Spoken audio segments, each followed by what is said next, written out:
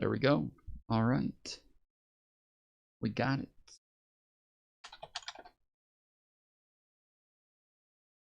So apparently the big news today is something about somebody kicking a dog.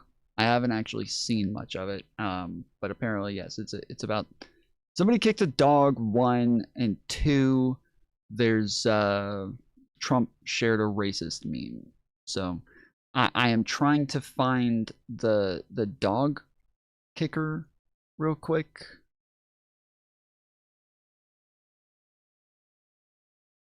Um.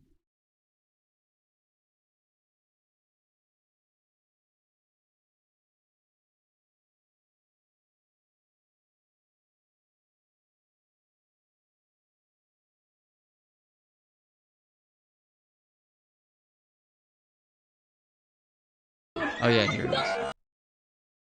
Looks like an ICE agent or somebody kicked a dog.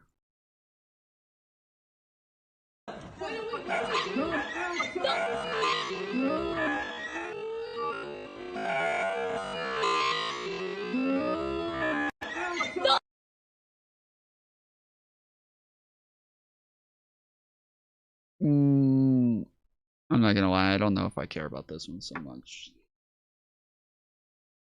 Not gonna lie, I don't know if I care about this one so much. Like, I think that most police officers probably do this. Maybe there's more context to this that, again, normally the majority of the time I'll see these things and I'll be like, ah, this seems justified. Then I find out a lot more shit afterwards that makes me feel totally differently. But, yes, right now, initial reaction, initially seeing it, like, yeah, I don't know.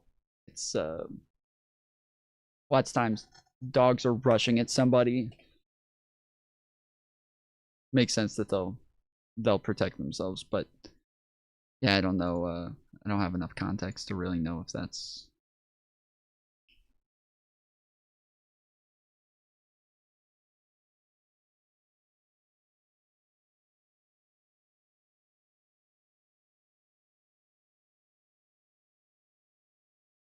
Yeah, that is like the main thing. So this is the post from Trump. Now, it's so fucking funny, dude. I'm gonna show you this fucking video. I'm gonna show you this video, but it's so fucking funny the cope about this that is happening right now. The fucking cope is out of this world, bro. The people who are upset about this, they are so sorry. The people who are defending this, they are just making up a story. Like, they're just making up a story and saying, "Oh, it's obvious this is what happened." And I don't think anybody, like, I don't think Trump, I don't think anybody is claiming that this is what happened. I think it's just MAGA who's like coming up with their own fucking narrative on why Trump shared this video, and they're all claiming it was an accident. They're all saying it's just an accident, like, but this is the fucking video. Okay, watch this. Initiated by a court order, the Michigan investigation team obtained forensic access to a DS200 tabulator, the machine that counts the votes. A Telit 4G wireless chip manufactured in Taiwan was discovered embedded into the motherboard. The voting machine tapes clearly indicate modem engagement and transmission of election data. Some of the anomalies that we noticed in the 2020 general elections, that 5 key states all stopped counting at a certain time in these key battleground states. These were all where the software, Dominion machines, ES&S machines were used, the Smartmatic, the GEMS software. So when the vote stopped counting, and this has been noted in other countries as well. Hey, Dave Bucky, thank you for the 200 joules. Appreciate it, homie. President Trump was significantly ahead. When reporting and counting resumed, there was a massive spike occurred that favored Joe Biden.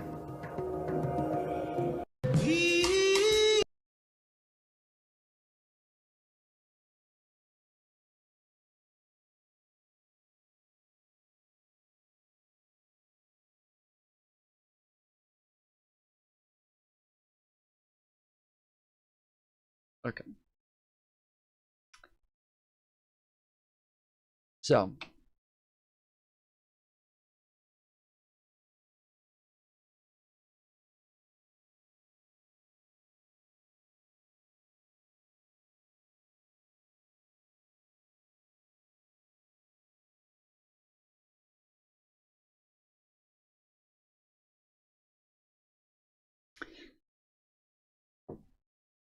Obviously, pretty racist video. Uh, obviously, pretty fucked up. The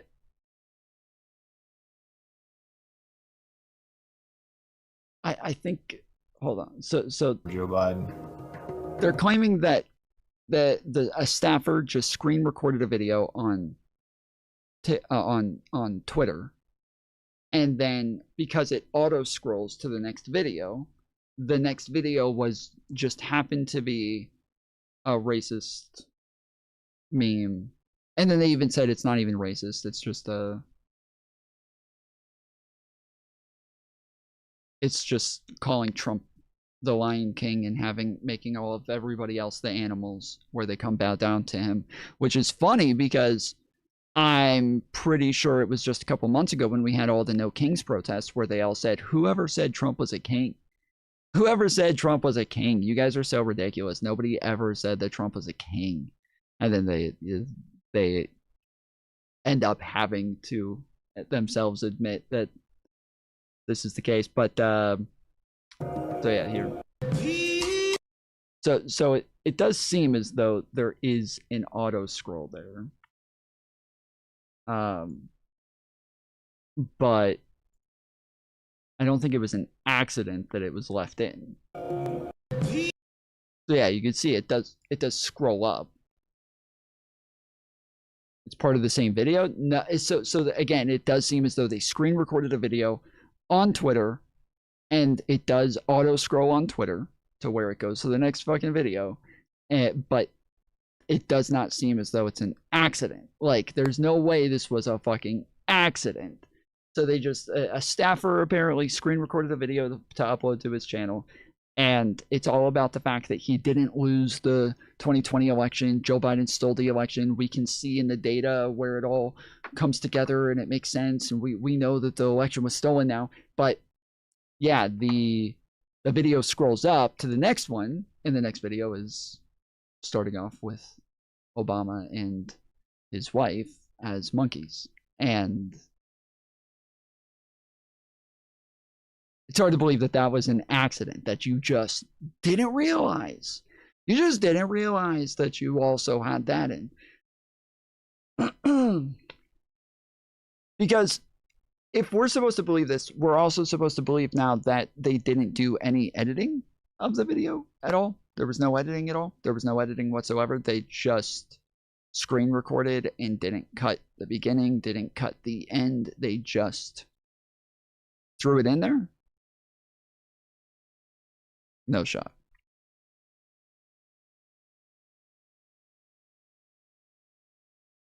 Nope. I found the original poster Tom Foolery showed. Trump took the video straight from this guy. No staffer screen record. Wait, so is that at the end?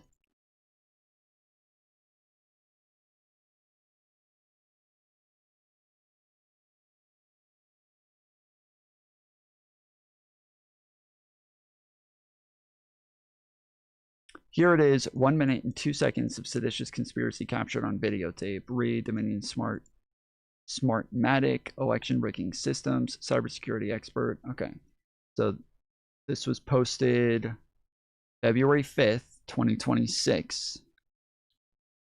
When did Trump post his?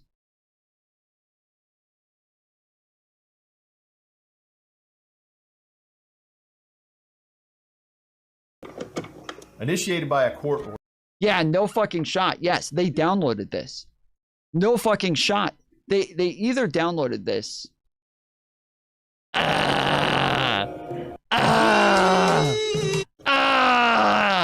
It literally scrolls down and then back up. It literally scrolls down and then back up.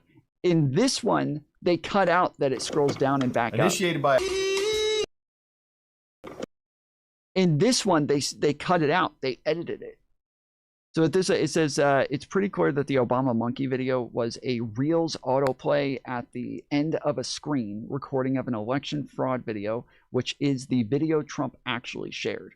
So, okay, so sure, we can still say, yes, it seems as though the person who uploaded this over here may have done this. I don't know. I don't think they're the ones who originally uploaded it. What is this? PatriotNewsOutlet.com.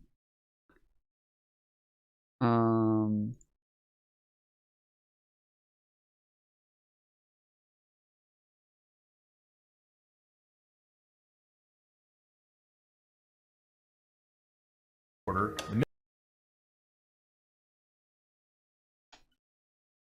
Actually, here, let's.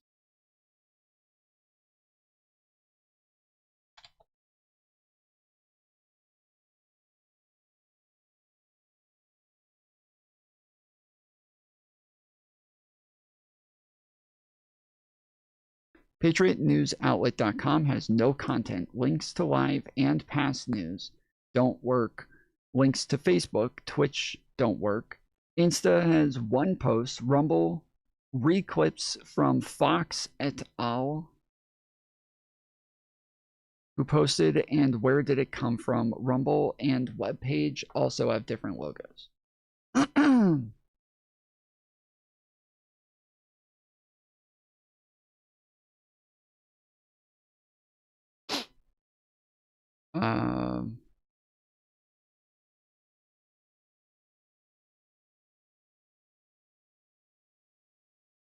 Patriot News Outlet appears to be a shady site. No content. Link to Rumble. Nothing original. Links to Facebook. Twitch don't work. Same person. Yeah, she just keeps posting the same thing over and over, quote tweeting everybody on there. But I was assuming we would find like an actual like Twitter account. Okay, this is the Twitter account.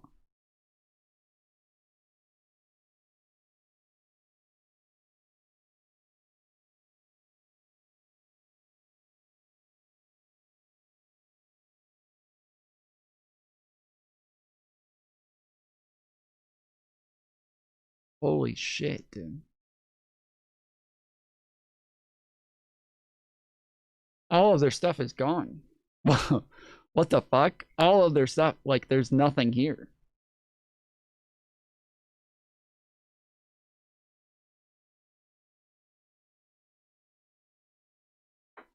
Because this could literally be like 3 years old. Like the video could literally be like 3-4 years old. They're talking about the 2020 election being stolen. So it could have been, that video could have been made anywhere between, you know, the 2020 election and now. But this channel has 4,188 posts.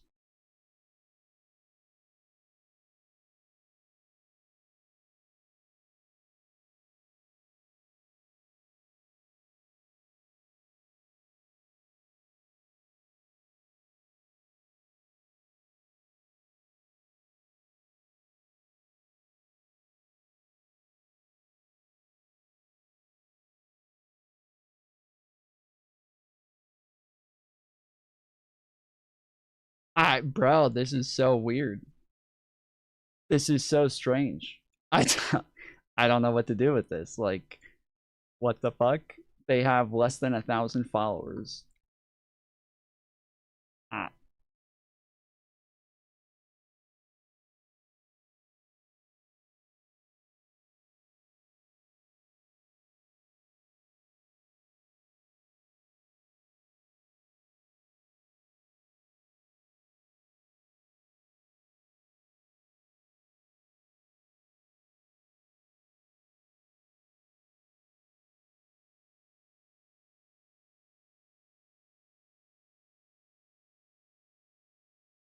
Yeah, I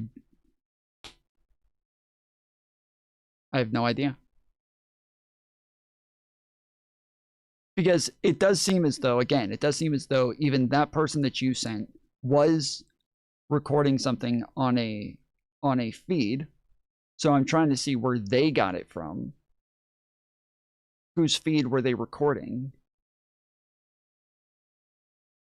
Because it could have even been that, like, from looking at this, it seems as though these people did not make a high quality video like that.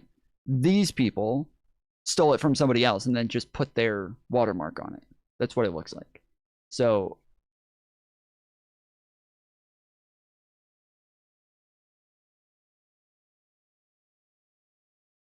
No, that's not it.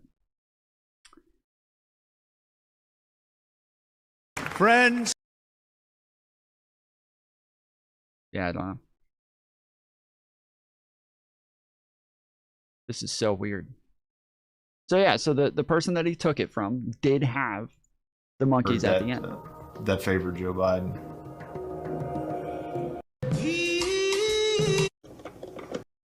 And it goes back to the video. So you see it scrolls down and then back up to the video. So you see this. So this is the beginning of the video right here. This is the beginning. Right here. Beginning of the video. It's just back at the end of the video. And so they do scroll down to this and then back up to this.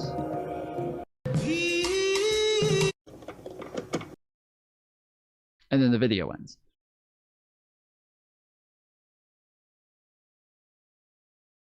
The funny thing is that the Trump administration came out and said that they had nothing to apologize for. They had nothing to apologize for. They did nothing wrong. There was no problem here. It was just a Lion King meme. That's it.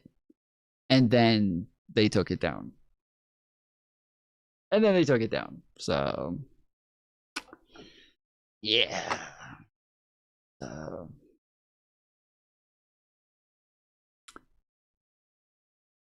This post shares a 1-minute video clip from cybersecurity expert Colonel Phil Waldron's 2020 testimony alleging coordinated vote.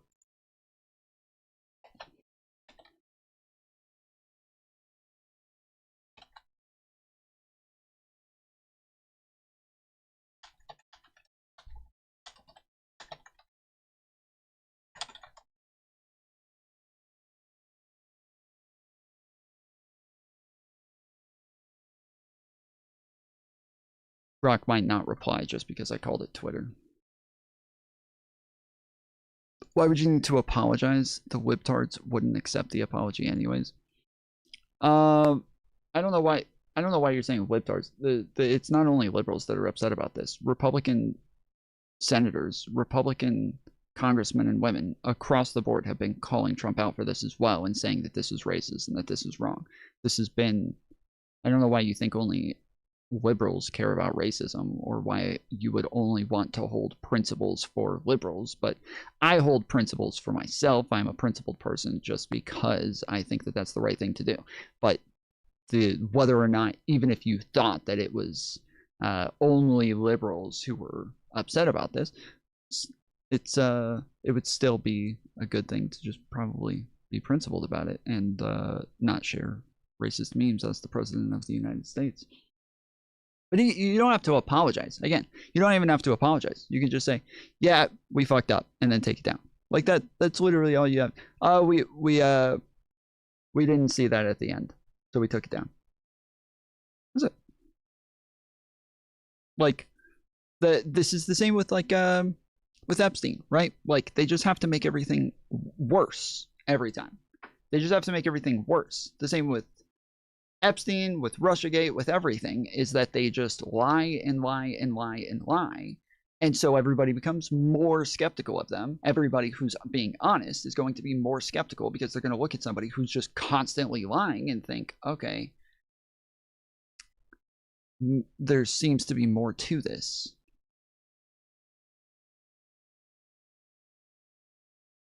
Because only liberals care about racism. Yeah, apparently.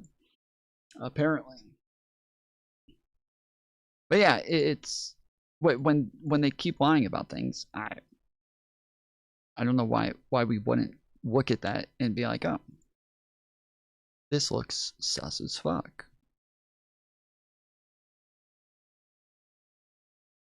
Ooh.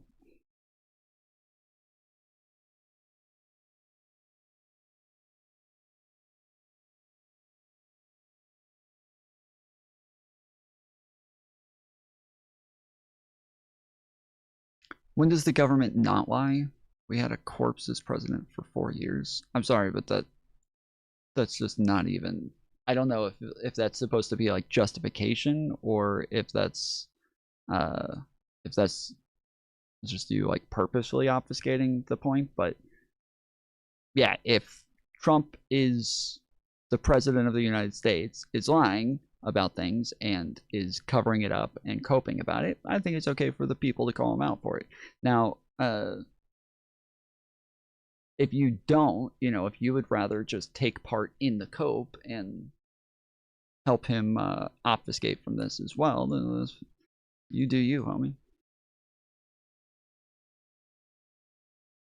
Okay, Grok responded. The video in the post was uploaded by Real Rob N.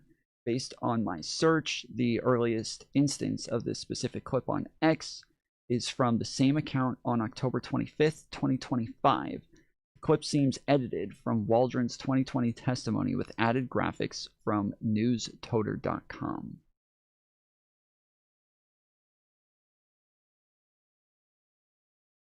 Newstoter.com, Black News and Entertainment. What? What? What?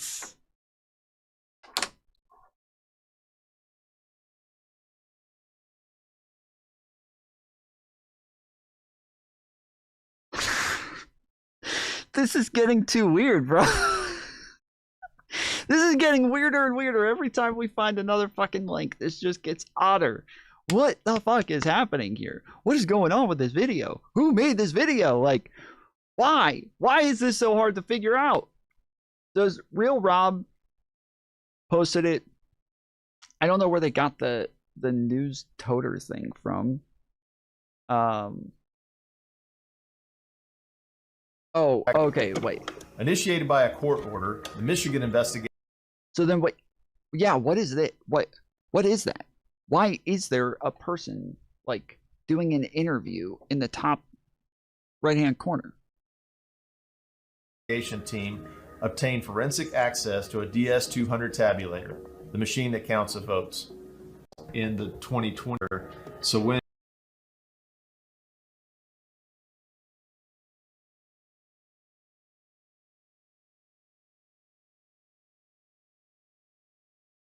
what is he covering up? They are releasing the files. Well, they're releasing the files redacted to a point to where they could be held in contempt for how much they have redacted. 1.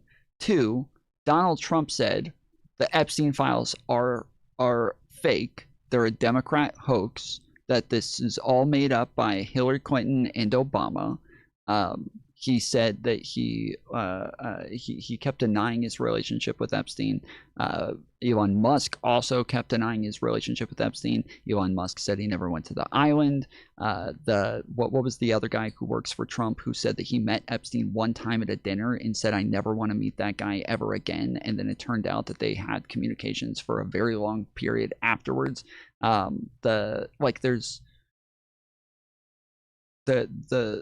the amount of lies about these people's relationships with Epstein is what they were covering up. And it's been Lutnick. Yeah. Lutnick is the other guy who denied his relationship with Epstein, even though they were neighbors for like 5 or 6 years. Yeah, he said that he met him once and never wanted to talk to him again, and it's now coming out that you did talk to him for a while afterwards. This is weird.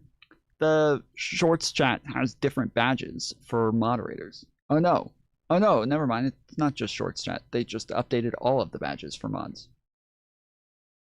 Okay, weird. Yeah, I saw Allie's name pop up, and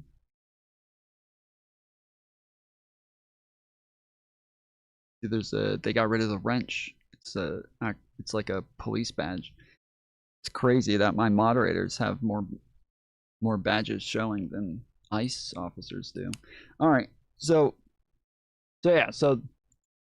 this is the video, and this guy apparently has shared it twice.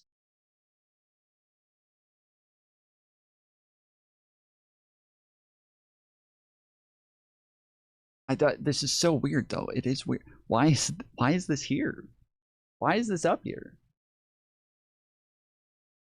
It's also like it's cropped. Clearly, it's cropped at the top. here, and you can see like a line there. I don't know if you guys can tell, but there's a line before it cuts off here. There's another white line there. Kind of like these white lines here. There's one here before it cuts off, and then it's cropped a different amount at the bottom. This is a much lighter crop here than up here. And it's like that through the whole video. This is so weird. I wonder if this is somebody like I wonder if this is somebody like watching a YouTube video in like the corner of their screen while they're screen recording this. I don't know. I don't even think you can do that in full screen, but it wouldn't be full screen because they cropped it this way. So they probably had it, because you can even tell the video is very blurry. It's not good quality. It only goes up to 494. This is weird, bro. This whole thing is so strange, dude. This is so weird.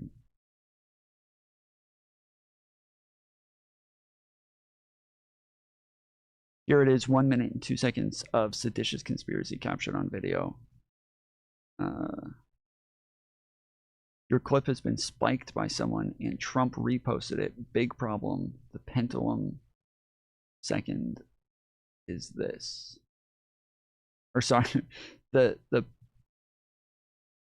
what is this? Penultimate second is this? Okay.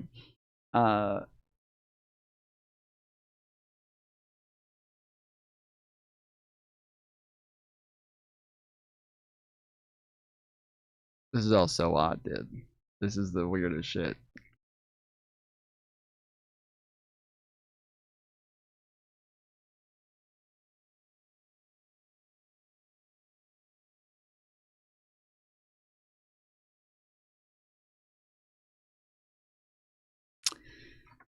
Fuck Discord, dude. I sent a bunch of links to my Discord and none of them went through. Oh, nice. At least this time they're still there and I can just click retry. Aha, now they went through. All right, based. I looked at the first part, and it was really about voter fraud and the machines, how crooked it is. So this is Trump being asked about the video that he posted, and this is his response where he says that he looked at the first part, which is obviously about the 2020 election being stolen, and that and then the monkey video comes a little bit later. This is how disgusting it is. Then I gave it to the people. Generally, they look at the whole thing, but I guess somebody did. Mr. President, a number of Republicans are calling on you to apologize for that post. Is that something you're going to do? No, I didn't make a mistake. Said, no, I didn't make a mistake. So it sounds like there was a mistake. And this is a problem with the leadership, right? This is somebody who is just not a leader. He does not have the ability to be a leader. This is how he always does things, is he always throws other people under the bus.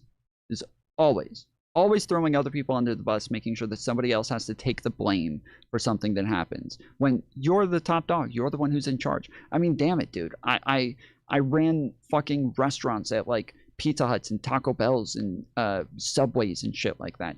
I had to take responsibility for the things that my employees did.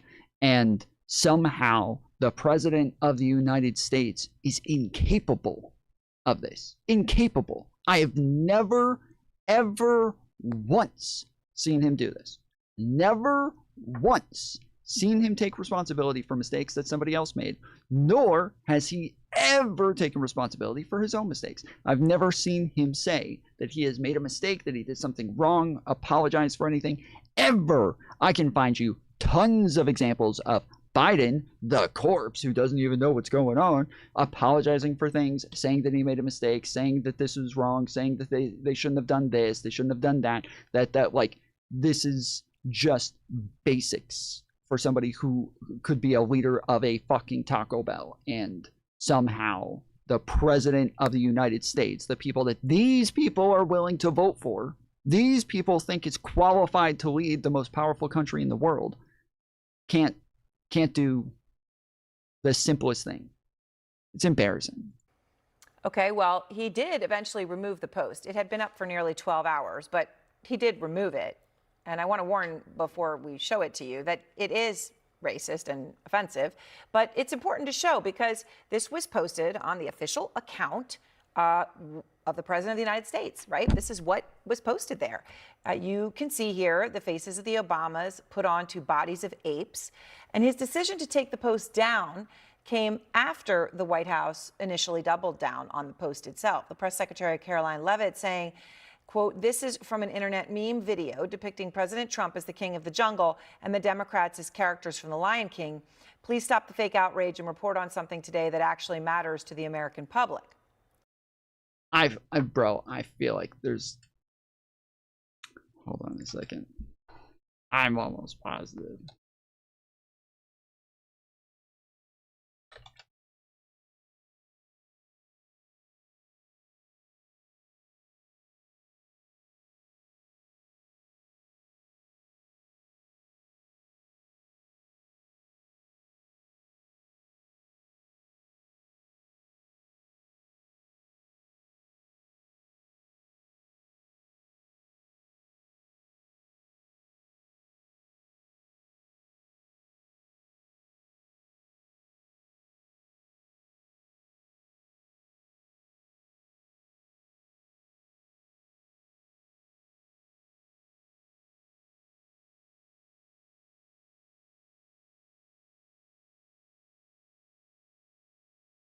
Okay, never mind. Well, that was said, but then the backlash got loud. Republican Senator Tim Scott, the only black Republican in the Senate, came out calling it the most racist thing out of this White House.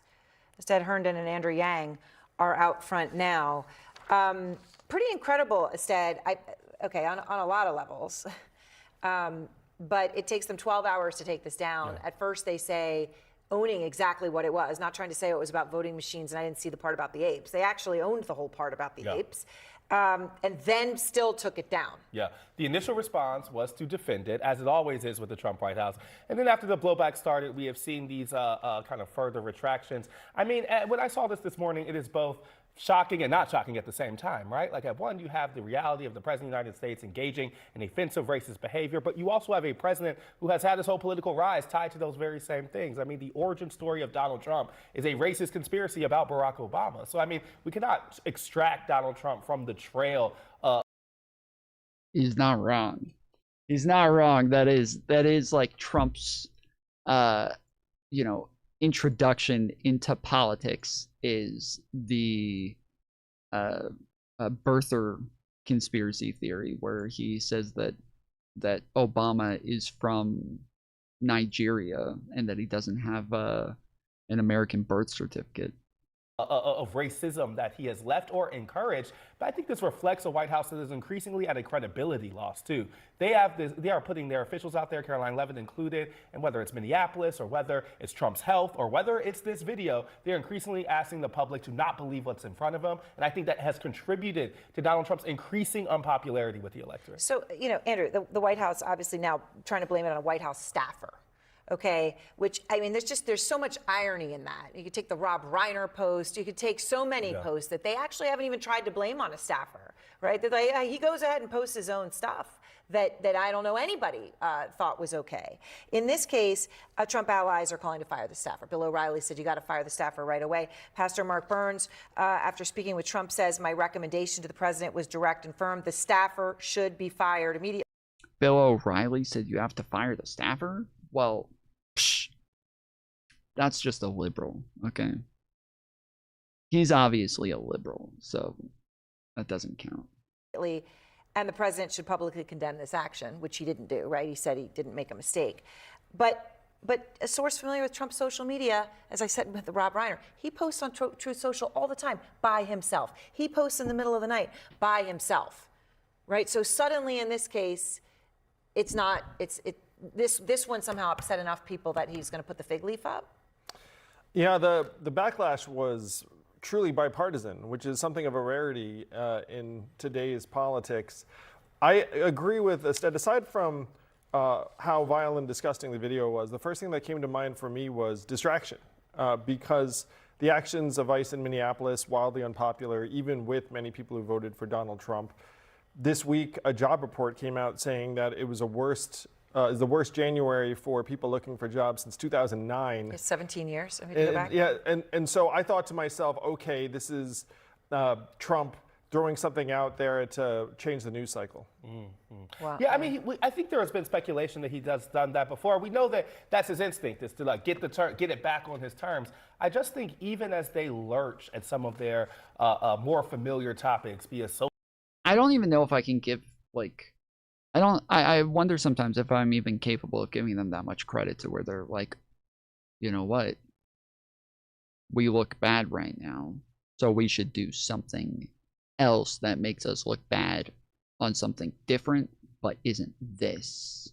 Like, I don't know if I can give them enough credit to even think that social way. stuff or driving what they used to call wokeness or fighting against that. Yeah. This isn't that. This like, is way this beyond. is way This is beyond like that. a very, very and bad, so I'm saying even as miscalculation. they try to draw Democrats into culture wars, I think they have miscalculated the moments in which Donald Trump goes way beyond that. The Rob Reiner post is one of that. I think this post is another. Yeah, worse. Yeah, I mean, the Rob Reiner post didn't get this much from Republican senators, and you had administration allies coming out and saying, fire this guy, apologize immediately. Joining me now is Harvard University professor and former NAACP president. I don't know, the Rob Reiner post did get a lot of pushback from Republicans. I feel like the Rob Reiner post was, I haven't seen how much pushback came from this, so I'm not sure, but yeah, it seemed as though there was a lot of pushback for the Rob Reiner post. President Cornell William Brooks. Professor, the president is saying in furtherance of a lie about voter fraud in Georgia, of which there was not, which is just something he endlessly repeats like a guy in a bar late at night. He posted or approved the posting of this meme.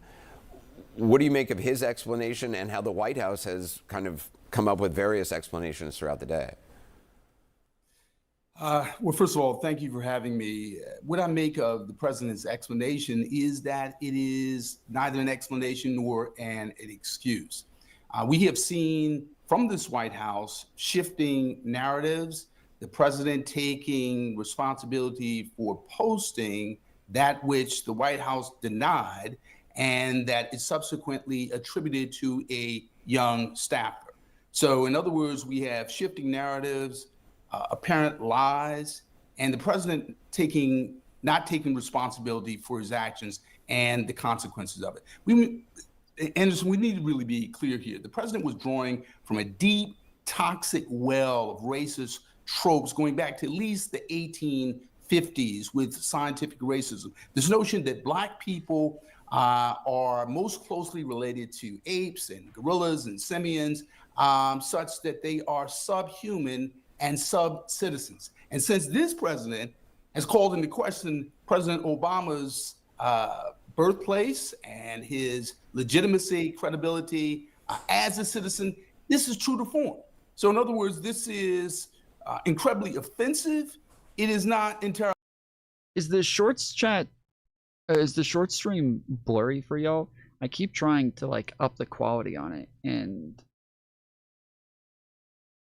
I keep putting it at like give me higher quality, and it just keeps fucking blurring. And it's supposed to be at 1080p, but it doesn't really, I don't think it gives you the option to change it to 1080p. It just asks if you want to do higher quality or lower quality.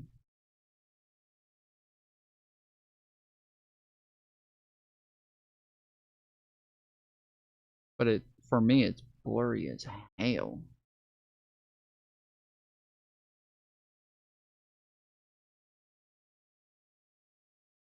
Entirely new. Well, it's interesting. You are right. It is also interesting that he doesn't say, you know, had I seen this, I never would have done this. This is, you know, terrible. These images are sickening. You know, and I would never post something like that. And it's interesting to me that I guess he views it as a sign of strength, his refusal to ever apologize, his refusal to admit that he made a mistake. He's literally said, I forget who it was, but he was talking to somebody. I want to say it was Wolf, in a Wolf interview. I believe in a Wolf interview, he said never to apologize, that like apologizing looks weak. I believe he also went after somebody else for apologizing for something and said when somebody else apologized that like they shouldn't have done that. It makes them look weak. I remember when the Charlottesville protests happened, the Unite the Right stuff with all of the swastikas and neo-Nazis and everybody showing up. All of Trump's staffers were telling him that he needed to condemn this. All of his writers wrote speeches for him telling him to condemn it, and he kept saying like, I'm not going to condemn this. Like, it makes us look weak if we condemn people on our own side. Like, we can't do this. I don't want to do this. And it got into a big fight with people over it. He ended up doing, I think, 3 total speeches overall, trying to like get it done, but every single time would just fuck it up worse. It seems to me the ultimate sign of weakness, that he's so afraid of being seen as making a mistake that he can't admit it when he does. Well, you know, the thing is, it's a sign of weakness in 2 respects. There's a weakness with respect to admitting a wrong and taking responsibility, but there's also weakness with respect to his inability to resist this racist impulse to demean, to degrade, to belittle Black people generally and the country specifically. And what I mean by that is this president seems to think that he is merely insulting the Obamas and Black people when he, in fact, is also insulting his supporters. What do we mean by that? He seems to believe that his base and white Americans can be so rage-baited and race-baited that they will forget high grocery. Well, so as we've seen from Republican leaders, that's not the case. But as we see from MAGA who are coming in the chat, they are all very quickly making excuses for this. And I've come across a ton of people who are making excuses for this, like the majority of Twitter, which that is like what Twitter is. Twitter for Republicans is just like, it is the most embarrassing sucking off of Donald Trump, just 24/7. Even when like Donald Trump comes out and says like, oh, you're not part of my movement, you're not MAGA, you're not America first, if you keep talking about those Epstein files, like even those people would still turn around and defend him on that shit. Like, it's just, I don't know why I don't know why people eat this shit up. Like, I don't know how the fuck this keeps happening, but it does seem, in large part, to be a lot of fucking bots. It seems to be a lot of bots. It seems to be a lot of people who just aren't really thinking this or saying this, because when I see people who are actually MAGA,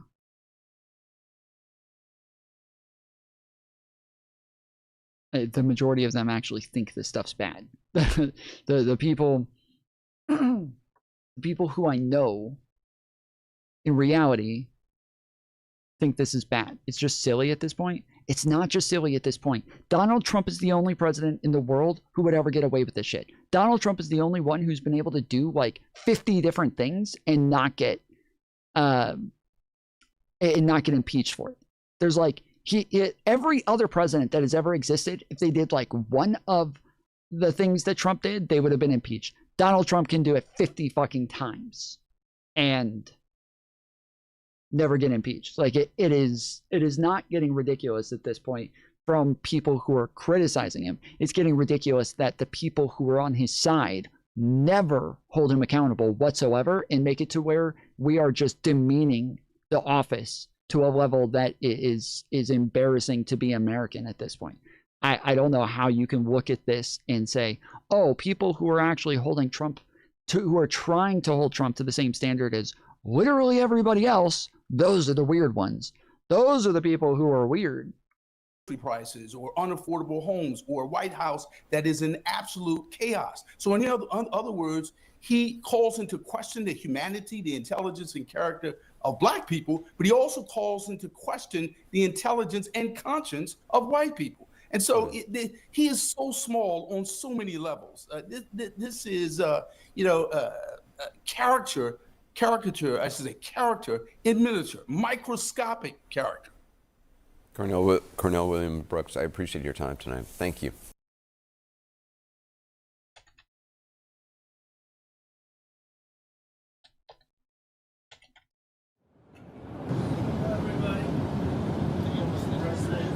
We had very, very good talks today having to do with Russia, Ukraine. Something could be happening. We likewise had very good talks on Iran. Iran looks like it wants to make a deal very badly. We have to see what that deal is. Yeah. They want to make a deal, guys. They want to make a deal. He's so getting a deal. It's a very real thing. The deals, all of the deals. How long has he been saying Iran wants to make a deal for now?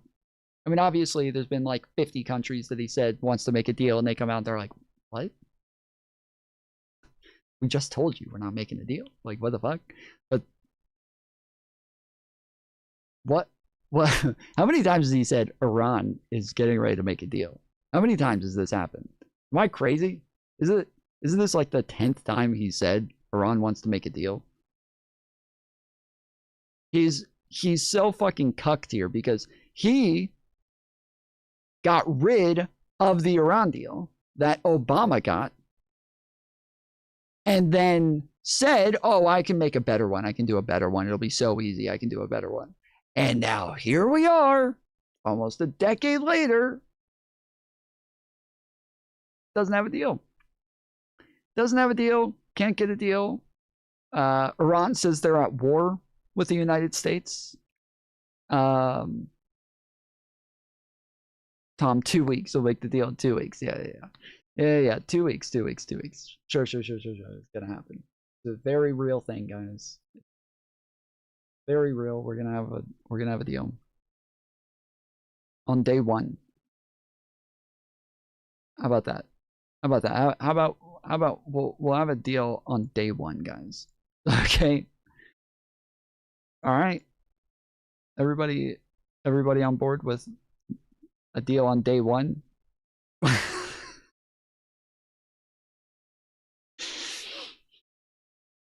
I think that'll happen. I think that's a very real thing. But I think Iran looks like they want to make a deal. Yeah, I'm sorry, he looks cucked. He looks so cucked. He made such a big deal about how bad the Obama deal was. And it was, in reality, a miracle. Like, the Iran deal was a miracle. The Iran deal was like taking candy from a baby. It was amazing that we were able to get that. And we were all sitting there. It's like, oh my goodness, this is fucking amazing. And then Trump comes in. He's like, oh, this is a horrible deal. Yeah, this is a horrible deal. We're getting rid of this. Well, I'll do a better deal. I'll get a better deal with them. And then, yeah, here he is, still pretending that he's going to get a deal. Very badly, as they should. Last time they decided maybe not to do it, but I think they probably feel differently. We'll see what the deal is. It'll be different than last time.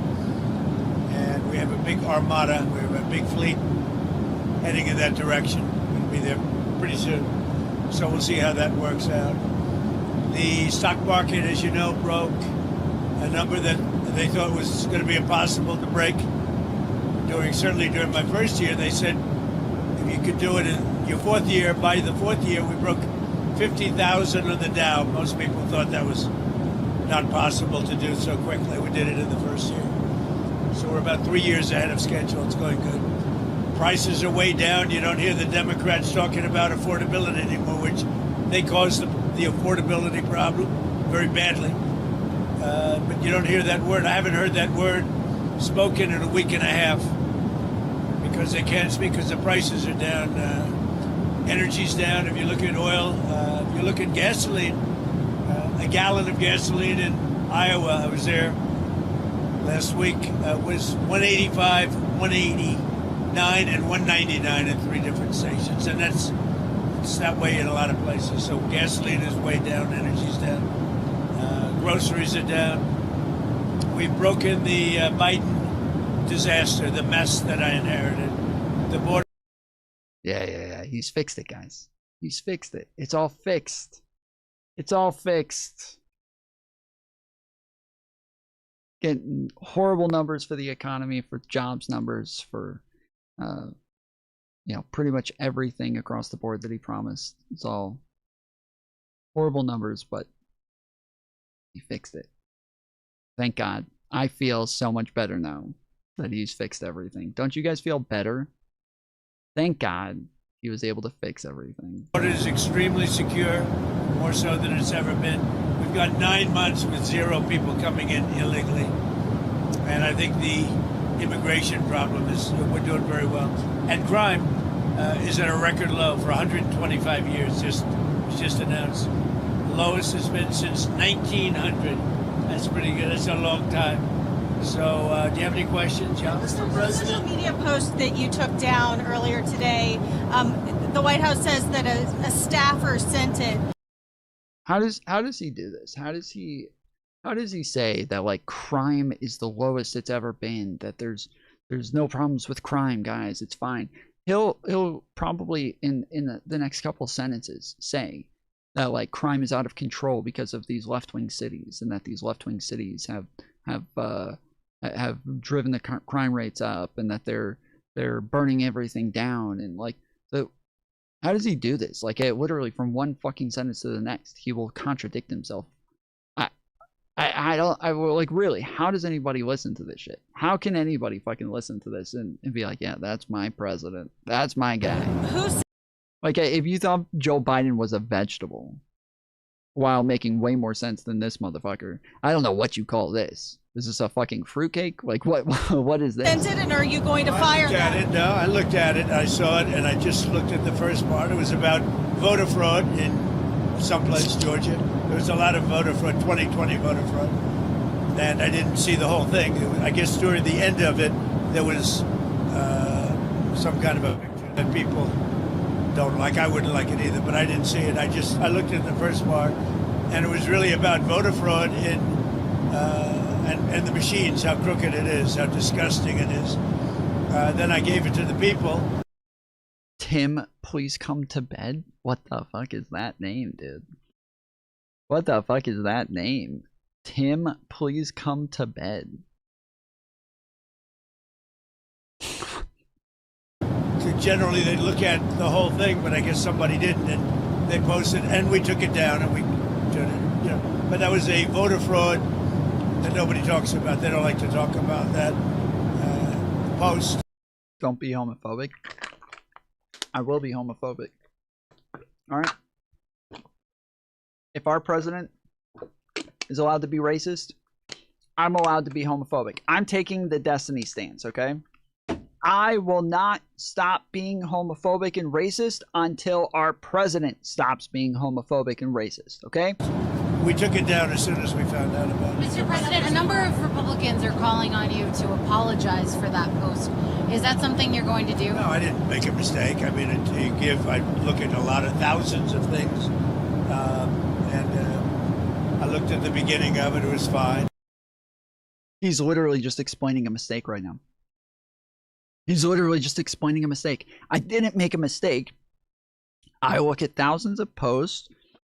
It's hard to see like every detail of every single one every single time. Oh, what? So you're saying you made a mistake? Huh? It's crazy. It's almost as if like I could have predicted that he would contradict himself from one sentence to the next. It's almost as if I could know that this is coming. They had that one post, and I guess it was a takeoff. By the way, a lot of people covered. If you look at where it came from, I guess it was a takeoff from The Lion King, and certainly it was. You took it down. Accountability over. I mean, look, I do think that it's it's better than nothing, and I think that that's a lot better than what we would normally get from him. I think the majority of the time he won't take stuff down. There's been tons of really fucked up posts that he's made about Obama, other presidents, other people, other liberals, other Republicans. Like, he has made really fucked up posts about tons of people. I will say, yes, this is actually a step in the right direction, and it shows that they actually are under a lot of pressure after the Preddy situation. Like, you can tell they actually are worried about what, like, their optics right now, and that they're trying currently, which is something that they don't do. Because even taking it down, lots of times they would take it down and then just ignore it and pretend like it never happened or something like that, right? Here, he's even saying they took it down. He's even saying, he said it out loud, we took it down, which is something that he normally wouldn't even say. He wouldn't even acknowledge something like that, because it almost sounds like an apology. It almost sounds like you're admitting that you're wrong about something. So this is odd. This is a rare one. And so I will say that, yes, like, this is at least a step in the right direction. They did take it down, but you know, this is only temporary until they can feel like their optics are fixed for a bit. I've tried being a Democrat and liberal, but my head just wouldn't fit up my ass. Yep.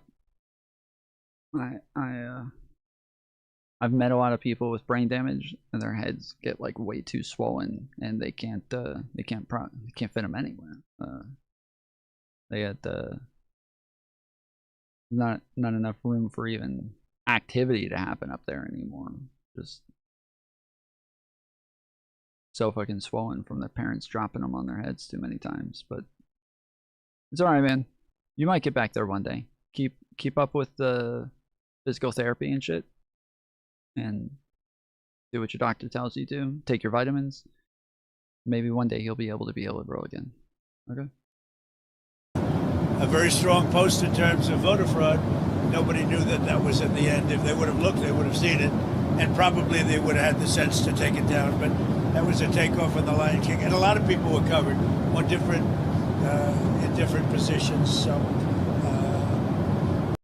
it's amazing, because yeah, this is him contradicting what it is that Caroline Leavitt said earlier, where she's like, oh, why do you guys even care? This is obviously just a meme from the Lion King. Like, it's not even a big deal. But Trump is like, oh, if they had seen it, they would have had the sense to not put that in there. They would have had the sense to take it down.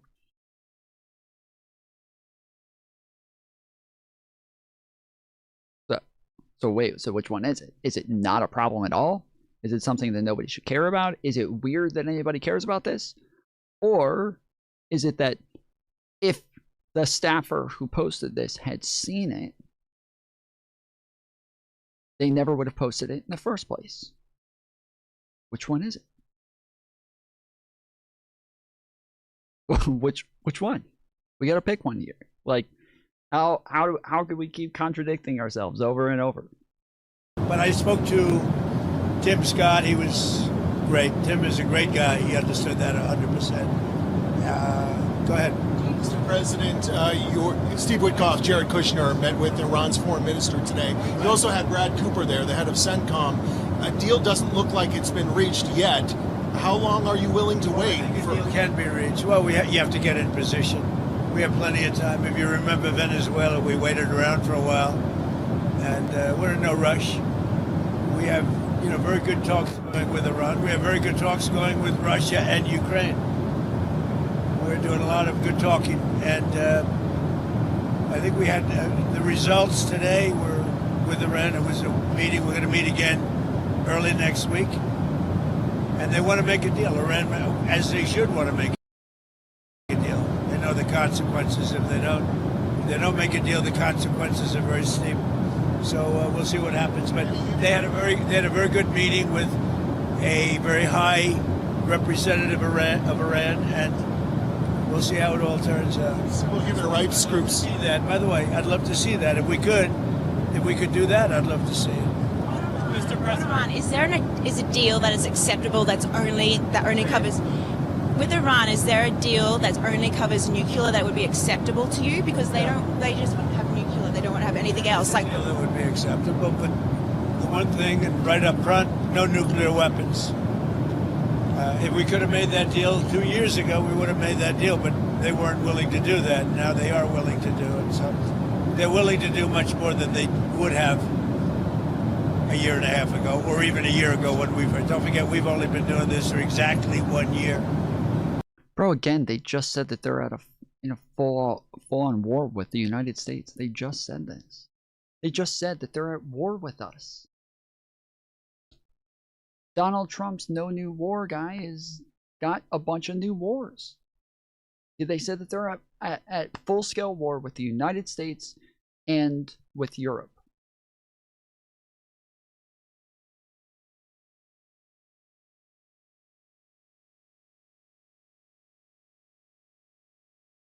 How are you in a better position now? How is this better? Just a little while ago, you were bombing them and then acting like this was the great fix. This was the great fix. It was gonna make it to where they were gonna be ready to make a deal because you bombed them. What happened? Where's the deal? And we started with them a few months after the beginning of this term. This term has been amazing. But the results could surprise people. If they would have offered this deal originally when we first started, it would have been accepted immediately. We'll see what happens now. Mr. President, a number of people in the MAGA base say they aren't satisfied with the administration just focusing on deporting violent criminals. Who are you with? I'm Natalie Ellison with the Washington Post. Washington, well, you having a hard time getting readers. Washington Post is doing very poorly. Go ahead. You have a very bad attitude. Go ahead. Well, a number of people in your base say that they want to see all illegal immigrants deported, even ones who are otherwise not violent. Let me tell you about my base. My base has never been stronger. My base is me and other very good people that love our country. And if you talk about my base or the MAGA base, you could call it a lot of America First base. They couldn't be more thrilled. We have crime down to the lowest level that it's been in 125 years. We have a border that's totally closed. We have all the things that our base wanted, and we have the best economy in history. Prices are down. We inherited very high prices and the highest inflation in the history of our country. Think of it, the highest or 48 years. Some people say 48 years, but I'll take either one. So my base is very happy. But would you support mass deportations of people who are otherwise law-abiding? See everybody, but we're focusing on the criminals. We're focusing on killers.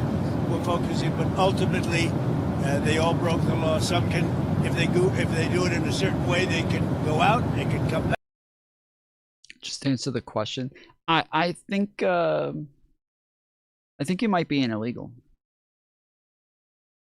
I don't know if he understands English very well. He might be an illegal. You know how ICE has to like they're now like if you don't speak English very well, they're more likely to check and see if you're a citizen or not. We might have birthergate all over again, where now we have to see Donald Trump's birth certificate so that we know, because he doesn't seem to understand English very well and he doesn't answer the questions. So we might need to see his birth certificate. He might be an illegal. Oh shit. Back if they do it properly, but as you know, a lot of people have been deported, a lot. But the focus is on the murderers, the drug dealers. We have many people mentally insane. They dumped everything in our country. But ultimately, yeah, it's exactly as I said during the campaign. Yeah. Mr. President, can you set the record straight? There were reports circulating that you told Chuck Schumer that in order to restore funding for the Gateway train tunnel in New York, New Jersey. I'm trying to figure out who Tim is. I know it's somebody. I don't know if they want me to say who they are.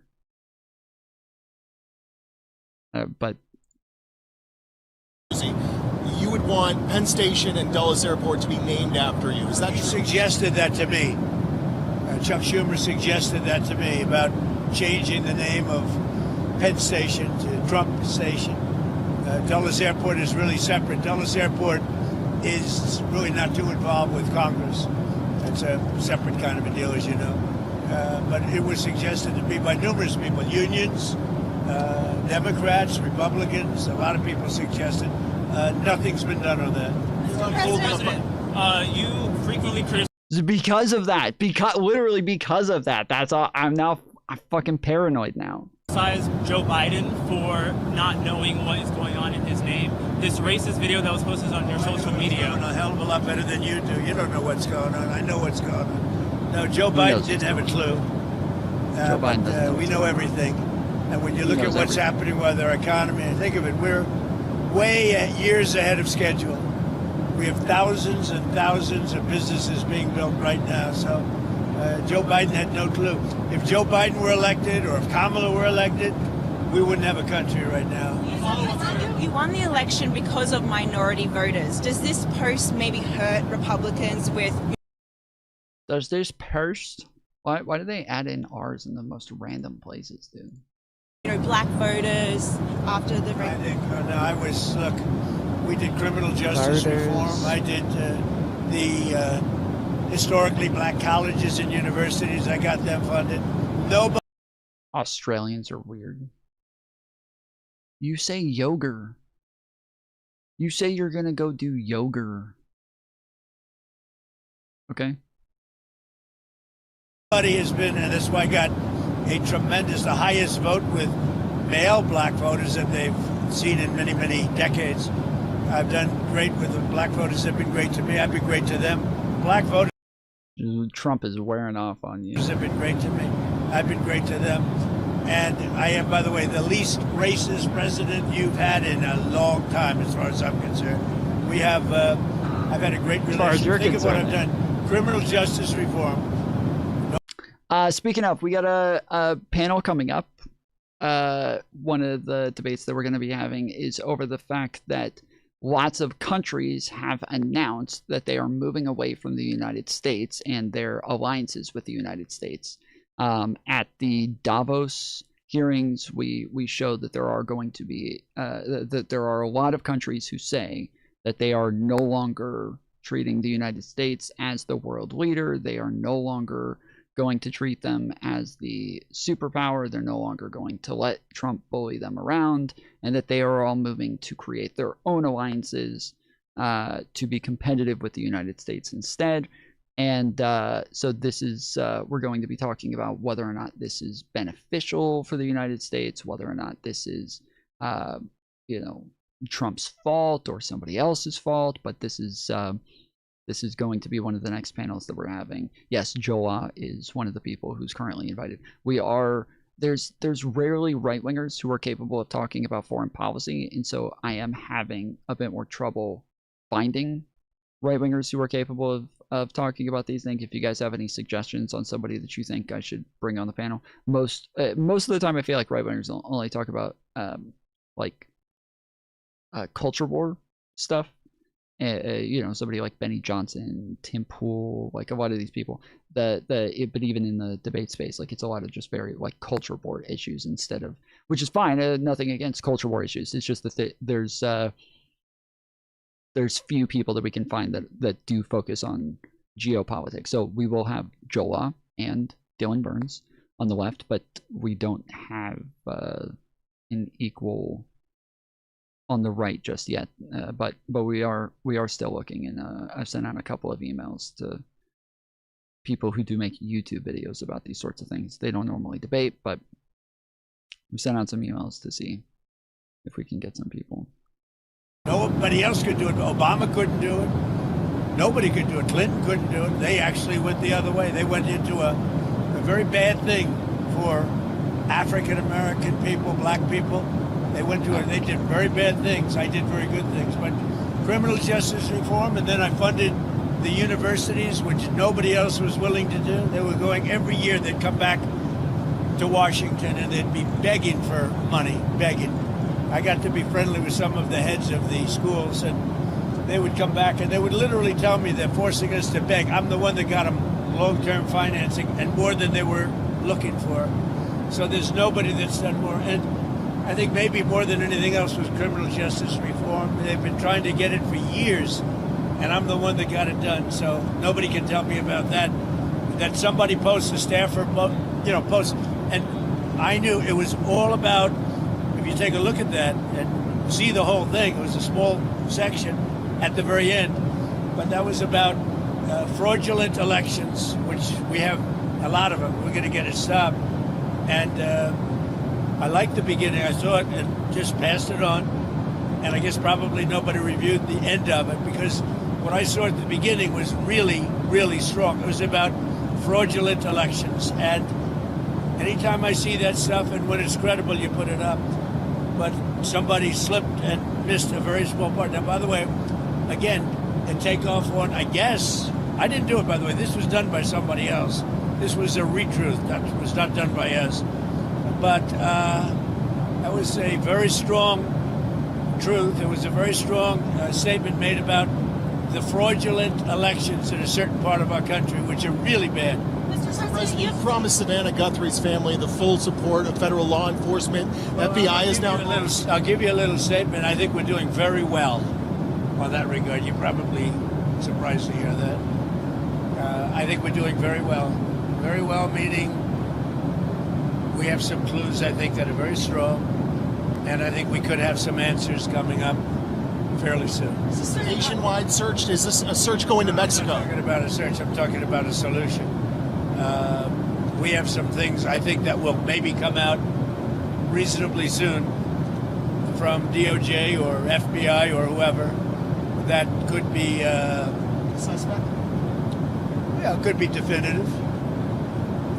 When do you expect us to hear? Yeah, I was originally thinking of Loner Box and Dylan Burns, but I've had Loner Box I think on the last 3 panels that I did. He was on the one that we just did right before the one with Pisco and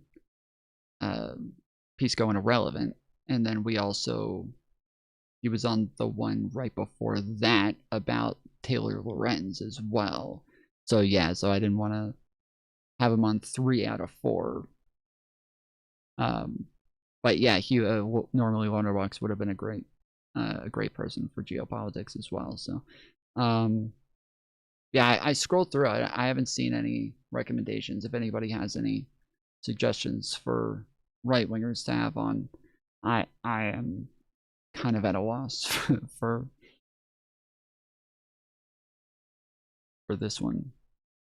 Joel, Loner, Dylan. Well, I'm not gonna have all 3 of them on. I'm trying to do 4s. If I do 5s, I'll have 3 right wingers on normally instead of 2. But yeah, it's I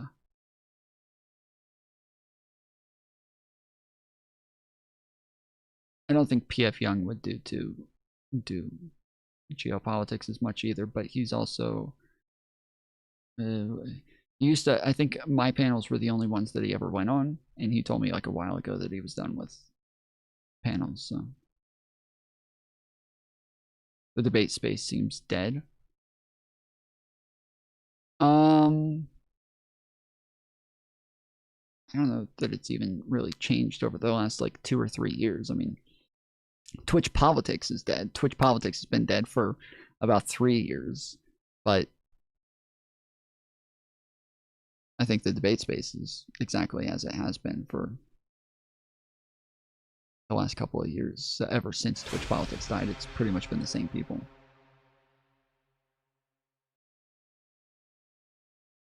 A lot's taken place in the last couple of hours.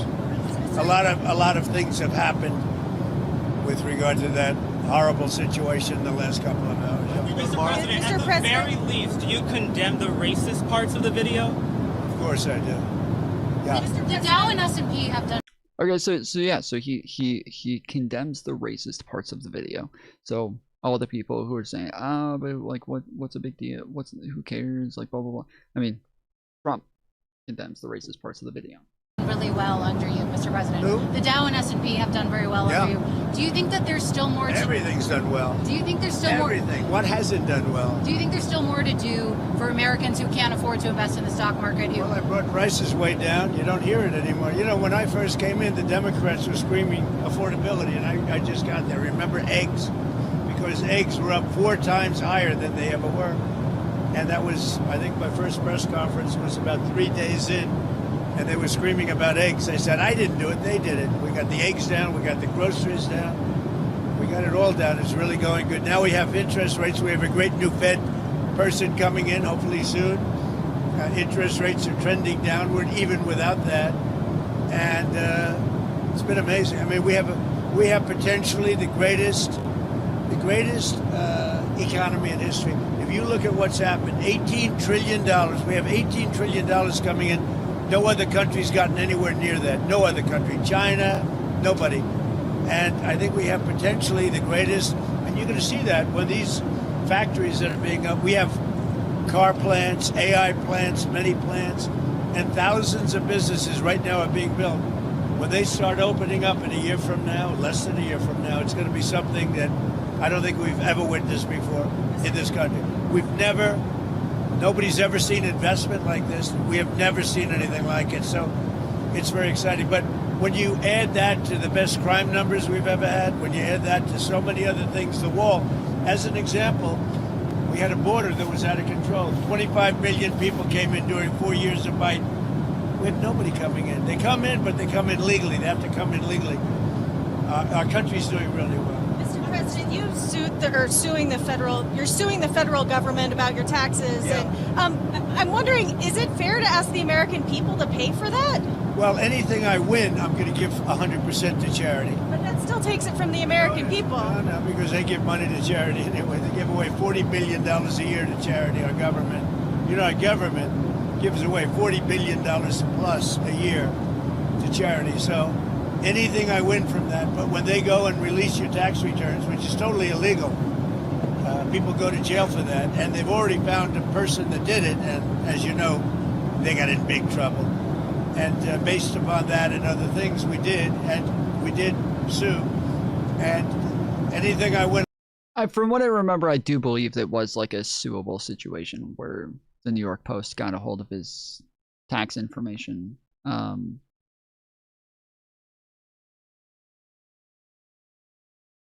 normally it is normal for presidents to release those things. It's been common. And 2, Donald Trump said he was going to release it. And 3, that Donald Trump did not give up his business withholdings. He did, like, normally presidents do give up any sort of like businesses that they have, and Donald Trump did not. And so it was like public interest, where normally probably would have said that it was really fucked up and like ethically dubious for the New York Times to release his IRS for his tax information. But this time, yeah, no, like it was kind of necessary for somebody to do it. And so it made sense that the New York Times did it. But yeah, it probably is a suable offense.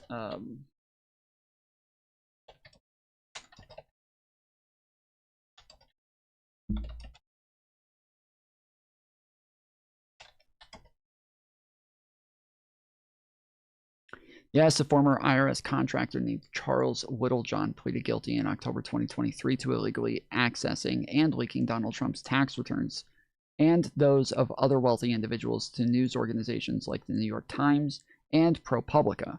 Whittlejohn was sentenced to 5 years in prison for the unauthorized disclosure. It was Little John. Interesting. Okay. The perpetrator, Charles Whittlejohn, an IRS contractor, was identified as the person who stole the tax information between 2019 and 2020. He admitted to leaking confidential tax return data to the New York Times and ProPublica. Pleaded guilty.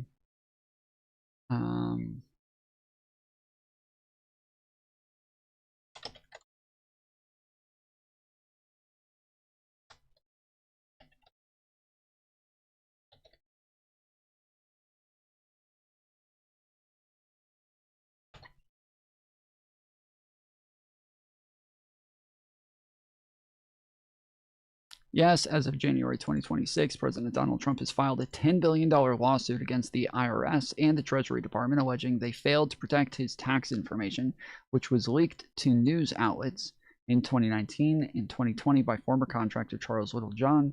The lawsuit alleges gross negligence, claiming the leak caused significant harm. Donald Trump, his sons Donald Jr. and Eric, and the Trump Organization. The lawsuit alleges the IRS failed to implement mandatory precautions to prevent the illegal disclosure of tax records to outlets like the New York Times and ProPublica. So it's fucking crazy that, again, he probably should have just released his tax information. He should have released it himself. He refused to do it. He never did it. Then somebody else did it for him, and he turns around and says, he kept saying he was going to do it, though. He kept saying, he said over and over, I'm going to release it, but we're in the middle of an audit, and we need to, and I think he even said like IRS litigation and crap like that. And he said, we have to wait for that to be over before we can release them. One, even if that was the case, it wouldn't make sense that you would have to wait for that to be released. That doesn't make any sense. Two, the IRS came out and said, we're not in the middle of anything with him. He's able to release them anytime he wants. We have nothing to do with that. But he is not currently in the middle of any sort of action with the IRS. Trump turned around and said, that's illegal. They're not allowed to say that I'm not in the middle of litigation with them. That's, you know, that if I was, that would be confidential information. So therefore, they can't say that I'm not either. And like made a big deal about the fact that they like came out and said that he was lying about this. But then on top of that, again, even though he said he was going to do it, he never did it. He lied about why he was never doing it. And then when it was done for him, now he says that this has caused him great harm. Again, I can agree that like it's probably a suable offense to release somebody's tax information without their permission. That is a precedent that cannot stand. But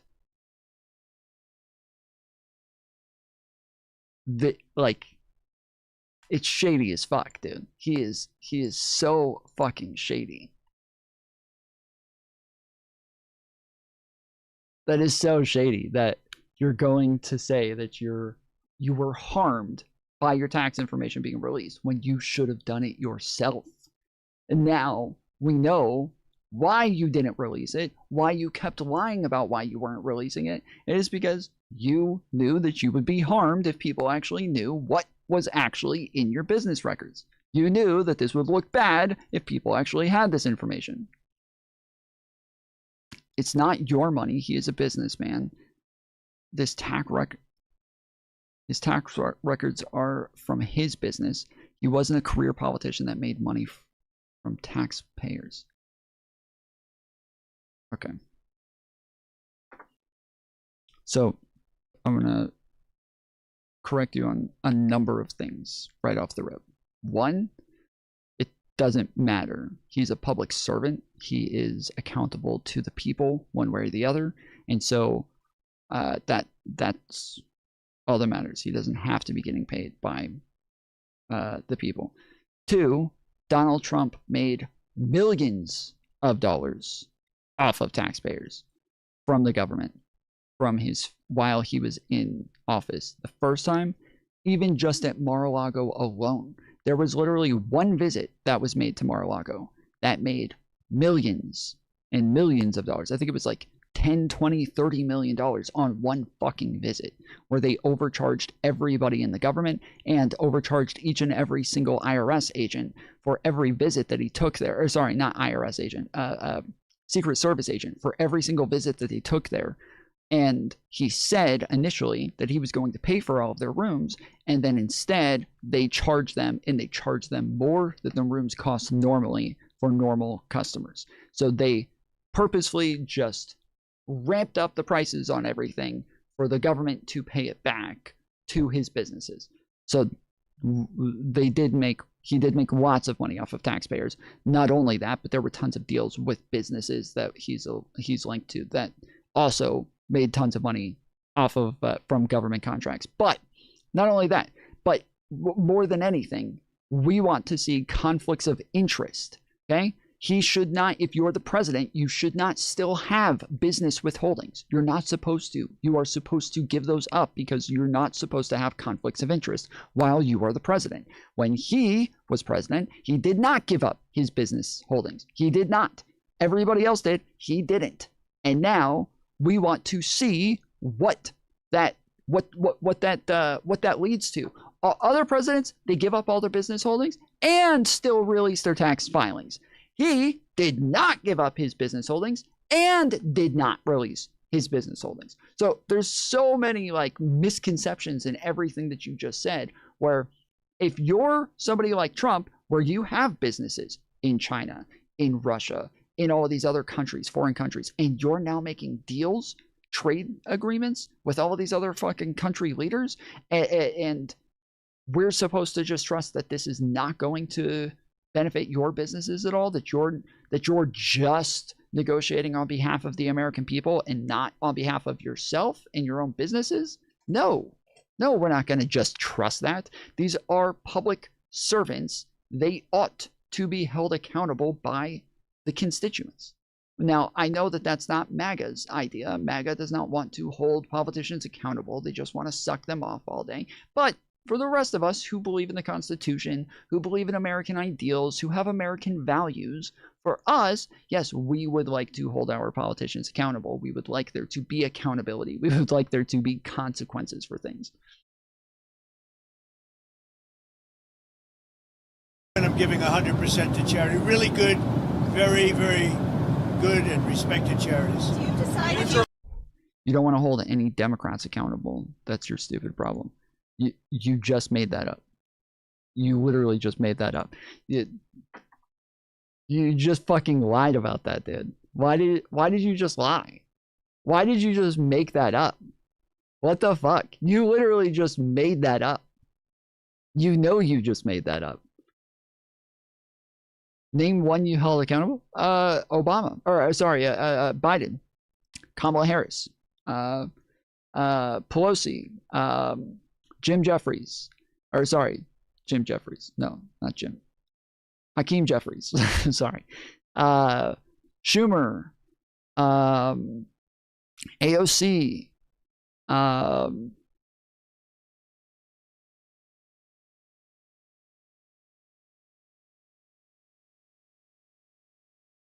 That's like 6 you just named. And so for Biden, the biggest thing that I was upset with him for was was pardoning his son.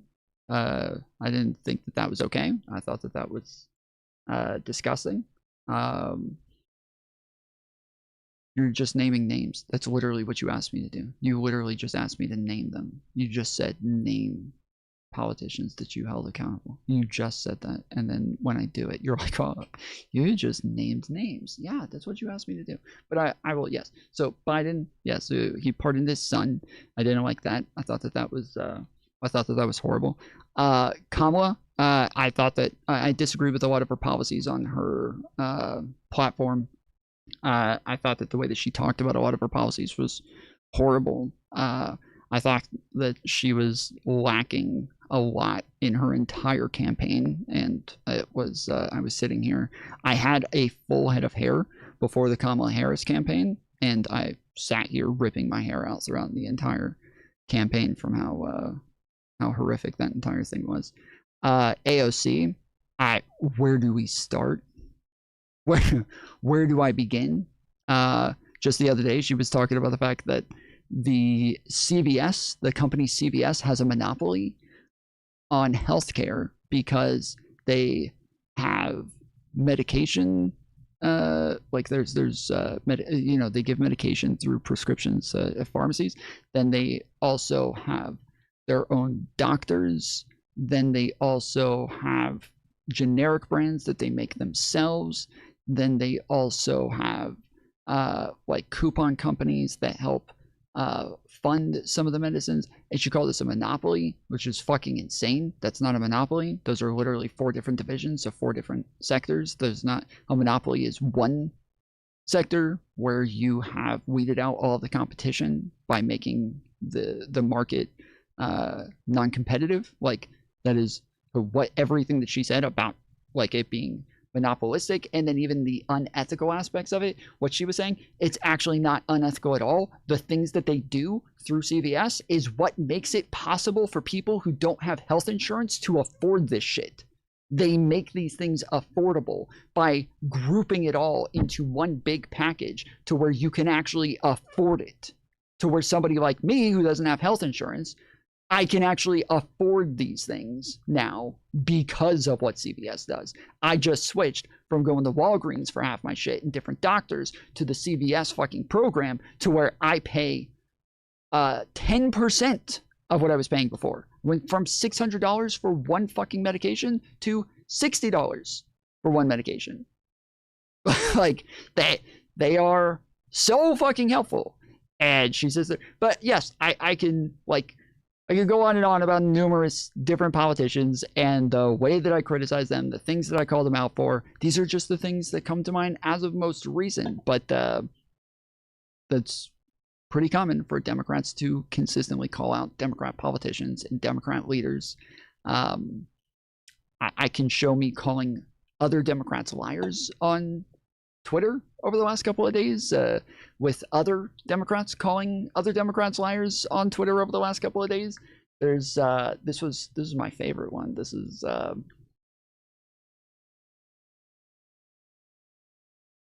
this guy here said that Epstein was responsible for slash poll on 4chan. I do not think that most people are properly appreciating what the biggest fucking release in that batch of files is.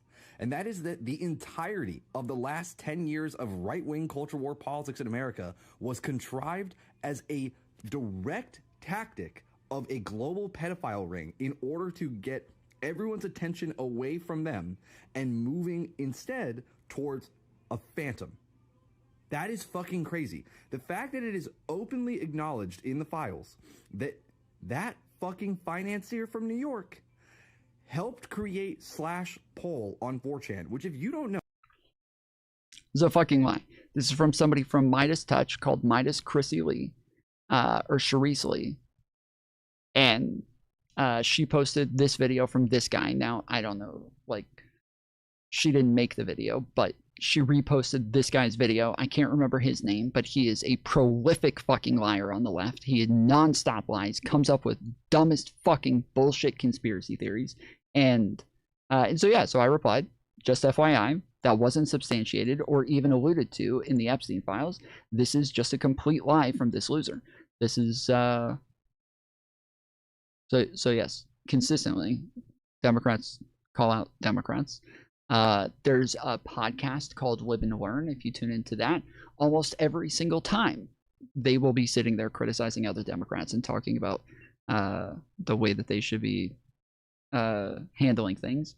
They are all liberals who are debating each other on their disagreements and things like that. They are not a cult like like MAGA. This is drastically different. So there you go. The Winter Olympics begin this weekend, Mr. President. I just spoke to Marco Rubio. I just spoke to JD. So yes, as I said, you lied. You just made that up, saying that I don't call them out, that I don't disagree with them, that I don't hold them accountable, that I'm not doing any of this. You just lied. Pretty simple. Fans are over in Italy and representing us very well. They're doing it. I was a liberal in 2016. I'm die-hard MAGA now. Damn, you got the fucking dumbest parts of all of it. Shit. Fuck. You got the fucking SJW phase, the radical feminist phase, the Hillary Clinton phase. You got the dumbest parts of the fucking Democrats and then move to the dumbest parts of the fucking Republicans. Sheesh. Fuck. How did that happen? I'm just kidding. I know how it happened. It's not uncommon. It's not uncommon. Dumb people making dumb decisions. They're doing a great job. Did you see that the Vice President got booed during the opening ceremony, though? What do you make of that sort of frosty the vice president got booed during the opening ceremony. What do you make of that frosty? No, I didn't see that. Is that true? Is that right? Yeah. It's surprising because people like him. Well, I mean, he is in a foreign country, in all fairness, but he doesn't get booed in this country. Is there a particular sport you're I don't know. Z King, you would have to tell me what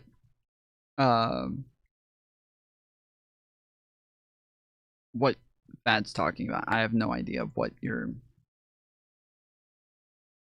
conversation was about.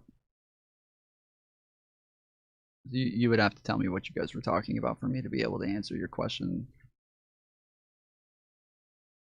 interested in seeing? In the Super Bowl, who are you going for? On what, the game? The Super Bowl, yeah. I can't say. I hate how phone mode looks on my TV. There's another stream. There's 2 streams going right now. You can go to the regular stream on the other side.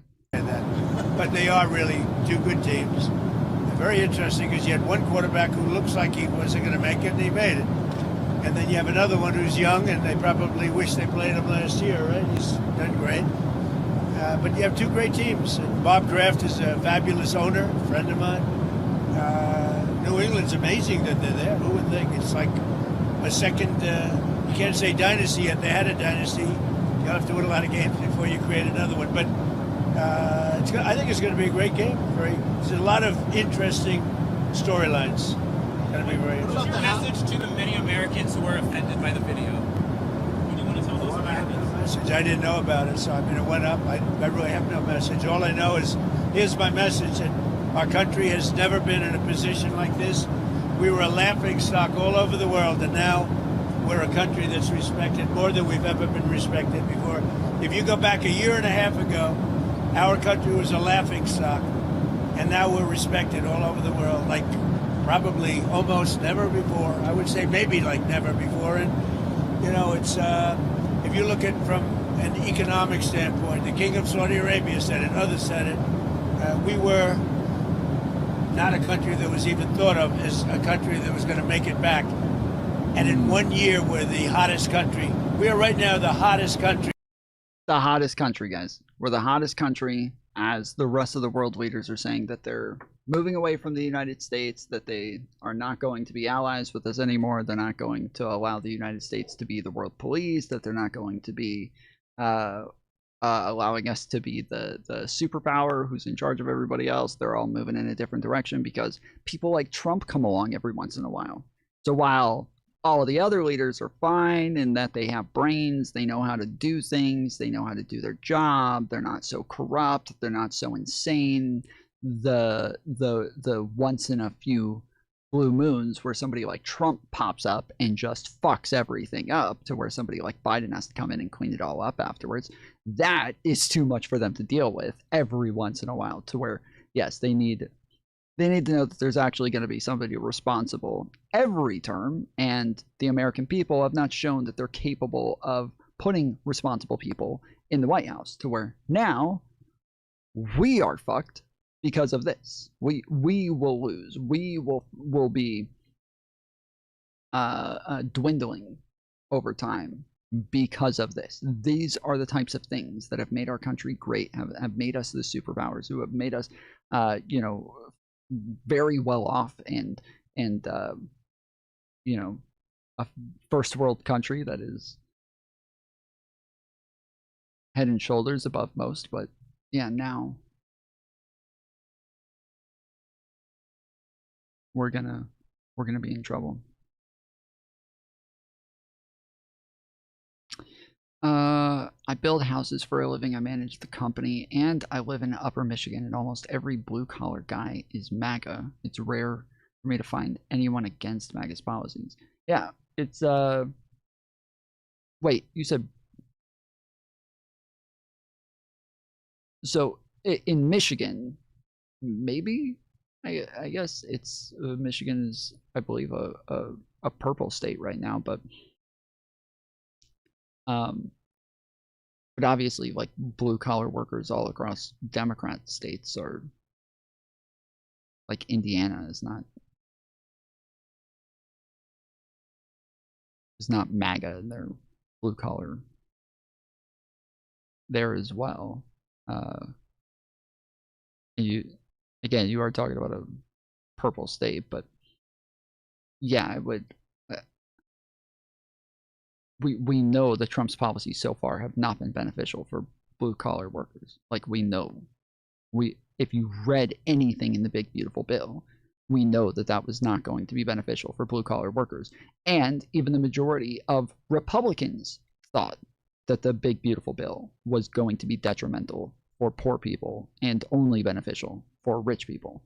So it's,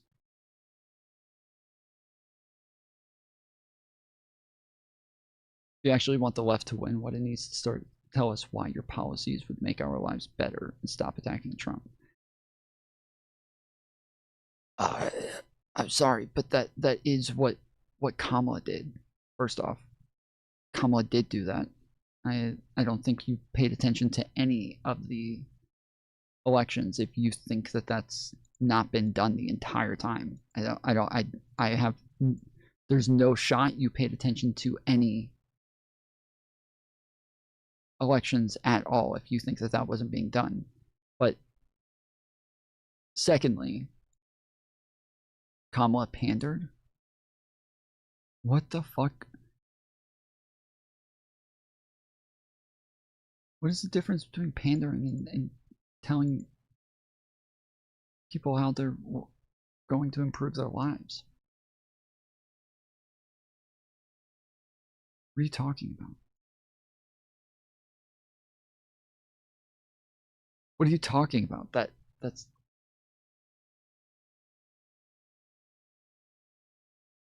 I'm so fucking lost.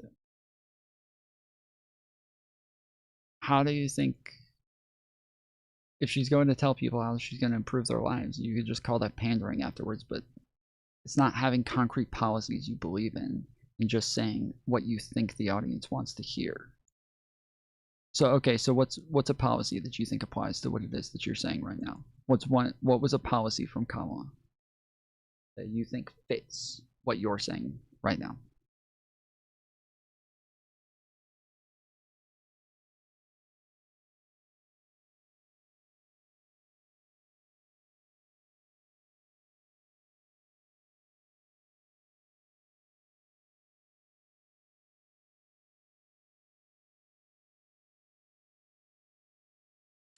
It's what she did, and she hid it.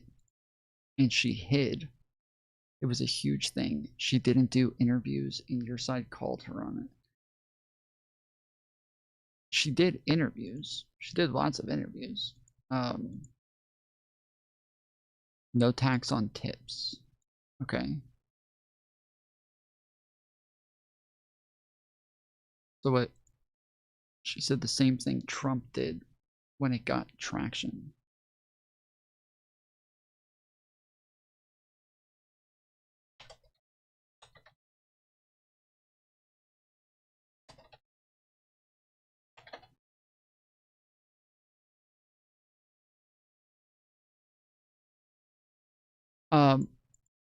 Okay, so just to be clear,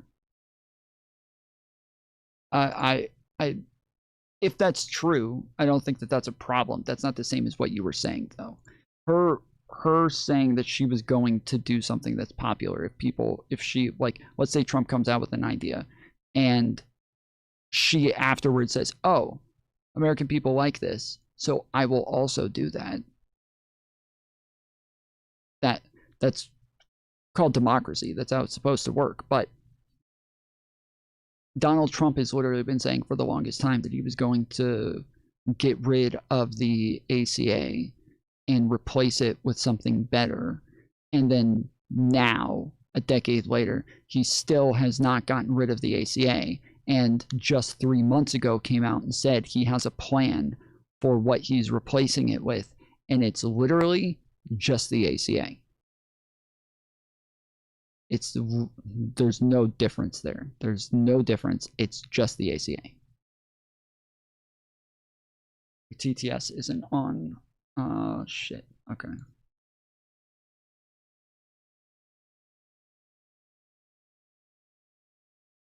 But anyways, but then on top of that, let's add a little bit more context to this. Donald Trump said initially that they weren't going to put taxes on tips for anybody, and then it turns out, I think the majority of people still got taxed on tips. People like me, we still get taxed on tips. But yeah, it's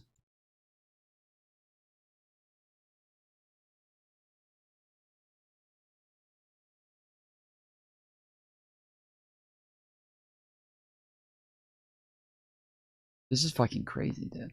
So I'm sorry, I just pulled up Stream Elements and it just popped up with a thing saying that these are the top five countries for your audience. Number 1, United States. Okay, now, who do you guys think would be number 2? I want to know what country do you guys think would be number 2 for my audience? I feel like it's an obvious one. Australia? Yeah, I would think Australia. Yes, exactly. I would think Australia would be number 2. What does it say? Number 2, Canada. Okay? All right. Who do you think number 3 is? Not Australia. It's New Zealand. Who do you think number 4 is? Not Australia. It's Germany. What about number 5? Who's number 5? The United Kingdom. What? What? There's no fucking shot, dude. There's no shot. It has to be, Australia has to be number 2, dude. Australia has to be the second most. It has to be. That has to be the country that watches. I'm going to my YouTube stats now. I think Stream Elements fucked this up. There's no way, bro. I do not believe this for a fucking second. I am not buying this shit. All right, let's see. Countries. Top demographics. United States, Canada, Australia. Okay, so Australia's 3rd. Canada's 2nd. Okay. All right. It's over the last 28 days. What if we make it a year?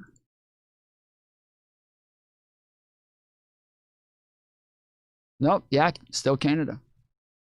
Okay. Yeah, Australia goes down. Okay. So yeah, United States 75%, Canada 5.6%, United Kingdom 3.6%, Australia 2.6%, Germany 0.8%.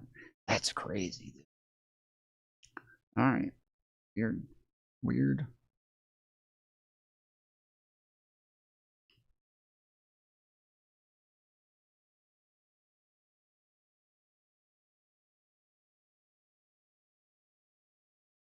Aaron M Sound with the $50. Let's fucking go, dude. Let's go. Let's get some cheers in chat for Aaron M Sound. Appreciate it, homie. For everybody who wasn't here at the beginning of stream, I'm gonna try to fix the TTS. I don't know why that's not playing. But if you weren't here at the beginning of the stream, we are doing more panels. We have more debates coming up. We have 3 debates, I think, scheduled for next week. But I need more RAM.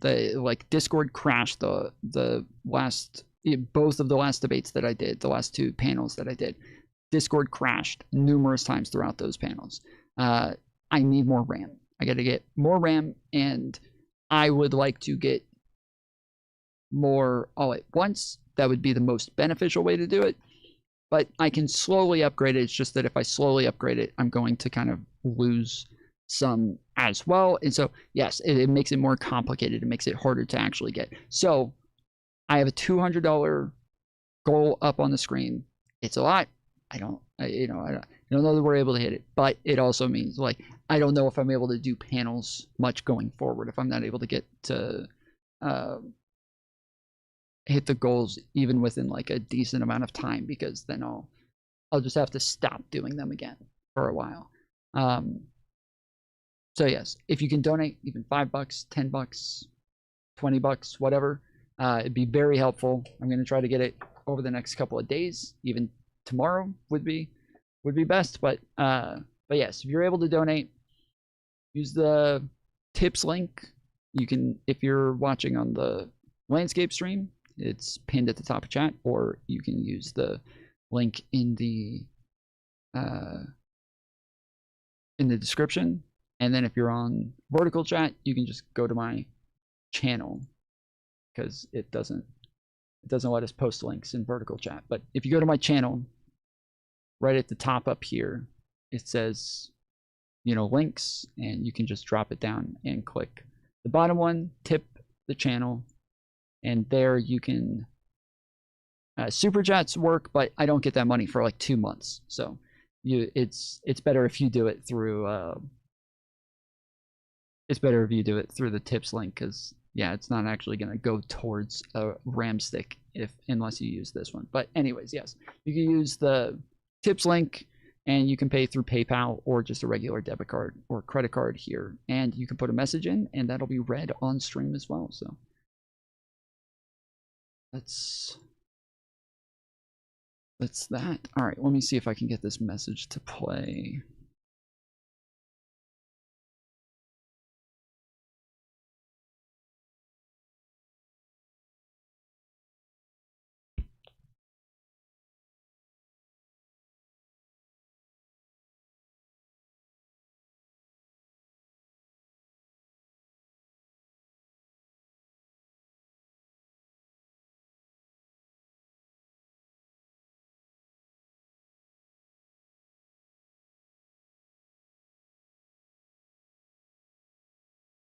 All right, let me come back to the. I'm gonna put something up for a second so I can find. In an interview this week, President Trump was challenged on his assertion that he was, quote, starting to get great polls on the economy. He then backtracked, saying the polling should be great. So what are the polls saying? CNN chief data analyst Harry Enton joining me now.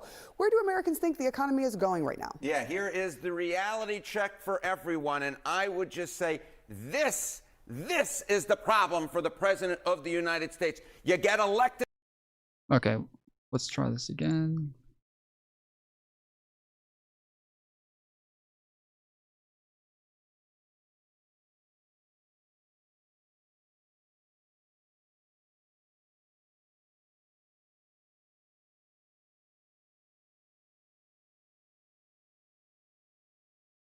I don't know why this isn't working.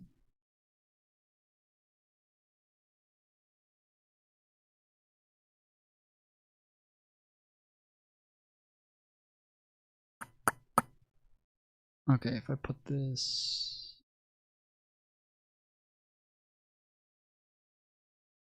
on Realtek.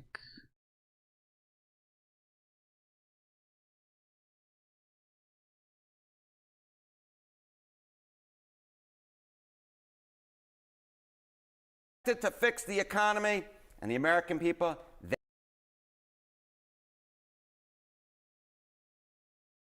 Just fucked up my audio. They ain't buying it, because just take a look here. Say the economy is getting worse. Right after Donald Trump was elected back in 2024, re-elected, 42% of Americans said the economy is getting worse. Well, you want that number to go down. You want that number to go down if you're the president of the United States. Instead, it's going up. What are we talking about? Now, 55% of Americans say that the economy is getting worse.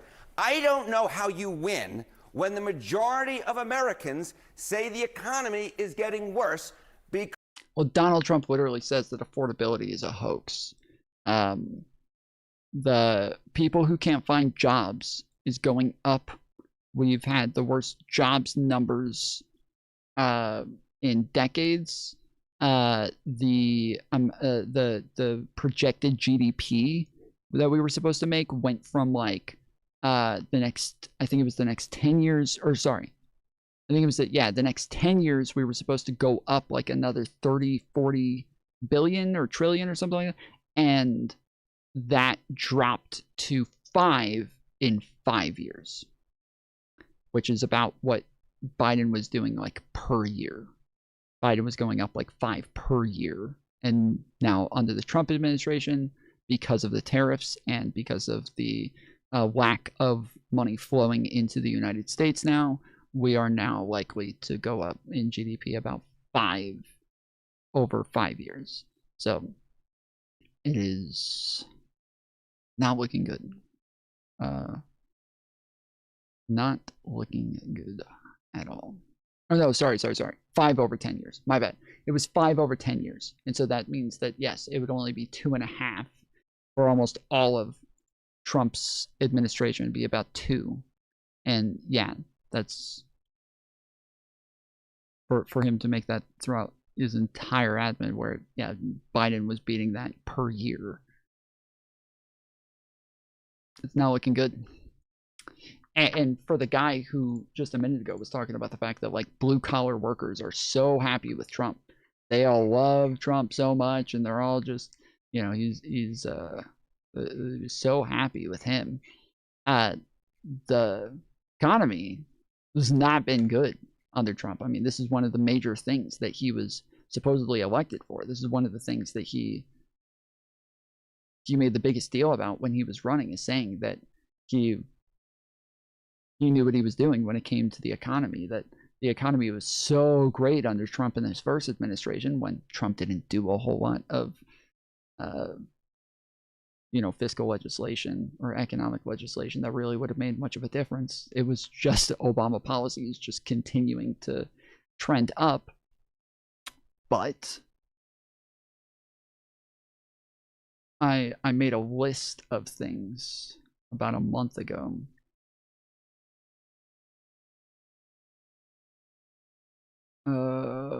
Here it is. So it says MAGA voted for Trump for the economy. U.S. GDP growth has slowed significantly, with Q1 going negative 0.6% and the year being down around 1% less due to tariffs and labor shortages. The initial projection for job growth, 78 million for the next 5 years, has dropped to 5 million for the next 10 years. So it went from 78 million for the next 5 years, dropped to just 5 million for the next 10 years. Why? Well, because tariffs are making it to where American businesses aren't able to make as much money, and they're even paying more for the things that they're already importing. So now they're just not going to have as big of a net gain as they would have in the past. For those of you who don't know, for those of you who are unaware, American businesses are the ones who pay tariffs, right? American businesses, they pay the tariff. So it's where Trump kept saying China pays the tariff, or that, other countries pay the tariff. Other countries do not pay the tariff. American businesses pay the tariff. That's how that works. And so with the plan that Trump has, with the way that things are heading, with the things that he's done so far, if we continue down this route, this is only going to hurt Americans and American businesses. Yeah, the initial projection for job growth was 78 million for the next 5 years, 78 million jobs for the next 5 years, and has dropped to 5 million for the next 10 years, 2024 to 2034, with over 2 million of those 5 million coming from the Biden administration. So when it says 2024 to 2034, 2024 was Biden's last year in office.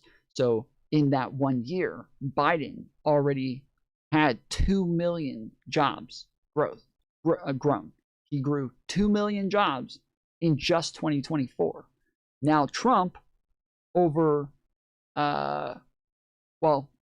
or whoever, over the next 9 more years, they would only have to get 3 million more to meet that goal.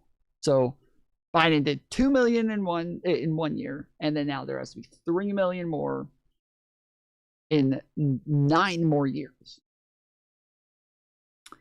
The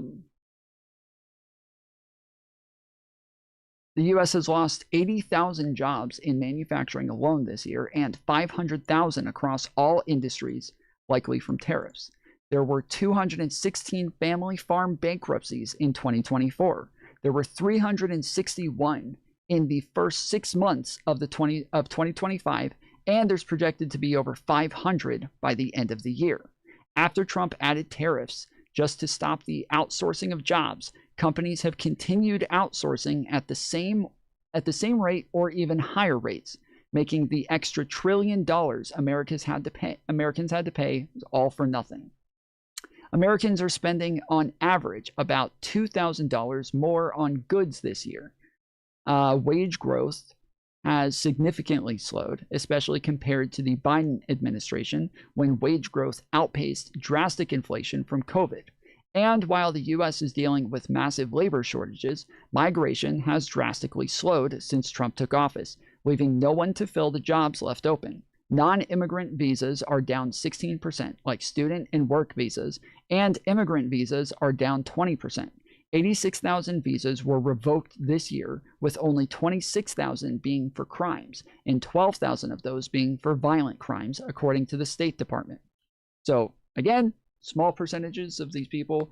Trump said, oh, we're just going after the worst of the worst. We're going after violent criminals. We're talking about 12,000 out of 86,000 visas revoked. 12,000 of them were for violent crimes. So, again, we're just revoking fucking visas left and right, all willy-nilly, and small percentages of them, again, actually for violent crimes. And people, we talked about this the other day, but people keep bringing up, well, Obama deported a bunch of people and nobody said anything about that. People called Obama the deporter in chief. Everybody knew that he was deporting people at record rates. Obama has the record for most deportations in an 8-year period. Biden has the record for the most deportations in a 4-year period. But Obama was deporting criminals at a 90% rate. 90% of the people that Obama deported were criminals. So, a bit different when 5% of the people that Trump has deported so far have been criminals. The pretty big difference. Tell you there's no jobs, but want millions of immigrants. Who said there's no jobs? There are jobs. They're not in the right sectors. So most of the jobs, most of the people that are having trouble finding jobs are not in like the service industry or in places where immigrants would come in and take those jobs. Like it's mostly in other sectors. And so it is hospitality, service industry. Like those are the places that are that have the biggest job shortages. And then yes, there's other areas.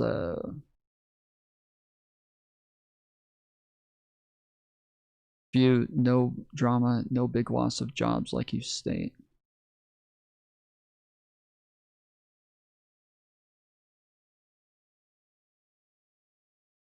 Let me read this to you again, okay? I want you to listen this time, all right? I don't know if you're an illegal, you don't speak English very well, but you can slow the video down and take it slowly, okay? The U.S. has lost 80,000 jobs in manufacturing alone this year, and 500,000 jobs across all industries, likely from tariffs. Not all companies buy things from other countries, right? So like tariffs do inflate prices for second and third hand consumers, or buyers, but that doesn't mean that like all companies are necessarily going to be affected by this and have to lay people off because they have to pay way more for shit.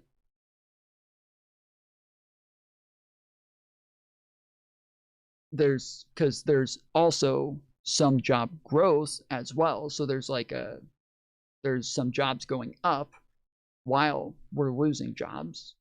And that is the problem right now, is that when we have a bunch of jobs gained, let's say we gain 5 million jobs this year, and then we also lose 3 million jobs at the same time. Okay, well, net, we gained 2 million jobs, right?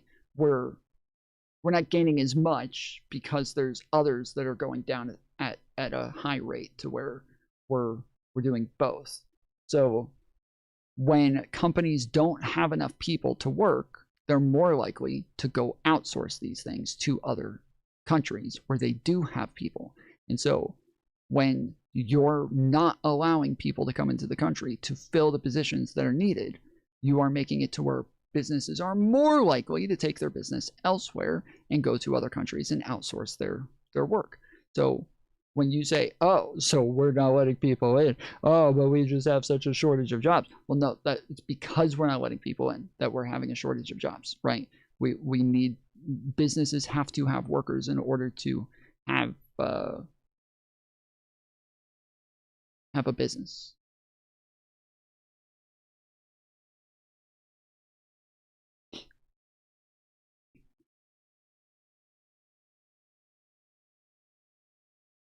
Trump's been in office for a year. Hold on, I can't see this. And our government system is slow, and Congress controls most of what you're debating about anyways. The Congress didn't control these tariffs. They didn't do these tariffs. Trump did them. Congress did not do them. Trump did. I don't know what you're talking about. I don't know who told you that, but that is factually incorrect. Now, generally, Congress probably should be in charge of tariffs, but Trump has decided to take it upon himself. So.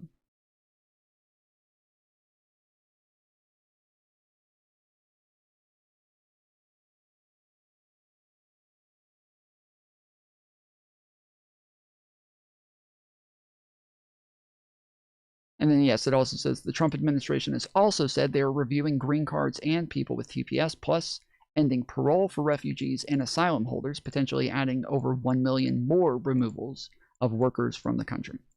So we are doing the opposite of what it is we should be doing. Like currently, this is crazy too, okay? Listen to this. We currently have a labor shortage where we don't have enough people to work, and we have a job shortage as well. We have somehow both, where companies that need people cannot find people, and people who need jobs cannot find jobs. This is a special circumstance right now. This is a special circumstance. We have enough people to work. What does that mean? We have enough people to work. What does that mean? Tell me what that means.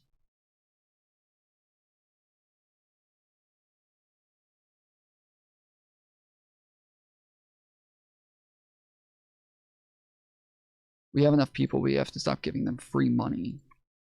The job's coming. Be patient. He's already performed miracles in 1 year. He hasn't. He hasn't done shit. Again, as we just went over, he made all of this worse. We just went over the fucking data from his government, not from other people, not from you know, some random liberal. This is from the Trump administration. This is his jobs numbers. These are his State Department numbers. These are his IRS numbers. These are their fucking numbers. These are their numbers. There are plenty of people in the United States who are able to work, but are not because we're giving them free money. They are not handicapped. They are lazy with a horrible system in place. So, okay, let's check this real quick.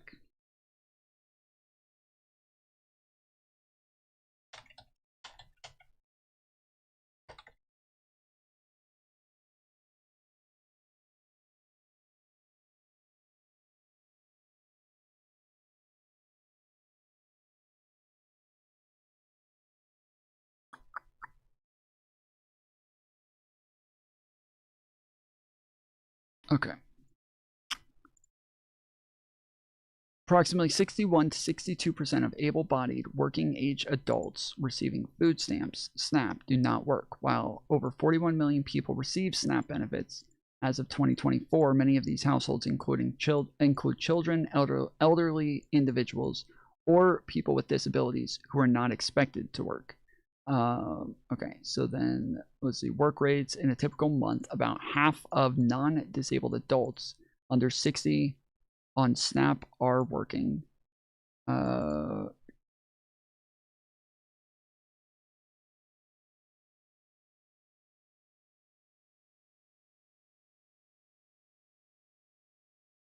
These are contradictory statements. This one says 61 to 62% of able-bodied working age adults receiving food stamps don't work. Then this one says half of non-disabled adults do work. Non-working participants, roughly 62% of able-bodied adults without dependents. Oh, without dependents. Okay, that's very different. Individuals who do not work often face barriers, such as chronic health conditions, lack of transportation, or caregiving responsibilities. While many recipients do not work, 28% of SNAP households had earned income in 2023.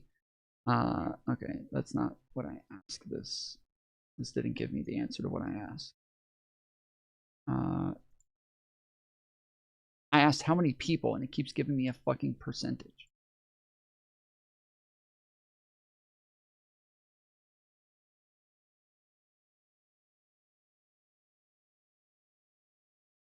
Uh, 41.7 million people per month. Okay.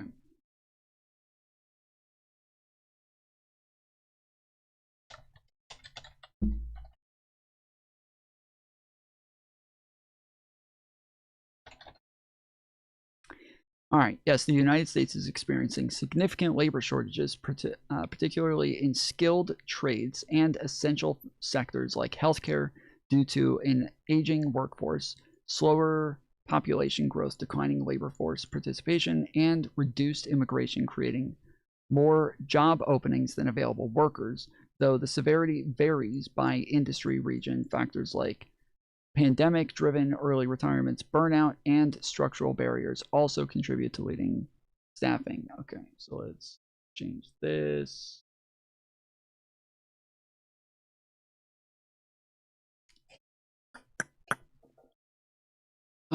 While the number of job openings has dropped to its lowest levels since 2020, the shortage persists because there are still roughly 1.5 to 1.7 fewer workers than available jobs.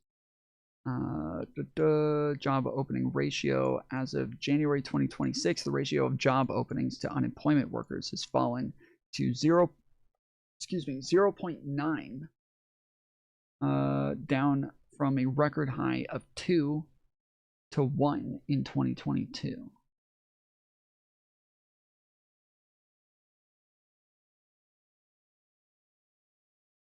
Okay. The national unemployment rate was 4.4% in December of 2025. Approximately 1.7 million Americans are still missing from the workforce compared to February of 2020.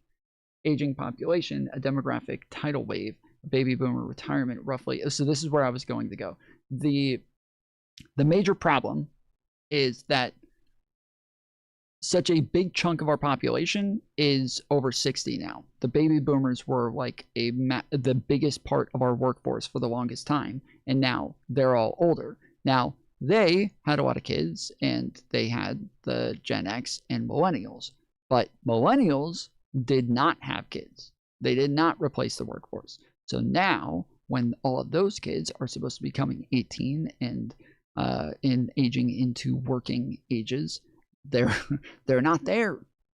Why? Because we didn't have fucking kids. We didn't have kids. We didn't replace the workforce, and now there's way less people to actually work. Tom, these people believe in the Great Replacement theory. Okay.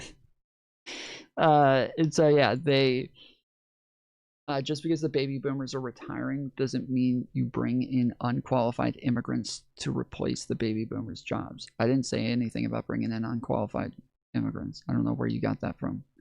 Did you just make that up, or did somebody in chat say that? Did somebody in chat? Who in chat said we should bring in unqualified immigrants? That's stupid, guys. If you guys said that, that's stupid. I don't know why the fuck you guys would say something like that. That's ridiculous. We do not want to bring in unqualified immigrants. That's obviously the industries that we're talking about that have the biggest labor shortages are in the service industry and in the hospitality. So those are industries that you don't have to be like, there's not a high qualification bar for this. Pretty much anybody can do that shit. But yeah, those businesses should keep their same hiring standards, regardless of whether it's a white person or a black person, an American, an immigrant. I think they should keep the same hiring standards, no matter what. Open borders, yeah, open borders, guys. While Biden's setting records for deportations, we had open borders, guys. We had open borders. There's open borders, dude.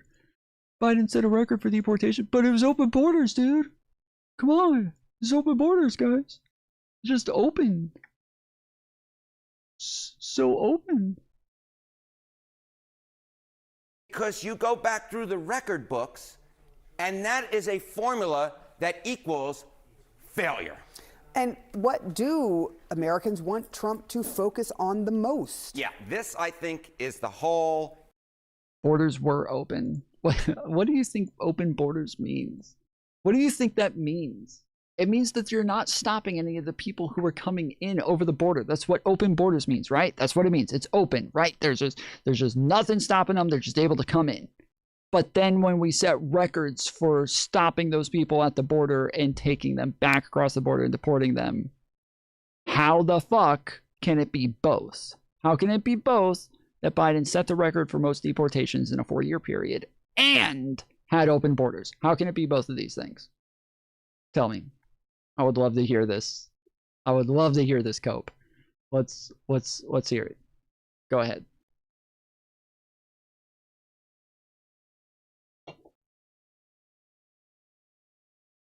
Biden legalized no deporting. What do you mean no deporting? He set the record for most deportations in a 4-year period.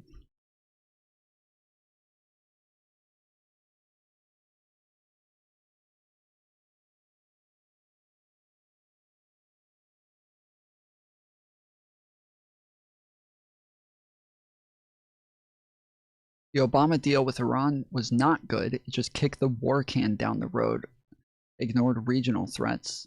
The deal did nothing to curb Iran's ballistic missile program or its funding of proxy groups.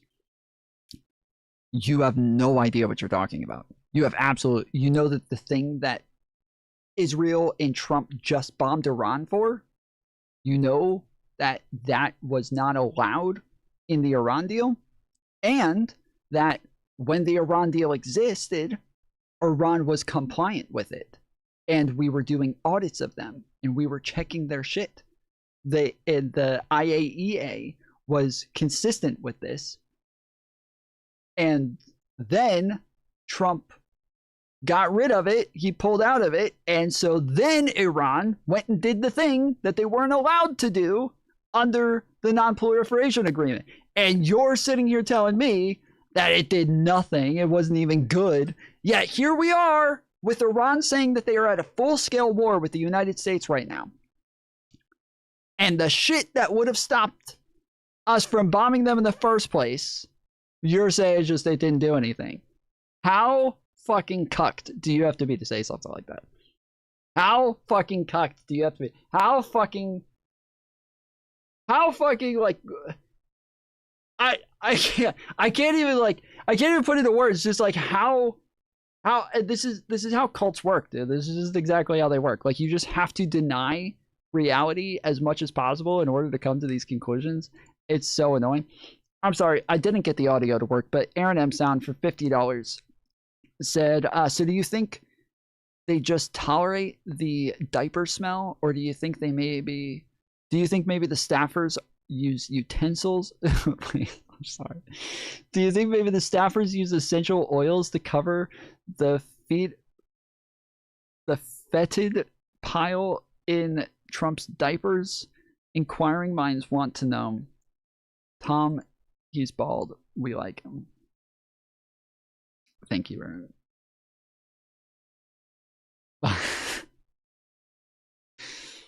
That's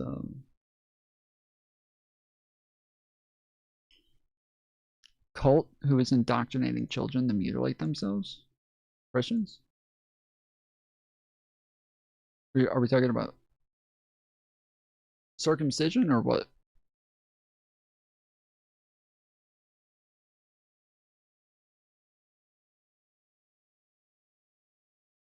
Kit and caboodle, right? much of the news stories over the month of January were focused in on Minneapolis, focusing in on controlling immigration and reducing crime. Those are two things that the President of the United States and his administration has been arguing about. But where do the American folks say that Trump should be focused, say their top priority should be lowering prices? 54%, the clear majority. We have looked at poll after poll after poll after poll after poll. I'm exhausting myself just talking about it. And every single poll say that their top priority should be lowering prices or the economy. And it is still the case. Much lower down, controlling immigration at 22%, even lower than that. Well, yes, while it should be their top priority. And there's people in chat over here saying, oh, he's done so much. It's going to be so good. He's going to fix this. In the meantime, Trump is saying that there's not an affordability crisis. Affordability is a hoax. This isn't a real problem. And he's continuing to do everything he can to make prices higher. So reducing crime at 10%. You add together 22 and 10, you get to 30. I heard Billie Eilish is having an open house party. The doors are wide open. Thousands of people. I heard Billie Eilish is having an open house party. The doors are wide and open. Thousands of people, not millions of people, are going.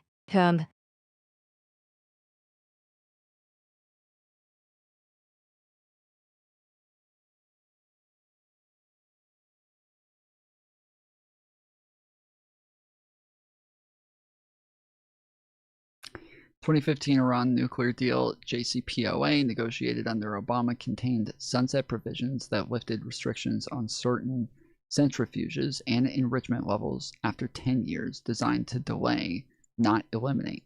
So you're saying that they were able to get up to 63% by 2025? Is that your claim?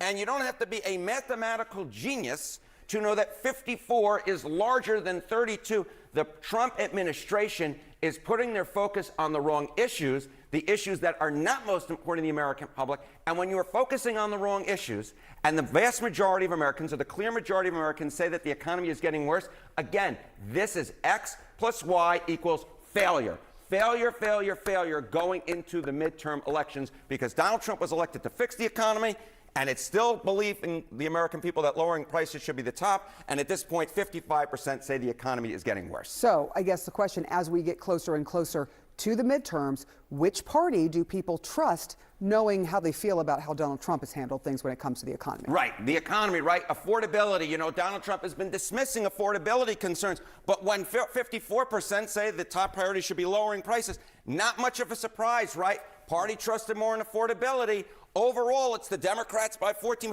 Look at this. Among independents, I'm laughing. It's 39 points. It's a blowout. This is the entire ball game right here. And when you're having a 39-point lead among independents, a 14-point lead overall on affordability, and right now the top priority, the Americans say, should be lowering prices for the Trump administration. This is the type of formula that equals major success for the Democrats come the midterms, if it holds. And we have seen that in the special elections. We'll see if that holds in the midterms. I mean, it's been Democrats just obliterating Republicans so far across the board. So I don't think anybody's going to be surprised when the elections come up, midterms come up, and Democrats continue to just steamroll Republicans. The country had their their red wave, and they're paying for it. So time to go back to having the Democrats fix everything again, as usual. Just every fucking time we vote in some Republicans, they fuck everything up. The economy goes in the shitter. Everything just completely gets wrecked by a bunch of children, and then you got to bring the adults back in to clean up the room again and tidy everything up again, make the bed, put everybody back to sleep. So annoying, dude. So fucking annoying. This is like what is it, like four fucking elections in a row. There's just been over and over and over and over. Shall see, Sarah. Harry Enton, thank you so much. Appreciate you. As the world turns. The new poll from KFF shows healthcare tops the public's list of economic anxieties. People say they worry more about the cost of health insurance and prescription drugs than groceries or rent, utilities, and gas. My panel is back now. Elena? Yeah, look, what I find so fascinating about this, and particularly when you reference that poll, is that in the broader spectrum of how the president looks at this, he is obsessed with wanting to put not only his imprint, but Republicans at large, some sort of imprint on healthcare. He hates that this is an issue that Democrats have owned and Republicans have failed out for so many years. He's still even... This guy is so delusional. The left destroyed this country. It's destroyed? Oh, shit. Oh my goodness, it's destroyed, guys. Paid illegals billions and billions. You're so brainwashed. So you understand, though, that literally every single report on this, including from Republicans, even Republicans, have come out with numerous reports recently saying that immigrants pay more than they receive. And you're still going to complain about immigrants getting some money sometimes. Like, what? Who the fuck cares? Who the fuck cares? Why the fuck would you care? These are billions. Oh, that's such a big number, until you look at how much they actually pay into the system, and then you're like, oh, okay, that's not that bad.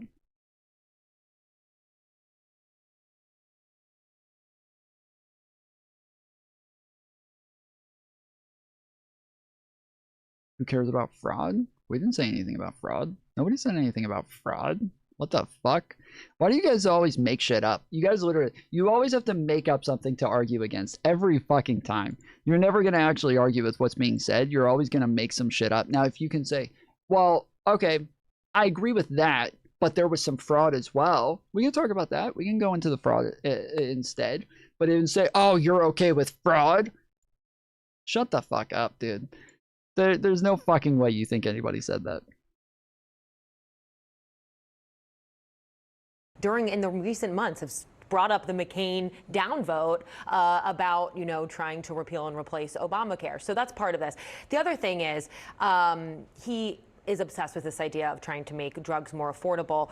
It is going to be interesting to see if this actually is the case, if these drugs do end up, as Tammy laid out, being more cost effective for a lot of consumers rather than their insurance. I think, the fact that he's calling it Trump RX, that's something else I've heard. If Republicans end up doing some broader healthcare plan, he wants to have it be Trump Care or something like that. But at the end of the day, this is something he wants Republicans. Typical left has to try and insult because they have no facts. John Deere. You're fucking retarded. If you're going to lie and make up an argument and then say that I said that fraud is okay, and then say that I have no facts, it's kind of clear who's being honest here. But Republicans to be talking about. Interesting enough, I know, Sabrina, you'll probably weigh in on this. Republicans, at least when it comes to politics in the midterms, do not want healthcare to be one of the things that is a central focus. So just keeping that in mind as we look at all of this. Yeah, I mean, to Elena's point, I think it's what's interesting is, they want to. Yeah, because he also started changing it to illegals, which initially they said paid millions to immigrants. Now he's saying they paid, billions to immigrants. Now he's saying that they paid this money to illegals. So which one is it? Which one are we talking about here? Like, fucking shit, dude. Pick one. What should you get? The paid this much to immigrants? Okay, so that, who cares? They pay more into the system. Oh, you're okay with fraud? No, nobody said that they were okay with fraud. What about this money going to illegals? What the fuck? Like, how? Stay on a fucking topic for one moment, dude. Squirrel brains are becoming epidemic. We need We need more Adderall. To show that they care about affordability. This is a really tangible way to do that, but we know that Democrats have consistently dominated on this issue, and for a lot of folks who last year lost the Obamacare subsidies and are actually feeling the impact of, you know, higher premiums, it is interesting. It will be interesting to see how that plays out in the midterms. You know, I think we talked a lot about it late last year as that expiration was coming around, but I think the repercussions of that and how Democrats capitalize on that is something we're going to be talking about in the months to come. Yeah, I mean, Democrats won back the majority in the president's first term talking about health care, and they are determined to do the same now. Joining me now is the man who coined strong floor, no ceiling. It is, as you see there, the name of his book. Oliver Libby is a venture capitalist and Democratic donor and is here with me now. Thank you so much for being here. First of all, how did this slogan, the title of your book, make its way to Hakeem Jeffries? You know, it came to him through a number of people who heard that I was writing the book. I had shared a manuscript with a number of people I respect in the party, and actually he offered to write a testimonial, which you can find right at the beginning of the book. And when I first heard him say it on television, it was actually a surprise to me. I started writing the book, Dana, about 8 years ago, and it was really just a place for me to put all the ideas that I wished would be America, when we could relight the American dream, which is something I worry about all the time as one of our greatest national security threats. Wasted Design, thank you for the $10. He said, farts, also W. Aaron M. Sound. True. Farts. This is what we get from our Aussie audience. This is why YouTube wants to ignore the Aussie audience. They're like, you know what? We're just going to downgrade some of them anyways. And so to hear Leader Jeffries take this up was an extraordinary moment. So when people hear us saying strong floor, no ceiling, how do you explain it? You know, it's simple. And actually, one of my favorite things about this is when people see the book and they know it's about America and politics, they get it at their core. A strong floor is a floor made up of planks that we all know and understand. We want affordability. We want healthcare and education. We want housing and good paying jobs, safe and secure homes. Those are the things that are the building blocks of opportunity. But in America, it can't stop there. And I think every American wants to believe that if they work hard and play by the rules and pay their taxes, that they can have the good life. They can be in the middle class and maybe even go far beyond that. That's actually the way we increase the economic pie. And so it weaves in today to some of the core themes, affordability. But look, here's one important thing. I think if folks are not happy with the current leadership and the Trump administration, we have never had a... I'm still trying to figure out why this isn't playing. I have absolutely no idea why the Extreme Elements stuff isn't playing. Seismic shift in American politics without a positive and hopeful message that says what we want for America, not what we don't want. Whether it was the contract with America or 6 for 06 or for the people, there was always something hopeful, something people could vote for, not just against. And so I think we need that today. Yeah, and so you're hoping that this book, which again isn't just the title, obviously, it lays out a prescription. A roadmap that you think on various issues dealing with affordability. We put this poll up in another segment earlier as it related to the president's new Trump RX website, but I want to show it to you as it relates to your argument. You see there the affordability concerns, what people are the most worried about. Healthcare is ahead of everything else, and those are also pretty high, but the fact that healthcare is so high, your proposal for a strong floor on health care initiatives is a universal single-payer health insurance plan. Long-time goal of progressives, but it is definitely something that President Obama, when he did Obamacare, was pressured to do, and he shied away from it because he couldn't get support even among Democrats. And back then, I was covering it, there were 60 Senate Democrats. You know, but I think, look, you heard the president today talk about the fact that healthcare is broken. We know that healthcare is broken. Everybody knows that healthcare is broken. So, sure, a single payer, a public option is really important, but actually the whole chapter is filled with ideas. There should be a tax credit for seeing your doctor.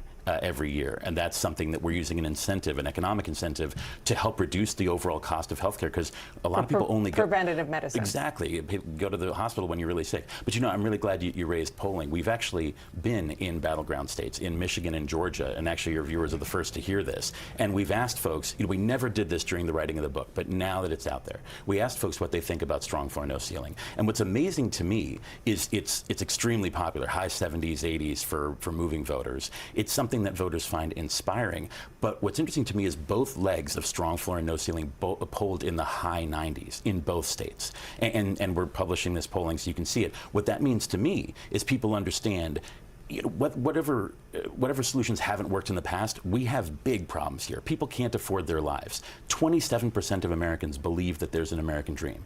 There's no 9/11.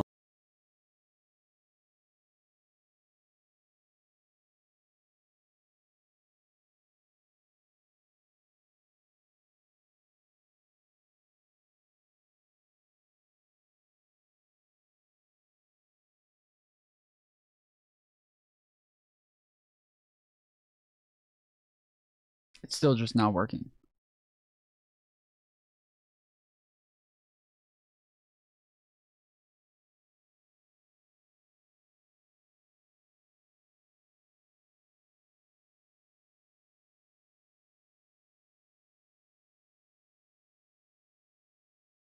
Okay, let's do a test.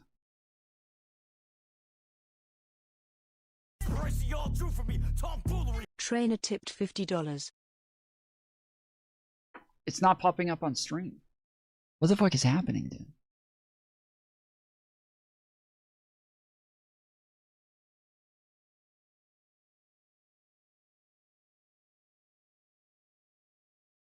Or Pearl Harbor that can destroy America, that can. And so if people believe, hopefully, that we can do a strong floor with no ceiling, then we have the hope to relight the American dream.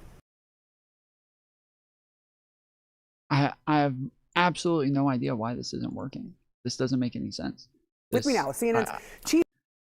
I've double checked everything on here and it should be fine, but it's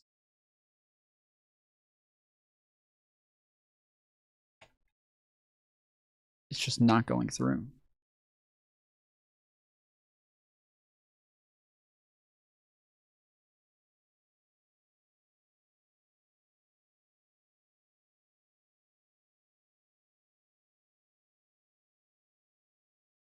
Let's try one more.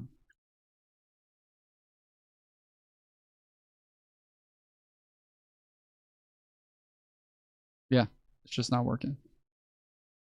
Chief data analyst Harry Enton. He is running the numbers on America's faith in the election system. Harry, do Americans trust Donald Trump when it comes to running? Okay.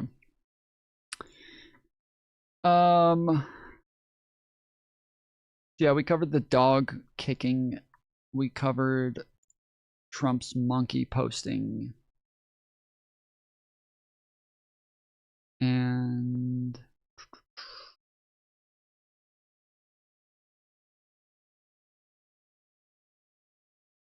there is systemic racism. It is against white Christian men. Do you believe that if Byron Donalds was a white guy, he wouldn't be in Congress? Yeah, I don't believe if you were a white guy, he'd be in Congress. I believe he is a DEI. This guy is one of the dumbest people alive, bro. This guy he is one of the dumbest people alive. Holy shit. I seriously, I cannot believe this guy somehow makes it to like work every day without just walking into traffic. It doesn't make any sense. This guy's clearly a propagandist. He almost seems like he should be smart enough to get it. Like he almost comes off like a guy who should be smart enough to get it. And then he says this shit. Like, what the fuck? There's nothing special about him. I don't think that we're a country of immigrants. I think we're a country of settlers. So what are settlers if not immigrants? If everyone in America stops. Settlers are a type of immigrant. They're like settlers are a type of immigrant. Speaking English and started speaking whatever the heck they speak in Somalia, which is unintelligible to most people, then this would cease to be America.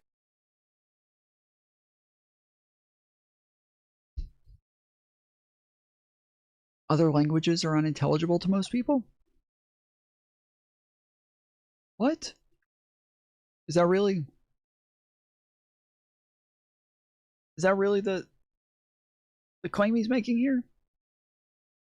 Like, for people who don't speak Spanish, Spanish is unintelligible to those people? Like, what the fuck? This is a claim? Welcome back to the Tara Palmieri Show. Before we start, I want to be clear about something. My guest today, James Fishback, is a provocateur. White people account for 8% of the global population. When are we allowed to claim minority status? Globally? Always.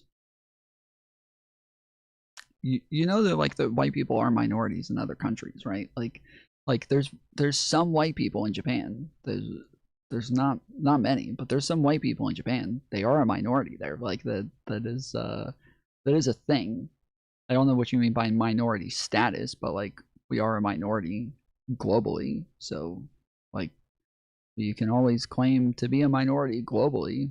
I don't know what that means. Like I don't know what that gets you. I don't know why that would matter, but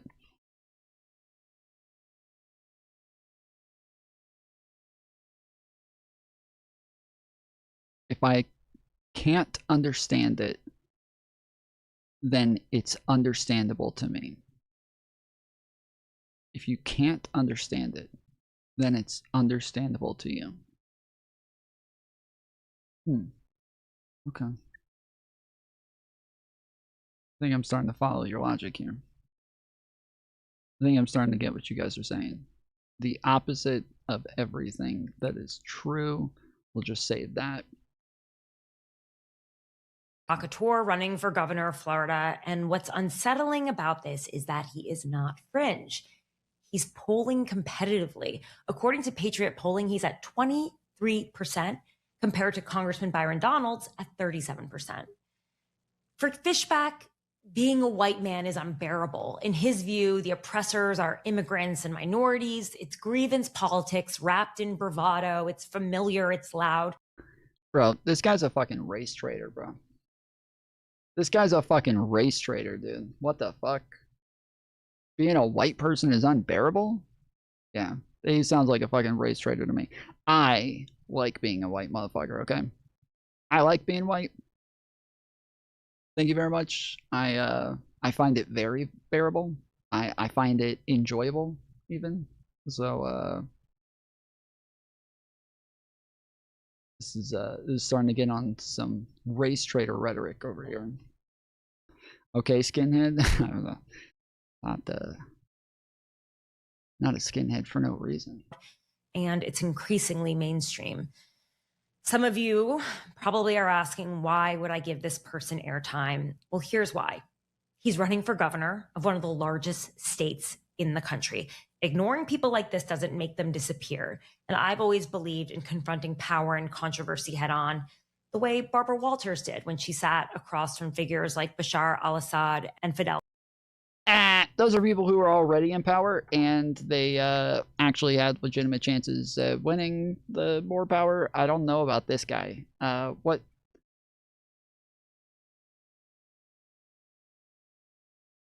Let's see.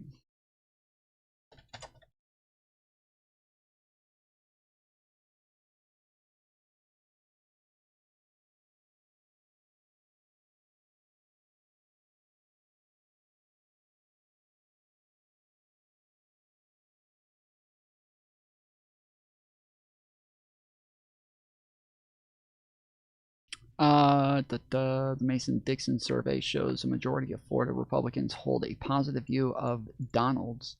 Don't know others in the field. New poll shows U.S. Republican Byron Donalds remains in a dominant position in the Republican primary for governor. The latest Mason-Dixon poll of registered Republicans found 37% would vote for Donalds, a Naples Republican, if the election were held today. By comparison, 7% favor Lieutenant Governor Jay Collins, 4% back former Florida House Speaker Paul Renner, and 3% support Azoria CEO James Fishback. Okay, so I'm gonna say generally I like Palmieri. This is a dumb fucking argument here. This is a dumb fucking argument for her to sit here and be like, oh, people ask why I would even talk to this guy. But he's running for one of the biggest states in the country. And so we have to face this head on. We can't just ignore him when he's running for one of the big. He's polling at fucking 3%. The majority of Floridians say they don't know who he is. They've never heard of him before. They don't even know who he is. And you're like, we have to face this. Okay, guys? We got to deal with this. Like, I don't have a problem with you having him on. Have him on. Have your arguments with him. Talk to him all you want. I'm not arguing against platforming him. But don't turn around and use this as like your argument. Like, oh, we have to deal with this, guys. We can't turn away from it. He's too big. He's going to be too powerful. No, he's not. He doesn't have a chance. You saying that he's running for something doesn't mean anything. The what's his name? The Tiger King ran for something. It doesn't mean that you had to have him on to like deal with his positions on shit. Like you didn't have a chance. You can have him on if you want and just say, yeah, I just wanted to get into it with him. But to treat it like this is some sort of like impending impending question that we're all going to have to answer at some point is probably not the case. Castro. She didn't look away, and neither will I. Because if we This is such a dumb comparison. That is such a fucking dumb comparison. You're talking to a fucking nobody from nothing and comparing him to fucking world leaders across. Like, give me a fucking break, dude. Give me a break. This is a guy who goes on the fucking Tim Pool show and just spouts nonsense. And apparently even Republicans don't like him, or they just don't even know who he is. Give me a fucking break that you're comparing this guy to fucking Al-Assad, dude. Give me a break. we don't ask those hard questions now, we wake up later wondering how this all happened. So this interview may be uncomfortable. There are a lot of moments that are raw. You're so brave. There are moments that veer into outright racism. But this is what parts of American politics sound like right now. And I think it matters that you hear it for yourselves. Hey, that's a fine argument. That's a fine argument. That's good. Fair enough. Yes. Hey, this is what people actually believe. This is somebody who's on Tim Pool's show. This is a prominent show with lots of viewers. Lots of people are hearing the types of stuff that he has to say. This is somebody that we should probably engage with at some point. That's fine. That's a much better argument. But to sit there and use it like he's running for governor, give me a break, dude. I want to be like Barbara Walters. Barbara Walters would have done this. No, the fuck she wouldn't have. Shut the fuck up. I also want to address one mistake that I made during the interview. I said that he raised $1,000 compared to Byron Donald's $45 million. So that was from his. Never heard of this lady. Who is she? Were you here with the Kat Abagazala fiasco where she got arrested and indicted, and this Tara Palmieri had her on, and she asked Kat like one or two questions about her arrest that had just taken place like the day before, and Kat left the show, just clicked off, just disappeared.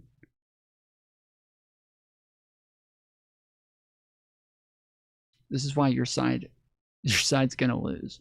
Claiming everyone's racist because they have an opposing view is cringe. We don't care what you say about us anymore. How much you want to bet? When you say my side's gonna lose, what do you mean by that? I'll put money on it. I don't know if you actually believe the shit that you're saying. I believe what I'm saying. I actually like have confidence in the things that I say. So I can actually. What do you want to put on it?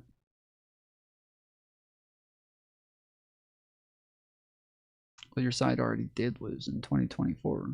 Sure, I'm a Democrat. I don't run around denying elections just all willy-nilly because it hurts my fifis. So yeah, I'm not gonna. That's not news to me. Thank you very much. Midterms.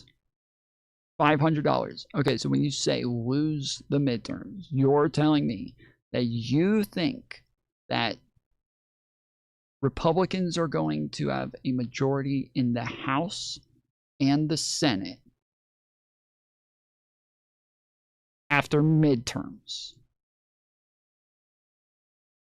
Right? That's what you mean by lose, yes?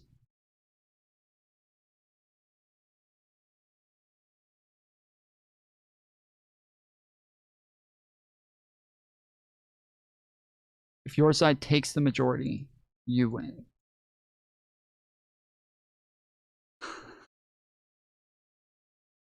What are we at right now?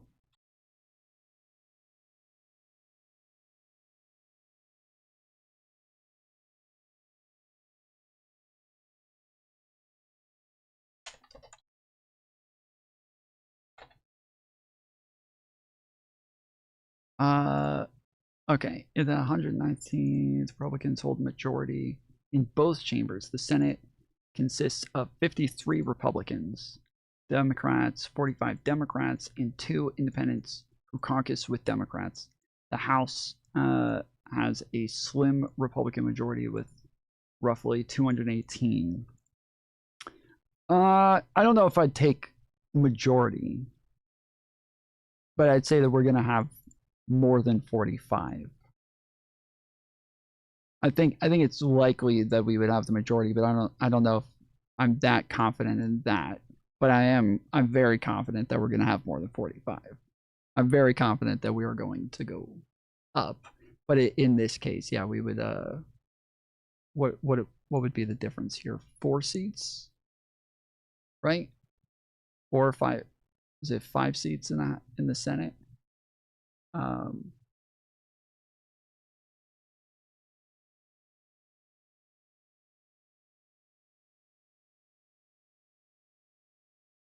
It also says 2 independents that caucus with Democrats. Who is that? That's Bernie Sanders, and who's the other person?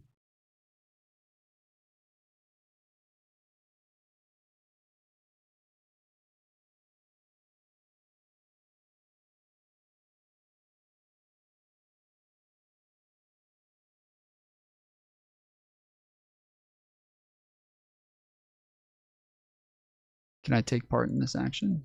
Yeah. This is so we're not counting Bernie Sanders or whoever the other independent is. Oh wait, it would be Ron Paul. Wait, no, Rand Paul doesn't caucus with Democrats. So who's the other independent that caucuses with Democrats? Okay, Google. Who are the 2 independents in the Senate who caucus with Democrats? According to Wikipedia, for the makeup of the 119th Congress, the caucus additionally includes 2 independent senators, Bernie Sanders of Vermont and Angus King, who caucus with the Democrats, okay. bringing the current total to 47 members. Because yeah, that's the part that's confusing me right now. When there's 53 of them and 45 of them, I was like, wait, we're missing a couple here. But that makes sense that there's 2 independents. Okay, so we're not counting those 2. So yeah, so I would say that it would. I'm saying that we would go up. Yeah, right. Bernie's an independent. I mean, he's definitely not a Democrat. Like, he's definitely not part of the DNC. Like, isn't it MAGA's position that Bernie Sanders got cheated out of the 2016 election by the DNC? Doesn't MAGA hold a position that the DNC stole the election and rigged it against Bernie Sanders? Like, when's the last time Bernie voted with Republicans? That's what caucusing means. You just, yeah, he caucuses with Democrats, correct? Yes, that is. Yeah, so yeah, that is MAGA's position, is that the DNC stole the election from Bernie Sanders. Bernie got screwed. Yeah, I don't think he got screwed. I don't think they stole anything. I don't think anything weird happened, but progressive populists can't be trusted. It's the right-wing populists doing this as well. Again, the right-wing populists also think that Bernie Sanders got cheated out of an election. So the progressives and MAGA all kind of loopy on this one, but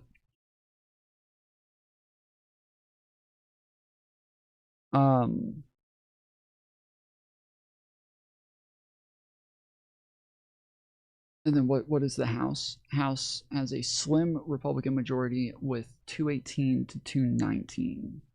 Republicans to 212 to 214. Democrats.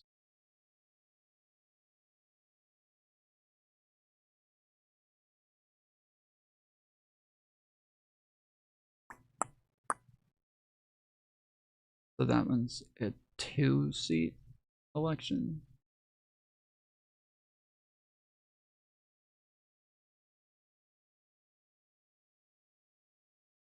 So yeah, so we would only have to get 2 seats in the House and 4 seats in the Senate. 5 seats. Is it 4 seats or 5 seats?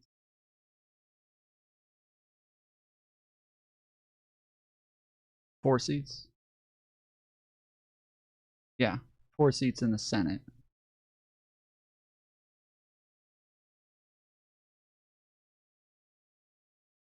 This is interesting. There are vacancies. Well, for the Senate one, again, it is just the 2 independents that give you room.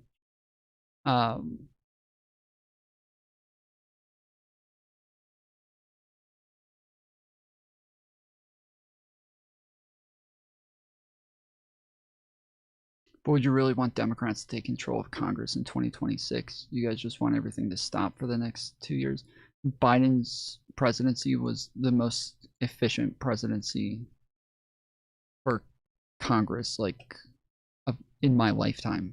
They got a ridiculous amount of legislation passed. Republican congressmen and senators praised him for how willing he was to sit down and listen to them, and that he constantly invited them to meetings to hear their concerns, to listen to what they wanted, and that he upheld his promises and included their things in the bills, even when he didn't have to. Even when they were a minority and they had no power, he still included things that they wanted in bills without ever having to.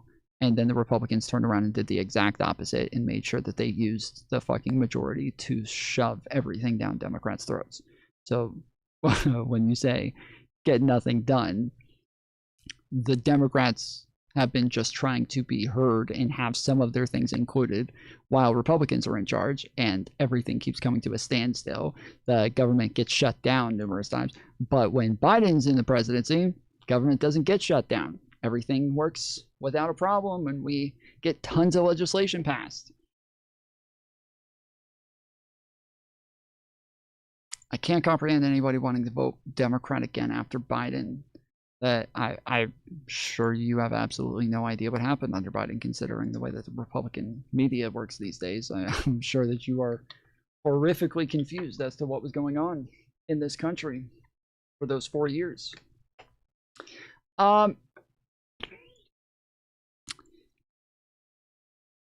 Yeah, I don't know about the majority. I don't know about the majority. I think it's not that I don't think, because again, I think that's likely. I don't know if I'm willing to bet on the majority, though. I am willing to bet that the Democrats gain seats, though. I am willing to bet that Democrats gain seats and Republicans lose seats.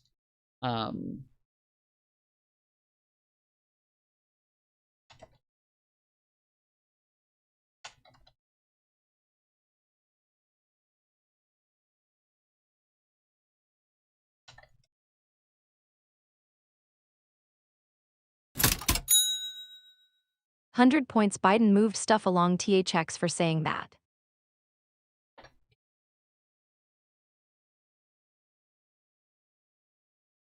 $100 Biden moves stuff along. Thanks for that. Yeah. He was. I mean, Biden was probably the best president of my lifetime. Like, he was his. Even if you don't think he got even if you don't think it was him, even if you want to like, you know, cope into saying that he wasn't the one making decisions or that he had nothing to do with it, his presidency was the best presidency of my lifetime. They got an insane amount of legislation passed, and they were working in real bipartisan fashion to actually make sure that they were doing things in a real democratic way. And again, even Republicans were constantly praising Biden for his willingness to do things in a bipartisan fashion.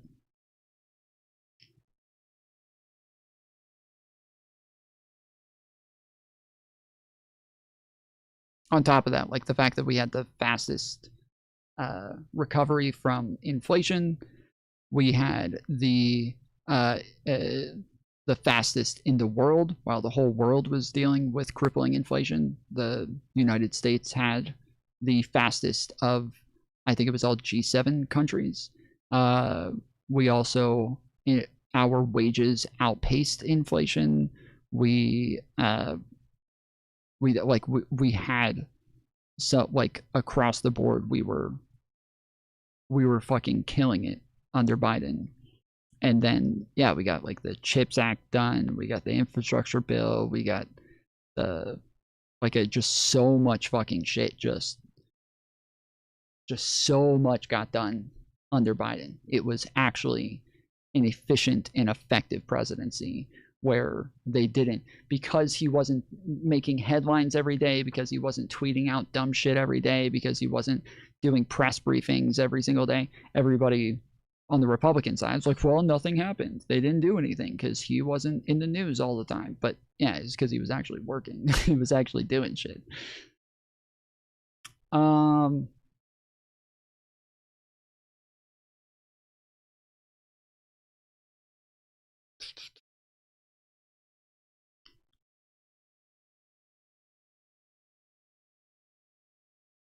Let me see where projections are.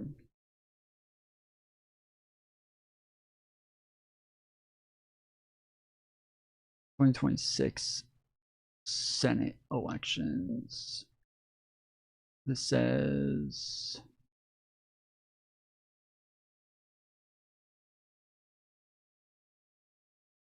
Democrats 46, Republicans 51.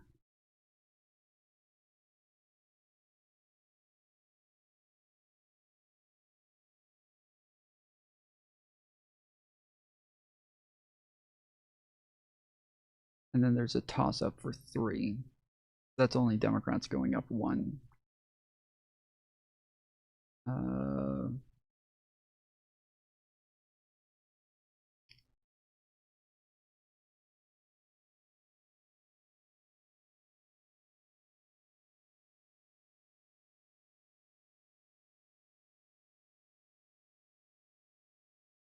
This is 53-47, but again, this doesn't include independents.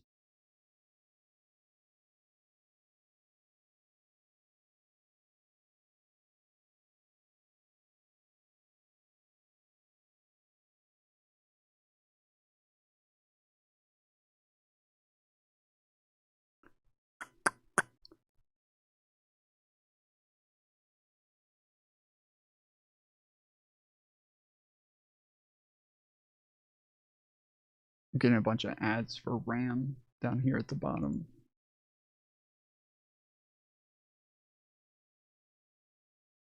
Race or candidate, GOP primary. Bar 1.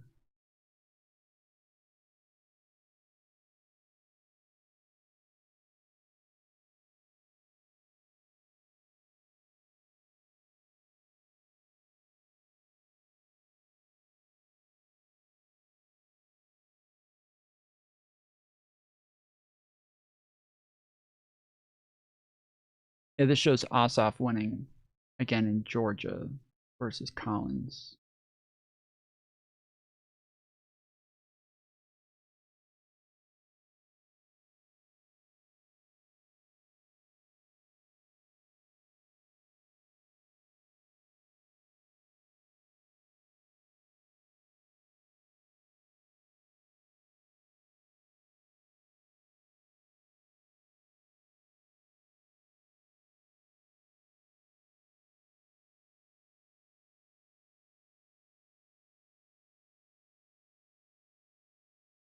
Wait, is Loeffler running again? Or is this showing the last election? No, this has...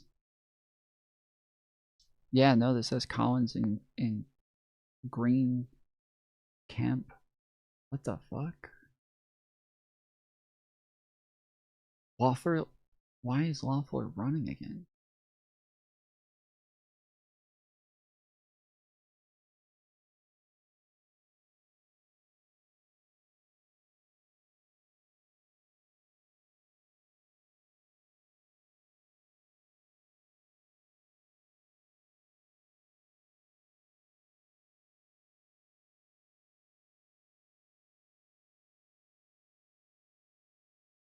Or is this... Okay, never mind. This is preliminary polling.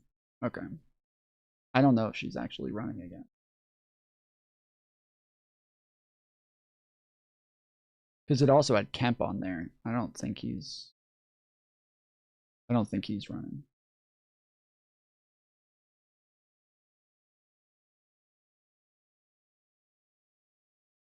Georgia Governor Brian Kemp is not running for U.S. Senate in 2026, despite significant recruitment from national... Okay. So then is Loeffler running?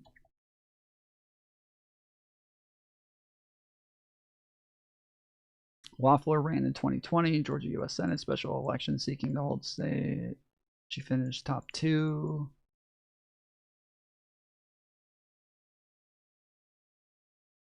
Okay, it doesn't look like she's running either. Okay, then yeah, those polls don't matter. Yeah, like I said, I would bet that we gain seats. I don't know that we're going to have a majority, but I would be willing to put money on us gaining seats and Republicans losing seats. For sure. His first fundraising report, and he filed an amended one in response to bad press that he got for the low fundraising report. And it showed that instead he raised $19,000, but has $6,000 on hand after expenditures. So it's still not great. But let's get into it. James, thank you for joining the show. I want to start with just you, like as a person, who you are, your values, what matters to you, right?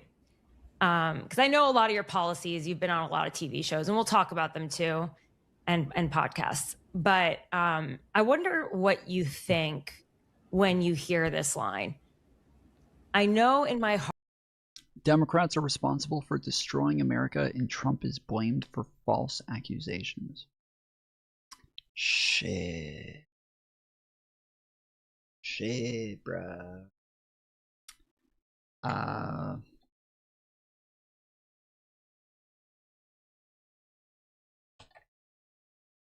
Why don't we do this? I'm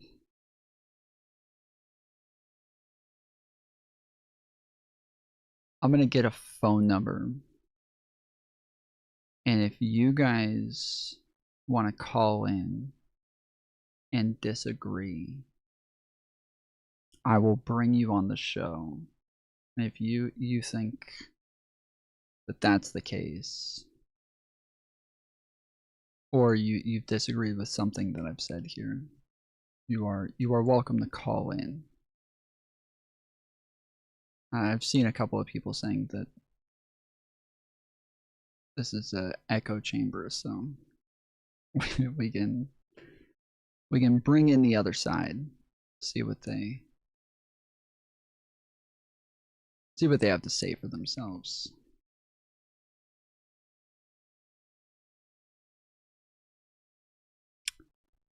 If I can find the phone number.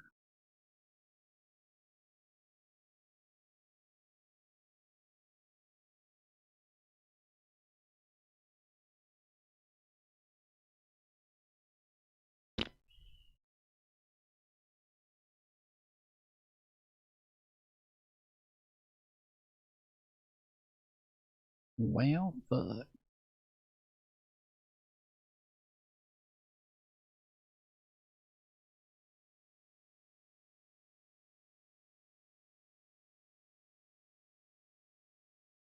Yeah, I can't find it. All right, I'll make a new one. heart that man is good, that what is right will always eventually triumph, and there is purpose and worth to each and every life. What do you think of that quote? Do you agree with it? Reject it? I agree with it 100%. Do you think it's woke? No, I agree. I don't Okay. care who said that. I mean, I think that's a really good quote. I mean, Thomas Jefferson in his first draft of the Declaration of Independence wrote, "We hold these truths not to be self-evident, but to be sacred and undeniable, that all men are created equal." And so if I'm doing one thing in running for governor, I am reasserting that truth from 250 years ago. Whether you're a Christian, a Muslim, or a Jew, whether you're black or you're white, or you're straight or you're gay, rich or poor, rural or urban, I'm running to represent you as the next governor of Florida. I'm part of the Republican Party, but I'm not part of the Republican Party that wants to take more of our money and send it overseas. I don't want private equity firms to buy up single family homes. I don't want foreign workers taking jobs that could go to qualified Americans in my state. And so equal protection under the law is paramount, but it's not just a legal thing. You actually have to fight for the economic dignity of every single worker, senior in our state. And that's what I'm running to do. What about people who are immigrants? I know you've even said that people who are naturalized immigrants shouldn't be here. Do you think that still applies to them? Like, should they be put in these warehouses, these max prisons now? No, Tara, I don't think I've ever said that. I don't. First of all, I haven't said that, and I don't believe that. I believe that if you've been naturalized through the legitimate due process of our immigration system, there's absolutely a place here for you in America. The truth, though, is that the immigration debate. But you don't believe in birthright citizenship. So it depends how you want to define what birthright citizenship is. I'll give you an example. If you were here and you crossed the border, 20 minutes into crossing the border, you have twins, and you were here illegally, those twins are not American citizens. The way that the current legal system has interpreted the 14th Amendment of birthright citizenship is egregious, it is ahistorical, and it is wrong. And just so you understand, when he says current, he just means kind of like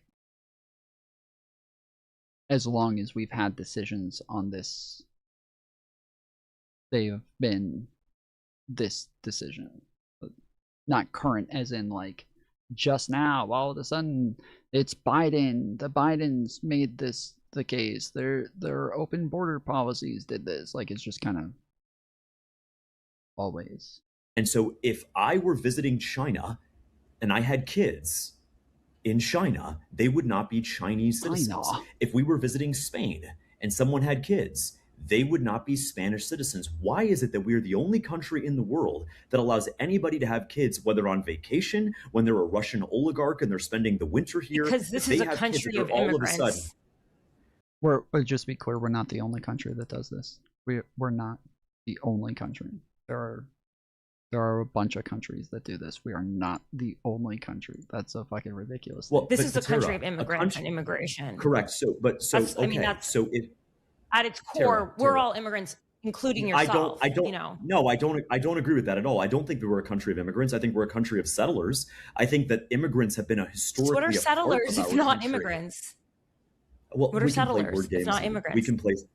We can play word games in semantics. We can play word games? You're the one who started the fucking semantic disagreement on whether or not we were immigrants or settlers. You're the one who did that. This is gaslighting, dude.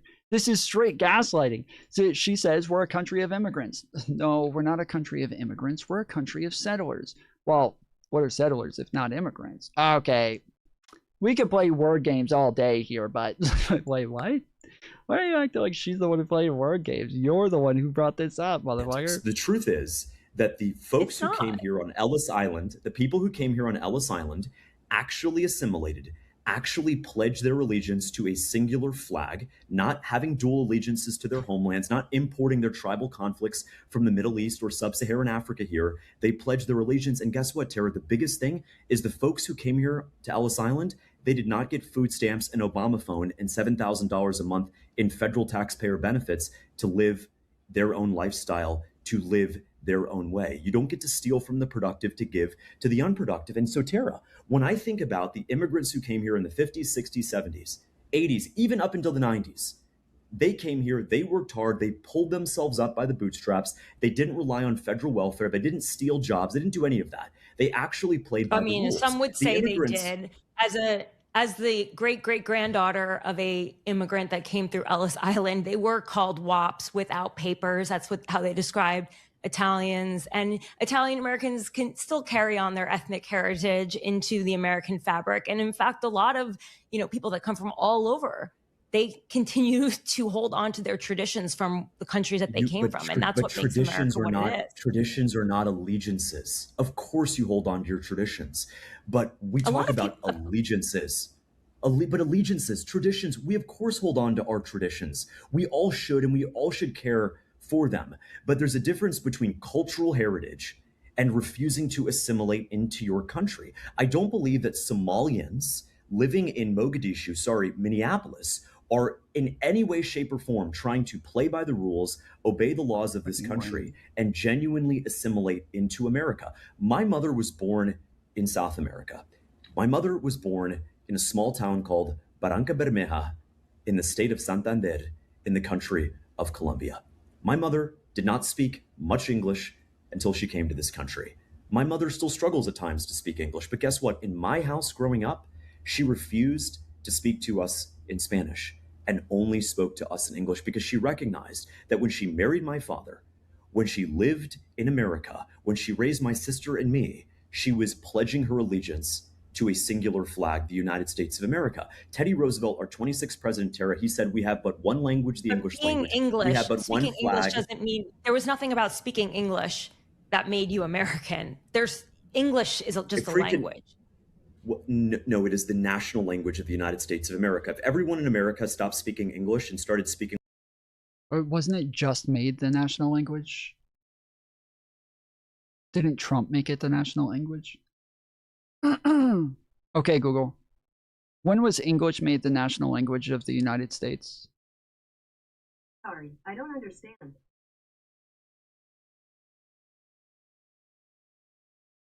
Okay, Google. What's the national language of the United States?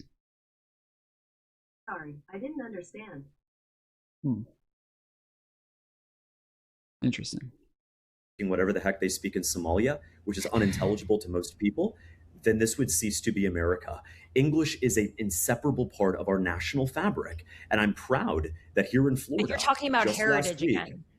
You're talking about tradition. I want to keep going. So please, you've called for deportations or ICE, basically, to take part in school. You have said that they should be able to go into schools and round up children who are in... Liberalism is the death of America. Liberalism is literally the birth of America. It's literally the birth of... You realize it's literally the birth of America. It's literally the birth of America. Our Constitution is built on liberalism. It is built on liberalism. That is what Jan? Yeah. That's yeah. It's literally built on fucking liberalism. Give me a fucking break. Our Constitution. Repeating it doesn't make it so. Okay, so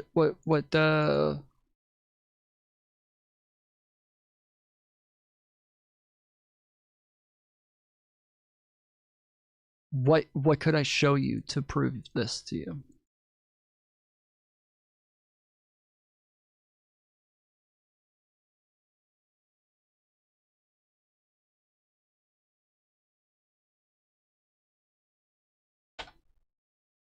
Liberalism is a political and moral philosophy centered on individual liberty, consent of the governed, and equality before the law.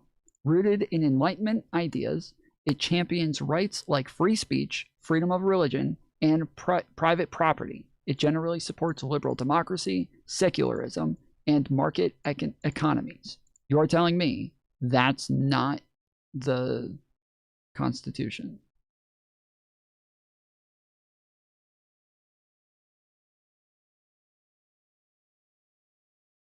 Secularism is terrible. Right, so the Constitution, the First Amendment, you're saying that the ideals that it was built on with equality and not like respecting one religion above another and things like that, you're saying that that is the death of America.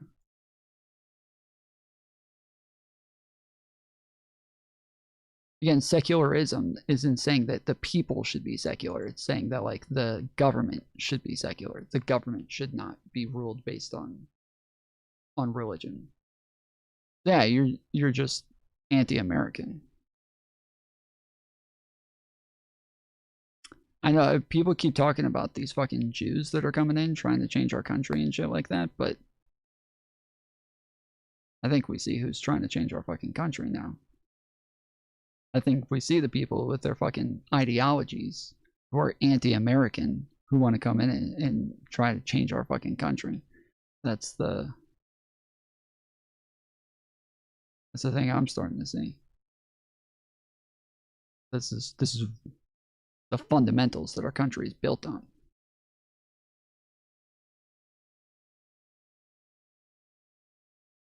And to the republic for which it stands. What is a republic?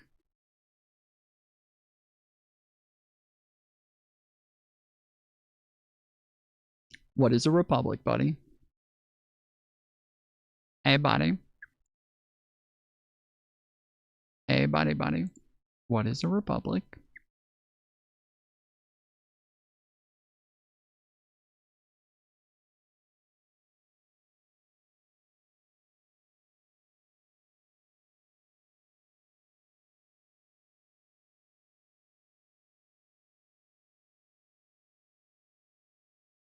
In schools illegally, that they are not, illegal. They did not come to this country legally. Are you? I did not say about that, the Tara. white- I did not say that. Are you concerned about the white children being traumatized by that? Republic is less government involvement. That's not what a republic is.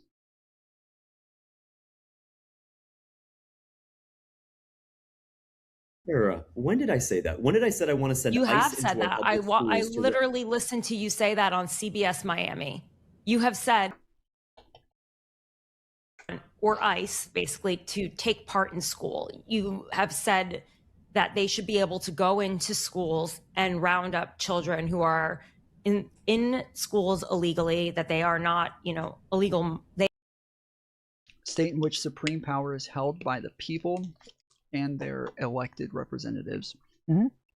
Yeah, it just means that, yeah, we have elected representatives who run the country for us.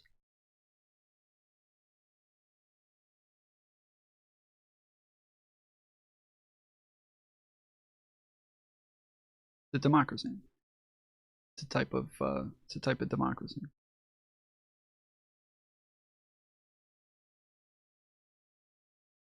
They did not come to this country legally. Are you? I did not say that, Tara. White... I did not say that. Are you concerned about the white that. children being traumatized by that? Tara, when did I say that? When did I say I want to send You ICE have into said our that. public I schools to literally listened to you say that on CBS Miami.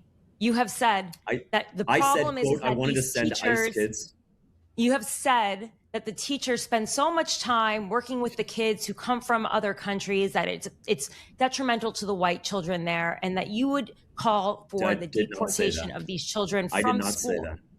On day one, I'll sign an executive order to begin the immediate removal of any child in any grade in our public schools who is not authorized to be in the United States. Executive order number 4 is to remove all illegal immigrant children from our school. I had someone ask me recently, isn't that cruel?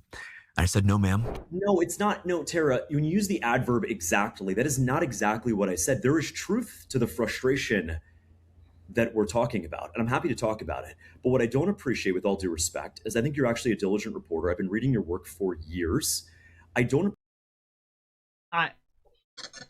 think there is a difference between what she said, he said, and what he actually said. There is a difference. She said that they should be deported from the schools. And she's talking about, like, she's saying that the ICE is going to go into the school and grab the kids from inside the school and take them out. That's not what he said. He did say that the kids should be deported, but he's saying it to where they wouldn't be in the school anymore. So it is different from what it was she was saying, because yeah, what she said, he said, and what he actually said were just a little bit different. That he was saying he thinks that they should be deported to where they wouldn't be in the schools anymore. She's saying he would go, like, ICE would go inside the school and arrest kids in the school and deport them. Appreciate when you mischaracterize something. If you want to have a genuine debate Well, about what do you mean then? What do you mean then? What would you do? So great. So let's do that. Let's have a genuine conversation about what I actually said. Let me just set this straight. I do not support sending. I think it's weird to go into schools. That's what I'm saying. He didn't actually say to go into schools. She's accusing him of saying he wants ICE to go into schools. He's saying but when she played the clips, he didn't actually say they would go into schools. He was saying that they would deport them to where they're not in schools anymore. Yes, Tom, I heard you. Okay, sorry, I thought you were saying something armed ICE agents into our public elementary schools and removing kids from school. I did not say that the white kids are being traumatized by deportations. Okay, no. What I said. I'm not saying you said that. I'm asking, are you worried they would be traumatized by that? So let me tell you what my position is. Are you worried that they would be traumatized by seeing their classmates being removed from school, whether it's through armed ICE agents or nice people just tapping them on the shoulder and telling them it's time to go? So let me tell you what I said, Tara. Okay. Bro, that fucking face there at the end, dude, it was fucking wild, bro. That was a little much. That was a little much there, Tara. All right, calm down on the fucking sass here, woman. She went full gay man over there, dude, with the.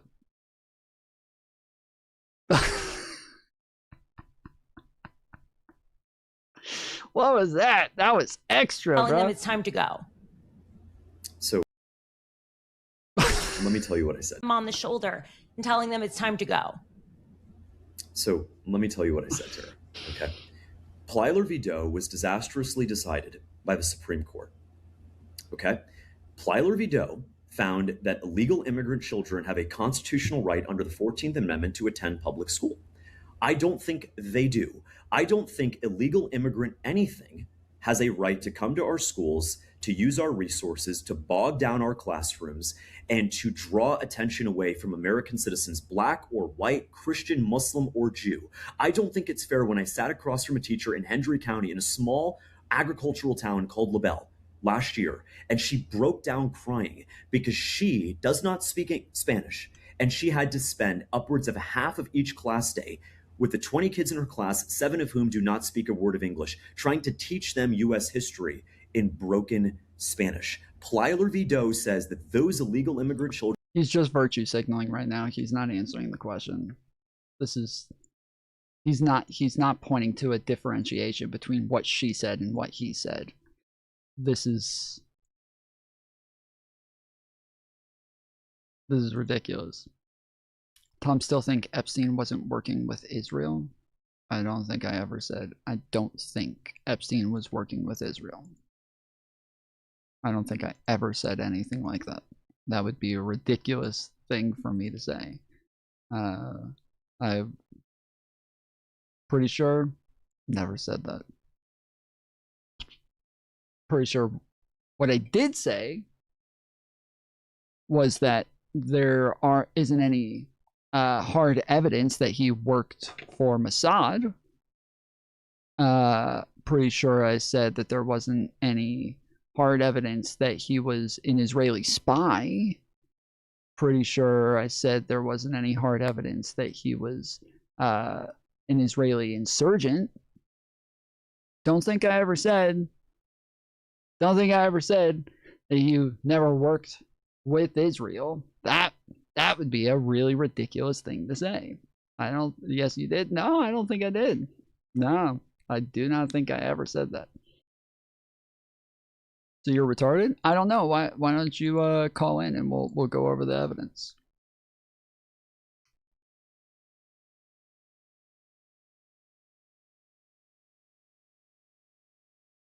Unless you're scared of retards.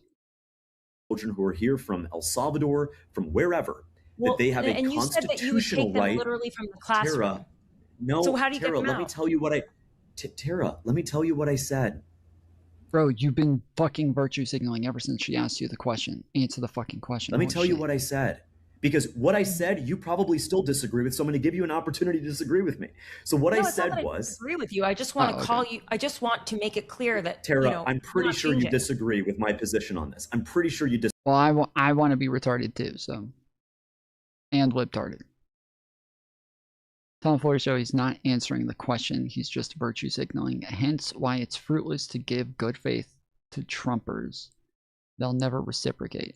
Well, I don't care if they're going to reciprocate. Like, I'm not going to. Again, I have principles. Those are called principled positions. These are things that I will do, even if they do not.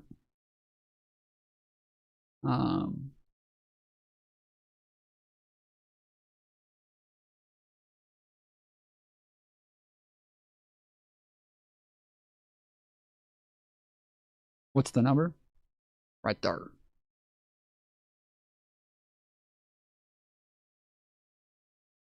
Oh, wait. Oh, it's not on y'all's screen. Hold on. Okay, my bad. I realized you're in a different chat. My bad. I will I will add it to that one too. I'm pointing to nothing on your screen. I was about to start talking to Watch. Oh, you can't even read numbers? Oh, what's the problem? Numbers are too hard for you? Why can't you just read a number? But yeah, it's on me.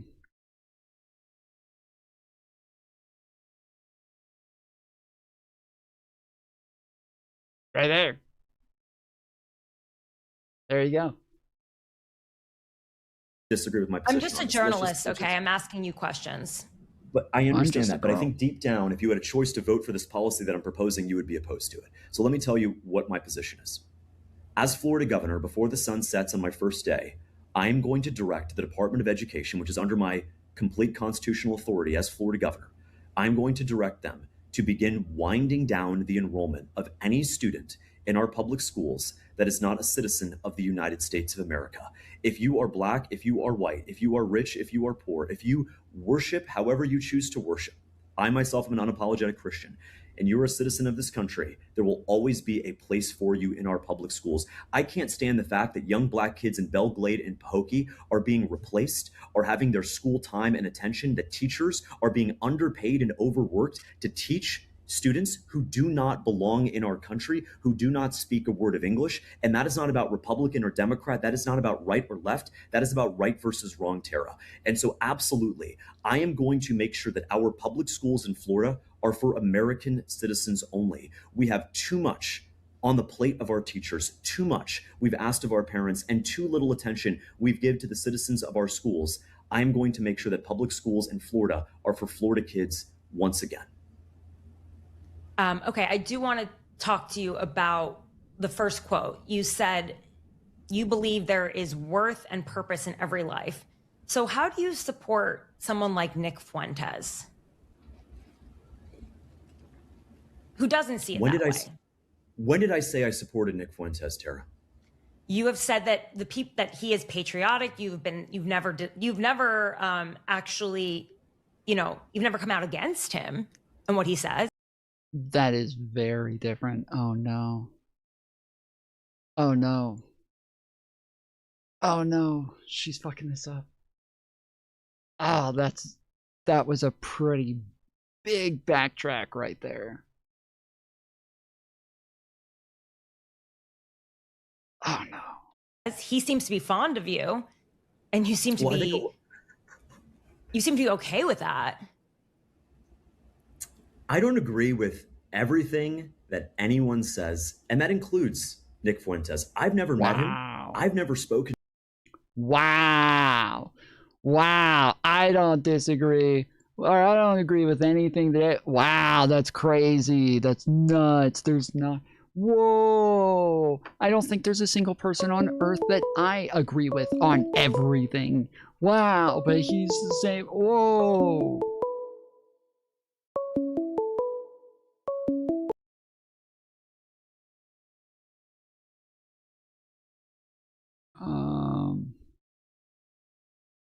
Call from John.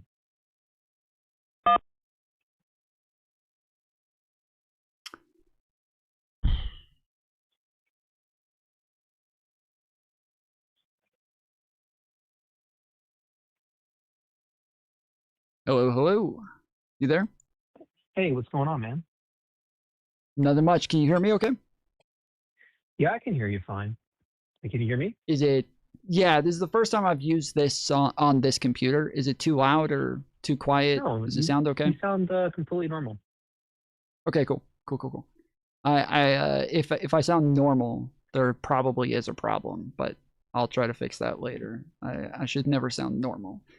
So what's up, John? What are you calling in for? Are you being funny, or do you? I try. It's probably a poor attempt. Right now but... you have little subscribers. If you want me to turn on your thing, see if you sound fine, or if I sound fine rather on YouTube, unless someone else has got your back.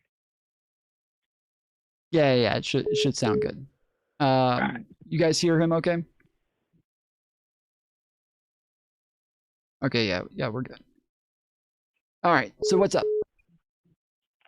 Well, I listened to your critical is not the right word, but your analysis of this interview, and a couple of people have commented in your chat, and I thought I'd call it and have a conversation with you. You seem like a fairly tempered guy, so I thought I'd have a talk to you about my thoughts on what's going on in the country, and maybe get your feedback and vice versa.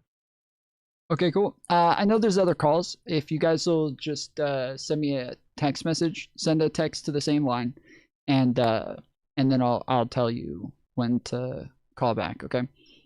Turn them up a smidge. Okay. All right. So go ahead. What's on your mind? Well, what are your let's start from the largest perspective, like without engaging in an opinion necessarily about fishback. So I take it are you anti-fishback? Do you think there's a better way to go about it? Yeah, I would say I don't like fishback. If that's what you're asking, yeah, I'm not a fan. Generally disagree with him. Do you think that his very existence in the current political climate, do you see it as a rational in the sense that it's apologetic, right? It's logic, it's then statements, or no? I'm sorry, say that again? Well, there's been a whiplash, right? There is a growing minority of people, specifically young men, who are rejecting much of what's going on politically and in society. And so when I see a guy like Fishback, I think, oh, he's a rational creation of the system. Like there's a growing minority of people, and he is their representative. Would you agree with that? Not really. So like one of the things that we just went over, because at the beginning of this interview, she, I don't know if you were here when we first pulled it up, but she was trying to say that like, oh, he's somebody who's running for governor in one of the biggest states in the country. And so he's a force that has to be reckoned with. But we went and looked, he's polling at 3%.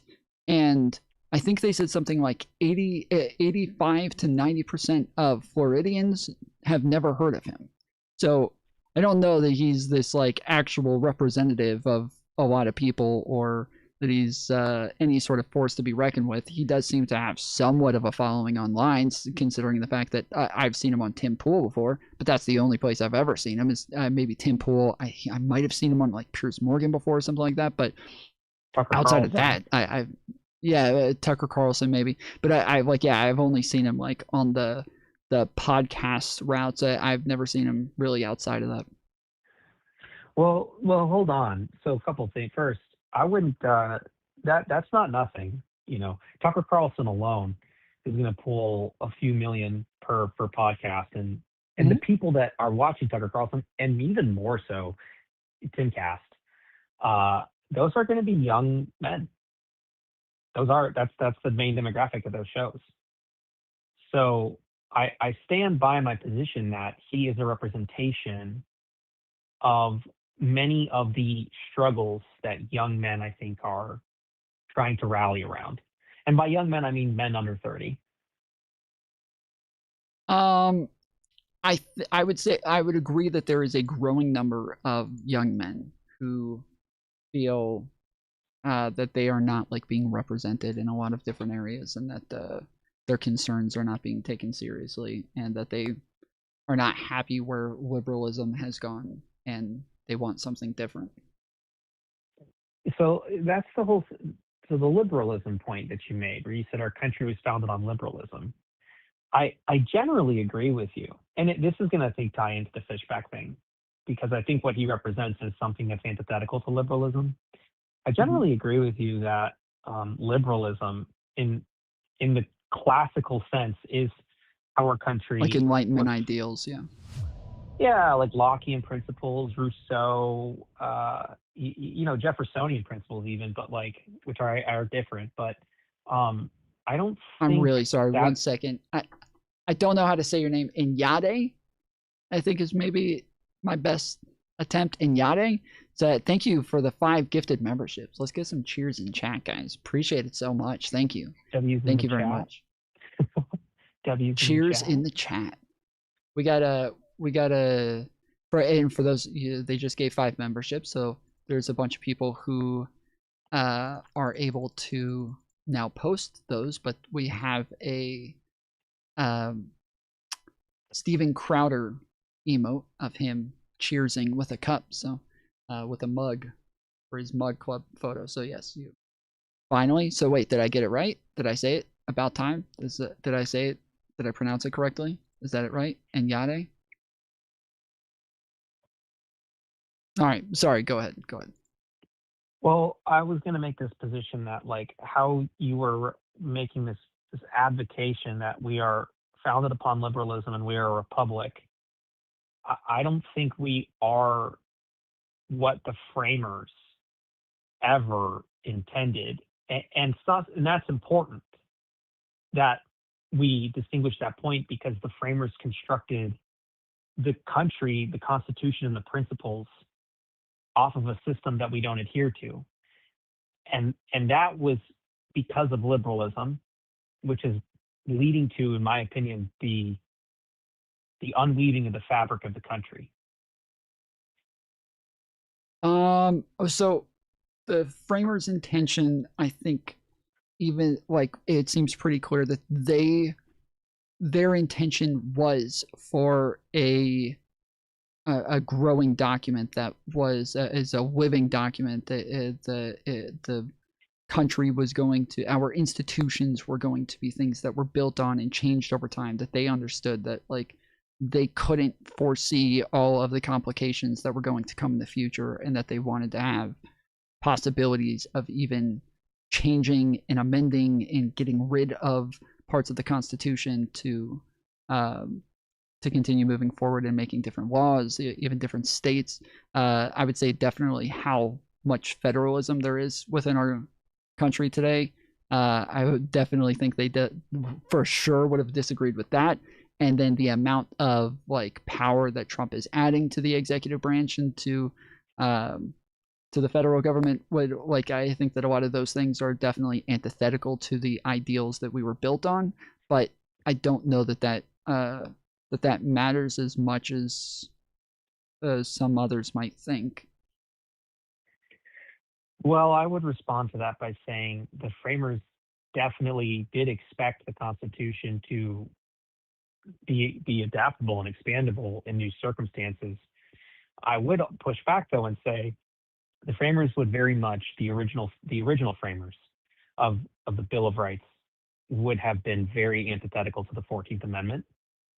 They would have been very antithetical to, they would have. But that's it. And okay. I don't necessarily disagree with that. But that's why what I was saying is that, like, there's I said it poorly. So there are specific things that will change that they couldn't foresee, that, like, they knew that there were just, like, things were going to be different in the future, and they seemed to plan for that in the way that they set everything up. But the ideals and the values that they instilled in our government, in our institutions, in our Constitution, that this is what matters. And I think that has been pretty consistent in the way that our government is meant to be run, or the way that it's meant to be operating right now. I do think that, yes, it does uphold the values that were meant to be there. Again, I respectfully push back. I think there are very specific things that the framers did in the Constitution that we unraveled with amendments. Like the amendment, the design of an amendment is to try to deal with a circumstance that would be unforeseeable by the framers.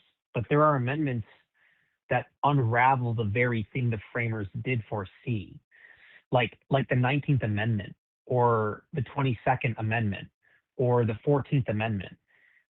These things, like the framers knew of them. It's not like some radical thing happened, and they intentionally designed the Constitution to be in such a way that those things weren't a thing. So it has changed. I'm sorry, again, I that's why I'm saying that again, like the values that are there is different from like the particulars, because obviously it seemed as though our country was initially meant for white people, like it was meant for like a white European sort of people. It was meant for to be a different demographic that was supposed to be here versus what it is that we have today. I would totally agree that that is the case. But I think the ideals that are in our Constitution are now just better realized by us today than they were by them, where we can look at those ideals and say, you know what? Black people and white people, we are all men. We are all human. We are all equal. And so if we do want equality, if these are the ideals that we are supposed to be that we are supposed to be founded on, then we would want all of us living together in peace and harmony. But if instead I just want to say, well, dude, the founders didn't want us to live amongst black people and allow black people to be voted into the office and be president, like, well, I agree that maybe they didn't want that at the time, but that's because they were going off very different information. The values that they had, though, would have come to the same conclusion. What would, if the values would have come to the same conclusion being that someone that's not white could be president? Is that the value you're talking about? Sure, yes. At the time, yes, they would not have said that the black people could have been president, but I think their values would have said otherwise. But that doesn't make sense. I disagree with that. That's why I'm differentiating the values from the particulars. So I don't know if I'm being clear enough with how I'm saying this, but like, if I say I believe in, excuse me, I say I believe in equality, and I think that that children, once they turn 5 years old, they should be allowed to buy a house. They should be allowed to have a bank account. They should be allowed to drive a car. They should be allowed to do all of these things, because I think that like adults should have agency. And I think that once you're 5 years old, you're an adult. You should be able to make those decisions, right? Now, if you also say, I agree with everything you're saying, but I just don't think it should play out to where 5-year-olds should be able to do these things, because I don't think they're adults. You're saying they're adults, Tom. I don't think they're adults. You and I, we both have the same values, but the particulars of how that plays out is very different. If our framers wanted people to live equally, but at the time, black people were not people in the same way that white people were, they were going off of different information. And so if you can explain to me how 5-year-olds are not adults, well then, okay, my values say that if they're not adults, then they shouldn't be doing any of those things. But if they are adults, then they should be doing them, right? That's the value part that just plays out in the real world. Okay, let me just try and fine. I'll agree with you on that point. I suppose that they may have had a general value system in their belief, but they didn't execute it. Okay. The country, how the framers structured it, like how they structured the republic, is not being executed in the way that republics function throughout history. We would agree with that, right? Like term limits in themselves on the president. That is not how a republic functions, at least historically. You're saying that they were like innovative in the way that they had built a republic? No, or I'm saying no, they weren't.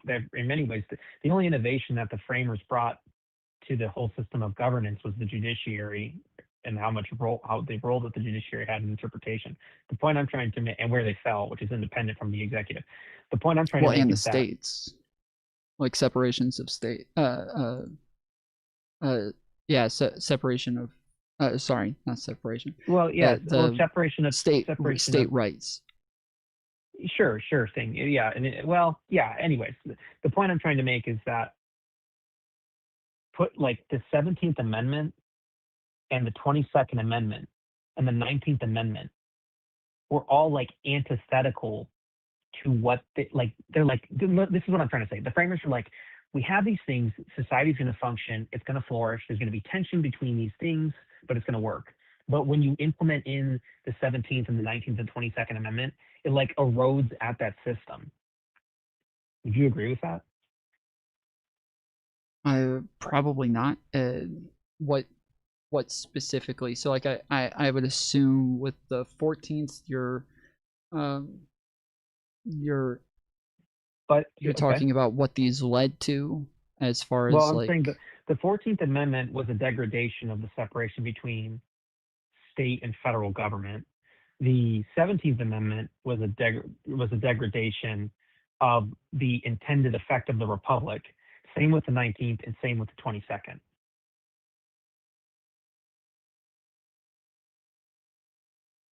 So like, if we keep operating this way with these amendments, we will fail. That's why I'm just asking for like more specifics. Like why do you Sure. I got you. Yeah, absolutely. So like for the 14th Amendment, incorporation of the Bill of Rights, like 7 of the 10 Bill of Rights into the states, like with something the framers would never have even, they conceptualized it, they thought about it, and they rejected it. And the 14th Amendment undoes that and says, oh, actually the First Amendment doesn't just apply to the federal government. It doesn't just apply to capital C Congress. It also applies to the states now. Right. That's not, they didn't, no, they never would have agreed with that. In so much, and this is how you prove it, the framers in the room went on to become governors of states in which they imprisoned people that violated like speech laws within that state. So they understood the conceptual difference between the federal and state. I think that's true to an extent, but there, you know that there was like we had like the Federalists versus the Anti-Federalists. We had very different philosophies from our founding fathers. We had some people who did want like a more powerful federal government, but there was already a problem that we had already set up these institutions with all of these different colonies that were already running themselves and governing themselves, and so, but they were doing a very poor job of it. And so in order to even get the federal government to exist, to have a constitution, there had to be a lot of like give and take, and it was very tenuous, where like we're talking about like people who were afraid aren't even going to sign on to the Constitution and aren't going to actually abide by a federal government existing in any sort of way. So there had to be a lot of like of leniency in what it was that they were willing to put into this, and what it was they were willing to add in, and what they wanted to but couldn't because they knew the colonies wouldn't sign on, right? So these are very like where what they wanted and what they did are very different things, right? We agree on this, yes? Sort of. I don't really like the framing. I would say that the Federalists and the Anti-Federalists struck a deal in the Constitution. I think Alexander Hamilton is a prime example. He's the one that wrote most about this. He was saying the Fourth Amendment is plenty. It's plenty enough to guarantee your rights for unreasonable searches and seizures. And the Constitution in itself provides enough rights to people. And then Thomas Jefferson, who was the Anti-Federalist, was like, actually, no, we need a Bill of Rights. So I would say that the Federalists and Anti-Federalists struck a deal, and the Constitution is that deal. Yes, but that's what I'm saying is that when we're talking about our founding fathers, we had some that were federalists that did want a much stronger federal government, and the anti-federalists didn't. And so there was, yes, a lot of negotiation there, and then even to try to get people who are running these states at the time to be willing to allow another authority at the table was like thought to be impossible at the time. And so yeah, like Washington didn't think they were gonna be able to do it. He didn't think there was any chance of this. So so what it is they wanted versus like what it is that they were actually doing in the moment were different things. Like reading the Federalist Papers, like even some of it is propaganda to try to get people to believe that they're not going to come and just be this all-powerful monarchy, right? Okay, but I hear you, and all that can be true, and maybe all of it is true. But what I'm trying to say is that the 14th Amendment cuts against, even under this idea, it cuts against the deal the Federalists and the Anti-Federalists made with each other in the Constitution. And the 14th Amendment, like the framer, it erodes away at the original concept of the Republic by incorporating in federal Bill of Rights into the states. It eroded away at the governance between state autonomy and federal government autonomy. So like I definitely would agree that it got rid of some states' rights for sure. Like obviously, as you said, like the First Amendment applying to states obviously was a drastic change. The Constitution applying to states was obviously a drastic difference from what it was before, where they had their own laws governing those issues. Okay, so we're in agreement with that. The 17th Amendment, that too eroded away at the original concept that the framers had of a republic. That's a big one. You know, that idea that the Senate, because there's vacant seats in the Senate, that we should push forth what the original concept was of the democracy into the aristocracy. That itself just deconstructs it entirely. Their idea. What? Of a republic. What was your issue with the 17th? That the legislators were no longer voting instead of... No, the 17th, which is saying that the senators don't have to be ratified through the states in order to become senators. They don't have to be voted on by legislators. They were voted on by the population or the citizens instead. And the framers, that was by pure design that they were like, no, that's not how that should go. This is not a democratic branch of the government, the Senate. This is not something meant for pure democracy. Sure. I like, as far as like what it is that they planned on, again, I don't know that like matters as much to me. But that's literally a I do think practicality matters more, but I do think that that is something that I wouldn't mind. I'm actually in favor of bringing back, and mostly because of practicality. I do think that it would be best if people were more involved in their local politics, and that is something that would get people more involved in their local politics, is who that person would vote for senator. And so I do think that like that's something that I'm in favor of. It's just for a very different reason. So now the 19th Amendment, the framers would have never even conceptualized to say, by virtue of being, just anyone can vote by virtue of age, irrespective of any other factor that would allow one to vote. That's insane. I hold that. The 19th Amendment is like the most radical thing that has ever happened, I would say, to like modern society. That's just crazy. Anyone can vote if you're 18 and a citizen. That's nuts. Yeah, again, I think that this aligns with the values of our country. Just I vehemently disagree. I would say historically it doesn't align with the values of our country. At the time, well, historically is very different. Like having slaves historically would align with the values of our country, but okay. I don't. Okay, it would align with some of the values of our country, that would align with all of the values of every country except for a few in Western Europe at the time, though. So that doesn't really hold a lot of weight in my head. Whereas the 19th Amendment. Wait, say that again. Slavery was something that was held by the majority of the world, but for a few Western countries. At Sure. the time of the ratification of the 13th, 14th, and 15th Amendment. I'm sorry, what does that have to do with what I said? Well, you were talking I'm not about saying that values of as a like an country. insult to America. Why are I'm not you insulted by it. What Well, I'm you sound like saying you're is that being like defensive, saying like we're not special that we had slavery, but it has nothing to do with that. It has to do with the fact that like when we're talking about using the original framers, like what it is that they implemented at the time, that as though this is how it ought to be because they implemented these things at the time, that would apply to things like slavery as well. But I think that we can look at our Constitution and can look at the values of these things and say that we were able to realize these values better later on and implement them better than our founding fathers were. Sure. Okay. What value did we realize with the 19th Amendment? That women could vote themselves as well, and that they could have their own say in an election. Okay, but the majority of women at the time didn't support it, right? Sure, the majority of men did.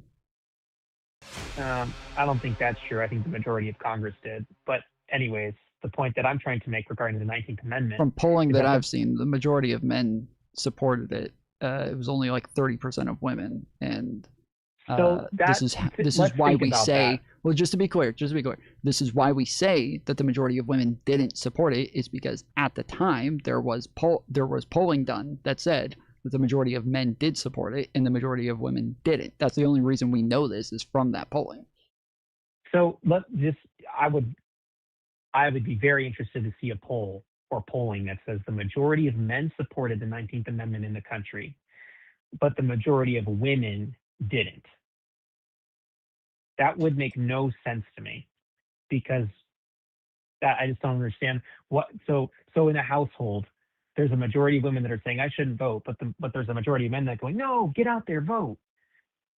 You should be able to vote. But I thought the entire idea why women, like the anti-suffrage movement was so big, was because they were afraid of selective service, and conscription was a huge part of that as well. And they were saying, oh, historically, voting has been tethered to war and selective service, and we don't want to have that imposed upon us.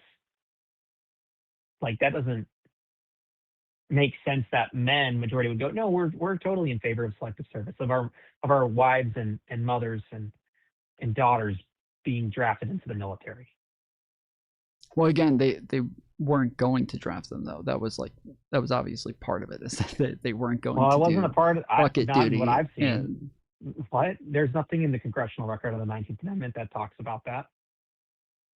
That they weren't going to do bucket duty or get drafted? Selective service. Yeah. That was the anti-suffragettes' biggest, that was all their pamphlets was saying. You might get drafted into war. We're the mothers of, we create the morality of a country. But really, the 19th Amendment, the bigger problem with it, it's not about, I'm not trying to say that women shouldn't vote or that framers didn't think about that. It's that just by virtue of, like, anyone can vote so long as they turn 18. Like, I know the 19th Amendment doesn't say the age, it just is on account of sex. But, like, that's really in effect what it did. Was it said, I think it was initially 21 and then to 18. And it's like, the framers were very cognizant of what a pure democracy looked like, even in the function of a republic, and they knew it led to the downfall of societies. And that's why they intentionally said you have to be a land-owning white male. Now, I could see an amendment to that to be saying, well, there should be categorically 5 to 10 things that you have to meet one or multiple of these categories to vote. But just like anyone can vote, that is an unbelievably radical concept.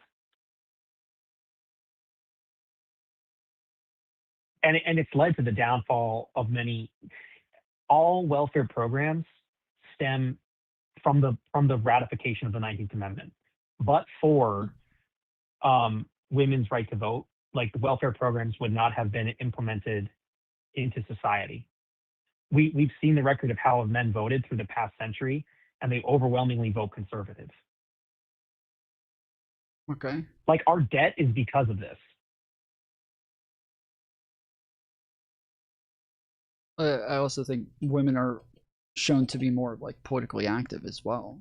So that would make sense. The reason that we voted for welfare programs was because women are politically active. Well, no, when you're saying the more men are voting conservative and more women are voting liberal, but women are more likely to be politically active. Well, yeah, the ones who are paying a bit more attention probably make sense that they're probably going to make better decisions. But the idea that, like, it, as you say, you don't disagree with women voting. So what is the contention there then? Well, I think the idea of why the framers created this thing that says, hey, you have to be of this age to run for specific offices, but to vote, you have to be a white. Well, I don't know if it doesn't say explicitly white, but I think this concept on the federal level of landowning male is because landowning males had stake in the country and the vote. And so you can promulgate that in different ways in society where it doesn't have to be a delineation on the basis of gender. You have to have service to country, service to government. Maybe you have to have property. Maybe you have to have children. Maybe you have to be a third or fourth generation citizen. That's how historically Roman society did this stuff, and that's where we get this concept of a republic from Polybius. Like, you could create a laundry list or even a short list of, like, you have to meet one or multiple of these categories in order to vote, which would be much more in line with not only the framers' idea of a republic, but historically what republics are, which is a balancing of an aristocracy, a monarchy, and a democracy. And I'm gonna look it up, but I reject your position that women are more politically active. I would want to see the voting record over the course of since the 19th Amendment to see how many men voted versus women, because I don't believe that. But even if they are, it would be marginal. But what do you think about well, that? it's just I don't even just mean like I don't even just mean like just voting, but also on top of that, like, they're more likely to be involved with campaigns. They're more likely to be to go door to door in canvassing. They're more likely to be involved with groups that are like advocates. That's what I mean when I say like politically involved. Like, they're I think I said politically active, that they are like doing real political activities. Well, there it is. That's my position. I think that the 19th Amendment is dumb. I don't think it's in line with the framers' idea. I don't think it's in line with what the framers would think the function of an amendment is. And I don't think it's led to good results. So I think it's been an overall complete failure.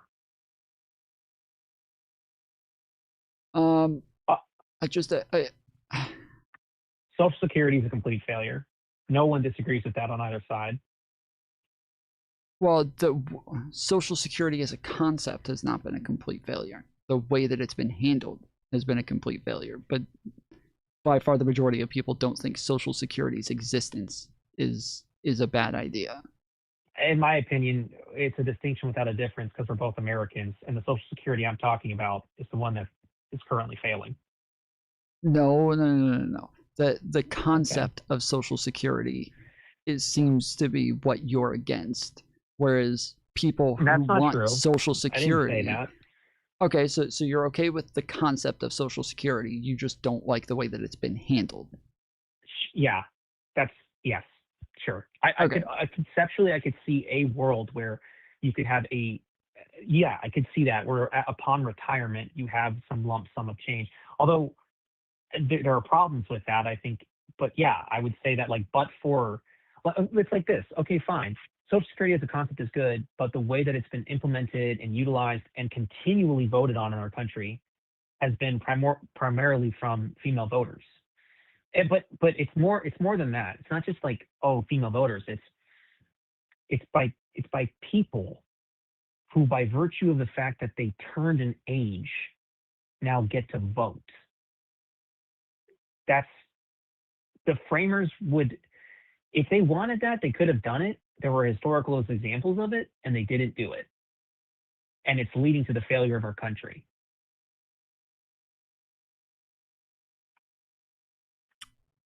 I just, I think that is part of us better realizing the values that were instilled in our Constitution, especially when we're talking about equality. Well, equality, like the fact that like somebody owning land, being able to make decisions, voting on things that make decisions for the rest of the country, especially today, I believe they would be a minority and they would be voting for the majority and making decisions for the rest of the adults in the country, as though those adults aren't capable of making those decisions for themselves, I think would be ridiculous. And I think it also would be like it would just further push things towards a more like elitist system with the amount of people that we have today and the amount of inflation that has to come with that, that would further separate us. Okay, I don't think that. No, I disagree with that. I don't think it aligns with what the framers had in mind when they said all men are created equal. The Declaration of Equality that they were talking about was in regard to natural rights. And we see this dialogue in June of 1776, dude. It's by nature, it's inherent rights, it's Lockean principles, life, liberty, property, bodily integrity. These are things that stem from like Plato's Republic that was codified in many ways or transverted by St. Thomas Aquinas, like the right to marry and form a family or privacy or contract or work, due process, that's Fourth and Fifth Amendment stuff. Like, I don't think this says, oh, all men are created equal and thus all people, irrespective of any metric in society, can vote once they turn 18. That does not align with what the framers meant by that or anything else found in the Bill of Rights of the Constitution. Again, hold on. Again, that's it. You're when you say what they meant by that versus like the values that are instilled and what that actually leads to, realizing those values better. Yes, when they said all men, they also didn't mean black people. This is why I keep saying like it's the value aspect of it that actually, if we take this seriously and are able to perform it correctly, that we would over time get better at this. I don't think they were good at this at the beginning because they didn't have as much information as we did as we do today. And so I was like, we are getting better at this. Two things. First, I would agree with you on your first point about the slavery issue. And I would agree with that for twofold. When you say it aligns with their values, even though they don't write it on paper. First, the framers had extenuous debates when writing the Constitution about slavery. And there were people that were very much against it, and there were people that were neutral and very much for it. I agree with that concept. The right to vote, on the other hand, they very much had known of societies where there were pure democracies. And they said, this is like, no, not everyone should be able to vote. That was, and it wasn't like, there wasn't like, oh, hot, intense debate. This is like a value thing. They were like, no, that's dumb. You don't just get to turn 18 and now you just get to vote on who like runs society. Like what value is there in by you turn an age and thus you now get to say what happens in society? And it's an arbitrary age at that. Well, it's I don't think it's arbitrary. I think it's subjective. I would not say it's arbitrary at all. Like once we draw other lines, like you're going to graduate from high school.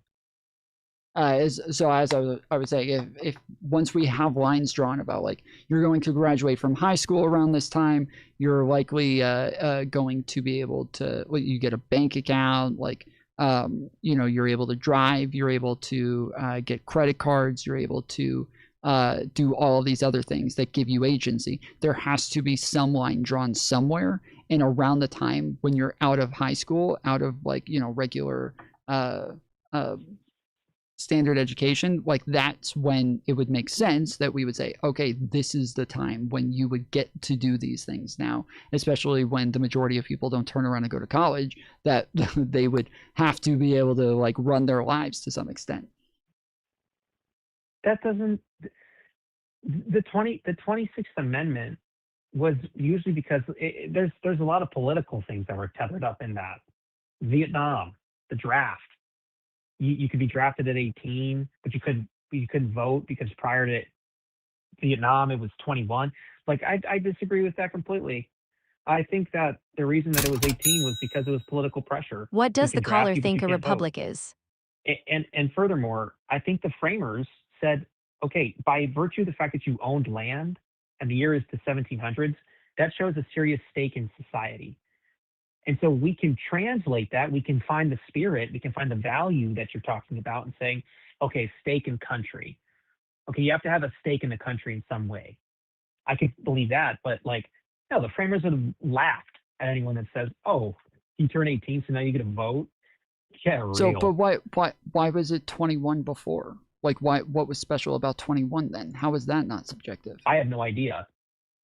Well, so it was always subjective. Like it was always arbitrary, as you would say, to an extent. But the fact that but yes, but I'm saying I don't think it's arbitrary. I think that it actually has like some grounding in rationale that this is where we would draw some lines. It makes sense, especially when you could be drafted at because yes, as you said, like you're able to be drafted at that point as well.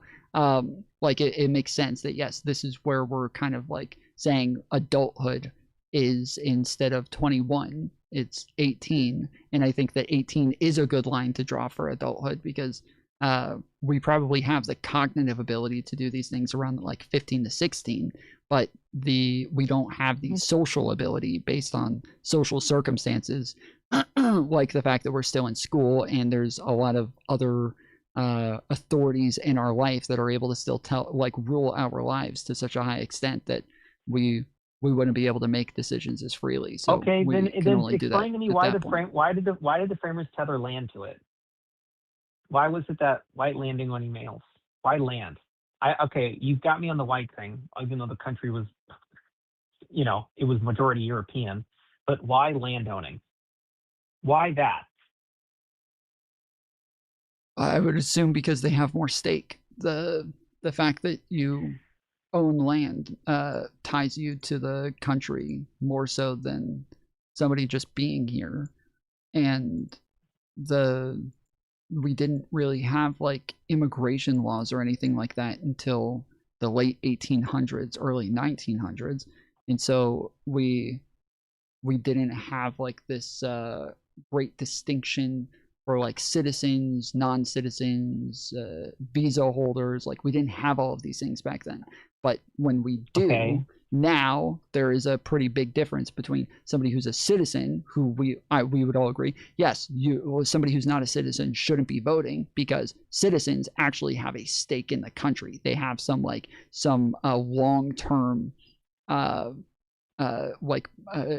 a long-term plan to be in the country and care about the country's well-being. And so the citizenship at this point is enough for you to have that investment.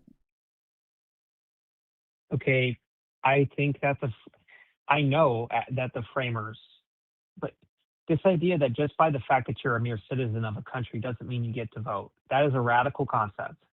That is a brand. When you say it's a radical concept, when you say it's a radical concept, like it's a one of one. It was never done before. The pure democracies that were done in Greece failed. The framers were well read on this stuff.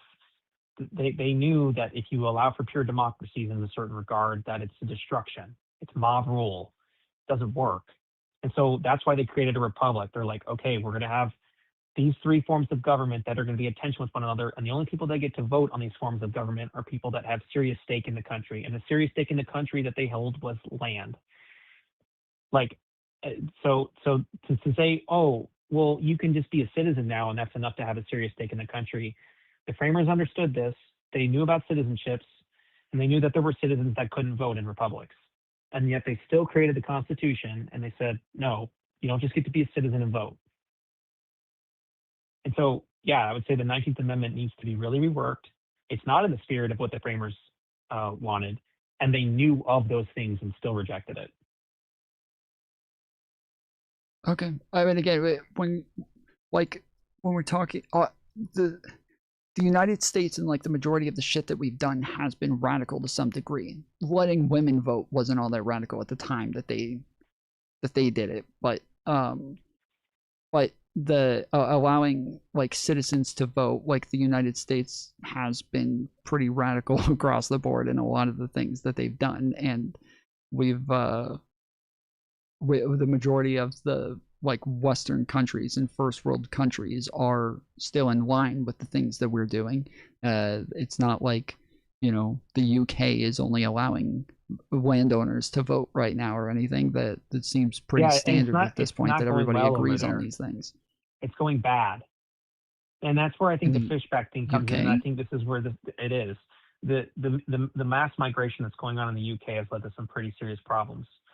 And I would say that in regards to fishback, to tie this all in. Wait, hold on. I don't know if that has anything to do with like everybody voting. Everybody's been able to vote there for hundreds of years. That didn't mean that they had mass migration. Vote for hundreds of years in England. And on top of that, the fact that that they've had, I think, one leader that did allow immigration to get a little out of control over there is like, now that their entire electoral system is broken, it seems kind of ridiculous. I don't think that outside of him, that I have, from my understanding, like the both pretty much all parties disagreed with the way that immigration was handled over the last 10 years. So I don't think that's a great point. Well, it wasn't done by the king. Condemn right? the entire thing. What leader in Britain would? We can come back to this if you really want to talk about it. We can. But what I'm trying to tether in is this point about fishback and migration. But what I'm trying to say is that you are correct. America is a radical idea, and everything's been radical. And even so much like when we talk about this melting pot thing, Israel's Zongweli quote, the very concept of saying that European nations are going to coexist in America, religion is going to coexist, not even non-Christian religion, just Christian religion is going to coexist, is radical. And we need to pump the brakes on the radical. We need to not allow in mass migration. We need to slow down on a lot of these policies that are trying to be implemented by the progressive. I don't agree with mass migration either.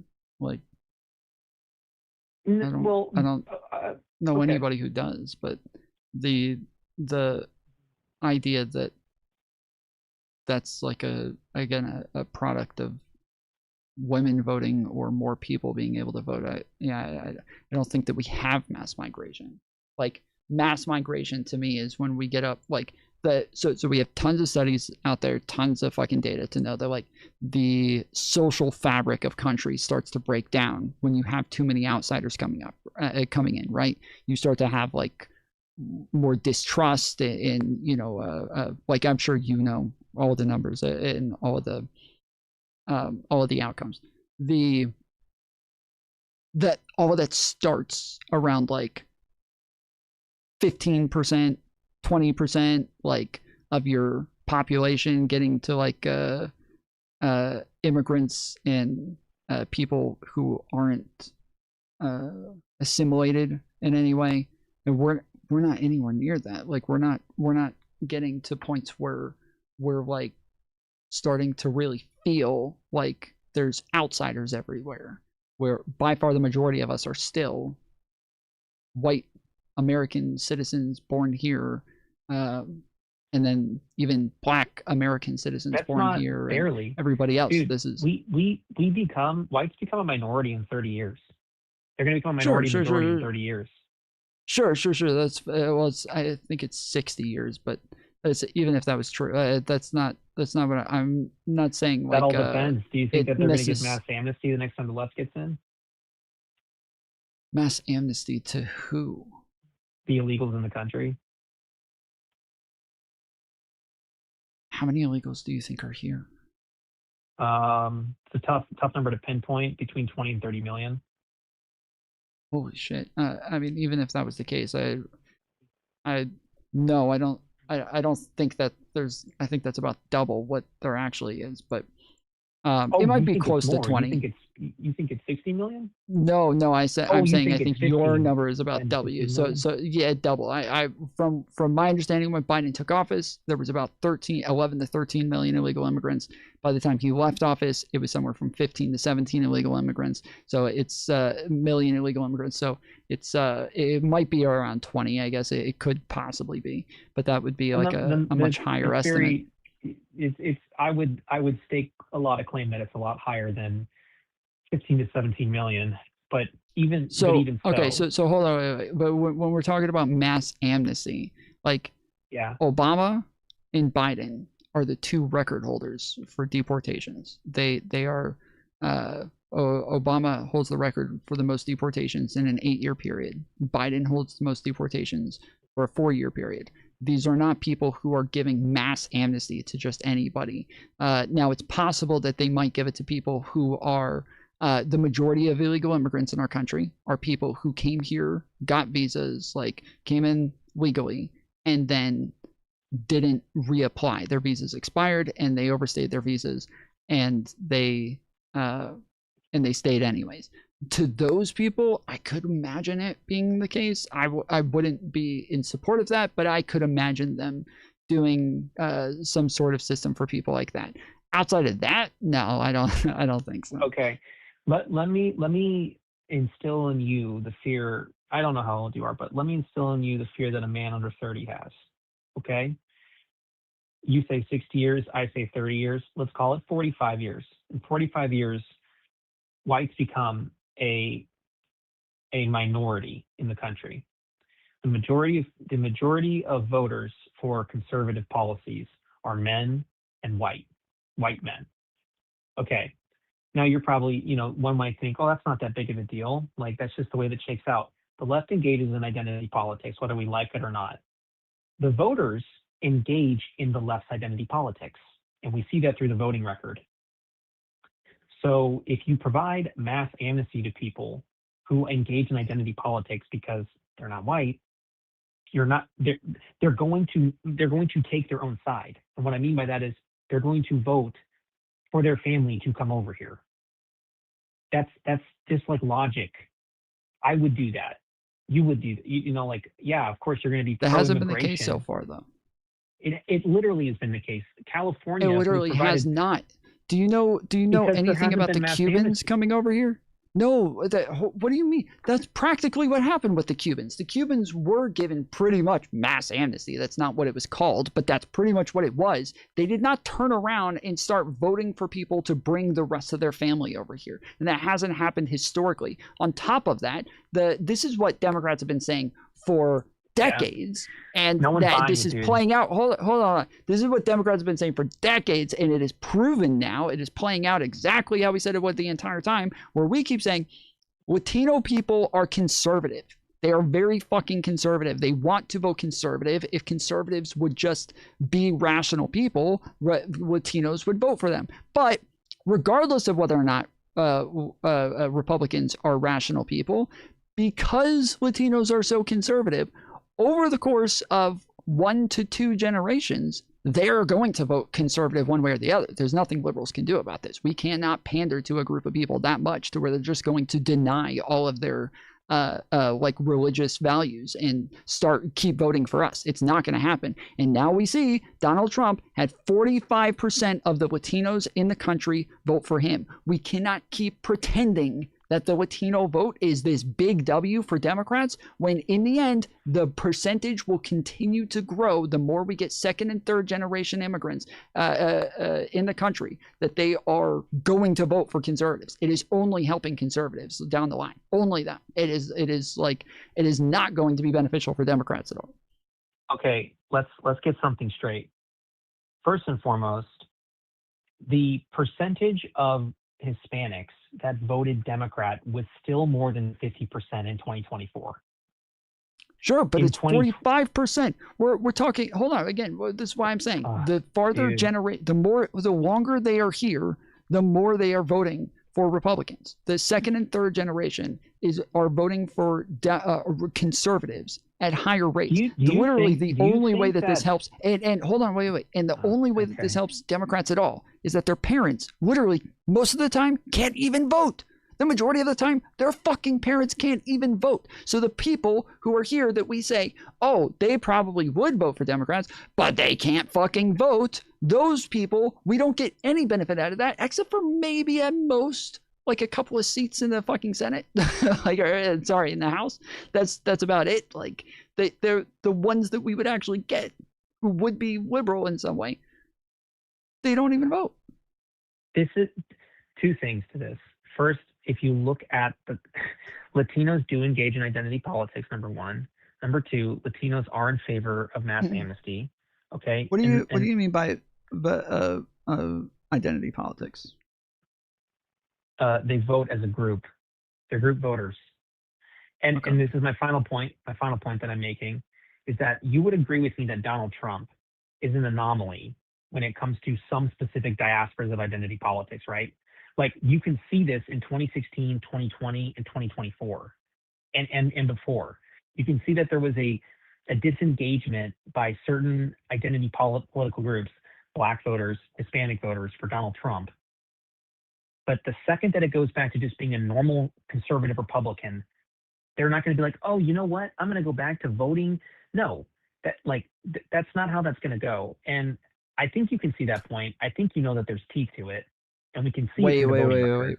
I have no idea what that meant. Are you saying that them voting for Trump, the person who's like been the most vocally anti-immigrant president in our lifetime, that this is the person that you're saying it's an anomaly that all of a sudden all of the Latinos who want mass amnesty and want all of the immigrants to flood over, you're saying the disproportionate amount. You're saying that this is the person who will get the higher percentage of Latino votes. Is that guy?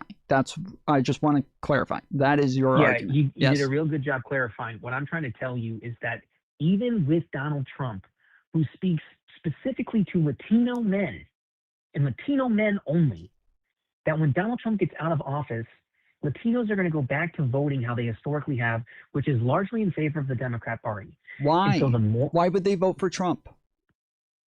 Why did Latino men specifically vote for Trump? Yes. What is the anomaly about him that makes him? I think Latino men have a certain there's a masculinity in that culture there, and he was a representation of that form of masculinity, and an IDGAF kind of concept. He speaks off the cusp. He says what's on his mind. He's rough around the edges.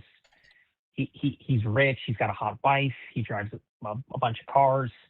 That kind of conceptual idea of a traditional macho man spoke to not only Hispanic men, but also Black men, just men in general. And the second that it goes back to being fucking J.D. Vance or Marco Rubio or whoever they throw at the wall in 2028, they're going to re-engage in identity politics. And instead of it being 51% of the vote for the Democrats, it's going to be more than 51%. It's going to be in the 60s, like it always has been, or the 70s at certain points. And I don't think that that's crazy to say that. I do. It's literally trended in this direction, bro. It is, because it's trending. You can't just look at like what a couple years were and then say this is just an anomaly. It's not an anomaly. It's a trend. We have trended in this direction. We knew that this was coming. Everybody knew that this was coming. To deny this is just denying fucking reality. This is a trend. They are trending conservative. That's a trend, right? Okay, so then if it's a trend, then answer me this. Why is it that when Reagan provided mass amnesty, that in California, which was loaded with illegal immigrants, it has voted blue ever since he was provided mass amnesty?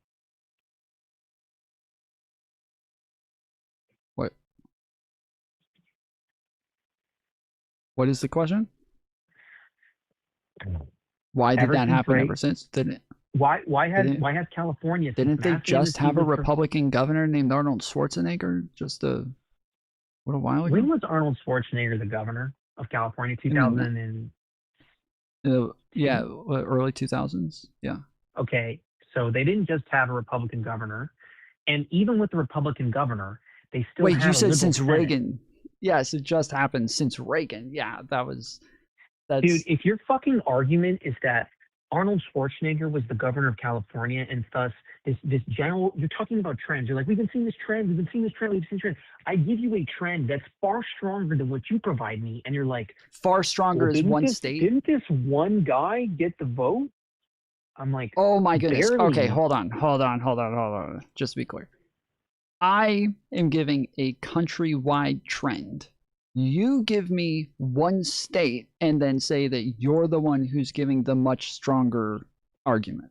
That is the reason kind I of gave you ridiculous. that one state was because the majority of illegal immigrants were in that one state. So when mass amnesty was provided, the majority of illegal immigrants shifted the very fabric of how that state voted, and it's been I thought they were in consistently Florida. blue. Am I crazy? What? The majority of illegal immigrants are in California. Hold on, wait, hold on. When we're talking about Reagan, we're talking about Cubans. We're not talking about just any illegal immigrant ever. We're talking. You said since Reagan provided mass amnesty, we're talking about Cubans. The majority of the largest population of the state that has the largest population of Cubans, I believe, is Florida. Okay. And they just had their first Democratic mayor this year in who knows how long. The Cubans are very conservative people. Hold on. Didn't the 86 reform, it wasn't just limited to Cubans, was it? I was thinking of what is it called? Wet foot, dry foot, which I guess was technically implemented by Clinton, but Reagan was the one who started that. Dude, the majority of Cuban Americans live in Florida. God. So yeah, so apparently 64 to 76% of Cubans live in Florida. Why are we talking about Cubans? I'm saying that, okay, yeah, fine. The majority of Cubans, what does that have to, Cuba, the country itself of Cuba is what, 10 million people? How many Cubans were illegal in Florida during 86? And I've just looked it up. The amnesty was given for aliens that had been here since 1982.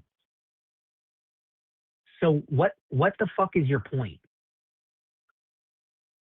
That a minority group in Florida that were Cubans didn't change the fabric of Florida, but there were more illegals in California who were given amnesty, and thus California has voted blue since that amnesty.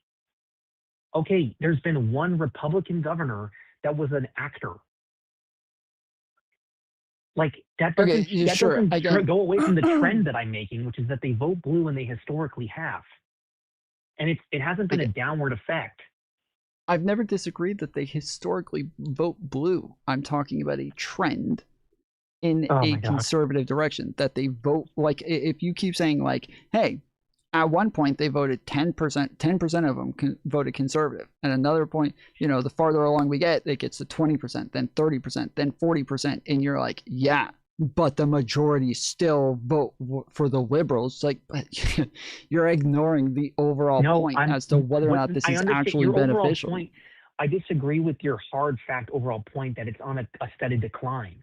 It's like the Hispanics in federal elections have been like 60%, 50%, 60%, 70%, 60%, 60%, 50%. It's not been like 69, 67, 63, 61, 57. Like that, it hasn't been a correlation down to the Hispanic vote in the country. Okay, I'll have to look that up. I could have sworn that it was. The point that I'm trying to make to you ultimately, when you look at a guy like Fishback, is that if you're under 30 and you're a man, right? You're born here, like you're American. That's a second, third generation American, and your family's only been in America. Your heritage knows no other country. Then when you see and you go, Democrats are probably going to provide mass amnesty because it's in their favor to do so, and it's going to make people that were given the mass amnesty vote for them logically, and they're going to stay in power for a long time. And oh my God, the Republicans might not get power ever again, if at all. It would be like 4, 8, 12 years later. And then their country's fucked. Then it's over. Because the Democrats don't have policy that's going to be fixing any of this stuff. And the Republicans don't have great policy on a lot of things either. But they are in favor of mass deportation. So that's why Fishback is doing so well. Well, I know you brought up a poll. That's why Fishback is doing so well amongst young men. Yeah, and there's a lot of truth in that. I guess, like, again, yeah, when we're talking about, I don't know how big of a following he actually has.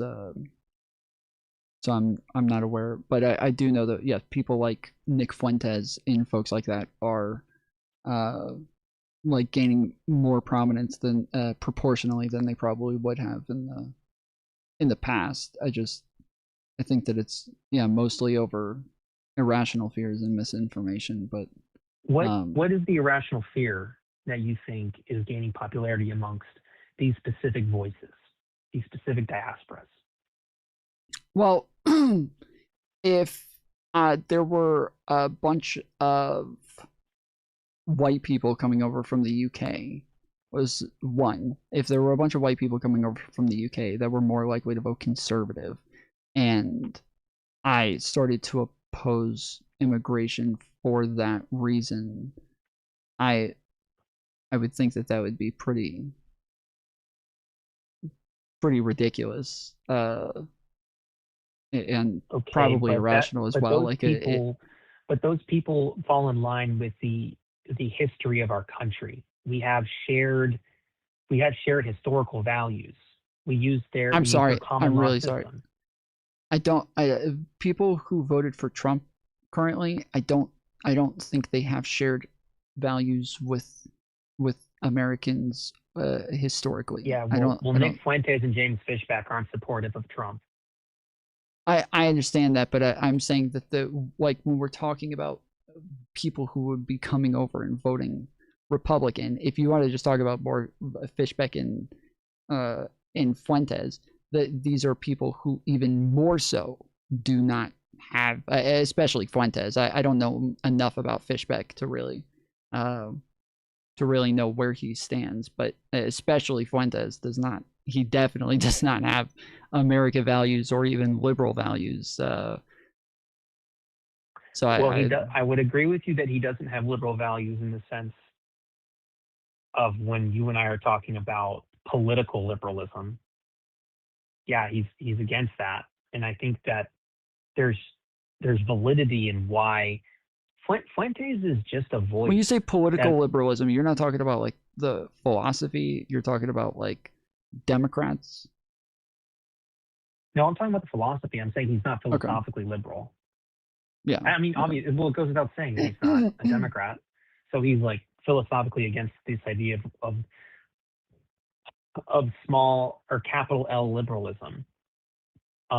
Yeah, but he's very authoritarian in a lot of his philosophy, and has even talked about having monarchs and things like that. I think what Fuentes is trying, a monarch. The framers also wanted a third of the country to be ruled by the concept of a monarch. So, yeah, maybe Fuentes takes it too far by saying that it should be entirely monarchical. But to say that a monarchy doesn't have like extreme importance and values, even in modern society, is like just disregarding the concept of a republic. But I would say that Fuentes is just a voice that's realizing fears that young men have. And the realized fears are that this country immigration is number one. And then there's iterative things that fall from it, like feminism, and the radicalization of young men, transgenderism. And these are valid representations. Would you agree? These are valid fears. I don't agree that these are fears that people just have.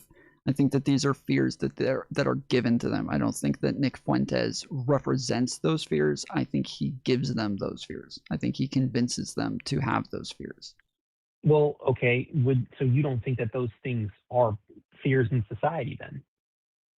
Well, hold on. They can be fears in society, and that there's people who are convincing people to have those fears over time. Like that is, when I was younger, I was like somewhat alt-right adjacent, and was what I would probably call now like a white nationalist. But I was definitely convinced of those things over time, where there was the like, you know, slightly tepid rhetoric from the Republican Party that somewhat said these things but didn't take it to its like full logical conclusion.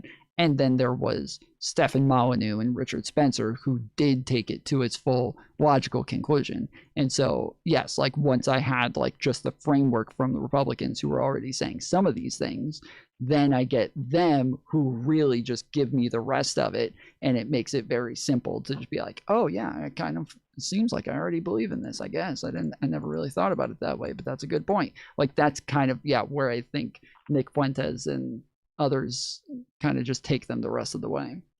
Well, I could see how we could have substantive debates on his take on specific points on Jews as a class, maybe specific points on Israel as a class. But as far as Fuentes and Fishback and others go on immigration, men are in complete agreement. Young men under the age of 30 are overwhelmingly in complete agreement. Same with feminism. Same with the liberalization, small L liberalization, progressivist concept of our society. Why do you think it is that there's been a huge return to traditionalism against young men, for young men, not against poor? Like traditionalism being religion, more Gen Z men attend church than their parents do, and the churches that Gen Z men are attending are Eastern Orthodox and Catholicism.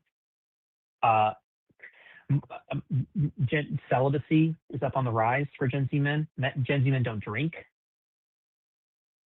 Well, those are all very different issues. Those are all very some of it has to do with conservatism. Some of it does not at all. Sure, it falls under a traditional lens, but the cause of it is not traditionalism. The cause of it is like more technology, less socialization, less time spent in groups with other people, less time like actually being society. Well, but that is not that is not the intent. So hold on. That's the effect then, if it's not the intent. No. Hold on. These are the feminine men. These are the people who are not spending a lot of time out in public, making friends, actually engaging with people publicly. They're spending too much time on video games, on Discord, on fucking online forums and shit like that. Those are the fucking people who are masculine. The ones who are fucking incels are the masculine motherfuckers. You see, this talk about defensive. All I'm trying to do is bring up these. You're saying no. I'm not being defensive. No. Hold on. I'm disagreeing on cause. I'm disagreeing on cause. I'm saying that like the cause here is not that like, because I do think that Gen Z is very feminine. I think that's the case on the liberal and the conservative side, that they are just like, I think that there is a loss of masculinity, and I do think that some things socially seem to go a little too far, to where I don't think that was ever like the intent from the mainstream Democrats for like masculinity to disappear, or to even like go, start to slowly dwindle. But I do think that has been just a cause of things from like the Me Too movement and things like that, is just people just watching things happen and then thinking, oh shit, like if I do this, I could get in trouble. And even if you're not doing anything wrong, like you just end up with fears that like instill this. I don't think it's ever like an agenda from prominent people, maybe like more radical minorities, but I think that it was just, I think we've been through some shit over the last 20 years. I would say two things that I'd say. I would say the intent is there to suppress masculinity. You saw it through education. Again, I don't know how old you are. I'm below 30. I went through a public institution. Masculine traits were suppressed. Loudness. Don't be loud. Don't fidget. Don't speak bluntly. Don't fight. Like, you know, in PE, you're not held to a standard. Women are praised more. This is known. Women are praised more in academia, right? Like these are blue collar trades. Don't do that. Go to college. Like there's definitely an intent there. But even if there isn't an intent, it doesn't matter because the effect is that men have become more feminine.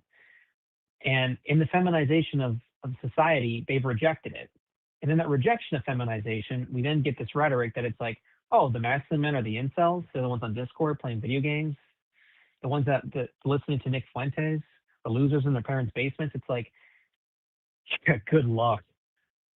Good luck ever getting men to vote with whatever platform is preaching that. Men just need to be better. Okay, well, that doesn't work. So now let's talk about why Fishback is appealing, because of that sentiment towards men.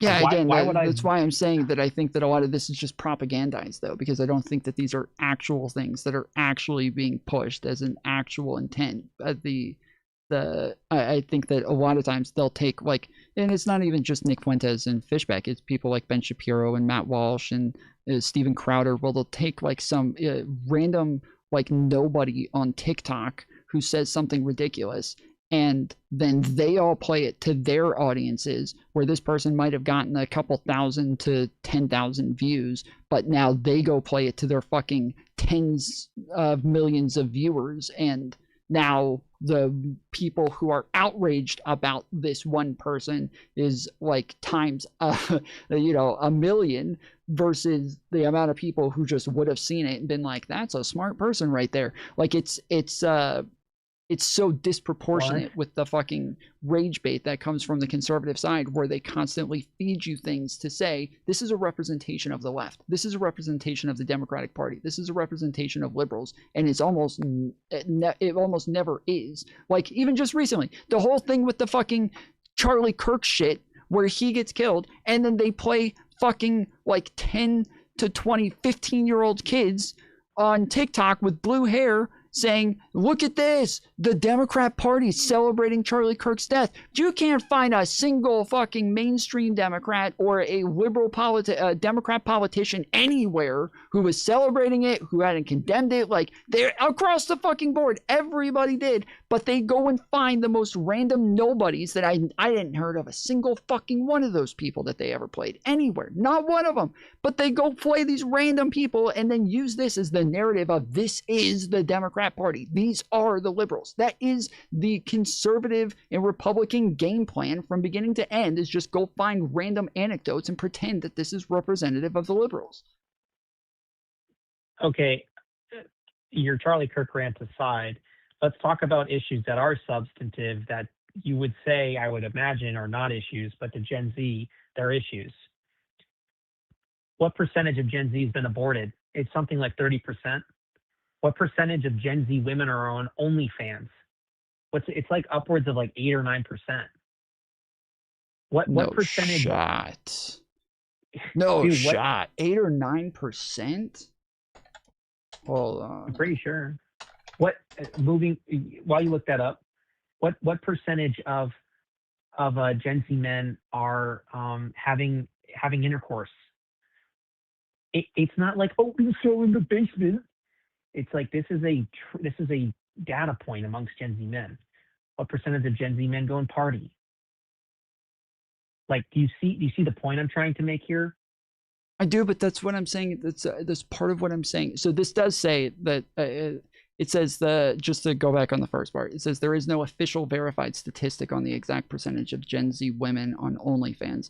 Estimates vary widely, from some claims suggesting over 10% of women aged 18 to 24 are creators, to other analysis suggesting the number is very small minority, likely far less than 1% of the total population. So apparently there isn't like an exact number here, but that would blow my fucking mind if there was actually anywhere close to, like, if it was above 2%, my That wouldn't head blow would my fucking mind at explode. all. That wouldn't blow my mind. It makes complete sense. A woman's prime age for when they look their best is between like 18 and 25. Society is becoming more and more and more sexualized. Yeah, sure, but that's always been the Women have case. become Like less porn and has less and always less religious. existed. But Yeah, the it's the gotten majority worse of over girls time, weren't dude. trying to get into the porn business. Like the not even not the majority, but it wasn't even like close to 0.5% of girls were trying to get into the porn business while they all knew that they were at the prime age. Like it wasn't a thing. So, but the on the other parts, let me go ahead and address like your main thesis here. Things being a concern is like I look at lots of liberals who have like super big concerns about some things that I think they're fucking stupid, or like leftists who have super big concerns about things that I think are fucking stupid. I whether or not they're valid concerns is like more important to me rather than like whether or not they just are concerned about something. And while I'm not going to sit here and ever say, just do better. This is literally a thing that I use against a bunch of other liberals who do consistently say shit like, oh, guys, stop being red pillars. Just go to the gym and like talk to girls. It's like, you're so fucking stupid, dude. Like you're just telling them just be good, or just be better, or just like, hey guys, just don't rape. Like this doesn't help anything. Just saying don't do crimes, guys. Like that'll make crime go down. I'm very like against this sort of rhetoric, and I'm more so concerned with if people do care about these things, then I think it's incumbent upon people like me and other content creators on the left to actually like take that into consideration, figure out why that is, and have some sort of rhetoric that's going to be appealing to those people. But that doesn't mean that I like validate the propagandized version of it. Okay, so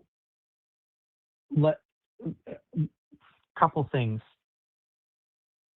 I'm not trying to be rude. I don't really know how that addresses my main thesis. My main thesis is that the reason that Gen Z men are becoming radical. Mm-hmm. This is what is it that Wilson always says? There's odd statements. Because they have a concern. And you're making a descriptive statement that they have this concern, and that therefore they are voting for conservatives. And I'm saying whether or not they have the concern matters less to me as to whether or not that concern is a real thing that they ought to be concerned about. I want to really quick. I know I'm being a little bit ADD here. So it says on your screen, OnlyFans has roughly 3 million content creators total, right? Mm-hmm. There's a claim that says 1.2 million. If I look up the total amount of women that are Gen Z, it's 34.6 as of July 1st, 2024. Ages 12 through 27. This is from the census. 1997 to 2012 is the birth range. That would make sense. That wouldn't surprise me at all. It maybe it's not 10%, maybe it's 7%. That's a lot, dude. That's a serious problem that Gen Z men, they don't want to ran through girl that's a glorified porn star. Okay? So that leads to the degradation of families. That's why men are returning to the churches. This is a specific issue. That's why the greatest desperation for voting in 2024, it wasn't race, it wasn't money, it was gender. That was the biggest variance in voting. So you're seeing that the gears are turning in men's head where they're going, society isn't working well for me. I don't get to have a traditional woman. The job market's chopped. Getting a college degree doesn't have nearly the weight it used to, even though that's pushed on me. If I did get a college degree, I'm in tremendous debt. Like, this is why men are voting this way. Oh, immigration does actually cause the cost of housing to go up. This is known.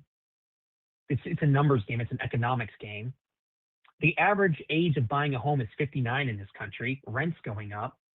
And the left is going, it's the Democrats. It's like, no, it's actually, these are serious problems. Oh, not to mention the workforce, which is shrinking. Social Security is fucked because there's less and less people that are paying into it. The debt's going up. And then on top of it, you look at something like abortion and you go 25% of Gen Z has been aborted.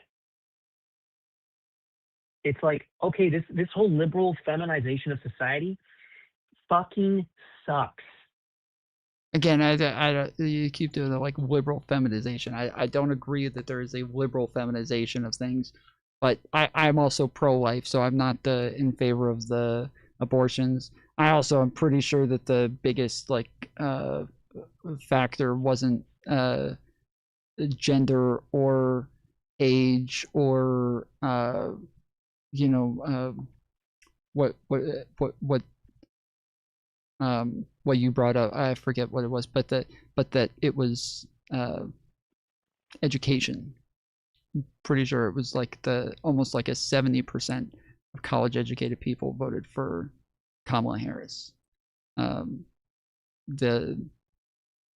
Actually, like, education seems to be the biggest divider right now between the Republicans and the Democrats, as far as I know, as far as like some sort of correlation existing. But I'm not in favor of these things, but I also don't think the majority of like Democrats are either. I don't know of like liberal... No, the majority of Democrats are in favor of abortion. The majority of Well, Democrats that's are not in what favor that's not what I was talking about. The feminization is what I was talking about. That like I don't know like what the actual like what we see from Democrats as far as a narrative or an agenda that is actually like a thing that is actually being advocated for from like mainstream Democrats or from actual Democrat politicians that is something that is causing this. Okay. First, two things. The gender, I looked it up. This is from Roper Center for Public Opinion Research. The gender gap, what was the biggest gap for voting? Women were 53% Harris, men were 43% Harris. It was the largest gap between age, gender, and wealth. Gender took the biggest gap of 10 points. And it's going to grow bigger. Second point that I'm trying to make is you're saying... That didn't include education, but fair enough. Okay. Fine. Fair enough. Although I would want to look at who voted where in education on gender too. Anyways, I would want to say that the left Democrats post 1970s, post 1964 really, Civil Rights Act, have been overwhelmingly in favor of policies that even if they don't have the intent, which I would argue many do, still have the effect of feminizing society. No fault divorce, pro-abortion, many quote unquote women's rights that we talk about. That's a feminization of society, deconstructing masculinity. Hold on. What I don't even know what we're talking about with feminization. Then, if we're saying that like women being able to get abortions is feminizing men, like I'm talking about like masculine attributions that men would have versus like feminine attributions or characteristics or traits. Like these are I'm thinking of like them actually having like masculinity and whether or not they're like women are capable of having an abortion. Again, I'm not in favor of abortion, but I don't think that feminizes men. How about the implementation of women into the workforce that have been historically, traditionally masculine jobs, male jobs? Like what? Like C-suite positions. There's been a direct push for those, but not for jobs that. I'm sorry. What did you say? C-suite positions, executive C-suite. positions. C-suite lawyer. I got it. Doctor, accountant. I got you. Yeah. Right. Sorry, it sounded like you were saying CC. Oh, sorry. I'm saying like HR compliance, workplace norms, speech norms, making sure that women have a press towards diversity, equity, and inclusion in specific fields, trying to equal the playing field. Would you consider that a feminization of society? of society, I don't know. Like again, I don't think that like men are now becoming feminine, but I would say so. There, I feel like we're gonna get like a bit in the weeds here, which is fine. But when it comes to like, I would say that there are feminine traits to where like you could take feminine traits way too far to where it's too feminine, and that's like problematic. Just the same as I think that there's like types of masculinity that you can take way too far, and now it's a bad type of masculinity, is a bad characteristic of masculinity. When we're talking about like drill sergeant style workplaces, I don't think any guys want to work in places where their boss is going to like scream and yell in their face and like cuss them out and tell them to get down and give them 50 if they do something wrong, right? This, I would say, this is like an overly like masculinized version of things. I want to find like on a spectrum somewhere where things are have like an equilibrium. I do think that like there are benefits in what femininity brings to workplaces as far as benefiting everybody, but I don't think that men become more feminine for those reasons. I completely disagree, Tom. In the workplace, you have HR and compliance culture, and that HR and compliance culture feeds into what is acceptable and unacceptable on the basis of gender. Like, and it goes beyond like grab ass or doing something that you'd see in a 60s Mad Men. It's like things you can and can't say, like ways that you ask people. That type of conformity is feminizing men. It completely is. How? Speech norms, sanctioning of offensive speech. Can't be offensive in the workplace. Can't say certain things. It's offensive. You think that shit was around pre women entering into the workforce in the way that they are? Why are men falling behind in education? That one, there's just no leg to stand on. They're not. Why is it that politics behind. is always? They're just women are it excelling. It just is. There's no reason for it. But women happening. Women are excelling. So when we're talking about falling behind, like the fact that like there's not as much of a disproportionality as there was before, is that what you mean by falling behind, or what do you mean by that? I mean that boys are doing worse in school year over year than girls have been doing in school. Men attend college at less rates than women do. It's getting to a turning point where in C-suite jobs, women make up more of that workforce than men do. But we don't, and there's a push for that. You'd agree with me? There's a push for women to get into these specific types of workforces.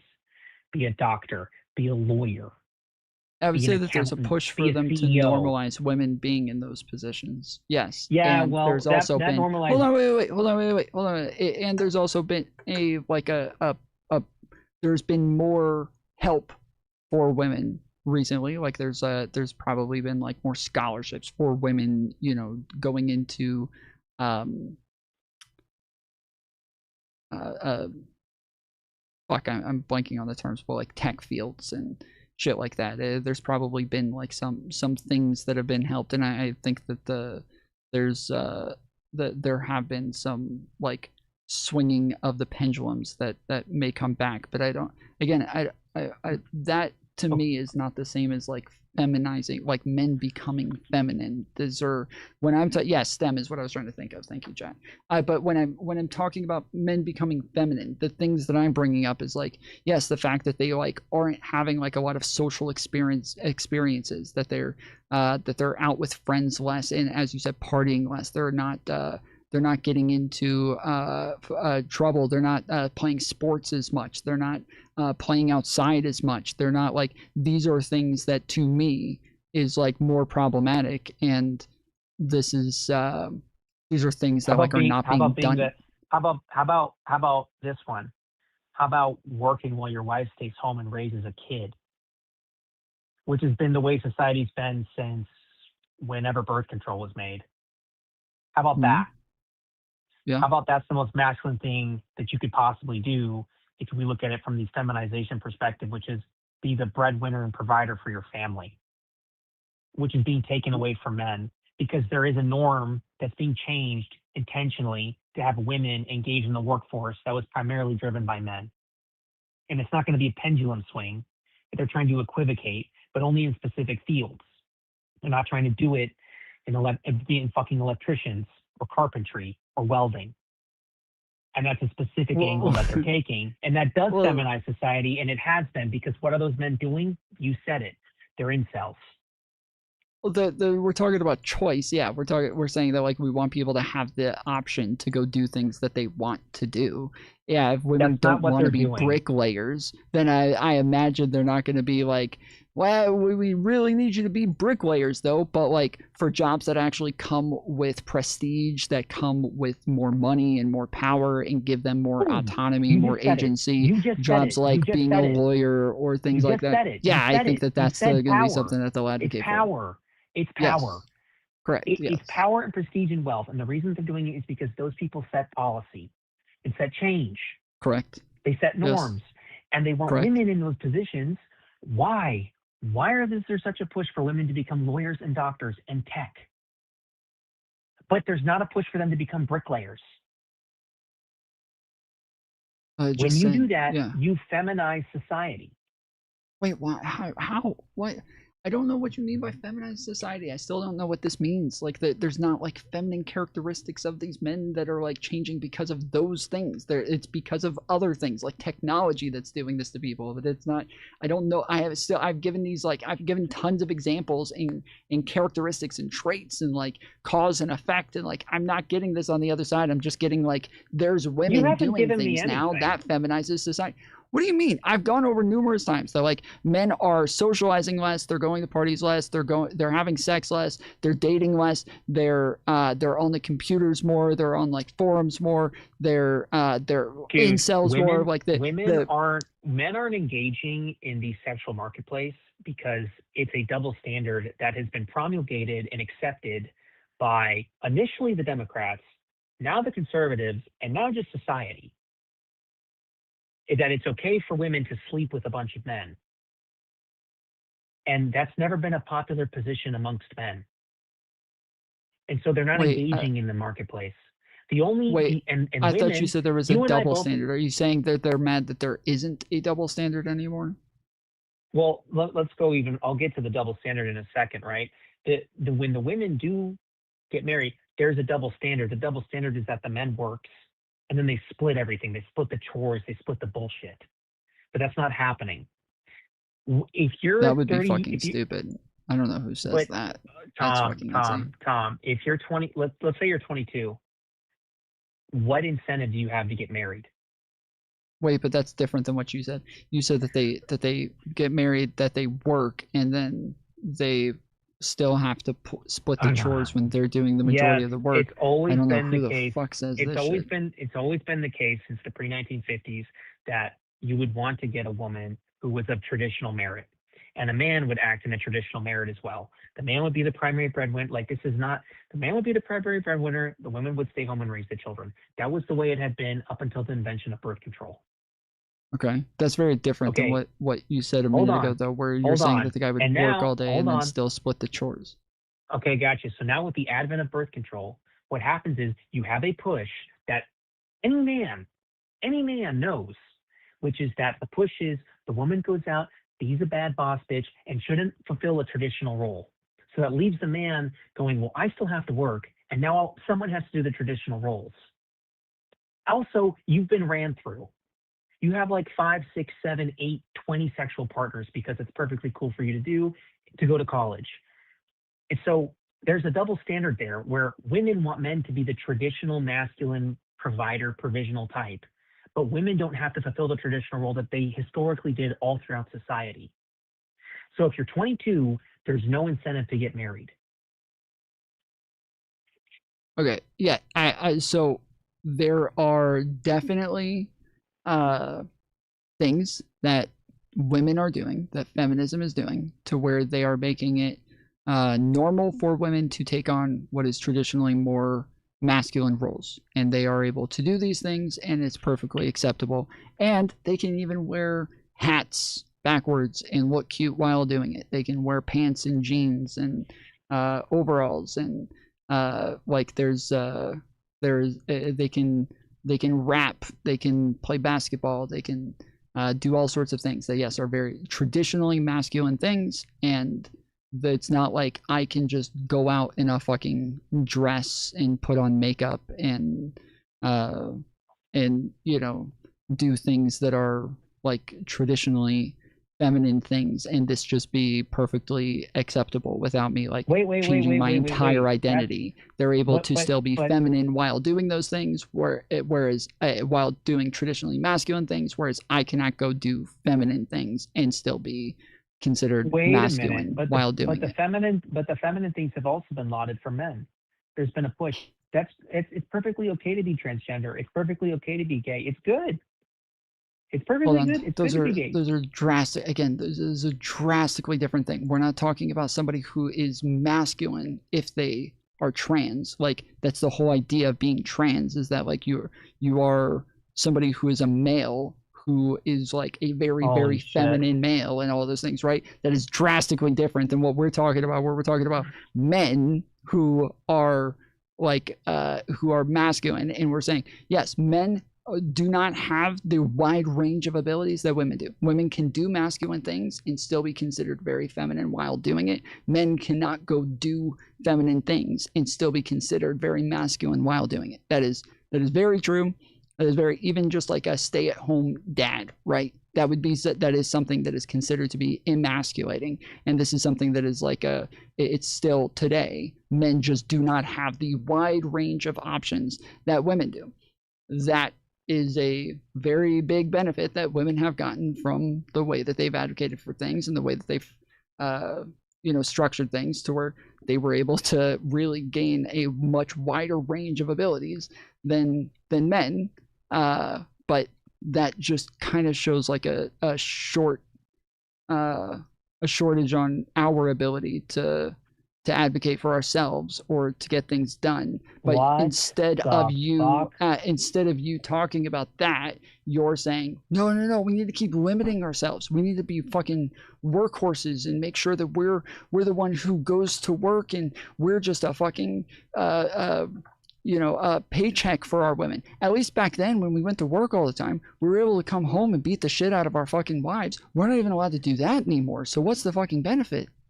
I never said any of that, and that you even would create such a hostile representation of what I said is so disingenuous and intellectually dishonest that I'm making an advocation that men could go home and beat their wives after they worked. Wait, I didn't say you said that. I said that. Dude, the point, okay, then I apologize. The point that I'm trying to make, right, that I've made, and I think I've been very successful in making, is society is becoming more feminine. It's not happenstance. It is by design. There is an intentional push by it. It's not by the Republicans. They simply accept it. And if you are a man under the age of 30, it's not going well for you. Women are excelling in all these fields because they're promulgated in all these fields. DEI is a thing, and it affects women, not the average man. But like this is the college is more beneficial to women than men. Like even politics is becoming something that's more beneficial to women than men in many regards. So, yeah, it's. Oh, I'm sorry, just real quick. Somebody just said like for women to get ran through, this is not a benefit for women. The benefit is that men historically have been able to sleep around a lot more without a stigma being on them or without a body count mattering. And obviously there's like different implications with women sleeping around versus men sleeping around because we're not going to get pregnant, but these are like biological factors that seem to be unfair when it comes to those stigmas. And so yes, the women being able to have some sort of equality in that area is the way that they would consider it a benefit. But I don't think that you that is insane. I think that if this is like such an attractive lifestyle for women that that they would like love it so much, I think that people should just be able to convince them of it. Dude, this idea that historically men have been able to sleep around and women haven't been able to sleep around, yeah, it's technically true because men can't get pregnant, but the delta is that it's significantly harder for men to have sex with a woman than it is for a woman to have sex with a man. You mean like it's That's harder to the find somebody who would have sex with you? yeah, Yeah. it's like so like maybe a man could go and have like prostitution or something and it wouldn't have such a visceral effect, although that's also not true because venereal diseases were just as common back in ancient times as it was today. Like this is what I'm But I talking think about. part of the problem though is that historically it wasn't difficult for either sex though, and that is part of the like where it does just keep coming back to like technology. Like technology has been the big difference maker here in most of the areas that you're talking about, and I don't know that there's a simple answer to that, but I don't know what your answer is if what you're saying is true. Like I don't know what the... I did. I've said it from the very get-go, which is repeal the 19th. That is the root of this. That is the root of many of the problems in society is the 19th Amendment. Because women... Okay, so let's say I agree with you that like a lot of these things are problems. They're negative outcomes because women can vote. I don't know why that would change like my change a principle position that they ought to be able to vote, and that you wouldn't know because you grew up in a society that's been promulgated through the 19th Amendment. How do you think you would feel about specific things if... Didn't you say earlier that you also think that women should be able to vote? No, no. The point I was trying to make is it shouldn't be by virtue of the fact that it's sex and age. The framers had this concept, which is like there has to be tethered concepts to why you can vote. They chose property, which has always been a historical position. Dude, the Romans, you had to be like a third generation citizen and you had to have certain provisions met to vote.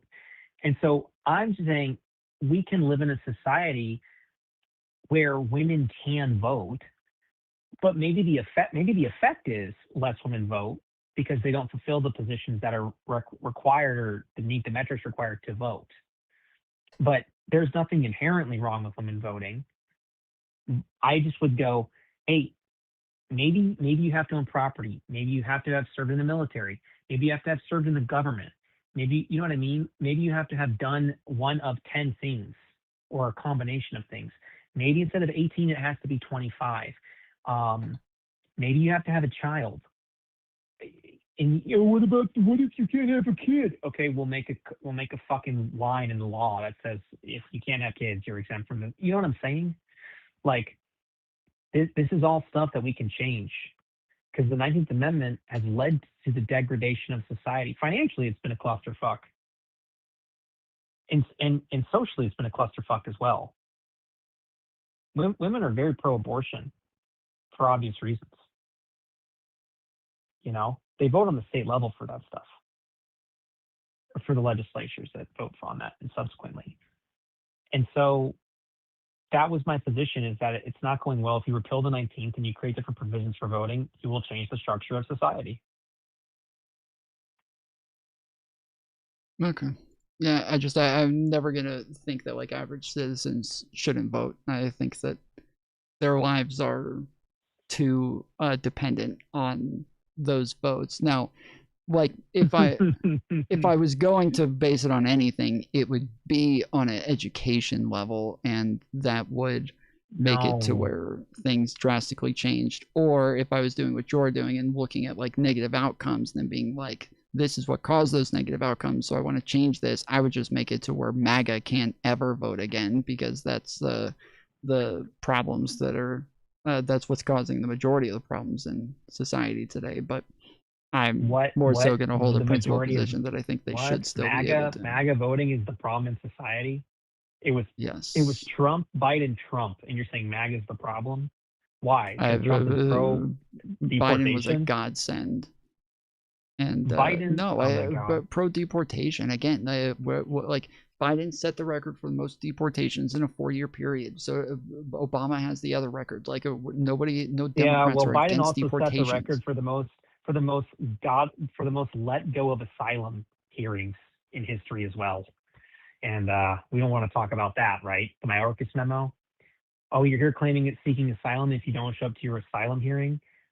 So long as it's not criminal, we're not going to go ahead and like seek deportation because of limited resources. Yeah, Biden also has that fucking record. So this whole thing that like MAGA is the reason of all the problems in society. It's like, okay, well, MAGA came about in 2016. There was a break, and they're likely going to lose the House and the Senate again, and it's going to be a lame duck president. So maybe don't obfuscate all the problems that are happening in society that have been going on for like, oh, I don't know, 100 years to 50% of the country during specific time periods. That's like the dumbest take I could possibly fathom. Well, I think the majority of the like presidents that would come in, whether Republican or Democrat, were actually trying to work on problems and actually trying to fix them. I don't think Trump is doing any of those things. I don't think he's working on any of them. I think he's literally like ruining an empire and making it to where we're about to disappear at this point after the Davos summit that just happened, where all of those countries are saying that they're done with the United States. Like, this is they're not done with you. They can't. There's no choice. They don't have a choice if they're done with the United States. We are everything. We are the Western world, and the Western world has ruled for the. Why are we the Western world? Yes, why? Because we provide military dominance and supremacy for all of Western Europe and Eastern Europe at this point. Yes, we were able to have a lot of success because of like things that because of the success that we had after World War I and World War II, where other countries all throughout Europe who got fucked up by the wars were kind of having to engage in reconstruction. We were not, and so now all of a sudden we were able to find like a lot of prominence, and we're doing really well, especially with the baby booms, and that's not the case anymore. And all of these countries were willing to look to us and willing to allow us to be the new world leaders, and we became the only superpower, and everybody else has followed behind us, and that's not going to last if we don't continue to have all of these allies where they all like this. What the dude? No, that's not how that went. That is that's an odd take of how that went down World War II. Britain willingly gave up its colonies leading into World War II, and it was the leading empire. Like that's not like, oh, because they went through mass reconstruction. They were already on the decline, and that was the leading empire of the world. I don't disagree with that, but the fact that we became the superpower is the point. That like we became the superpower. It's the throughout history, like it has generally been like there is a superpower, and most countries are gunning for them because they want to be the fucking superpower, and the country that is the superpower is kind of trying to like colonize everybody else to keep them in line and ruling by force. And the United States, after World War I, was trying to make a new world where we didn't have war as much, where we were going to have a more peaceful future, that we were all going to work together instead of fighting anymore. Then World War II happened, and then everybody realized, oh, fuck, okay, we do need to do what it is that the United States is asking for. And then we created a global system to where we all work together to help everybody. We all drew our lines, said stop expanding, stop colonizing, just stay where you're fucking at, do your thing, and we'll all police each other equally, with us kind of being in charge of everybody and doing the whole fucking UN thing and the NATO thing, and we were the ones who were looked to lead all of this shit. That if they don't trust us anymore, we don't get to be that superpower. We don't get to be the ones who are in charge. We don't get to be the world police anymore. We don't get all of this shit anymore. Yeah, that's not going to happen. Not in our lifetimes. We will always. I thought we didn't produce anything. We don't produce anything. Like what are we going to do? Well, we produce aircraft carriers, bro. So what? So we're going to bomb people if they don't buy shit from us? No, it's not that we're going to bomb people that don't buy shit from. What are you talking about? Like, what we do may not aircraft produce. carriers do? Dude, we're like they buy military stuff from us. Take it back. That's Take it supposed. back to Britain. That's Take it back to Britain. Britain didn't produce anything. It's a tiny little fucking island. How did they become the world superpower? Colonization, right? Mm-hmm. Okay, so we colonize. We just colonize in different aspects. Instead of colonization, we have economic dominance in areas. Right, that's what I'm saying. That's literally what we've been doing. That's the whole fucking point. The whole America first isolationist, like tariffs and everything, that is the opposite of what it was that we've been doing. Yes, we've been using soft power throughout the world because we had the ability to do so. If we keep tariffing everybody and keep moving in an isolationist direction, we do not have that ability anymore. That is exactly what it is that I'm saying. America First was an ideology that in modern times, because pre-modernity would be the Know Nothing Party. I don't mean, I don't mean all America First. Okay. I mean Trump's America First movement. Okay, what I'm trying to say is that America First conceptually was brought together by Pat Buchanan in Republic and Not an Empire. It's an amazing book with a lot of good points. And us becoming quote unquote isolationist has never been the principal position of America First. The principal position is what's in it for us. And it can't just be world peace, whatever the fuck that is. It's that whenever we do anything, we need to make sure that America gets its chop first. You want our help in Ukraine? That is literally what we've been doing. Yes. Yeah, you want your help in Ukraine? We get your minerals. All right. You want this, that, or the other? We get it. Israel, you want our help doing something? Is it in our best interest? Is it going to affect our relationship with other foreign nations? The whole that's literally been, bro, that's literally the whole fucking idea of Ukraine in the first place. That's the whole fucking idea. The fact that they had their revolution, the fact that they got rid of the leader that was working with Russia, the fact that Russia no longer had their thumb on Ukraine, that made it to where, because the Ukrainians had voted that they did want to move away from Russia in a more Western-centric trade agreements, that this was going to be very beneficial to the United States, and that was the whole fucking idea. How is Ukraine becoming a part of, Western Europe or NATO or whatever you have? How does that benefit America? I think they wanted to have like more, again, like a European and like trade agreements with the United States, because the Russians were like run by oligarchs and they were but I don't all implemented into Ukraine as well. So because it would actually be beneficial to the country to actually had like more. Wait, what do you mean? Okay, whatever trade, let's say Ukraine was going to do, I don't know, $10 billion in trade with America annually. Let's just say they were.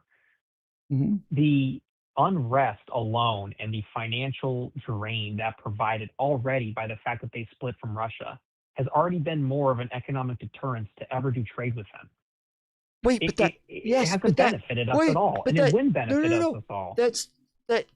That is, again, a major part of the aspect, is that another enemy country, it's Russia, does not get that benefit. Like enemy country. Why is Russia the enemy country pre the Ukraine war? What America for pre Ukraine war? So, would you say Russia like was our cyber enemy? attacks on our institutions, on our government, trying to like influence elections, the amount of wasn't the entire Russia thing like disproven, like, I don't know, 50 times by now with regard of influencing the election for Trump? The Russiagate hoax. Not proven. They said that the document was promulgated by Hillary Clinton. The Steele dossier was promulgated by the Steele dossier. The Steele dossier has nothing to do with whether or not the election was influenced. What are you talking about? Okay, man.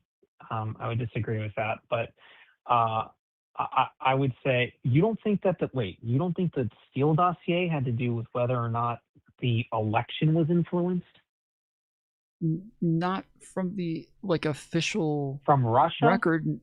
Not from the official record. No, the I keep wanting to say the Barr investigation, but that wasn't his fucking name. Name everybody mispronounces his fucking name every time. What was the name of the investigation? Chat, help me out here. Dude, the Steele dossier was about corroboration with Russia for the 2016 campaign. Yeah, the Mueller report. Yes, the Mueller report was not like the Steele dossier was not like it's this huge component of the Mueller report when they're actually going and like getting data on like, you know, bot farms and you know, accounts and money put into this and negotiations and like that was and they all came to the conclusion that Russia definitely meddled in our elections and were putting lots of resources towards influencing it. That was the conclusion that they came to, and every analysis since then has come to the same conclusion about those same exact aspects. I know that MAGA always focuses on the Steele dossier and P tapes and shit like that for some reason, but that's shit that came out in like, you know, little newspapers and shit. Okay, I think your read on the entire situation is I would have a lot of problems with it, especially with how you framed the Mueller report. The Steele dossier was a huge aspect of the Mueller report that had to be there. Like, this is disproven. This is by some British intelligence agency, and they have serious ties with the Clinton administration. So you're telling me Steele, Christopher Steele, the guy who wrote this document, where he puts in the document that these claims are not substantiated. These are just like people who have said things, and lots of it's hearsay even. And so like this is these are not like corroborated or substantiated. These are just claims made by people. Here you go. This is something that everybody took super seriously and thought was a huge component to what it was that you Trump have a logical did or fallacy didn't in do. your thinking. The Mueller report said that one of the biggest aspects of Russian interference was social media influence, which is what you just said the Steele dossier would be: hearsay, allegations. Yet it still had a promulgated effect on the election. So yeah, wait, what? And this is a grander point that I'm trying to make, right? Which is you're saying, wait, I was saying, I'm sorry, hold on, wait. Hold on, wait. Oh my Okay, God. hold on. I'm confused on your claim. I'm it. sorry, I'm trying to clarify. Hold on, I'm just trying to clarify. I think maybe I misunderstood. Are you saying the Steele dossier influenced the election? Yeah. Okay, I thought you were saying the Steele dossier was about Russian influence on elections. I was like, what? I don't know what the fuck you're talking about. Like that was not what that was about. That was a the Steele dossier was about that. The Steele dossier, it was both. It did affect the election, and it was saying that Trump and Russia were colluding in the 2016 election. Yes, there's obviously aspects to it. Yes, where they're talking about that as well. Clearly, yes, of course. That clearly has to do with the that's not. Yes, but that's why I was saying, like, separate from the official reports and like the official narratives. I was saying that they were not like using the Steele dossier as this like this like, you know, a reliable source of information. But outside of it being verified. But to get back on the grander point here, which is that if Russia is an enemy because they're trying to influence our elections, and the influence is done through social media campaigns, and alleged, like, I don't know how much the leaking operations that were done by Russian intelligence actually had an effect, or even what that even looked like, at what level, if they were hacking into the fucking DOJ or if they were hacking into, I don't know. But the point I'm trying to make is that, like, this idea that Ukraine is going to be beneficial, like supporting Ukraine right now is not beneficial to America. You'd agree with that, right? Not in the moment, no. Not fiscally, not morally. I mean, maybe morally, but not really. It seems to be a split issue amongst the voters. Not for international relations. I don't see the value in that. And so America first is this idea that if before we do anything, this better have our heart at the forefront of why we're doing something, the American people. And that has what's been subverted And I would agree with you that under Trump, there was a bit of a bait and switch with America first and what that really means, especially in particularity with Israel. But going back to, James Fishback, Nick Fuentes, there's other prominent people. That's what Gen Z men want. They want to return to America first, and they want to return to traditional values. And those people will give it to them. Okay. I disagree that that's what most of them want. Almost every single person that I've ever spoken to that says that they're real, like, Pat Buchanan nationalists, that when they say America first, they mean America only. That, like, there is no second or third, there is nobody else. We are not ever helping other countries. We're not trying to do anything for anybody else. We are only ever worried about the United States and becoming isolationist. And that is the... That was never Pat Buchanan's point, and that's never been. I agree. I agree. It's never been Nick Fuentes' point either. Well, you say it never has been. I don't know if he's changed it over time, but that was what it was he was saying at least 2 years ago when I was more involved with the Groypers. He was definitely saying these sorts of things. America only. Yes, yes, he did want to be isolationist. He did want to stop giving money to other countries for any reason. Yes, he was definitely in that sort of mindset. But today I do he has become a bit more pragmatic in a lot of his geopolitics, and so I don't know if he would still hold that position now. But this has gone in various directions, and I do gotta call it at some point. We could probably disagree on a million things for days. You bleeding heart lib, shit lib. It's been an honor, dude. Great talking to you, man. Yeah, I appreciate you coming on. Are you a Groyper? No, I'm not a Groyper. And the reason is that even if I was a Groyper, I wouldn't say I was a Groyper. It's like fair enough. Suicide, dude. Yeah. It's like suicide. But I'll end on this note. I think that the Groypers, they're the whole Fishback thing that you brought up was like the fact he's only got 3%. I've seen different polls. The whole position that Fuentes is trying to push isn't to win an election. It's to make the Republicans lose, and he's going to do that. You have my word. Mark my word. And he's I think the Republicans are going to lose. I think it's going to be more because of Trump.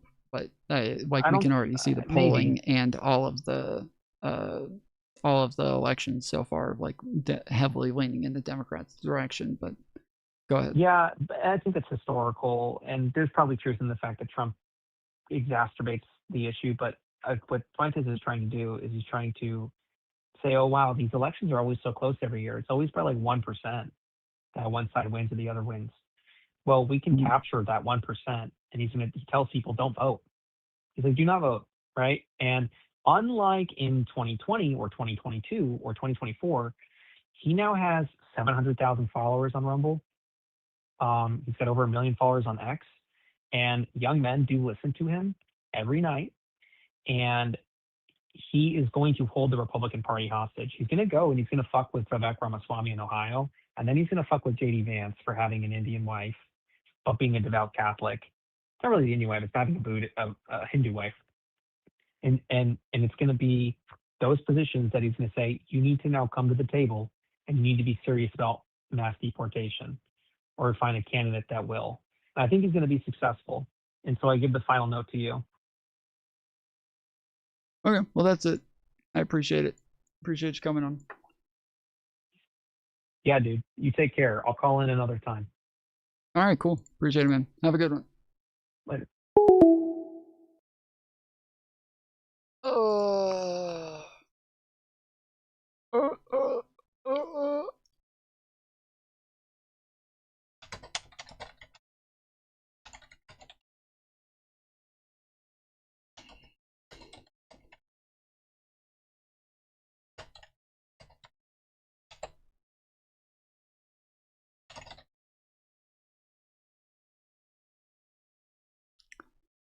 Okay, let's finish this real quick, and then we've got I think, was it Pisco and Hutch debate?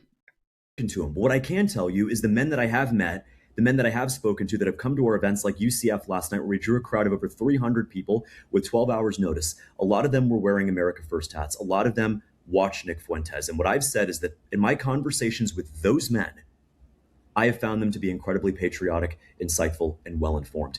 Am I going to agree with them on everything? No, but I'm not going to sit here and disavow or denounce my fellow Americans merely because I have a political disagreement with them. You are never going. Also, thank you, Z King, for the $5 tip. He said, why doesn't this person make any effort to humanize people on the left? Why is it always some nefarious agenda? I notice we always have to understand why men go far right and be super empathetic, but the right never does this. Yeah, I think, like, obviously, yeah, as far as, like, the humanizing part, I think maybe it doesn't matter as much, but the, like, empathy part or the trying to understand part, because obviously, yes, it's going to happen the same way when we talk about what it is that women are doing, what it is that women want, what it is that they're looking for. But on top of that, I do think that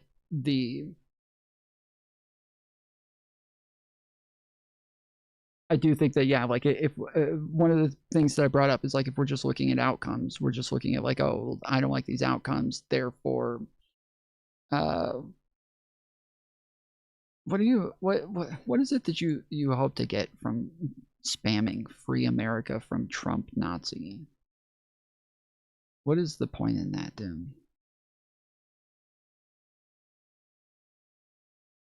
Like, why do people do this? I don't get it, dude.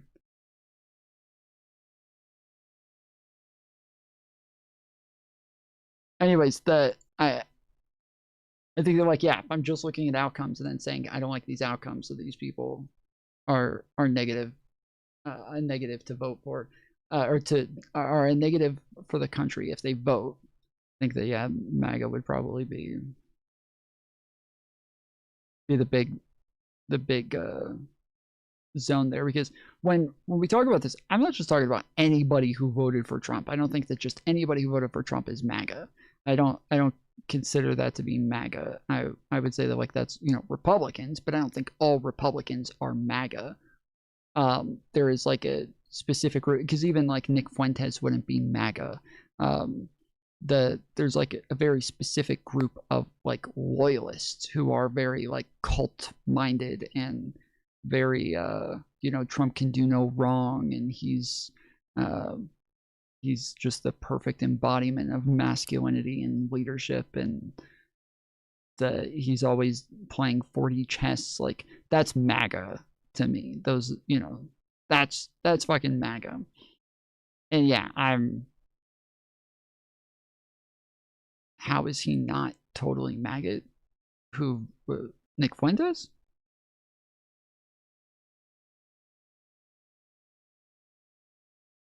He doesn't like Trump. Trump likes Israel.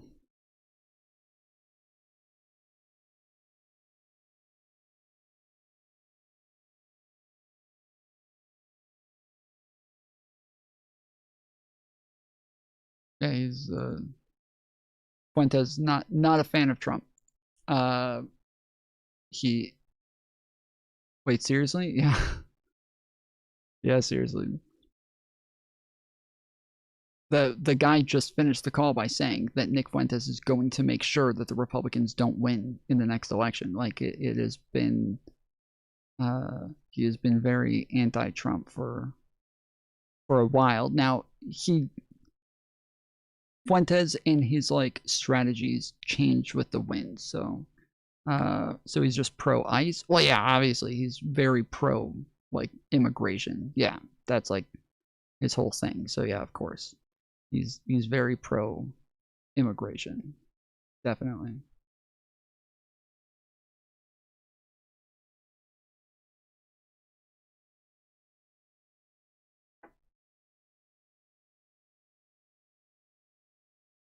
All right, we're at $68. We gotta get at least 100 for me to be able to get the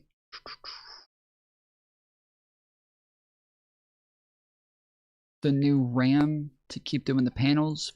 If you guys are new here, I am a liberal. I am a Democrat, moderate liberal Democrat, pretty standard lib for the most part. And I do a lot of panels here, host a lot of debates, do a lot of debates, and then also cover the news on a daily basis.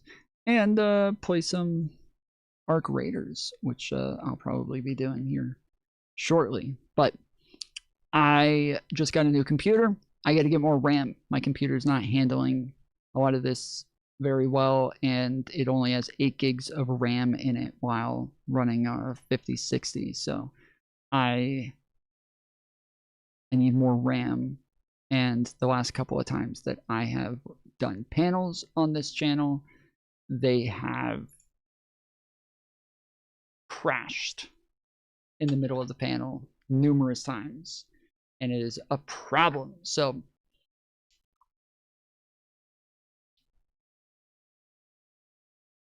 if you want to donate to the channel, go to the channel, or if you want to donate to help me get some RAM so that I can keep running panels, keep having people on to debate, go to the channel.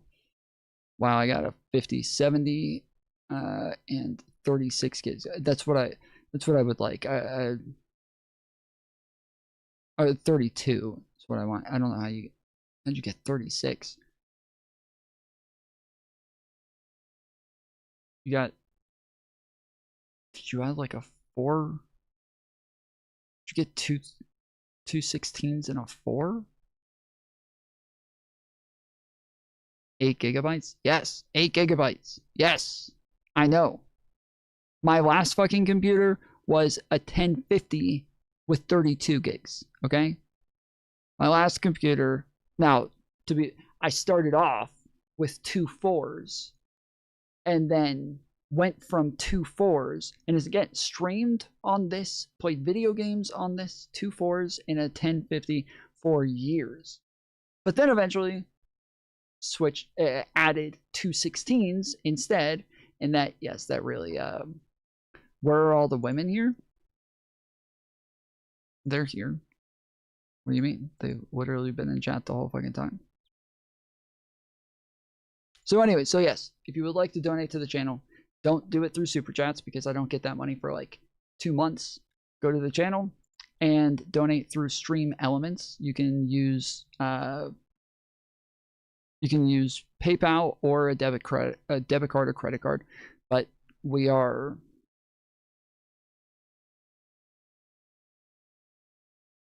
trying to add more debates. We got a bunch scheduled for next week. Here's one from the other day on the Alex Preddy shooting. Law enforcement. So if he's in the way of effecting an arrest, how is this not helping to obstruct? How do you know the?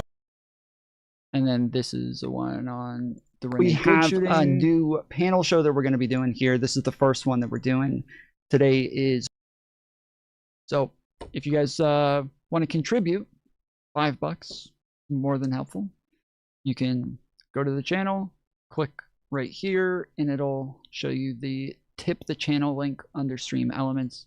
You can go under there and use either PayPal or a debit or credit card and donate, and you can leave a message on there, and that will be read on stream. Appreciate everybody who's donated tonight as well. Really appreciate you guys. Hopefully we'll get this soon enough. We'll get this all squared away. Going to disavow patriotic Americans. Okay. Why do you think these? Why would I? Why would I disavow? By the way, I'm not going to disavow. I have a question though. Why do you think these so-called patriotic Americans, these so-called, these white nationalists and anti-Semitic supporters, why do you think you attract so many of them? What do you think they see in you? Well, you're calling them white nationalists. Where's the evidence that they're white nationalists, Tara? I mean, Nick Fuentes is pretty clear about the fact that he is a white. Well, he denies being a white nationalist, but yeah, you would actually have to get into it. He is a white nationalist, like definitionally, he is a white nationalist. But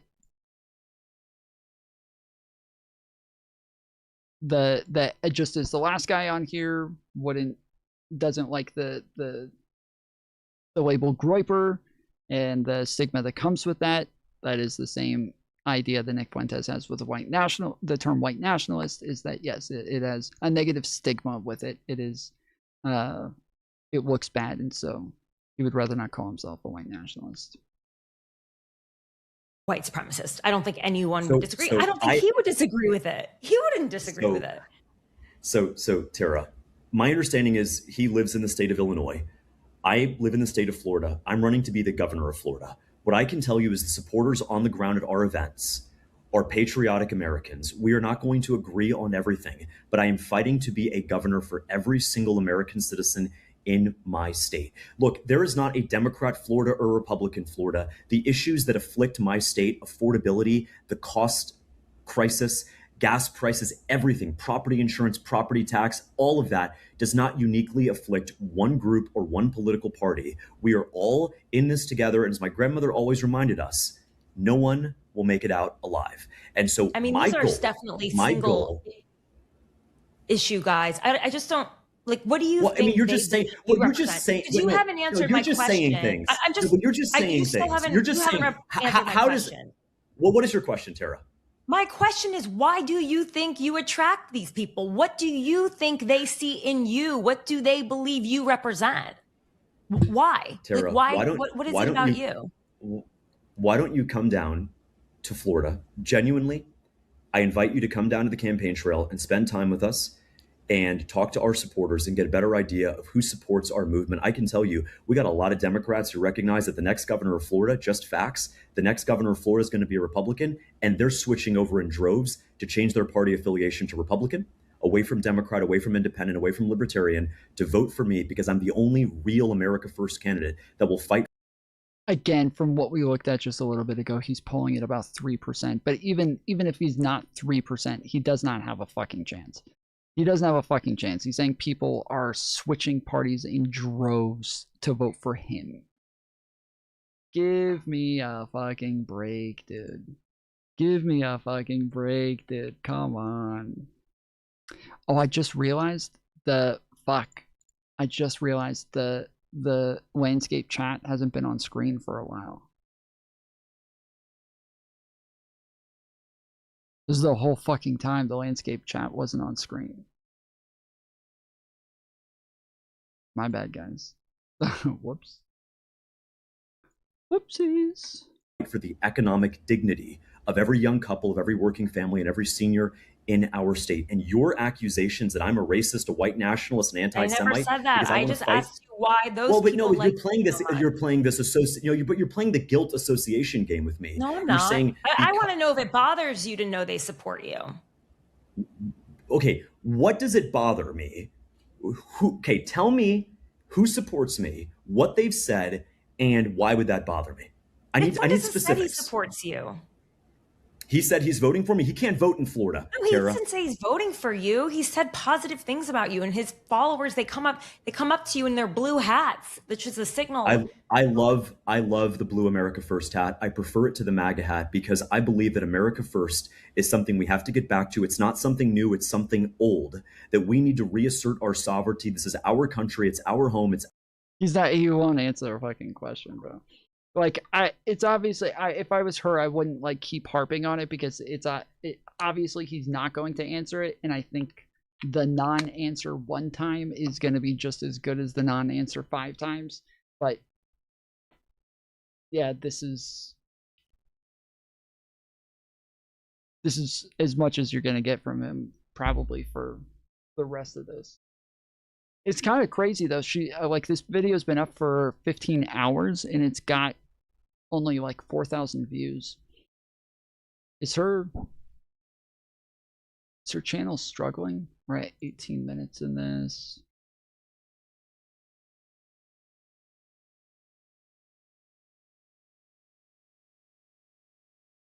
This is 2 days ago, 5,000 views. 3 days ago, 19,000. 4 days ago, 9,000. Damn, dude, she really has, like, I feel like an outsized presence for somebody who gets these types of views. Like, this is from 7 days ago, 5,000 views.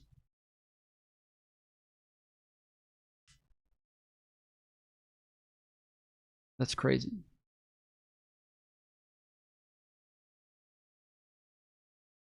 This is her on CNN. We got 4,000 views.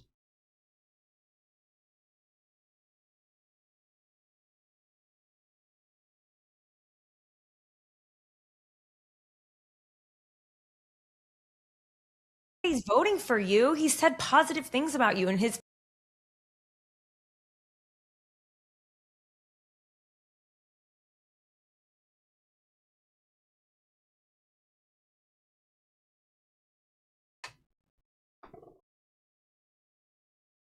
followers. They come up. I can't hear anything.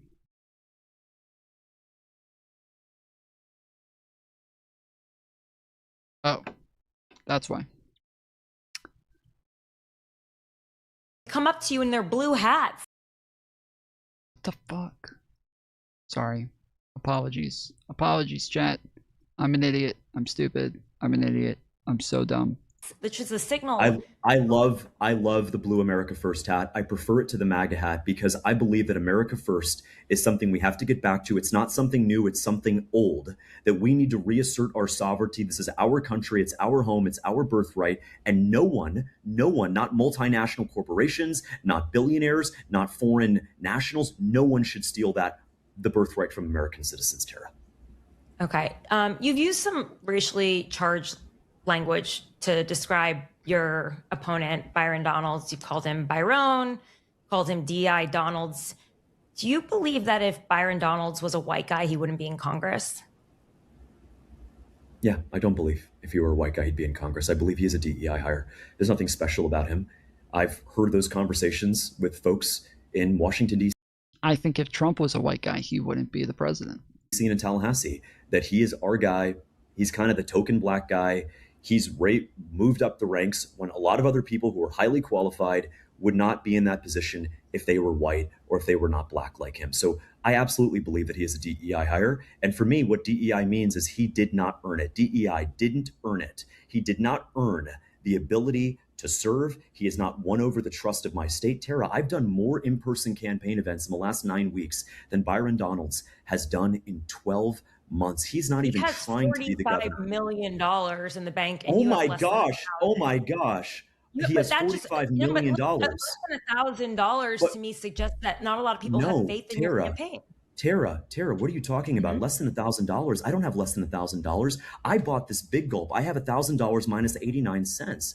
Look, Tara, this idea that since I'm not a multimillionaire and I didn't take millions of dollars from AIPAC to be a slave for Israel like Byron.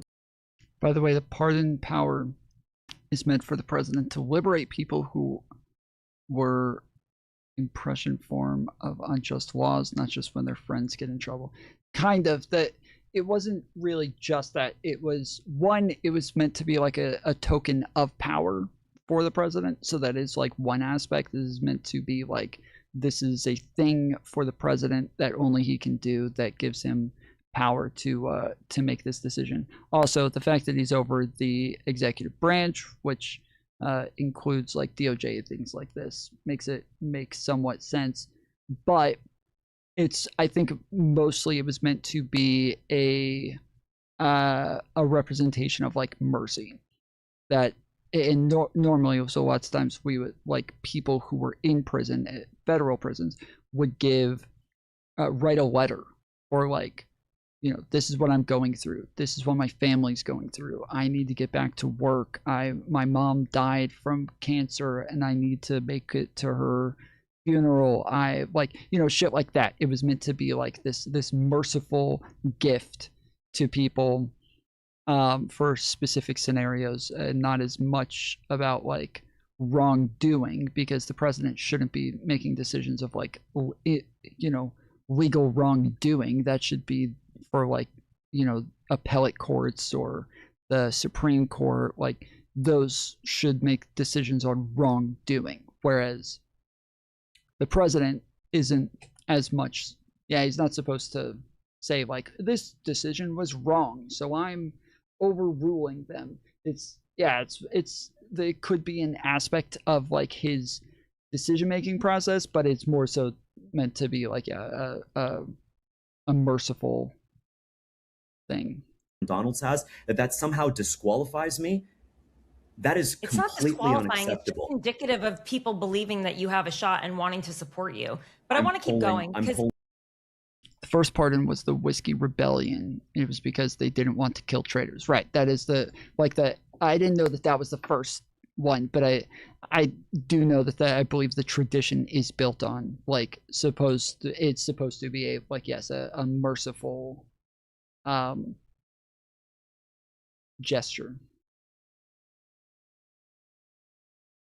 Hold on. Tara, I'm polling at second place. Okay, I got 23% of the vote. Byron Donalds has 37%. We got 7 months to go. I will end this election on the debate stage with Fox News on June 23rd when I call out Byron Donalds for all of his lies, all of his duplicity, all of his disingenuous words and actions and deeds over the last 5 years. Bro, I don't think you're going to be polling high enough to make it on that stage. Bro. The fact that he went to Congress and did nothing but drive up the national debt. He passed the Allies Act with Joe Biden that lowered the vetting requirements for Afghan refugees like the sicko that came into our country and shot 2 National Guardsmen the night before Thanksgiving last year. Tom, are you a DEI supporter? I think DEI is too broad to even say yes or no. There's like the conservative version of DEI, obviously not. Like if you would ever like hire people based on race or like do college admissions based on race or do where that is like an important factor in their admission, things like that. No, definitely not. But like the majority of DEI is, which is just like making workplaces more accessible and more welcoming to more types of people. That, yeah, totally in favor of that. That is like 95% of what it is that DEI work does. So 23%, he says, Tom. He said he's polling at 23%. Is that what he said? Where's he getting the 23% number from? If it's actually 3%?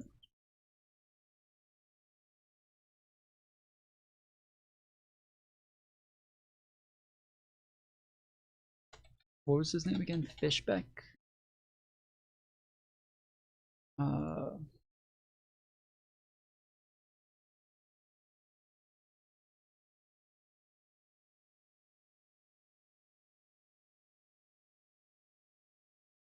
So this is what we looked at a minute ago. Was it this one? This is from January 15th, 2026. And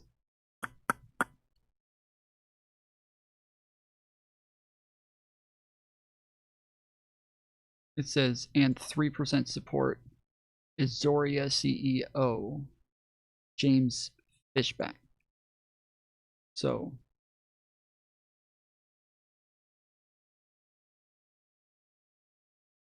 this is from Florida Politics.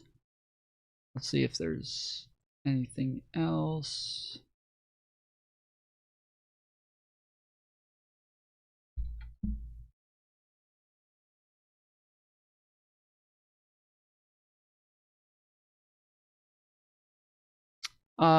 Latest 2026 Florida GOP gubernatorial poll shows Byron Donalds blowing away the rest of the field.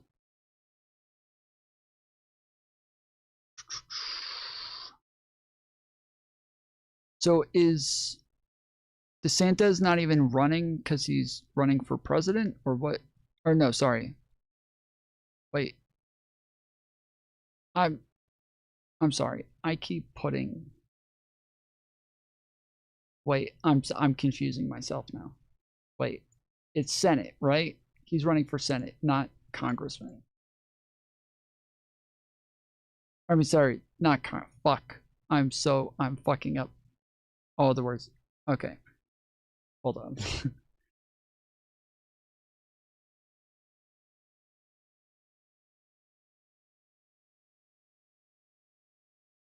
Okay, this is a new public opinion survey of 600 likely Republican primary voters shows Naples U.S. Representative Byron Donalds is running away with the 2026 Republican race for governor. Okay, I keep thinking for some reason I thought she said senator, so I thought she said senator. Maybe I'm wrong. Maybe I totally misheard that. Okay, so I thought they said senator. He's not running for Senate. He's running for governor. And so DeSantis isn't running then, right?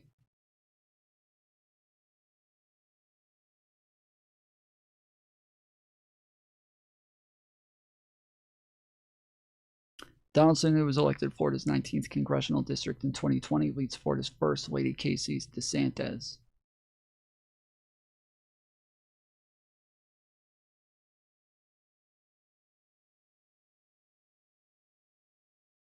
First Lady Casey DeSantis,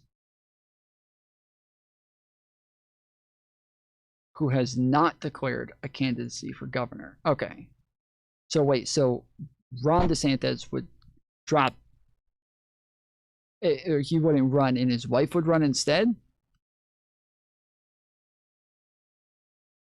Who has not declared candidacy for governor by only 13 points, 39% 20 to 26%, in a poll conducted by Fabrizio Lee and Associates, a GOP political polling firm.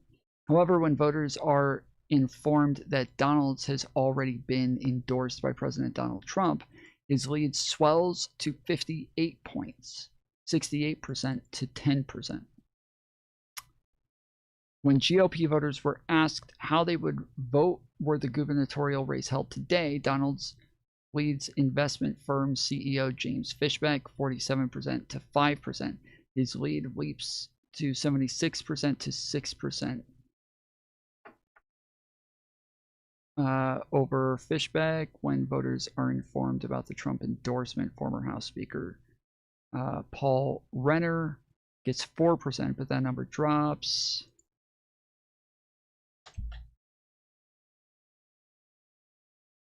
When GOP voters were asked how they would vote were the gubernatorial race today. Okay, so it does say, yeah. Donalds leads investment firm CEO Fishbeck 47% to 5%. His lead leaps to 76% to 6% over Fishbeck when voters are informed about the Trump endorsement. I'm so confused, dude. When voters find out that Trump endorsed Donalds, Fishbeck's polling goes up 1%. Okay, so this shows him 5 to 6%.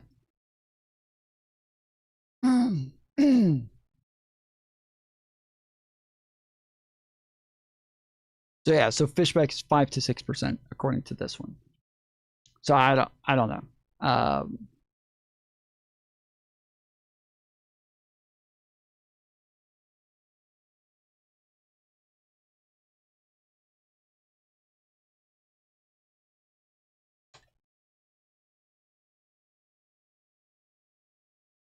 Other Republicans in the race include Lieutenant Collins,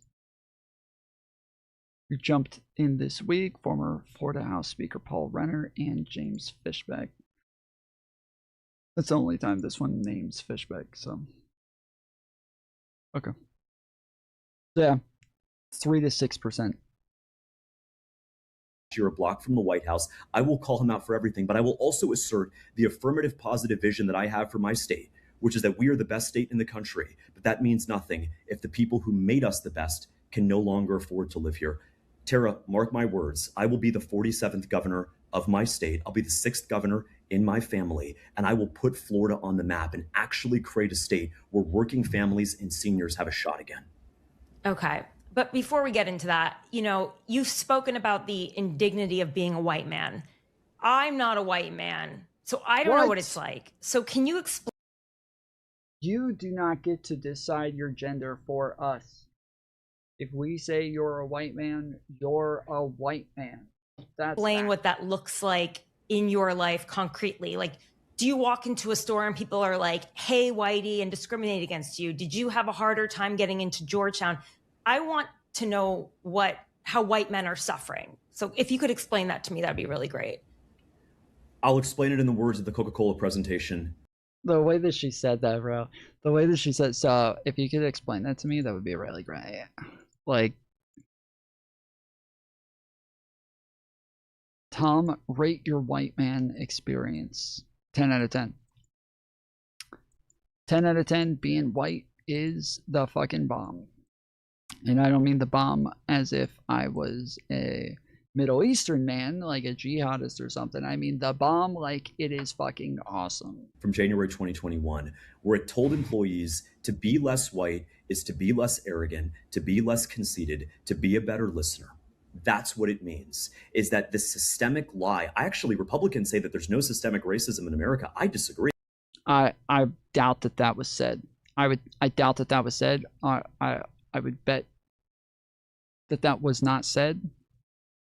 I would bet they probably said whiteness to engage in less whiteness or to have less whiteness. I would bet they did not say to be less white. Who did he say said this? From January 2021, where it told him how white men are suffering. So if you could explain that to me, that'd be really great. I'll explain it in the words of the Coca-Cola presentation from January 2021, where it told employees to be less white.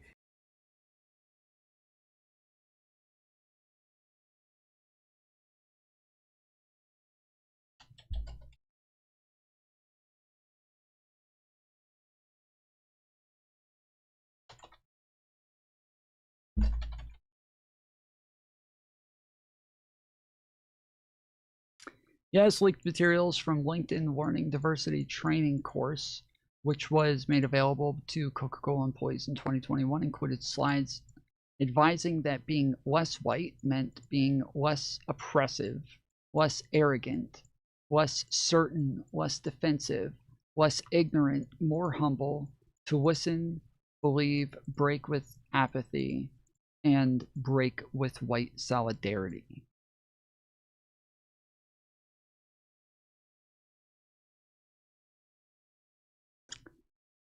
The training material is part of Confronting Racism session featuring author Robin DiAngelo. Oh, okay. Yeah. All right. I think we found our issue here. All right. Makes sense now. Is to be less arrogant, to be less conceited, to be a better listener. That's what it means, is that this systemic lie. Republicans say that there's no systemic racism in America. I disagree. There is systemic racism. It is against white Christian men. It is caused. Hey, white boy liberal, we blacks don't care about you liberals. Got it? We blacks are conservatives. So when you say we blacks, you're saying that if we asked most black people, they would agree more with you than they would with me on politics, is what you're saying right now, right? Black boy?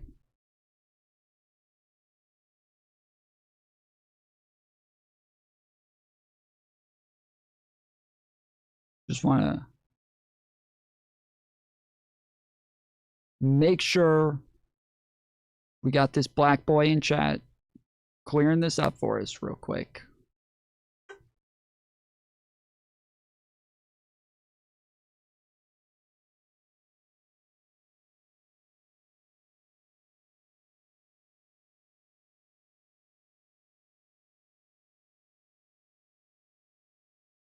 Modified in our education system from K through 12 in our public universities and in lectures like that from the literal slide deck of the Coca-Cola company, one of the largest companies in this country. And so can you imagine, Tara, if there was a presentation at Coke that said to be less black is to be this, that, and the other? Can you imagine how hateful and how disrespectful and how universally condemned that would be? And yet it's okay to demonize and diminish white men across this country. It's time for us to stop and to reassert the fact that all men are created equal. I just want to know about you, though. Hey, black boy, where'd you go? Like, what happened? I get it. You're saying this is something that Coca-Cola has done. You feel like this is something that corporate culture has done. You don't work. I don't feel like it's something I'm citing primary source evidence to you. But I'm I not want to. Yeah, that was a weird way for her to say that. You feel like this is something that they've done. It's a literal example, so fair enough, I guess. All right, I'll be right back. And I'm gonna try pulling up our group. I know what it's like for you.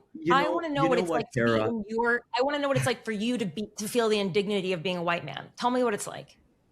Tara, I'm not going to recount my lived experiences of 31 years on God's green earth with you right now. Why okay? not? I am going to why recount. You feel this way.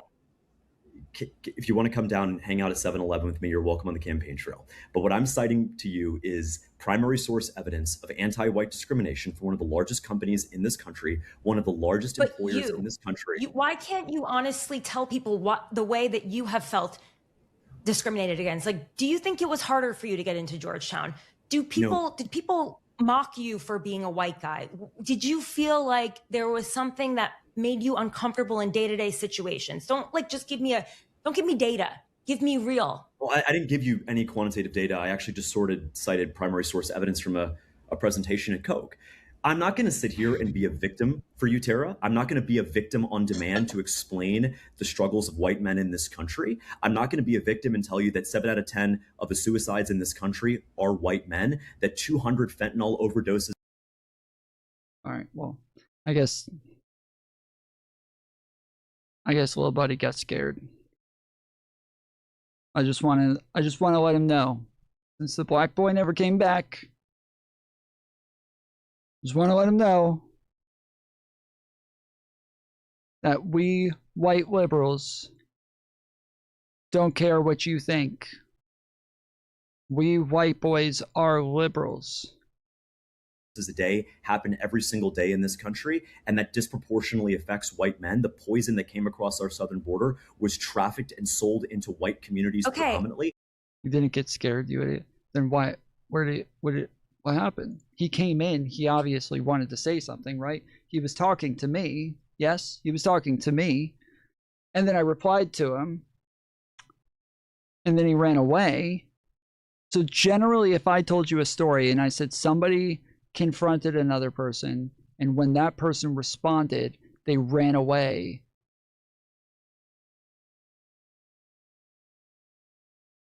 you wouldn't think, oh, the person was scared. It's kind of weird, but I'm a black boy and a liberal. Totally dislike this video. Wait, you didn't partially dislike this video?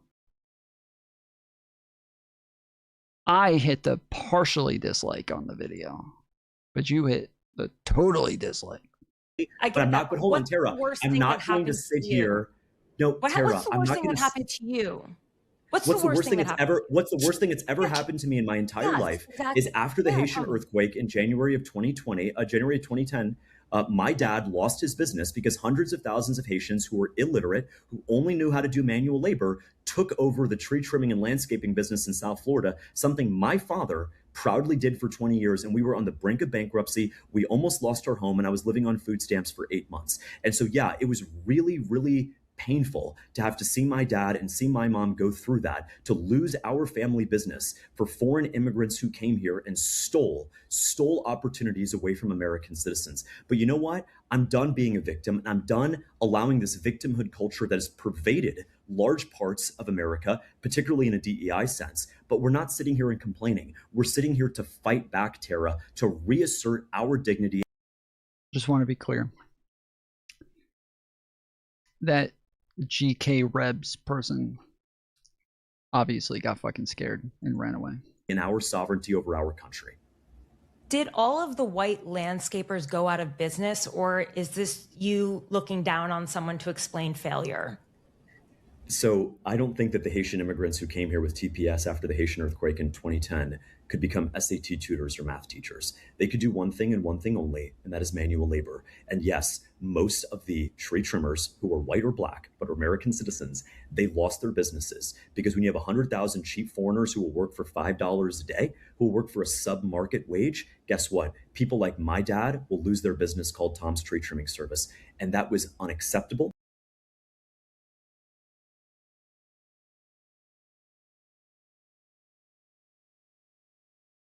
And it's yet another example of how the open border that was pushed by Republicans and Democrats has infiltrated and destroyed large parts of our culture and our economic identity. I want to get into a comment you made about Don Lemon. You said that he should be hung in a public square. Okay. First of all, let me stop you. Hold on. Let me stop you. No, let me stop you right there. I want you to read what I said verbatim. If we're going to have this conversation about Mr. Lemon, please. Why don't you say it verbatim? Say it. I'm happy to say it verbatim. Let me pull it up because I want to tell you verbatim exactly what I said. Because Don Lemon is lucky he's not getting hanged in the public square for ransacking a church. Those are your words. I'm reading them for you. Don't worry about pulling it up. You ransacked a church? Don Lemon ransacked the church? Whoa. That's crazy, dude. What? He ransacked the church? That's fucking nuts, bro. I can't believe he did that. Donnie boy? Ooh-wee. You done fucked up this time, bruh. You really fucked up this time. You ransacked a church, dude. You shouldn't be ransacking. Don't ransack anything. But especially a church. What was he thinking? You saw that? Oh, shit. Why didn't they put that in the indictment, dude? That's crazy. Why didn't they include that in the indictment? All of the ransacking that was happening. No, Tom, he ran and sacked a church. He was sacking the ran of the church. Perfect. So, thank you so much. But hold on, but Tara, do you think he should have a hearing? Yes, of course. Do you think he should have a hearing? Yes, of course. When did I say he shouldn't have a hearing? Do you realize that public hangings were common in this country up until the 1920s, and they were the result of a due process and a fair trial? This is both of them. This is bad. This is both of them. That her just like, do you think he should have a hearing? Like, where did that come from? What do you think that like him saying this is what he thinks the punishment should be? Like, there's no hearing, but then him being like, yeah, of course, but like hanging people is normal, dude. Like, we can hang people for tiny little infractions. Don Lemon is an idiot. It's amazing to me.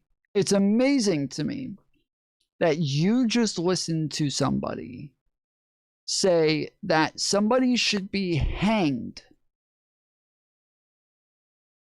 for, at most, trespassing, maybe. He wasn't trespassing. The church was open to the public. Nobody told him to leave. Nobody. The pastor literally did an interview with him afterwards. So nobody. But let's say trespassing, that the guy should be. He never said that. Wait, what? He just said he did.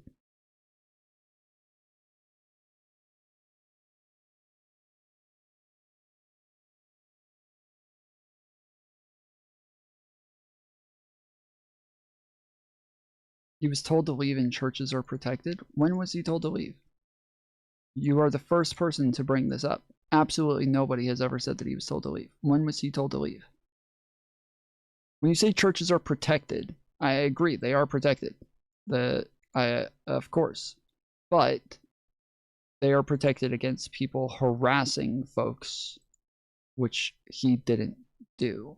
He didn't do that. Now, the other people I agree. The other people there that he was recording, yes, they could totally be charged with these things. But why do you keep saying they're protected? That has nothing to do with what we're talking about. I don't know why. Why are you do you speak English? Are you a fucking illegal? How did we get so many fucking illegals in here like this? You don't understand English, do you? So what I said is that this guy just said that Don Lemon should be hanged. And you reply by saying Don Lemon is an idiot.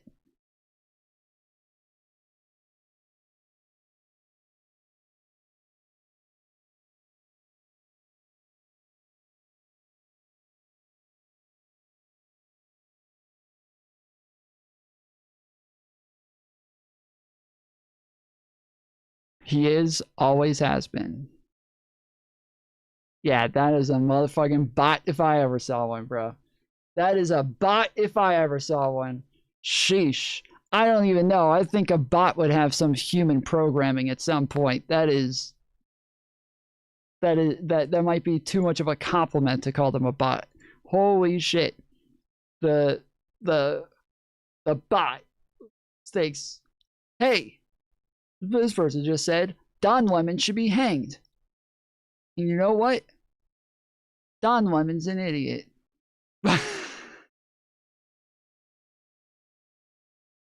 What the fuck? Like, how fucked do you have to be to hear somebody say that and then be like, yeah, Don Lemon's a fucking idiot? Hey, we got somebody else right after. You didn't say that. You didn't say that.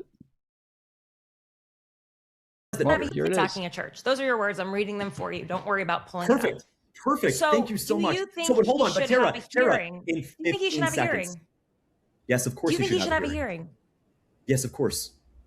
When did I say he shouldn't have a hearing? Do you realize that public hangings were common in this country up until the 1920s, and they were the result of a due process and a fair trial? That public execution was actually a way. Do you recognize that language is historically tied to lynching, though? Do you recognize that lynching is extrajudicial by its very nature? It's inherent that lynching means you are sidestepping and circumventing due process, and that extrajudicial lynching is absolutely wrong. You just insulted foreigners by saying they can't speak English. Can't speak English, must be a foreigner.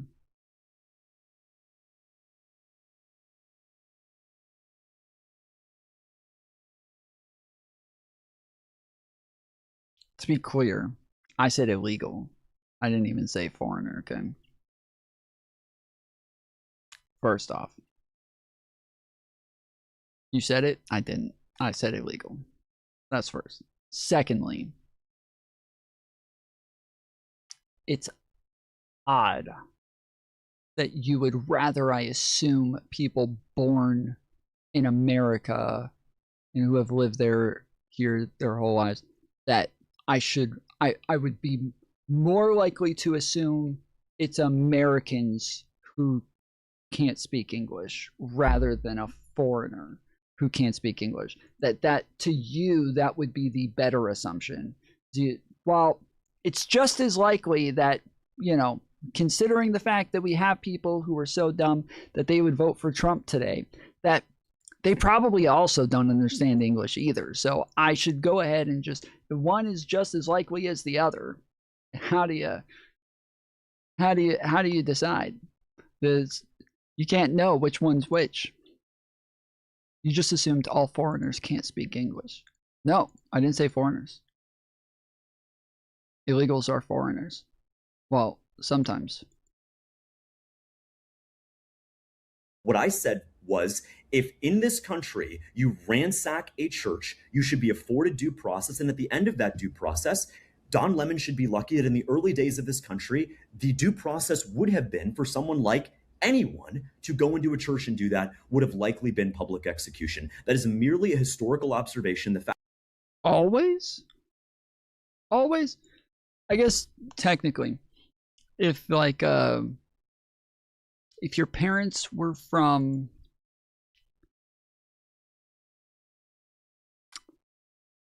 Cuba, and they're coming over on a boat, and your mom gives birth to you on the boat in the middle of the ocean on your way over here.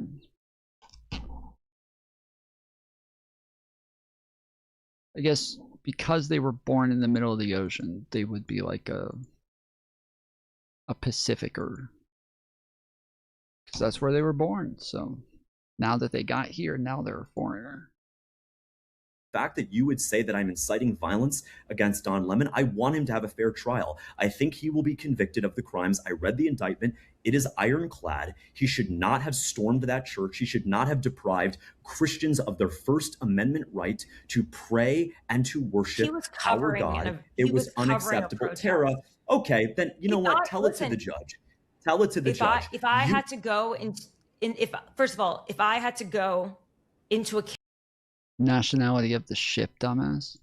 Okay, well, what if two ships, two boats, two wooden boats crash into each other, one from America and one from Cuba, and they both crash into each other and they both fall apart, and all the people on board are shipwrecked now. So what they do is they build the boat back together in the middle of the ocean using the leftover parts that are still there from both boats. Now the nationality is mixed.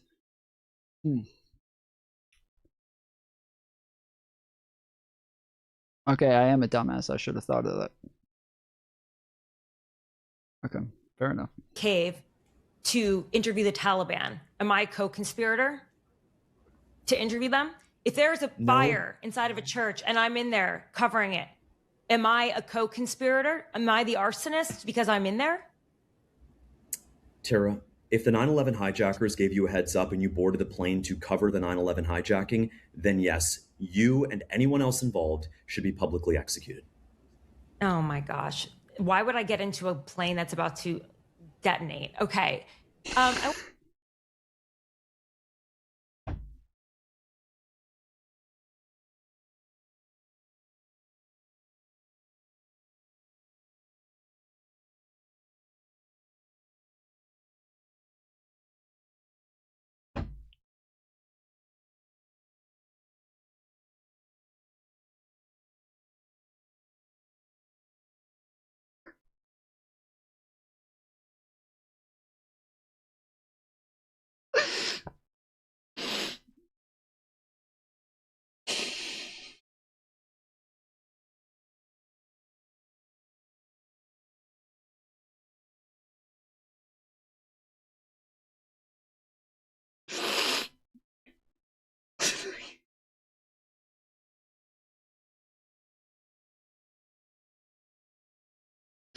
What?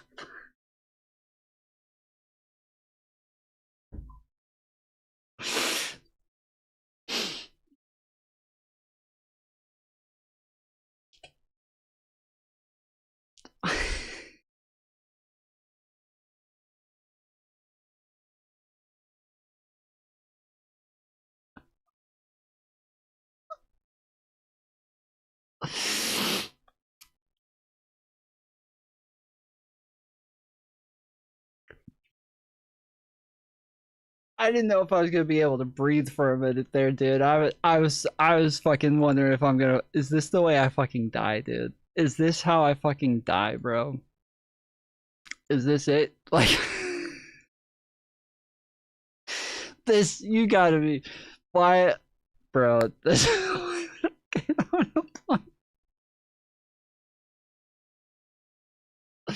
Why would I get on a plane that's about to detonate? Hijackers gave you a head. You're a co-conspirator to interview them? If there's a fire inside of a church and I'm in there covering it, am I a co-conspirator? Am I the arsonist because I'm in there? Tara, if the 9/11 hijackers gave you a heads up and you boarded the plane to cover the 9/11 hijacking, then yes, you and anyone else involved should be publicly executed. Oh my gosh. Why would I get into a plane that's about to detonate? Okay. I want to keep going. Well, Tara, you asked me, if you were a journalist and you are participating in a criminal act. That's just too fucking funny, bro. That's just too fucking funny, bro. It needs to be on a short, dude. That.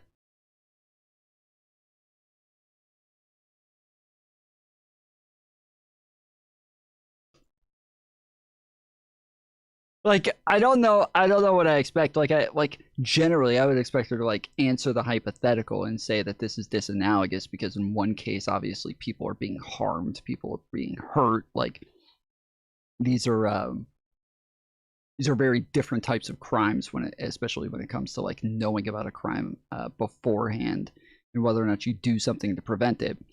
But like, yeah, she could have like responded to the hypothetical or said that the hypothetical is disanalogous, but instead she just, oh my gosh, why would I get on a plane that's about to detonate? Anyways. That's too much, dude. That's too fucking funny. Yeah, on top, like we've talked about the fact that this is just like generally not the way that we treat these things. Like there have been tons of like reporters who have gone in, like interviewed gang members, talked about crimes, and you know what they do? Lots of times those gang members will cover their faces and have their voices changed, and they will talk about like killing people and talk about murdering somebody, talk about crimes they've committed, talk about shit that they've done. And the journalist will do something to like protect their identity so that they're willing to talk about these things, willing to give the story where they won't risk getting arrested, because if they're going to risk getting arrested, they're not going to give you the information. So they depend on you to blur all of this and like, you know, remove all of the details so that they're capable of giving the information. And generally, we would not turn around and say, well, you have to now give us the information because you now have, you know, the identity of the person who committed X, Y, and Z murder or something like that, right? Because there's like, again, protections. There's protections for churches. There's protections. They're protected. They're protected mercies. There's just protection. Well, there's also protections for journalists, and so we generally give a very wide berth for journalists to engage in activities like this. And so in this scenario, if he's able to get the story by people telling him that it's going to happen ahead of time so that he can go there and record it, this is not a crime, just to be clear, okay? It is not a crime for those people to step inside of the church and start yelling and protesting. That's not a crime. That is not a crime. So where you guys say he knows about a crime before it's happened, it's not a crime. That isn't a crime. Yes, it is. No, it is not. It is a crime if you've been trespassed, you've been told to leave, and you don't leave. But churches, again, are open to the public. They're open to the public. You are allowed to go into the church. And then if the church doesn't want you there, then they can ask you to leave. And if you don't, then yes, that like now it is a crime. But you just going in and protesting or yelling or whatever like that, churches are not public property. They are all privately owned. So are grocery stores. Grocery stores are all privately owned. You can go inside of a grocery store and start screaming and yelling. And if the grocery store wants to, they can ask you to leave. If you just went, so let's say I go into a church tomorrow. I'm a member of this church. I go to this church. I walk into this church and I start screaming and yelling. You guys think I've done something illegal here, right? In order to be consistent on this, you would have to say yes. You have to say yes. I did something illegal just by walking in there and yelling. Until you're asked to leave, which they were. Yes, not Don Lemon. Again, Don Lemon was not one of the people screaming and yelling. He was not one of the people who was doing any of that. He was not disrupting, and he was not asked to leave. He interviewed the pastor afterwards and talked to him. So the pastor did not come up and say, hey, I've asked you guys to leave. You need to get the fuck out. He didn't say that to Don Lemon. Why? Because he knew that Don Lemon was not part of the fucking protest, that he was there recording the shit. Now, Don Lemon can agree with the protest. Don Lemon can know about the protest ahead of time. Don Lemon can be walking in with the protesters, but that doesn't mean that he was one of the people who was yelling and screaming and disturbing people, and then therefore one of the people that they would ask to leave. He was directly asked to leave by the pastor on video. Can you send that to me? I have asked for this numerous times. Nobody has ever even said that he was asked to leave. You are the first person to even claim that he was asked to leave. I agree that the people again, the protesters were asked to leave. I have not seen anywhere where he was asked to leave. Which is what those sick BLM Antifa rioters did in Minneapolis. If you are doing that, you cannot hide behind the First Amendment protections. Again, I ask you, if you were Tucker Carlson covers protests all the time. There's no talk about him getting hanged. There were a lot of journalists that cover on both sides of the aisle protests. It's one of the most basic parts of journalism. That was not a legal protest. Depriving American Christians of their right to worship and pray is not a legal protest. It violated the Klan Act. It's a federal law. He'll have his day in court. He was indicted. Let the facts play out. What I said was that if you ransack a church in the early days of the country as a result of due process, one of the likely punishments handed down by a jury of your peers would be public execution. That's not what he said. That's not what he said. He said that Don Lemon should be hanged for ransacking a church. That's what he said. He did not say all of that other shit.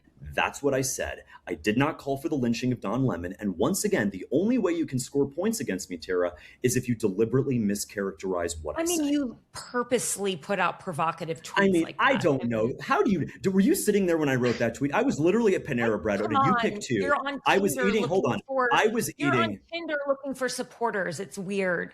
Okay. It's not weird. I got 4,000 I got 4,000 matches and then they banned me. Look, great. You know what's weird? That Republican losers in Washington, D.C. are opposed to the fact that I want paid maternity leave for the moms in our state. I joined Tinder to let young women know that to be pro-life, you have to fight for paid maternity leave. Do you support paid maternity leave, Tara? Sure. Yeah. Wonderful. I do too. Sadly, I'm not a journalist. Why are you asking me? Well, because this is a two-way conversation. I don't know why you're asking me a lot of the questions that you're asking. It's not a two-way conversation. You're running for governor and I'm a journalist. It's just totally different. Do you understand that? Like, it doesn't matter what I think. I do want to talk though a little bit about women. I love women. How should a 17-year-old brother react? I mean, how should a brother react to a 27-year-old going after their 17-year-old sister? Like, I've talked to friends about this, and they were all like, they all said they'd beat your ass. Like, how should they feel about that 27-year-old dating a 17-year-old? Well, here's how they should feel about it. False accusations in America are all too common today. I just want to check. The Superboy 6 just a minute ago said he was directly asked to leave by the pastor on video. If you can tell me where I can find that. I asked him to send it to me, but it's not an easy way for you to send it to me. I can put up a number that you can text it to. You can join the Discord, or you can just tell me where to find it, and I'll go find it. But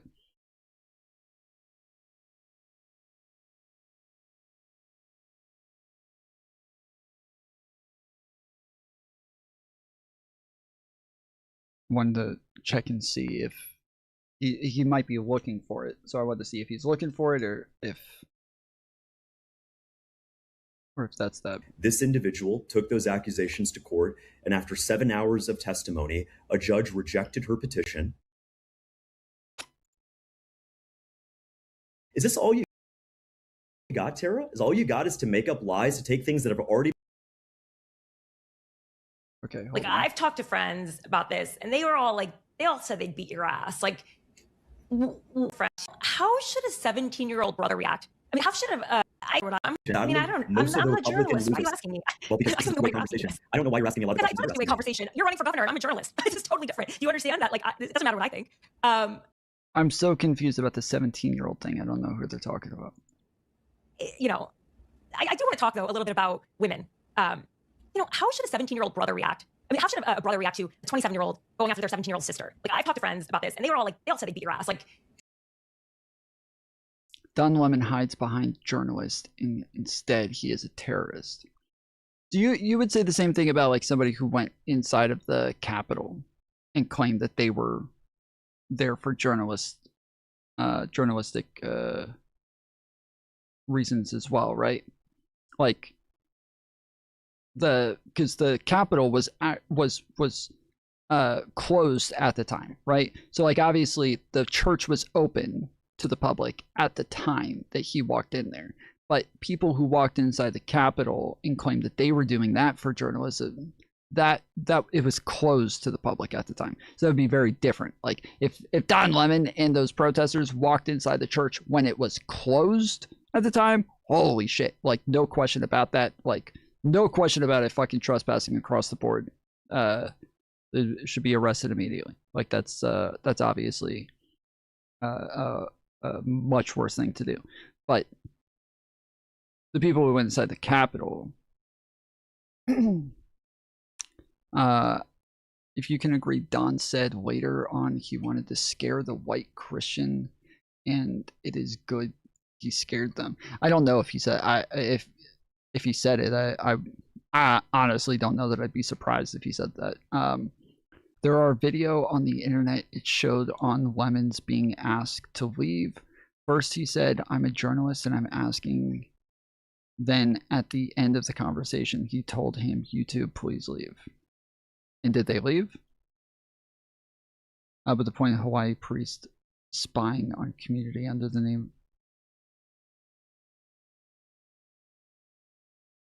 Let's see.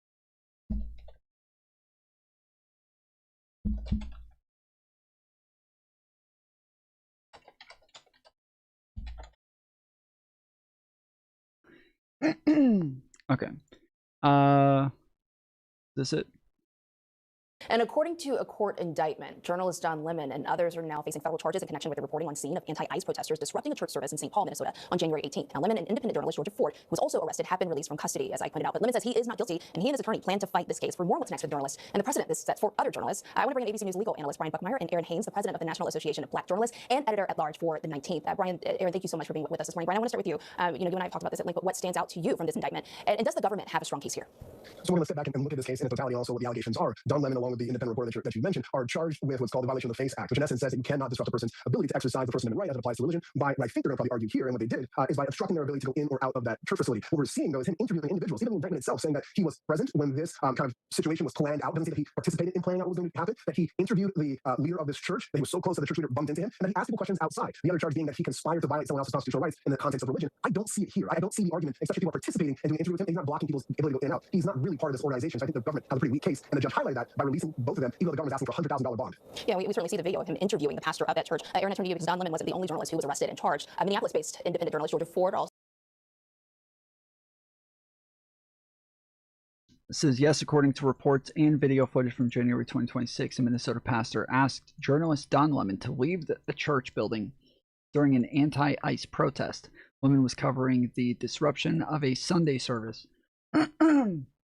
by demonstrators, which resulted in his subsequent arrest on federal charges for interfering with religious services. Request: the pastor told Lemon, "I have to take care of my church and my family, so I ask that you actually would also leave this building unless you are here to worship." Lemon, who stated he is a Christian, continued to interact with congregants for several minutes after being asked to leave, interviewing them about immigration, according to Washington Post. The aftermath: Lemon was arrested by federal agents on charges of conspiring to deprive rights and violating the FACE Act. freedom of access to clinical entrances, which protects the right to attend religious services, as reported by YouTube and NPR. Okay, so yeah, so I would agree that in that case, he probably could be charged with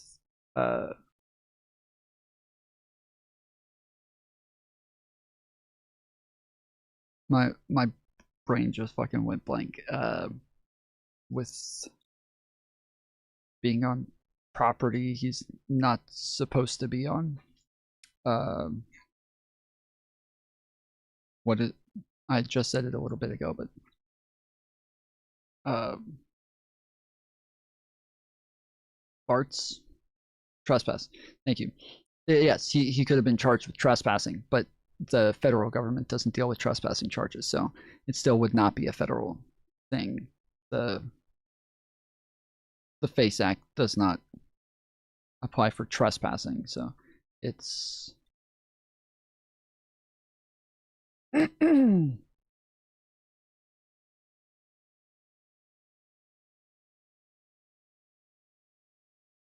it doesn't make sense. How should they feel about that 27-year-old dating a 17-year-old? Well, here's how they should. He brought coffee for the protesters moments before storming the church. What? No way. That has nothing to do with anything. I still don't understand her fucking question. Woman says James Fishbeck dated her while she was underage, then harassed her after breakup.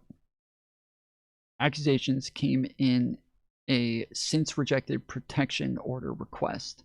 Fishbeck denies the relationship began before the woman turned 18 or that he acted improperly towards her. Oh, like they all said they'd beat your ass. Year-old sister, a brother react to a 27-year-old brother react. How should a 17-year-old brother react? I mean, how should a brother react to a 27-year-old going after their 17-year-old sister? Like, I've talked to friends about this, and they were all like, they all said they'd beat your ass. Like, how should they feel about that 27-year-old dating a 17-year-old? Well, here's how they should feel about it. False accusations in America are all too common today. This individual took those accusations to court, and after 7 hours of testimony, this individual... Their domestic life was hardly tranquil, according to Fort, who said Fishback lost his temper, threw objects across the room, and screamed at her on multiple occasions, and once grabbed Fort by the arm, leaving visual marks. Took those accusations to court, and after 7 hours... Are you proud of yourself that you went on a power trip and ran to HR? Will you and I ever speak again? Even now, I will never hurt you. I won't bring up the past mistakes of the past few months at Incubate up to Stan or others. I will never try to undermine you. I am praying for you today and every day. God answers my prayers when I asked him to help you find your way back to Christ. He won't let you down ever. I am wishing you all the best. Truly, this was a massive wake-up call for everyone. You got the clean break you always wanted. And now I am out of the picture. I'm not going to participate in an HR investigation. Testimony, a judge rejected into a stupid comment I made on the phone. Her petition. This directive to maintain secrecy constituted an isolation tactic commonly employed in grooming scenarios wherein the adult authority figure seeks to normalize inappropriate boundaries while preventing intervention from protective third parties.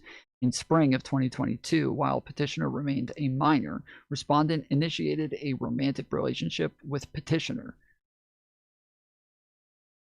Notably, respondent explicitly directed petitioner to... Is this all you got, Tara? Is all you got is to make up lies, to take things that have already been debunked, not by me, but by... Wait, is she putting this on the screen while he's talking? Respondent explicitly directed petitioner to maintain secrecy of their relationship, demonstrating his awareness of the impropriety of pursuing a romantic relationship with a minor under his professional supervision and instruction.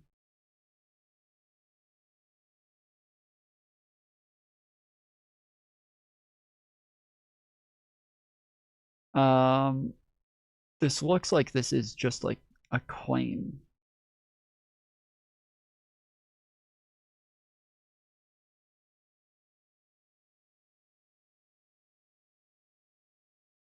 Was he ever...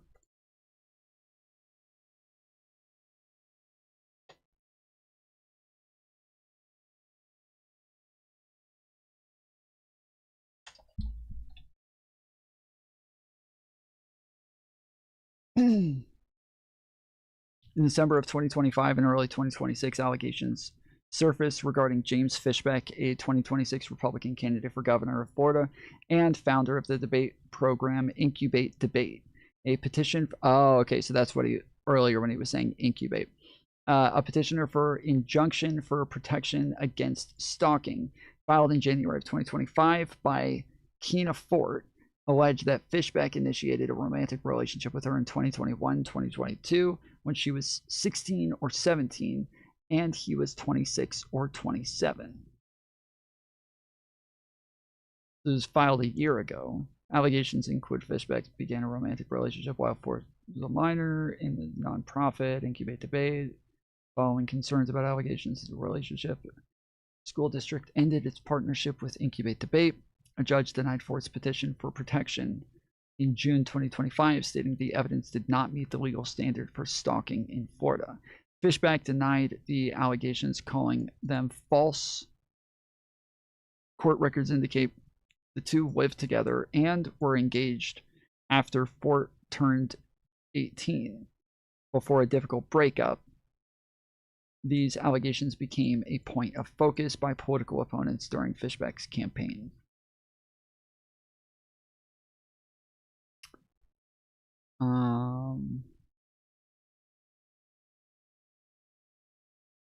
Yeah, I would like to see like the dates on those text messages because Jack Vigil took those accusations to...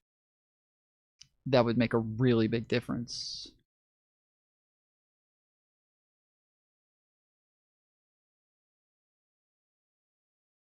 All you got is to make up lies, to take things that have already been debunked, not by me, but by a sitting judge a year ago, and use them again.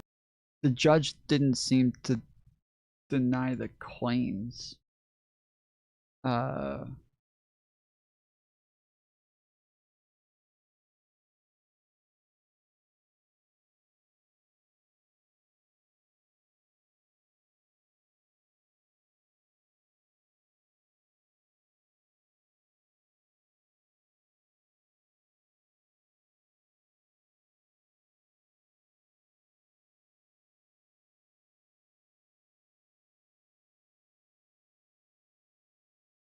Yeah, it does. It looks like it was literally just a filing for a protective order, and the protective order was denied.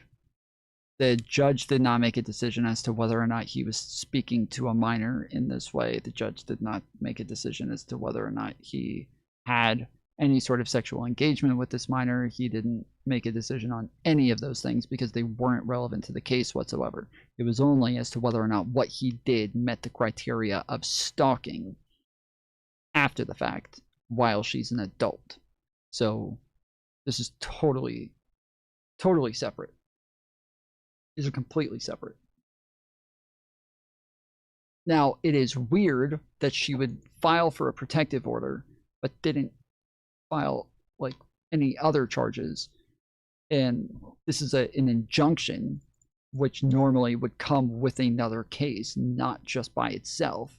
So it is, all of this is a little odd in the way that it was done, and I'm saying that just to say that it could be that this was done just to get it on a public filing, knowing that it was likely going to be denied, but you do it just to get it as like public record so that people can see it, and then now you get to make pretty much whatever claims you want in the petition, and then now that's used as some sort of, you know, historical record when it may not be accurate at all. Against this campaign to discredit us. What was your relationship with this 17-year-old girl? How did you even come into her orbit? You know, I've never dated a 17-year-old girl. Maybe I did when I was 16. Actually, I did when I was 16. I did date a 17-year-old girl in high school. I have never dated a 17-year-old. I had an old troll video that I made a while ago where I came out with a video and I was like, oh, I got to get ahead of these allegations. So I just wanted to let you guys know that there was a period where I was dating a 16-year-old, and blah blah blah, and I go into this like long story, and then end it off with, you know, like eventually we broke up. We both ended up going to different colleges, and you know, we were about to graduate from high school, and so it was you know, just about time. It was like give you kind of the punchline later at the end where it's like, oh, they were both 16. Okay, fuck. Girl. Yeah. And Okay. you I know also what? want to Don't talk take about my the word. But hold on. partner. Don't take my word for it. Don't take my word for it. She tried to shake me down. She tried to get millions of dollars, which I don't have. I don't know why she asked for it. And then she went to a judge after we didn't pay her, and then had her sob story in court. And then guess what? The judge fully exonerated me. It's called due process. You didn't Tara. The answer same my due question. I don't like, I don't know. I don't know if anything he's saying is true. From what this says, there was just a protective order requested.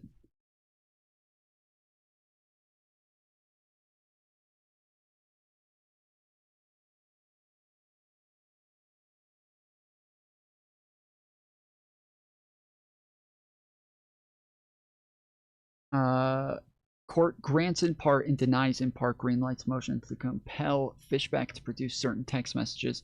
Fishback is hereby directed to produce these text messages identified in the footnotes.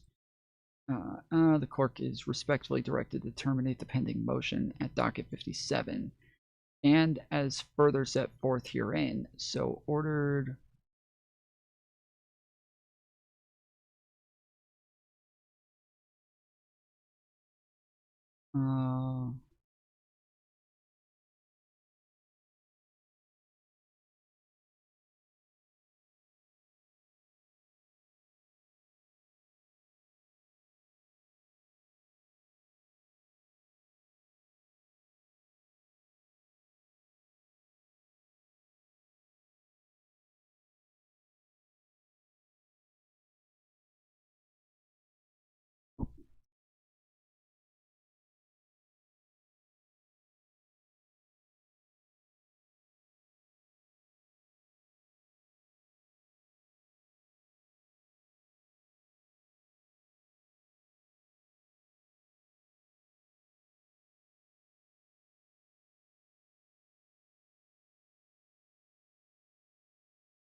Yeah, it looks like it. If from what I can tell, it was just a protective order, but I still am not positive.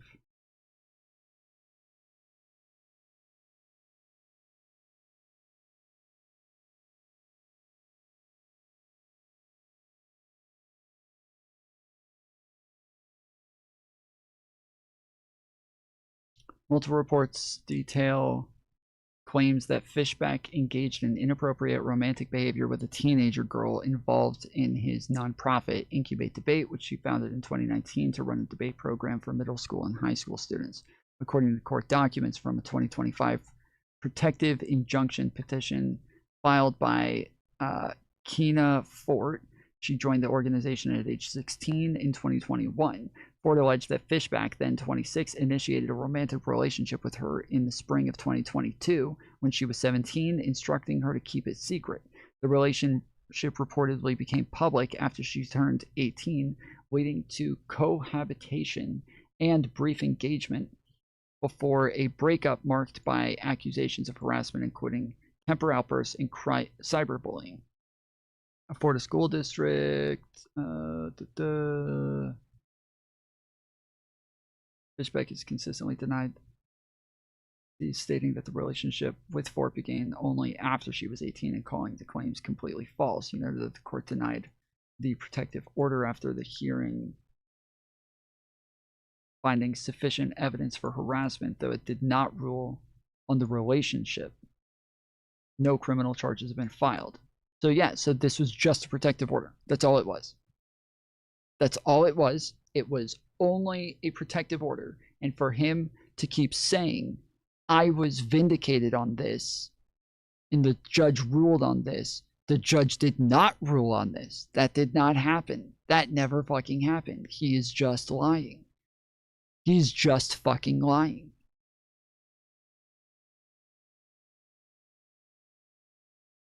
The judge says after they've been living together for 2 years. Like the judge said that they'd been living together for 2 years. They were engaged at one point, so I don't know. I don't know at one, like, at what point all of this ended, but says she joined in spring, or sorry, she joined in 2021 when she was 16. They started a relationship in 2022 when she was 17. The relationship became public when she was 18, so that's 2023. So if they broke up in 2024,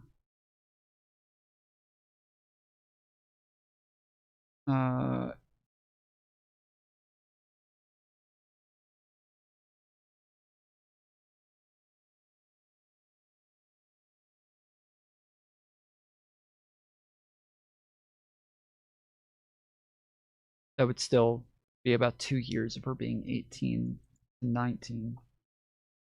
Fishbeck denied the allegations, calling them false. Court records indicated the two lived together and were engaged after Fort turned 18, before the difficult breakup.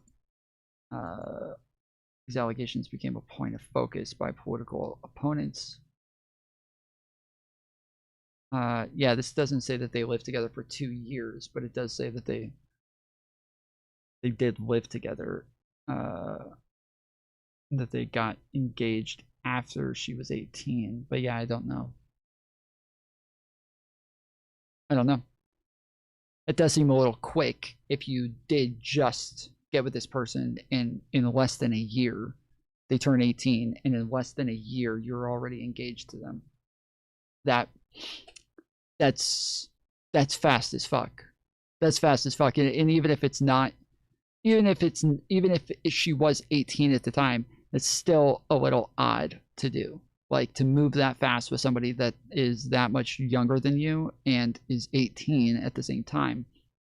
That's weird as fuck. That is weird as fuck. That's some fucked up shit. Like, you should not be doing that.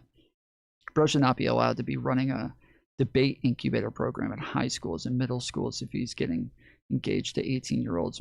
Yeah, the school where this happened, that they ended the program. What's the legal age in that state?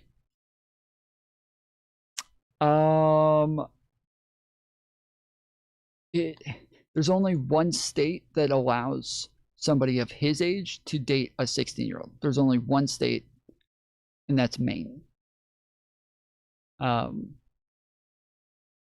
Every other state has like Romeo and Juliet, where they'll have 2 to 3 year gaps where you have to like be within that range.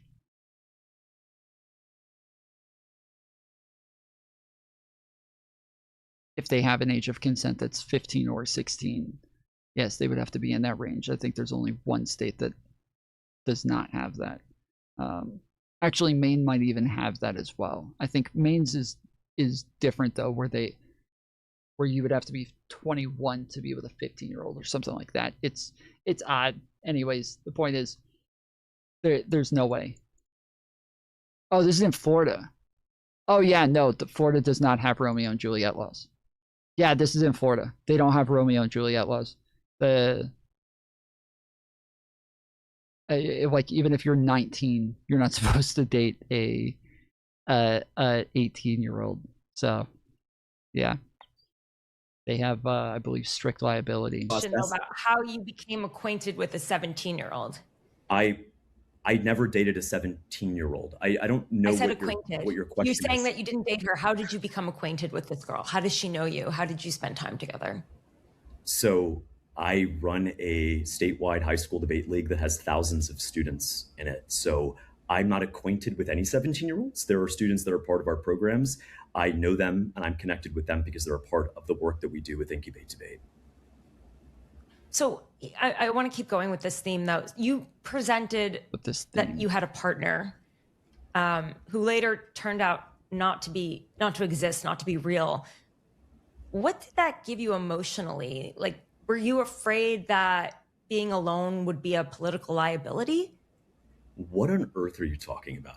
Genuinely, what on earth are you talking about? Your girlfriend or woman you're presenting as future first lady is not your girlfriend. I mean, it was not a real thing. So like, why She's not a real present that? person? Well, it wasn't a real relationship, according to her. According to her, when did she say that? It just came out. It just came out. What? You want to read the statement to me? Sure, I'll have my producer. This is, bro, I'm not going to lie. Again, I generally like Tara. This is not good. She is not doing well here. This is not good. This is not great. This is, like, even for the fucking thing, she just brings up, like, how would you feel if a 17-year-old brother of a 19-year-old, like, what? What are you talking about? I have to go look at, and then you just put up a bunch of random fucking, I have no idea what the fuck you're talking about. You didn't give us anything to go off of. I have to go and do all this fucking research to figure out what the fuck your one question was even about. Like, come on. This is all kind of ridiculous then. Pull up the statement. Here she is. Hold on one second. Let me get this. But we'll move on for now, and then we'll get back to your partner. Here's something else. You literally, hold on. You literally just said. We'll move on. We'll move on for now, and then get to your partner. $0 from APAC. That was the ribs that Francesca and we split the other day at Chili's. You know, it's so funny. They criticized me. This is your wife? Yeah. This is your wife? Yeah. This is your wife? Yeah. I did not join Tinder a single man. Wait, that's him?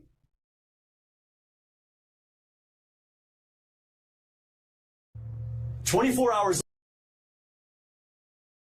Wait, that's him? I know that guy.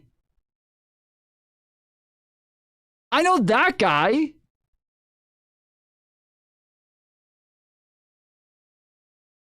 That was the really. Am I crazy? He looks different, dude. Cause like I've all of a sudden seen him popping up in random places, and I'm like, I've never seen this guy before. I know that fucking guy. Join Tinder a single man. 24 hours later, I am a single man because I joined Tinder. My better half was not very happy. I said, look, you have to meet young women where they are. I know this is all confusing, perhaps purposely confusing to keep the algorithm going in his favor. So that's why I followed up with him after the show. He said the post that he put out about a breakup was a joke, but he didn't respond to a follow-up question on whether this woman is in fact his wife or his girlfriend. We're going to take a beat for a second. Isn't that wait? That's so different than what she said, though. She said that the girl claimed that it was a fake relationship. How the fuck?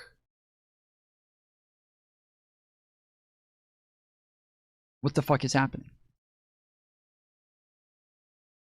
Well, I'm so fucking confused, dude. What the fuck is happening? All right, so we're doing a test. All right, we're doing a test. We're doing a test to see how my computer will handle a game and a share screen to kind of see how that goes. So we'll it might take a minute for me to get this up. And to hear from my partner, Chapter hedge fund. You were the job that you claim to have at this hedge fund. You were, macro director. What does a macro director do at a hedge fund? So I was even this where she says you claim to have, like, at this job you claim to have. Is she going to call in the question whether or not he actually had this job? A macro trader. I was a macro investor. My job was to, don't get really specific, my job was to figure out how the Fed was going to screw things up next and then take a number of bets in the interest rate futures market. SOFR futures, Eurodollar futures, interest rate swaps, calculate what inflation was going to be, what nominal GDP growth was likely going to be, and then make a number of bets that capitalize on those changes in the market environment. Okay, and why did this firm sue you saying that you inflated your title and that you that you took money from them, and that you had to owe them money afterwards, $200-something thousand. So I left that firm in the middle of my third year there to start my own firm called Azoria. I guess I didn't like the fact that I started a competitor, but I'm not going to sit here and be a victim and not take responsibility. I think it was wrong for me to start a competing firm in the middle of the year, to leave my former boss holding the bag of all my positions, of all my research, and not give him time to wind that down. And so you can't be sued for that though, bro. You can't get sued for that though. That is not what you were being sued for. So that is that's almost definitely not related to the fucking lawsuit. It's a cool story, but what the fuck? Like, that, did he really just break up just like so? You know, and it was mean of me. They did sue me, and I was a big meanie when I left in the middle of a fiscal year, and you know, they were right to sue me for that because I was a big meanie when I did that. I'm gonna be the bigger man here, and I will admit. It was a mistake for me to leave the way that I did. I regret that. I don't regret starting a competing firm. I'm proud that Azoria deployed $40 million of capital under my leadership last year alone in companies that were hiring on skill and merit as opposed to race and gender. But anybody can make accusations about a false title that has never been adjudicated by a court. And I was proud of the work that I did at Greenlight Capital, and now that I'm doing it at Azoria Capital. According to the court documents, they claim that they were about to fire you for poor performance, and then you left to create a competitor. And it was when you found out you were going to be fired. So, you know, why should Florida voters trust your representation of yourself when, you know, you've been judged in court to have embellished your own record at Greenlight? What was the court date on that? That never went to court, actually. You've been...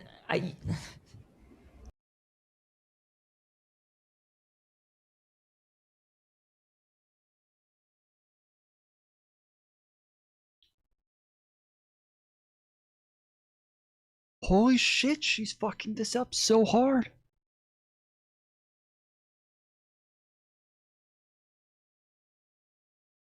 Holy shit. She is royally fucking this up. This is a fuck up of epic proportions, dude. Now he's never been to court. He did say he's never been to court. Shut up, I know. Hold Tara, on you're gonna have to try harder. Right now. You have to try harder on this. Here it is. It's a complaint from Greenlight Capital that was filed. Obviously, when you file a complaint, you do that under, you know, you're under oath. So this would be the first time anyone. So this is no one's ever lied under oath before. You're saying? I don't know. Tara, you know what? Stuff. If you want to play this game where we're going to dig through court documents, let me tell you why Floridians should trust me. I think it matters. I mean, you're basically asking to have the job of chief executive of the state of Florida. That's right. I think people need to know this stuff. Probably more important than your Tinder life, but yeah. My Tinder life sadly was cut short only 48 hours in. Well, so I quit my job. It's kind of like, oh, you know, you break up with a girl and then she says, it's not you, it's me. And then, you know, it's actually, she broke up with you. I'm not going to play this game of who broke up with whom. I am here to tell you that it was wrong for me to abruptly leave Greenlight Capital in the middle of the year to start a competing firm. We're also I should have talked to my boss before him. I should have just up and left and resigned over an email. That was wrong, and I accept full responsibility for that. But guess what? Good men can make mistakes. I am not impervious. Bro, he's such a fucking loser, dude. Holy shit. Holy shit. She still didn't say anything about it ever going to court, though. She initially made the claim that a judge made a decision. I don't want to have to go do a fucking another wild goose chase to try to figure out what it is that she's claiming here. But she's actually helping him. She is, dude. She is. Like, this is wild. Like, even just like her, like, her reactions where she's sitting there like, well, well, come on. I mean, I don't just what do you mean? What are you doing? Are you really this unprepared for this? That you just don't know what it is that you're asking him about over and over and over? Yes, to that. I am running to be a governor for every single Floridian. And you know what, Tara? I'm not rich. I don't aspire to be rich. That's a dunk. You say, well, Byron has $45 million and I only have $1,000 in my bank account. How do you think that feels to a single mom in Pahokee, Florida or Pensacola who actually has $1,000 in her bank account? It's not about how, it's not What about is it the about? physical number. It's Do you about look down on people who make less than $1,000 in their bank account? Believe in you, and if they're People willing to believe in open me. their paycheck, their checkbooks for you. That's the difference. I don't want Israel to give me money. Sorry, Tara. I'm not taking money from AIPAC. I don't want millions of Sorry, dollars from Tara. Israel or hedge fund billionaires who are going to destroy Sorry, our country Tara. again, Suck as they did in it. 2008. And if that means turning away, by the way, I don't know where you're getting your $1,000 from. This campaign has raised over $250,000. We'll hit $1 million in donations by Easter. We are really proud of the work that we are doing, but guess what? We are not going to outspend our opponent. And Miriam Adelson has already told Matt Dixon on the record of NBC News that she will spend whatever it takes to end my campaign. So you know what? I'm willing to show up and fight for voters. They deserve a governor that they can see, talk to, and guess what? Maybe even yell at. While Byron Donalds sits like a fat, lazy DEI hire in Washington, D.C., going to his Fox News studio, complaining and railing about the Democrats when he hasn't done anything in 5 years for the people of my state. Tara, if you like Byron Donalds so much, why don't you have him on your show and ask him, why do you deserve a promotion You love him, to why be don't governor you marry him? when in the last 5 years you've been in Congress and you've done nothing to make Florida more affordable for her people? Yeah, Tara, why do you love that guy so much? Why do you love Donaldson so much? Come on. I want to ask you. You mentioned the word mistakes. What's the biggest mistake you've ever made, and what did it teach you? The biggest mistake I ever made in my life was I was coming on this show. Born and raised Catholic. Parents are Catholic. Grandparents are Catholic. When I went to college and afterward, I strayed from the Catholic faith. And have you guys seen the video of Kanye West being asked what fashion trend he regrets most?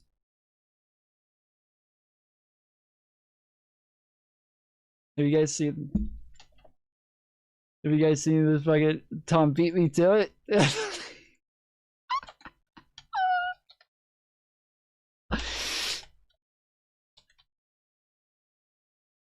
What's a fashion trend you regret participating in? Life. What's a fashion trend you regret?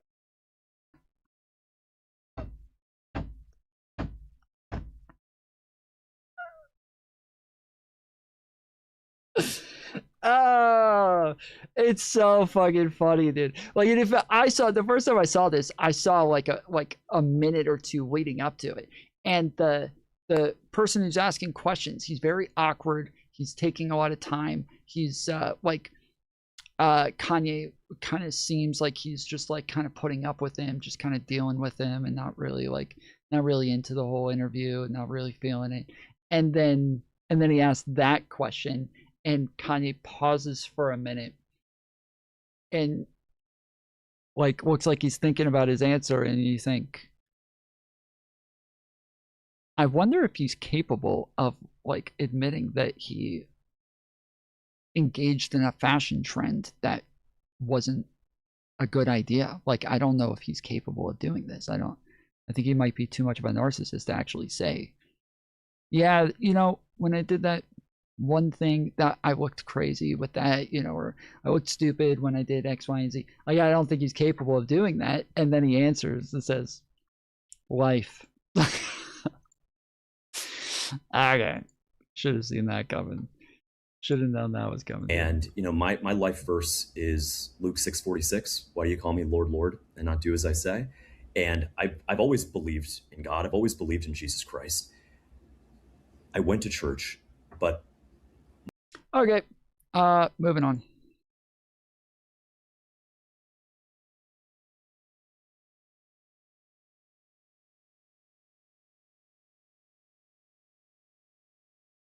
Holy shit! Discord added a forward and back button. Oh my goodness. Is that on the phone too? Please God, tell me it's on the phone. What? It's not. Fuck. It's fine. I'm happy that it's on. I'm happy that it's on Discord. Oh man, bro. So you can literally go from a DM to a server channel and like copy and paste like a link from the server channel and then just hit the back button. It'll take you back to the DM that you were just in. And you can paste the link there now.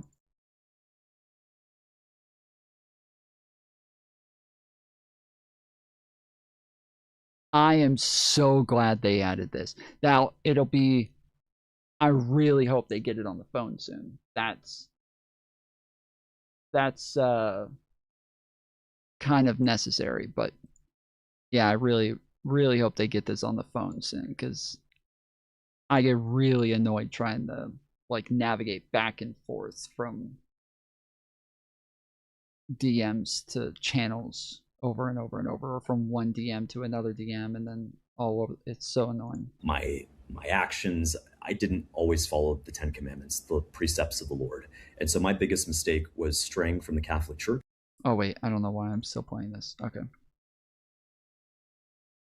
But I'm just taking what I heard. I heard your test for who's a member of the coalition. And I want to ask you, therefore, on that test, Joe Manchin is not a coalition partner. Sorry, explain. What do you mean? Joe Manchin did not endorse Kamala Harris, refused to endorse Kamala Harris in 2024. Is that true? Then yeah, he was not a coalition partner in 2024. And why are you trying to say we need more Joe Manchins? You're not my opposition if you're like a Marxist-Leninist. Maybe your ultimate goal is like a social... Then why are you saying we need more Joe Manchins? I feel like it was super clear when he said we need more Joe Manchins that he was not saying we need more people who are like Joe Manchin in all of these other ways. He was very specifically talking about one specific way, which was that he was capable of appealing to like more moderate voters and progressives at the same time. That was, and that he was willing to like work with Republicans and try to like reach across the aisle and shit like that. I'm almost this was a while ago, so I could be wrong. I don't remember it the best, but I could have sworn that was the idea. We don't want moderate voters is the issue, and moderates are the ones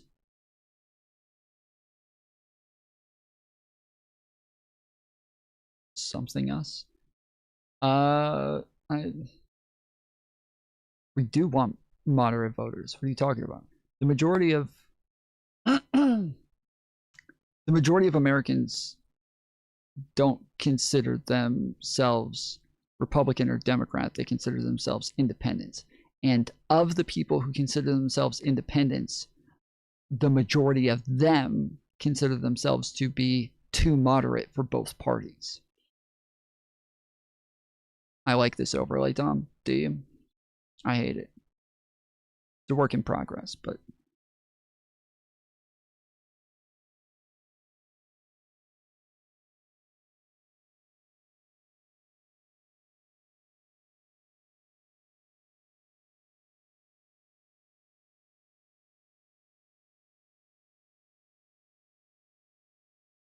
yeah, in order for us to win, we have to have more moderate voters voting for us. Like, we have to appeal to more moderate voters.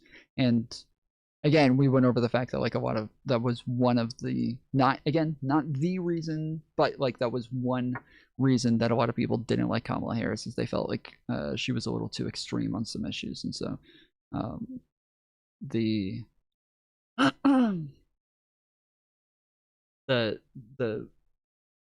optics of the Democrat Party, which isn't true, but the optics of the Democrat Party is that they are too far left and that they've become too progressive and too extreme too quickly. And so there are some some aspects of this that just have to be met. Socialist revolution. But if you're on the same page about helping to elect Democrats because you think that that helps your goal, then sure. Then it just feels like the vanguard on that view, or at least Zach from the vanguard, would be part of the coalition and Joe Manchin would not in 2024. That's not how you act. Unfortunately, there's something very uncomfortable about what we're discovering now with this Manchin example. It is an undeniable fact that Hassan signaled more that he was going to vote for Kamala and Manchin. I mean, I could even grant you that, and I don't understand how it undercuts my thinking at all. It doesn't seem that there's much significance to this label opposition if it doesn't really reflect how we're going to view a person. The opposition label, the coalition, it's a red herring. It's just being used as a synonym for did you endorse or not, but there's not any other necessary entailment or prescription that comes after that. What is the so what? You know, English teachers ask, so what? What is the thing? Wait, that I'm pretty sure that is the line, though. Like that is the line. That should be the line. There isn't another entailment. It is, will you endorse this leader? That is the end of it. There is nothing after that. That is the end of the story. Like, either you endorse the Democrat candidate or we don't want you around. Like, that is the line. That's it. That's I don't understand. Like, why wouldn't it be? So just any Dem? Well, I mean, assuming that like the Dem is somebody who's a Democrat, has Democrat like policies, you know, liberal policies, liberal positions. Yes. Yeah. Somebody who's going to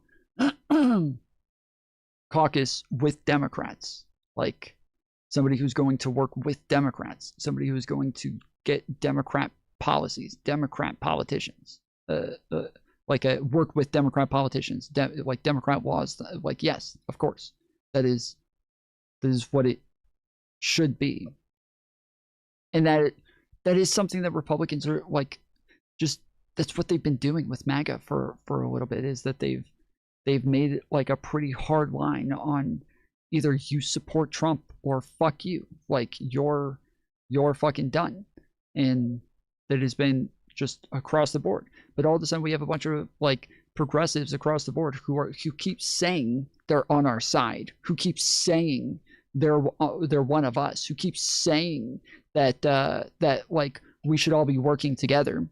But then when it comes time to actually do the thing that makes the difference and actually puts your words into action, they don't do the thing. And that really creates a problem in our standards and where we are purity testing, where we gatekeep, because if it doesn't actually turn into any sort of action, all you have to do is just say things that we generally agree with, and now we're somehow like in the same coalition as you. That doesn't make any sense. That makes no sense. Like the end all be all should be elections, election winning. We have to make it to where winning an election is the thing. There is no gate to keep. I just disagree. I think there is a gate to keep. The gate to keep is to stop from having people like Trump win. And if it keeps becoming more acceptable to say you're one of us, but also we're kind of going to counter signal your politicians, it makes it to where you're just an enemy at that point. Like you are not one of us. You're not like, oh, we 90% agree, like it's just a little 10% that we disagree. No, it's 100% disagree. There's one thing that matters. Do you vote for the person? No, we 100% disagree. There isn't. It's not we 90% agree and 10% disagree. We 100% disagree. And that's where it should be. That I'm not doing that I ought to. I like the intro. Do you guys Whoever want to did the intro? I don't know who his editor is. Does anybody know who his editor is? This is a good intro. I like it. get into why you're wrong about the DOJ stuff? The DOJ stuff. Yeah, Pisco, are we on the same team? Where are we with this? Like, because that's what I was curious. Are you guys talking about the same thing? I think Hutch has a good point, and this is a point that I've been making, and it's the same point I make with respect to the pardons of Hunter Biden, etc. And it is that we don't actually want. Okay, I'm going to start a game. I have no idea how this is going to go. I've tried this earlier today, and it failed, and my vertical stream went down completely. It was just frozen for like a good 2 minutes. The regular stream was fine.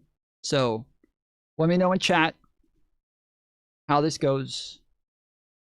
And I'm going to try to jump into a game and see how this holds up. Because I changed all of my encoders around. And so I think it might hold up better this way. And if this works, I'll be able to do the same thing with Discord. So yeah, keep an eye on it. Let me know.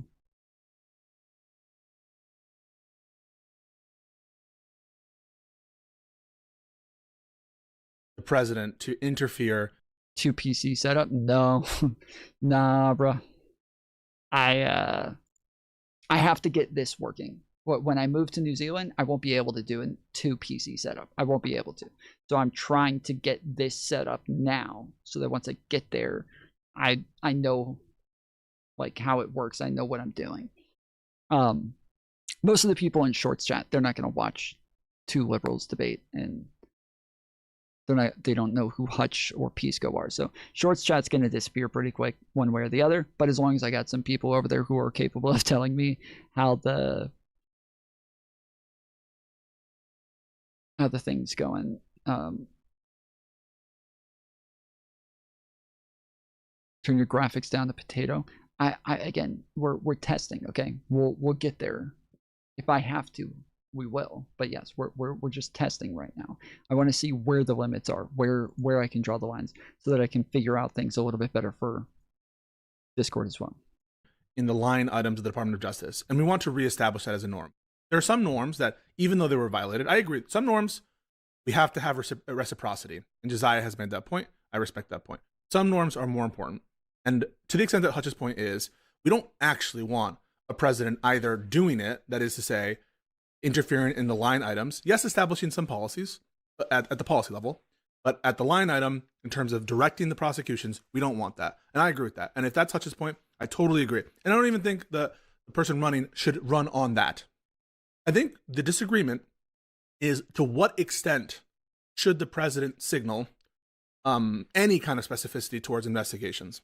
And I think that I'm a level removed from Hutch, and I'm a level removed from other people in that the following. I think Hutch wants to say, hey, we're going to see crimes and I'm not going to get involved in the Department of Justice. And if there was corruption from any administration, we'll go after it. That's the kind of line I think Hutch would want to do for both political reasons.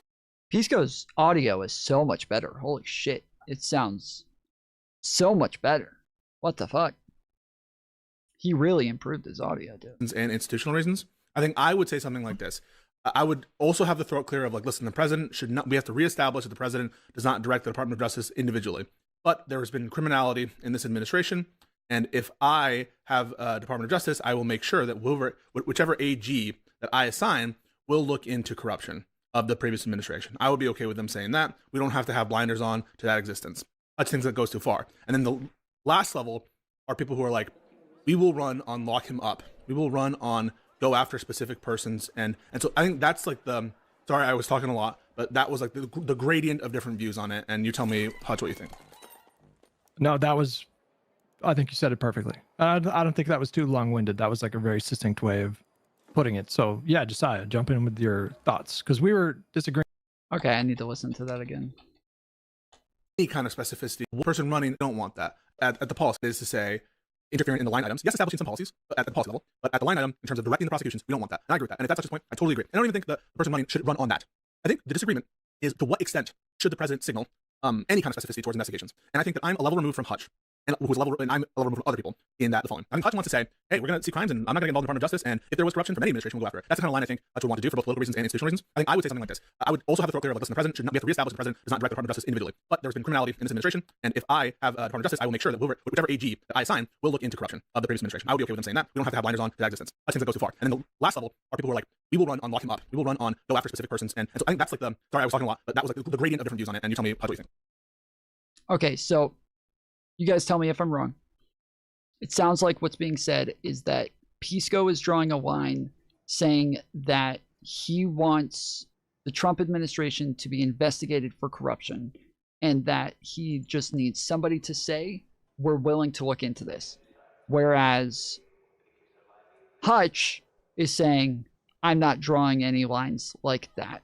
Like I want the Democratic candidate to win, and I am not willing to like draw a line on whether or not they're being investigated. Is that correct? No, that was, I think you said it perfectly. I don't think that was too long-winded. That was like a very when I rewinded it, I only ended up hearing Pisco's position, not Hutch's. Distinct way of putting it. So yeah, Josiah, jump in with your thoughts, because we were disagreeing about this yesterday. Yeah, so I'm not sure that I'm at the point where I would support a Democratic president saying, lock him up. I feel that that's a bit too crude, a bit too precise, that the conclusion is foregone. Yeah. And I'm probably, even at this point, inclined to agree that that would violate a norm that I respect. But I'm not convinced. Once upon a time, I was convinced of this, but now I am no longer. I don't think it would be inappropriate for the Democratic candidate to say, rule of law is important. Rule of law is essential. Rule of law is the foundation. Rule of law should apply to everybody, be they on the left or the right, Democrat or Republican, senator, representative, governor, or president. And we've seen the polls, and obviously I'm running. Why I'm running is in part because I think. Nobody told me, is that so? Does anybody know, is that Hutch's position or not? That the Trump administration was incredibly corrupt. And I believe in accountability. I believe that the American history is littered with examples of subsequent administrations turning a blind eye to the corruption of their predecessors because we don't want to be a banana republic. But the other element of a banana republic is one that will not punish political corruption when it's there. Going after your political opponents simply because they're your political opponents, that is the stuff of banana republics, but giving a free pass to corrupt politicians is also the stuff of banana republics. And we can join the company of advanced democracies like France and South Korea and Japan, who have investigated and prosecuted corrupt public officials. And so I want a Justice Department. I'm committing to a Justice Department that will follow the facts wherever they may lead. But I do want a Justice Department that will examine the actions of the previous administration, and where they find lawlessness, they should prosecute. And where they do not find lawlessness, they should not.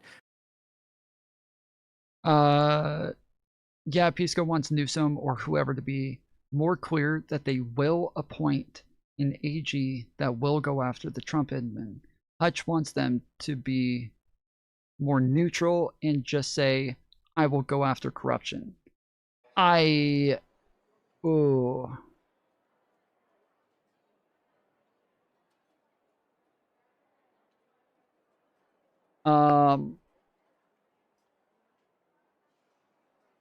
think overall I agree with Hutch.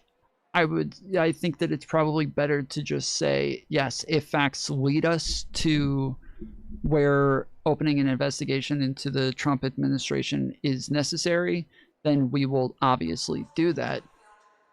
But you don't want to take a position that you will open up an investigation, even though we already have more than enough information to open those investigations right now. Just the public has that information, let alone what investigators probably have right now. Yes, we almost definitely have that, but I think I mean, I've worded it perfectly. Okay, so yeah, so we'll see what it is that he has to say, but I think that makes sense. Okay. Something to that effect. I think we're past the point of the Biden approach to things, which is to simply not comment. I think the Democratic base is past that point, and I see no political advantage to that approach. I certainly don't see an accountability approach to that point. And I would personally not be satisfied as a voter for any Democratic candidate who just kind of vaguely says, I don't know. Yeah. I believe in corruption or I believe in punishing corruption or looking at accountability, but otherwise no comment. I would not be satisfied with that. Me neither. What's wrong with that? I think there's a few things wrong with that. Sure. But like, you say that, like, why is it important that we have this norm? Like, what if you guys maybe Josiah, let me ask you, like, why do you think this norm is a good norm to have, of a president not personally involving themselves in any kind of prosecutorial decisions?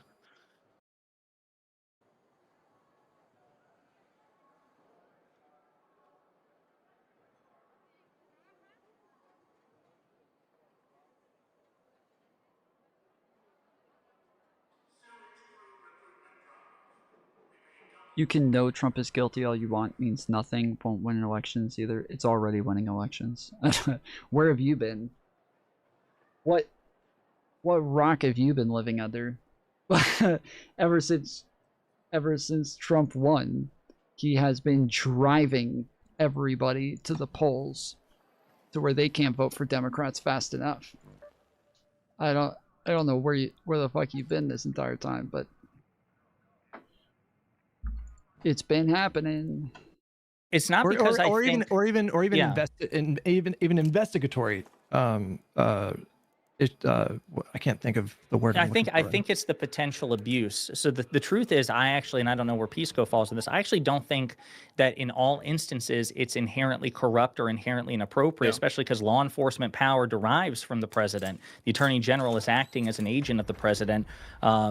Donald Trump is not wrong when he says technically, in some respects, he is the chief law enforcement officer of the land. We just simply. All right, here we go. We're going to find out if this is going to lag it up or not. So if you guys are in chat, we're testing the bounds of my computer right now. It's a new computer. We want to see, it's been having some lag issues, so we're testing some different things. And so yeah, if it starts to lag, just type lag in chat for me. We do have 2 streams up on YouTube, different formats. One's in landscape, one's in vertical. But yeah, we are testing both at the same time, and it's already hard to do this on 1 stream. We're gonna try to do it on 2, and see how my computer does. So simply delegate that to the attorney general. It's not because yeah, just type lag in chat if it starts to skip frames. And then if it actually goes down and it's buffering, just type the letter F. Ooh, okay, I've never seen that before. Okay, it looks like the game is lagging. Okay. The norm is important not because it's inherently wrong in every instance for a president to direct investigations or order investigations or set priorities. The reason the norm is important is because of the potential abuse that it could create, where instead of investigating people who are corrupt, who also happen to be your political opponents, you are simply investigating your political opponents to punish them. I want to add just one quick thing to that real quick, because I think that Josiah's point there is really important. But there are sometimes instances where the president commenting on directing investigations is totally appropriate. And those are situations of the highest level of importance, and when the fear of political prosecution are relatively low. So an example of this is 9/11. Okay? It would be totally appropriate in response to, for example, 9/11, or something really involving like international type situations, where the president said, I've directed my attorney general to initiate prosecutions and investigations into the terrorist scum who attacked us on 9/11. Where it gets more dicey. And so the 2 preconditions at bare minimum are high interests of the United States and where there's not a fear as much of political manipulation. Because when you start to deviate from that, and it's like, okay, it's terrorism, but it's politically motivated terrorism, then it's not of the same character. The international. Is it? I mean, terrorism is almost always like politically motivated. It's kind of part of the definition. Is that it's like a it's like something with, like, you know, instilling fear in people for political or religious reasons.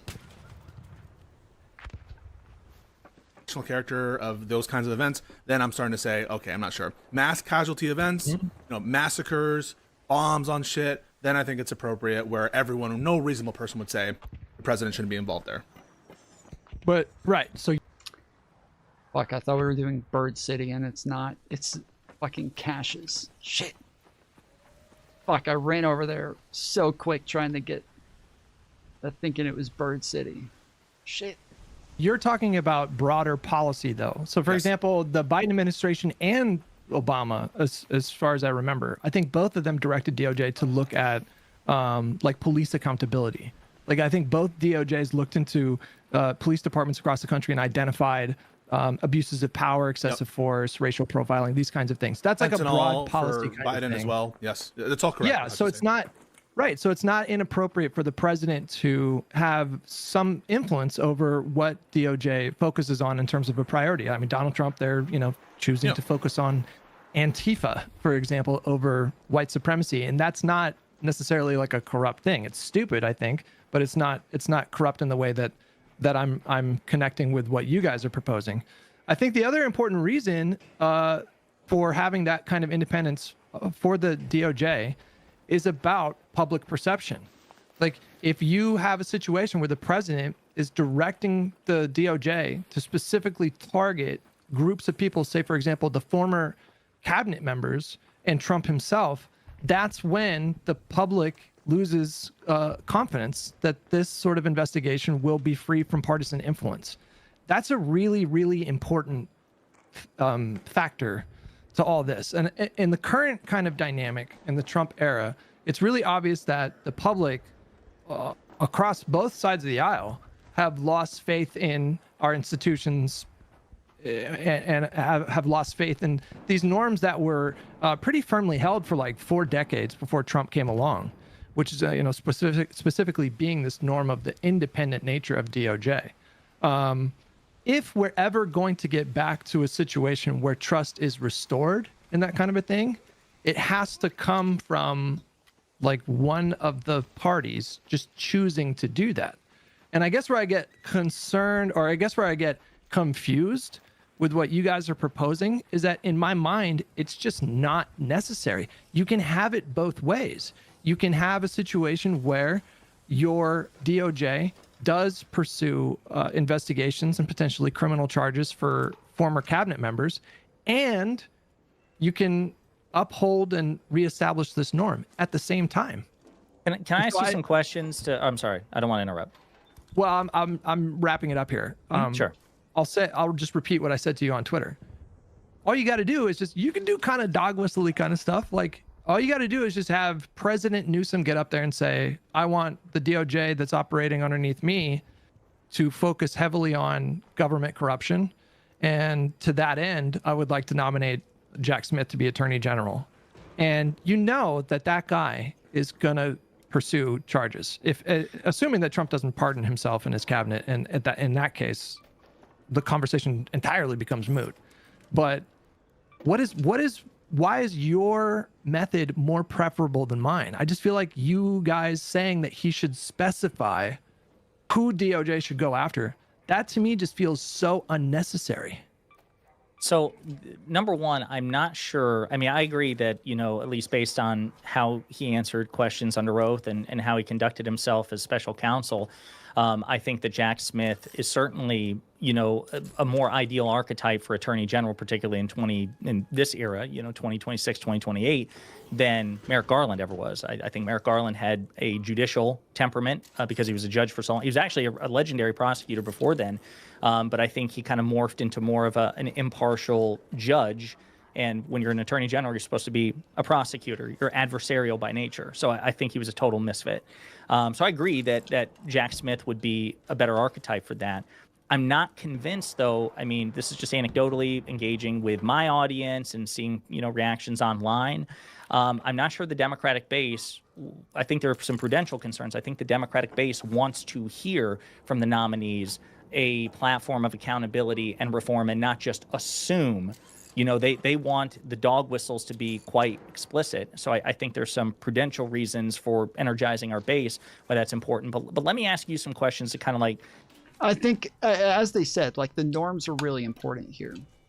And when we're talking about like the amount of condemnation that Trump has received for making direct threats, saying he wants this person or that person to be investigated,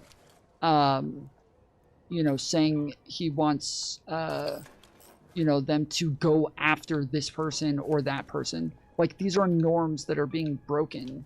And this is why, like, we need norms back. We need to, like, bring these norms back. And I do expect that from whoever the nominee is. Like, I expect them to be pretty hardcore on the norms to an extent. There's obviously some things that they're going to have to be more explicit with. That's the cordiality norms that would normally exist. Those can't exist when talking about Trump. But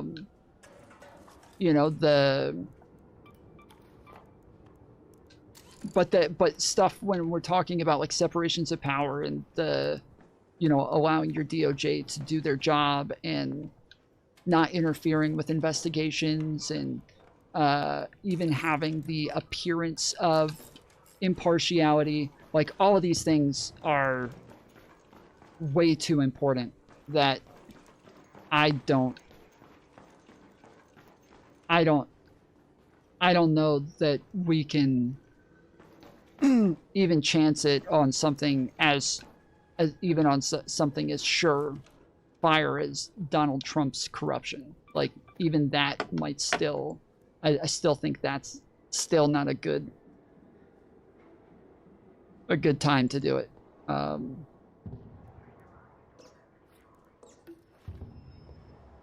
So yeah. Create the contour here. Is yours a concern of principle or prudence, or both? Both. I would say both. The principle itself is important, but there's also just like obvious benefits, I think, to my proposal over yours. Yeah, go ahead. Well, I was going to say, just because I want to interrogate it, what if the principle and the prudence are at odds? So let's say you find data that suggests that the Democratic base is less likely to turn out. They're less likely to be enthused if the candidate does not talk about investigating the Trump administration. And that could potentially cost us elections. What happens if the principle and prudence go into conflict? In the current moment that we're in right now, I would probably pursue I would place the highest priority on beating Republicans. Right, yeah. And so I think I would compromise on that principle if it meant beating JD Vance, just because I do believe that this is a nascent fascist movement, and I just think that you might have to compromise on some principles if you're doing that. But I take your point on the thought experiment, but I can't really envision a future where, I mean, look at where the party's at right now. Yeah, I don't think that would be likely at all. I think that, honestly, there's like a portion of the Democrat Party who honestly might not even want us to go after Donald Trump. Like, that might be just as likely and just as common as people who necessitate that we go after him, or people who necessitate that we don't go after him because they don't want to continue the clown show. I think a lot of people are just like dying for the headlines to end and for Trump to just disappear and just be gone. and that we can finally just move on from all of this, and that even going after him just only extends that and makes it to where it's just continues in any form whatsoever. And so yeah, I think there's I think it's just as likely that those people are maybe the same amount. I have no idea, but I'm just saying based on vibes. I mean, the result out of Texas over the weekend, we're going to have some special elections tonight. I'm pretty confident that there's going to be massive overperformances there. We're headed to just a fucking bloodbath in the midterms. Go ahead, Pisco. You look like you're ready to jump in there. Well, I just wanted to bolster Josiah's point a little bit in the credential side of things, in the factual dispute, because I like a lot of what he was saying there, and I have some responses. Listen, you're talking to one of Merrick Garland's last fucking defenders on the wall. I'm not the last motherfucker on the wall. But I agree with a lot of what Josiah said. Here's my concern. I want the candidate to be able to speak openly, frankly, and honestly about the criminality that we're seeing in the administration. In other words, if a moderator were to ask a candidate, hey, like, do you think that they did any crimes? Like, I could imagine that very much. So no lag problems so far? Hey, what's up?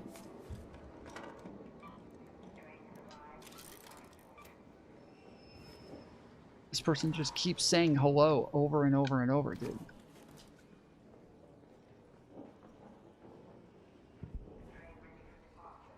Like, holy shit.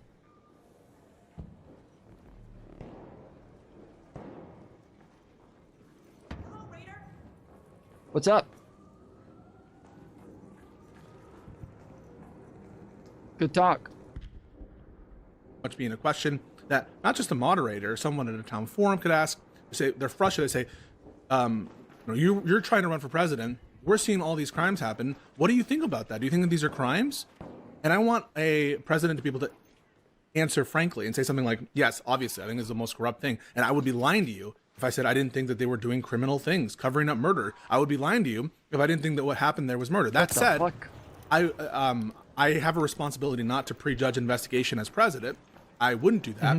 I would appoint an attorney general who I know would look into such criminality. But I, as president, understand it's different than me as an observer.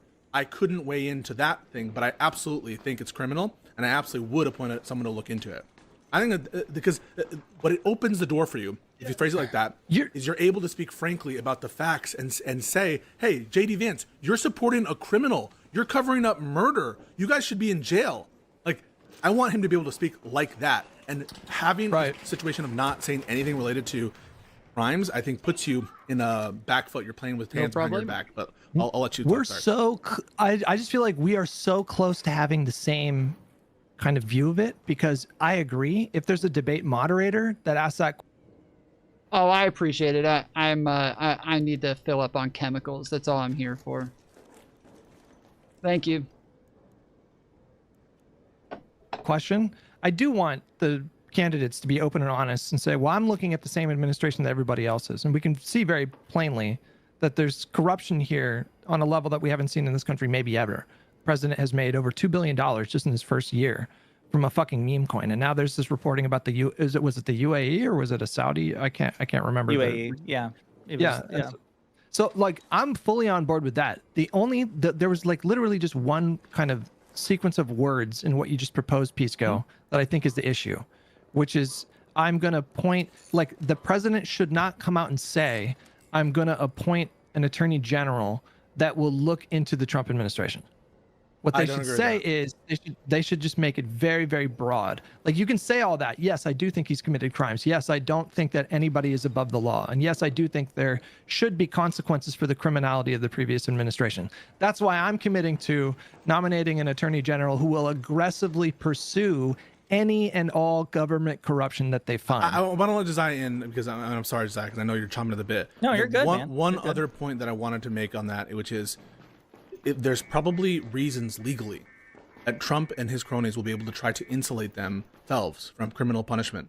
And those will require political solutions if you want to get rid of it. Things like, for example, saying, I want to pass an amendment to get rid of the immunity decision. Or I want to increase the court personnel because they packed it before, and look at the decisions that prevent us from getting actual justice on what's happening here. And so I agree that, if this were Would you call any yourself other an actual situation- justice warrior? I'm an actual justice Sorry. warrior, but like there are impediments. We're gonna have him on the pod at some point. Oh, but we go should, ahead. yeah. There are impediments to actually getting impartial justice whose only possible solutions are political in nature and will require the president to weigh in terms of legislations, potential amendments, judicial reform, that kind of stuff. And so given that they're going to try to pardon everyone else, they're going to try to extend immunity, this is a political issue now, and it's inexorably linked to the politics of the moment. I want to respect that norm, but we're in a very different situation, in my opinion, and that requires comments that maybe in previous administrations I would think are not valuable to make, or that are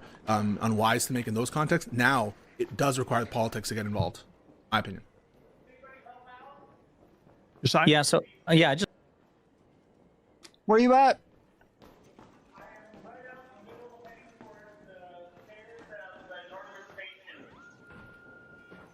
All right, keep talking.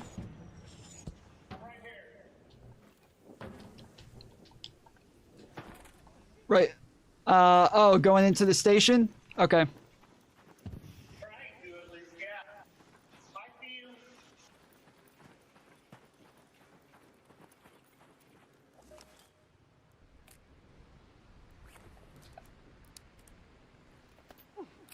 Wait, oh shit. Did I just fucking defib myself?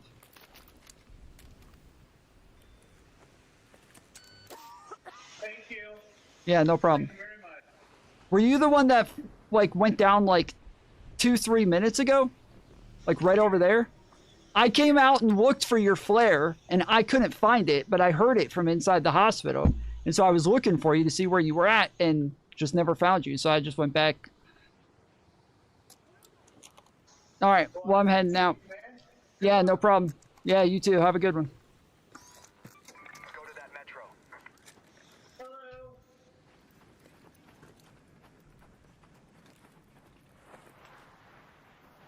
just want to follow up on some of the questions I had. So I asked you about the principle versus prudence. If in a thought experiment, because I could easily see this happening where the two come at odds, you answer candidly, you probably would defer to prudence in that situation. I want to kind of ask a similar question before I follow up on your answer, which is, let's say that the American people at the end of Trump say, you know what, we're just exhausted. We just truly want to move on. We're going to vote for Democrats, but we don't want the Democratic Party. We don't want the next administration to investigate or prosecute previous crimes by the Trump administration. Just fuck it. He gets away with it. Let's move on. What about that? Where, again, That's principle and prudence get in conflict. That's a good question. If the public were, now I realize this is just a hypothetical because I don't think this is very likely to happen, right? I don't think you think that either. But like in that situation, if I felt like the current Democratic Party administration pursuing charges against the previous administration, if I felt like that was going to like lose us seats in the midterms, then I would oppose it. Sure. Yeah.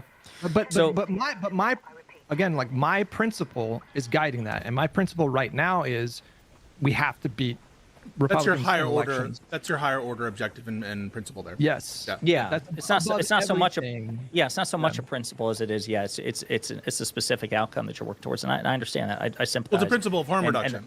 It's a principle of harm reduction. Yes. Yes. So, a couple of other things then. Go back to the first answer you gave about principle and prudence being in conflict. You talk about where the party is right now, and I agree that there are some really positive signs about the midterms.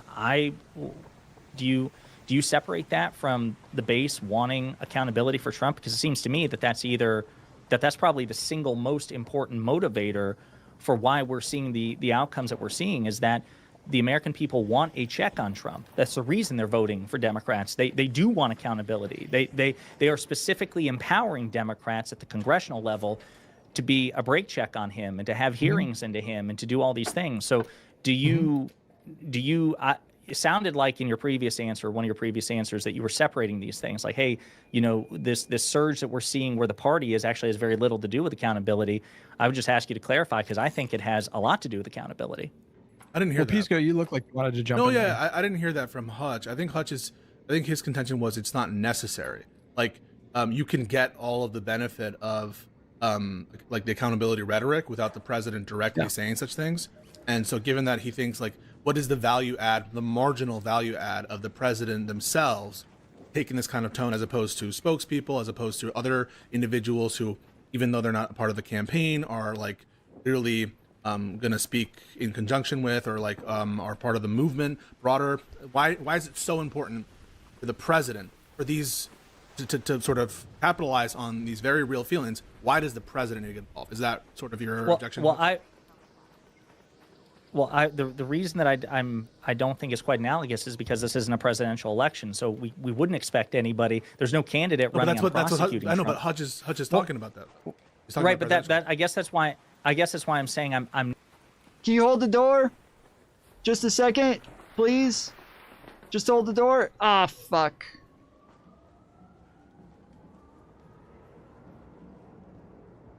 Wait. Is it? What the fuck just happened?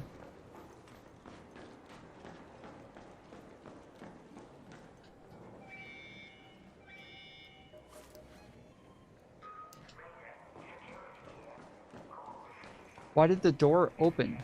That was weird. I'm not sure how instructive what we're seeing right now, you know, what relationship that necessarily has with a presidential campaign in 2028, because I would argue a huge reason that these off-year elections and special elections have been so favorable for us is that, in part, we're hearing the Democratic Party say, hey, if you give us back power, if you give us control of the House and you give us control of the Senate, we will investigate Donald Trump. They're not hinting like, oh, you know, we'll try to work with the president. Like, no, we're going to give this motherfucker the finger. We're going to hit him in the balls. I'm so sorry. I'm usually in the direct opposite position, but it doesn't feel like you're responding to Hutch's point. Yeah. So, like, I think that Hutch is talking specifically about the president's role there, and he's accepting that people are motivated for punishment and accountability in the context of these elections. That's what the special elections shows. He's not contesting that. I think he's saying there's a special rule for the president. Unlike Congress people where their investigations are inherently political, everyone, that's part of the expectation, that's part of the norm. There is no norm of non-political investigations from the branches of Congress. The norm exists with respect to the ability of the state to put you in jail and to give an indictment which has... So any lag issues for anybody? Any problems? Anybody have any issues during that? Has all of the burdens, and so he's saying what the special rules should be for the president, and you should respond to that. I understand that's what he's saying the special rules for. No lag so far. Interesting. Okay. All right. I'm gonna try a little bit different this time. We're gonna add a little bit more on. And I understand that logic. What I'm saying is I don't know what the special elections this year and last year's off-year elections have to do. If I remember correctly, what he said was, you got to look at where the party is now. And he was citing how well we are doing in the 2025 elections and the 2026 special elections. And my thought process is, I don't know what that has any relationship to a 2028 presidential campaign on which the candidate may or may not campaign on holding the Trump administration criminally accountable for what they've done in those 4 years. And as a matter of fact, the only connection I see is that the people who are doing well, that the party that's doing well right now is the party that's doing well on campaigning in opposition to Trump and holding investigations. I understand congressional investigations and executive investigations are separate, but I don't see where this is instructive for 2028. But I think, respectfully, of course, because you're my boy, I love you. Sure. Josiah, you're my boy. I love you, dog. I fucking love you. I fucking knew he was gonna do it. I don't think that's why the Democrats are doing so well right now. I don't think it's because Democrats in special elections are running on accountability for the Trump administration. That's not what we're actually seeing. Like Spanberger and Mikey Sherrill, they were not running on, pressing for accountability for Trump. I haven't seen any campaigns that are running on this explicitly at all. They're all running on affordability and just sort of like the anti-corrupt. And it is it is a common thing with progressives that they are tired of the anti-Trump rhetoric. This is a thing that we heard. Now, this is a MAGA talking point, so leave it to the progressives to pick up on MAGA talking points and start to try to give them validity. But a bunch of progressives were saying during the last election, we're tired of the anti-Trump rhetoric. Democrats don't stand for anything. They're not running on anything. They're just running on anti-Trump and Trump bad. And we're tired of it. We don't, we need more than just Trump bad all the time. Obviously not true. Obviously fucking stupid. But this is a thing that I heard a lot from progressives. And so I do think that group of people does exist, and it does exist on the left. But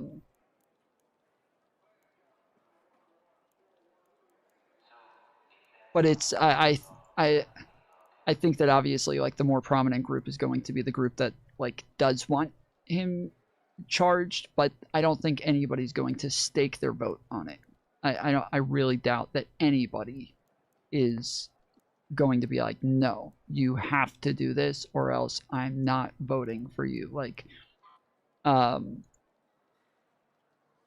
especially when we're saying they would have to say it explicitly, especially that. I think that is going to be like a very, very small minority of people. But yeah, I think it's probably, I don't know. I think both are probably just as likely as one as each other. It's just that I do think the decorum like ought to be considered in this. I think the decorum ought to be upheld.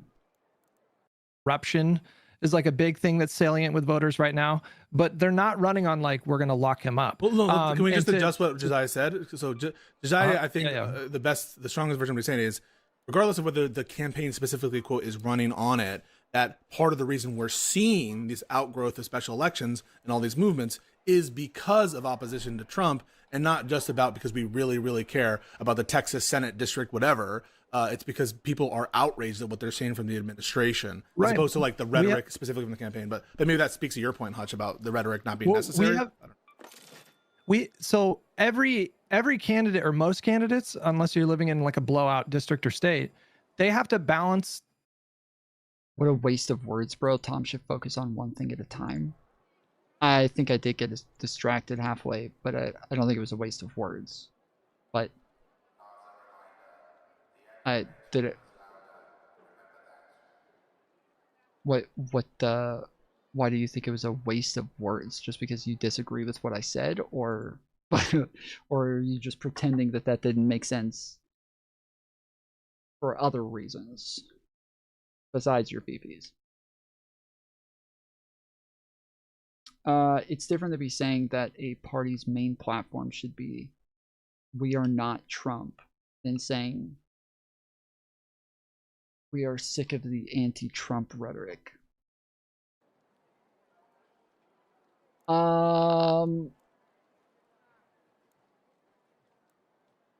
So I think it was both. I think it was both, where it was said, I'm tired of hearing about how bad Trump is. I want to hear what you can do for me. And obviously, like, there's a spectrum there of, like, those things. But, yeah, when I think that the one is based off of the other. So if you say, I feel as though all the Democrats do is run on Trump bad, therefore, I am sick of hearing about how bad Trump is. And that, yeah, now I need something more. Yeah, that's, you make it sound like progressives are pro-Trump when you say they are sick of the anti-Trump rhetoric. Wait, okay, I didn't mean to make it sound like that at all. What?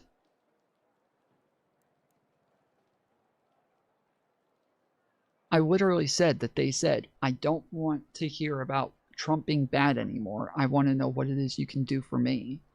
And I want to hear about policy. And then I said, obviously, it wasn't true that they weren't talking about policy, or that they talked about Trump bad more than they talked about policy. That I literally said all of this. So I don't know how I could have made it sound like that when I think I was pretty clear on the addendums around the edges. The demands and the needs and the desires of their base with the center. And so I agree that right now the Democratic voter base are like frothing at the mouth with rage and want like Nuremberg trials for the administration. I can see that that's where they're at, but that is not necessarily going to be a campaign strategy that is going to build a bigger coalition to maximize. Yeah, go ahead. Yeah, let me clean up here because I understand what the confusion is, and this is where I misspoke. What I'm referring to is the leadership of the Democratic Party. So what do we hear from Hakeem Jeffries and Robert Garcia, the ranking member of the House? What are they? Because I interviewed Garcia. What's he saying? Put us back in power. If you put us back in power, top priority is to investigate the Trump administration, check corruption, because they know in terms of like affordability.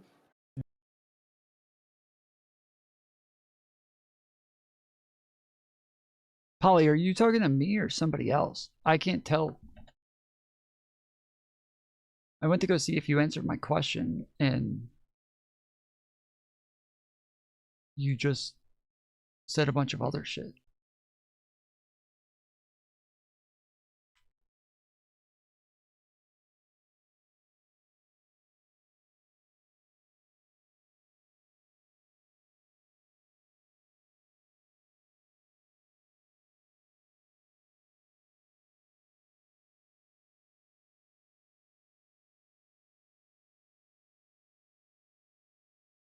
The left is against the rich.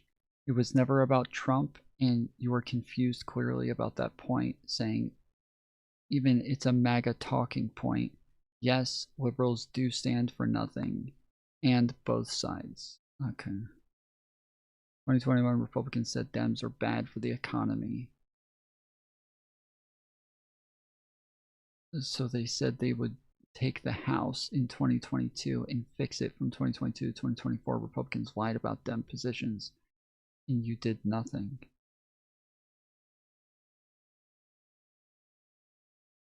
And I did nothing. Trump 2024 is 100% on libs. You literally accepted their lies as fact and ran on defeating them. I'm sorry, I have no idea what you're talking about. I don't know what you're talking about.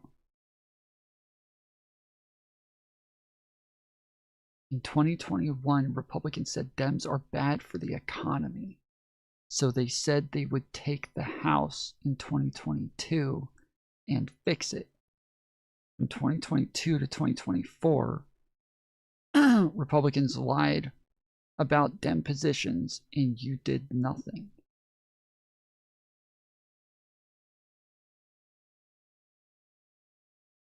I have no idea what you're talking about. I don't know what any of that means.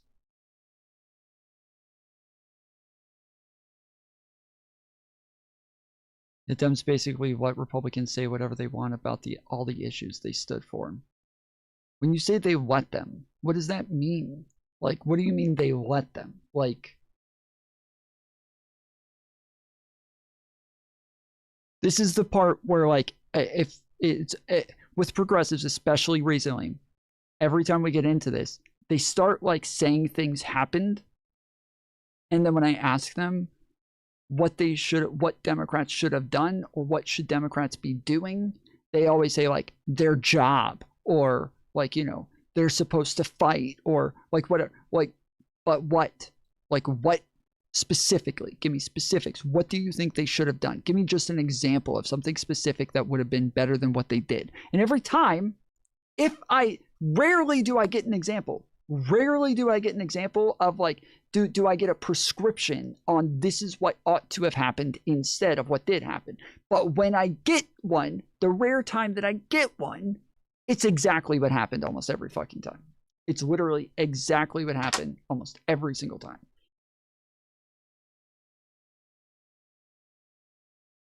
They let the Republicans go on every platform, lie about the Dems, stand for Dems, don't push back on what they want. Instead, they respond to the Republican claim making. the convo about the Republicans want and you lose conversation topic.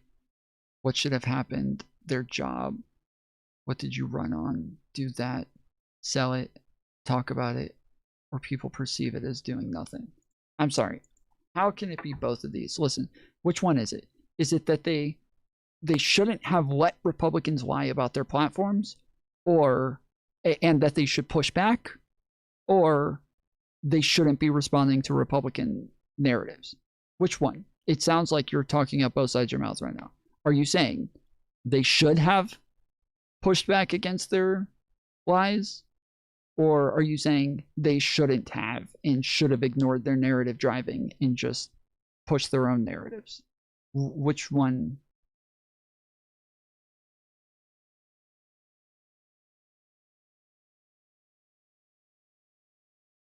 Like, I don't know where you got this from, that Democrats didn't push their own narratives or their own policies or their own agendas and talk about what it is that they wanted to do. I don't know where this came from. One, they shouldn't have let them lie. What do you... I swear, I don't know what the fuck that means. Let them lie. Like, let them lie. They just let them lie.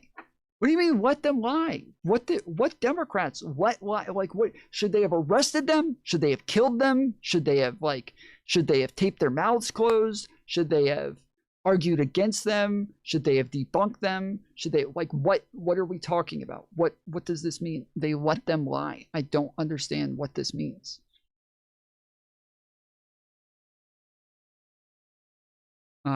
Two, they should push back. Okay. Three, they should take control of the narrative, taking control of it and redirecting it to what they care about, not talk about right-wing BS. I watch a lot of politics. I watch their channels. I watch C-SPAN. Okay, hold on. When you say their channels, are you talking about content creators? I thought when you said Democrats, you were talking about politicians. Are you talking about content creators right now? Let them lie. Go to your last debate with a right-winger. That's what I'm talking about. Okay. All right. I thought we were talking about politicians. I'm not going to talk about fucking content creators. Like, let them lie. Like, okay. When you're talking about debates and the fact that they're arguing against, yes, politicians, bro. Wait, are we talking about politicians? What politicians' channels are you talking about? You just used me as an example, and now you're saying you're talking about politicians. I'm too confused. This is going to take an hour to understand just like one statement that you made. I don't know how the fuck. I'm sorry. I don't exist like in your echo chamber where what you're saying makes any sense at all. I have no idea what any of that means. It's just, let me say it again. I'm signing up to every channel, making a list of them so that it's easy for people to do the same. A list of what? Of channels that what? They're not going to be able to do anything meaningful on affordability until they get the White House, right? Right. So the next 2 years of the Trump administration, what are Hakeem Jeffries and Robert Garcia and congressional leaders talking about? Give us back power. We will check this administration. So I agree with you that the candidates running, especially in swing districts, are not like campaigning on, hey, elect me and I'll check Trump. What I'm saying is that the people that they would be ultimately working. Okay, you're talking about politicians. Okay, so again, when you said what you did, I thought you were like using me as an example. Okay, so you're talking. Okay, so best example. You're talking about like Gavin Newsom having Charlie Kirk on, right? That's the one example that I can think of. Gavin Newsom, when he had Charlie Kirk on, yes, he sat there and just kind of let the motherfucker lie, and didn't push back and didn't do the thing that I think most Democrats did do and would do. But I think that yes, in that case, that was obviously, but that was like, again, that was heavily criticized by like Democrats across the board. Like that was heavily criticized by politicians. That was criticized by like content creators. That was I I don't know of that being like a systemic problem for liberals. I don't know of that being a commonality for liberals. Under a leader Jeffries or a oversight chairman Garcia, et cetera, and so forth. They're like, hey, here's why you should come out and vote and give us, these seats, is because we will then take that power and investigate the shit out of Trump. That's what I'm talking about. But that's so that we're getting into what Pisco was saying, which is like, my whole thing is that the special rule literally only applies to the president. Rashida Tlaib, when she Yeah, I think it was obvious that Gavin Newsom was just trying to find a way to appeal to Republican voters and Charlie Kirk's audience in a human to human level. And so he wasn't trying to like talk to them or convince them of anything or any of that shit. I think it was obvious he was trying to humanize himself to those people because he's become a meme of the like devil person on the left who is like too woke, too crazy, too far left, too insane, too this, too that. Like that is who he is to right wingers. And so I think like he was trying to humanize himself to those people, humanize himself, but it was just it was a bad idea. It was a bad look, and I think he got the message after that one. She won her seat in 2018. In her acceptance speech, she said, we're going to impeach that motherfucker. Like, I don't think that was necessarily politically prudent, but I don't have a problem with her saying that, because that the Congress is a totally different. It's a political process. Their job is to pursue. Yeah. Yeah. So it's funny because when what's her name?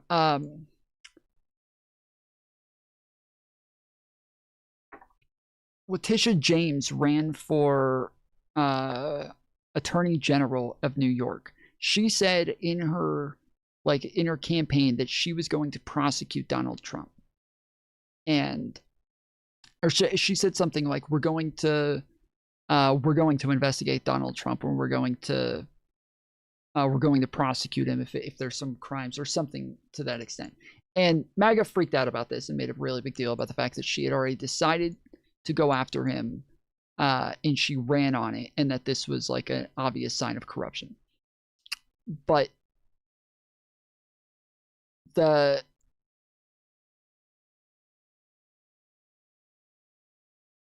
problem is that she's a prosecutor, so she could have had evidence of crimes when she said this, right? She was already a prosecutor. She was already an investigator. She was already capable of having evidence and information against Trump, and that maybe even she felt as though politicians or like attorney generals were stopping her from pursuing it or something. Like, there's so many possibilities there because of her position where she was already a prosecutor in this scenario. I'm not saying that's what happened, but I'm saying these are things that are possible in these scenarios to where like there's a lot of wiggle room there when she did this. But then Donald Trump goes and does the same exact thing and says that he's going to go after Kamala Harris. He's going to go after Joe Biden. He's going to go after Letitia James. He's going to go after, and he says all of these people that he's going to go after. And MAGA is perfectly okay with that. And he's not a prosecutor. He's not a prosecutor. There's no reason that he would have this inside information. And even if he did have this inside information, he shouldn't be saying anything about it, because it should be up to his attorney general as to whether or not they're going to do something like that. In this scenario where they're talking here about the fact that like Gavin Newsom or whoever should be saying like, I'm gonna get somebody who will likely go after Donald Trump or who will investigate him or something like that, I don't think that's a good idea. If they did say like, I'm gonna go after government corruption, I think that's okay. Like that's not so bad. But yeah, the other stuff, I don't I don't like that. I don't like the more explicit stuff. Yeah, their job is to pursue political remedies to these kinds of things. That's fine.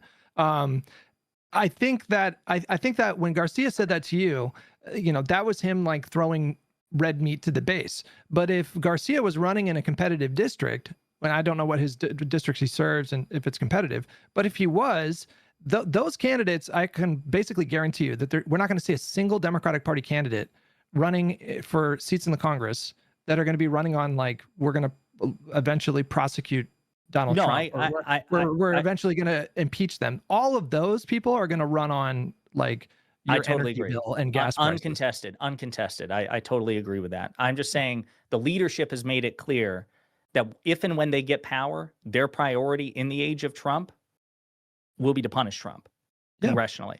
But again, I understand that there's a difference to you between the legislative process and the executive process. I agree with that. That's why I'm saying I'm not buying the argument that, you know, this isn't something that a presidential candidate in 2028 need not campaign on crushing corruption and investigating corruption and holding the Trump administration accountable simply because in 2026 but they should run on those things, but not the third thing. You said crushing corruption, investigating corruption, and then looking into Trump. Like drop the third one, and you're good. Yeah, so I agree.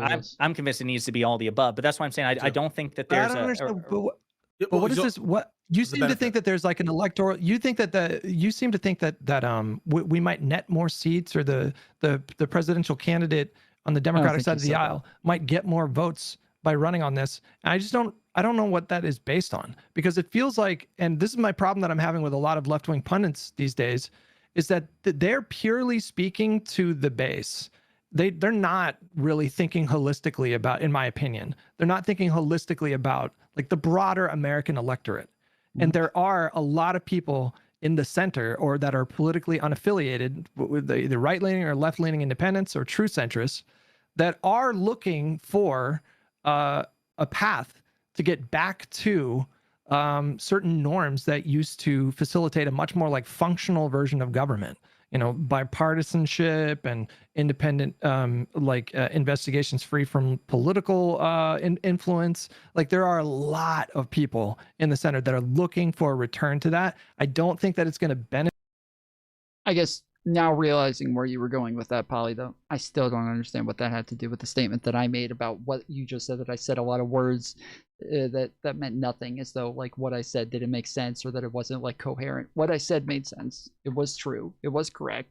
Like what you said didn't even seem to have anything to do with what I initially said and what you were upset with. So I'm still a little confused on why that was the case, but I'm not sure that I'm going to understand. So I think I gave it my best shot. Benefit the Democratic Party to just run on something, run on things that are gonna like appeal to their base. I also don't find the argument very compelling that the Democratic Party voter base is not going to be wildly enthusiastic and engaged in terms of showing up to vote in both the midterms and the 2028 election. I think those elections are going to be fucking blowouts. I think we're going to see enormous like voter participation, like really high levels of engagement. I am certainly not making the case that in a general election, punishing the Trump administration or investigating the Trump administration a centerpiece or a central pillar of your campaign.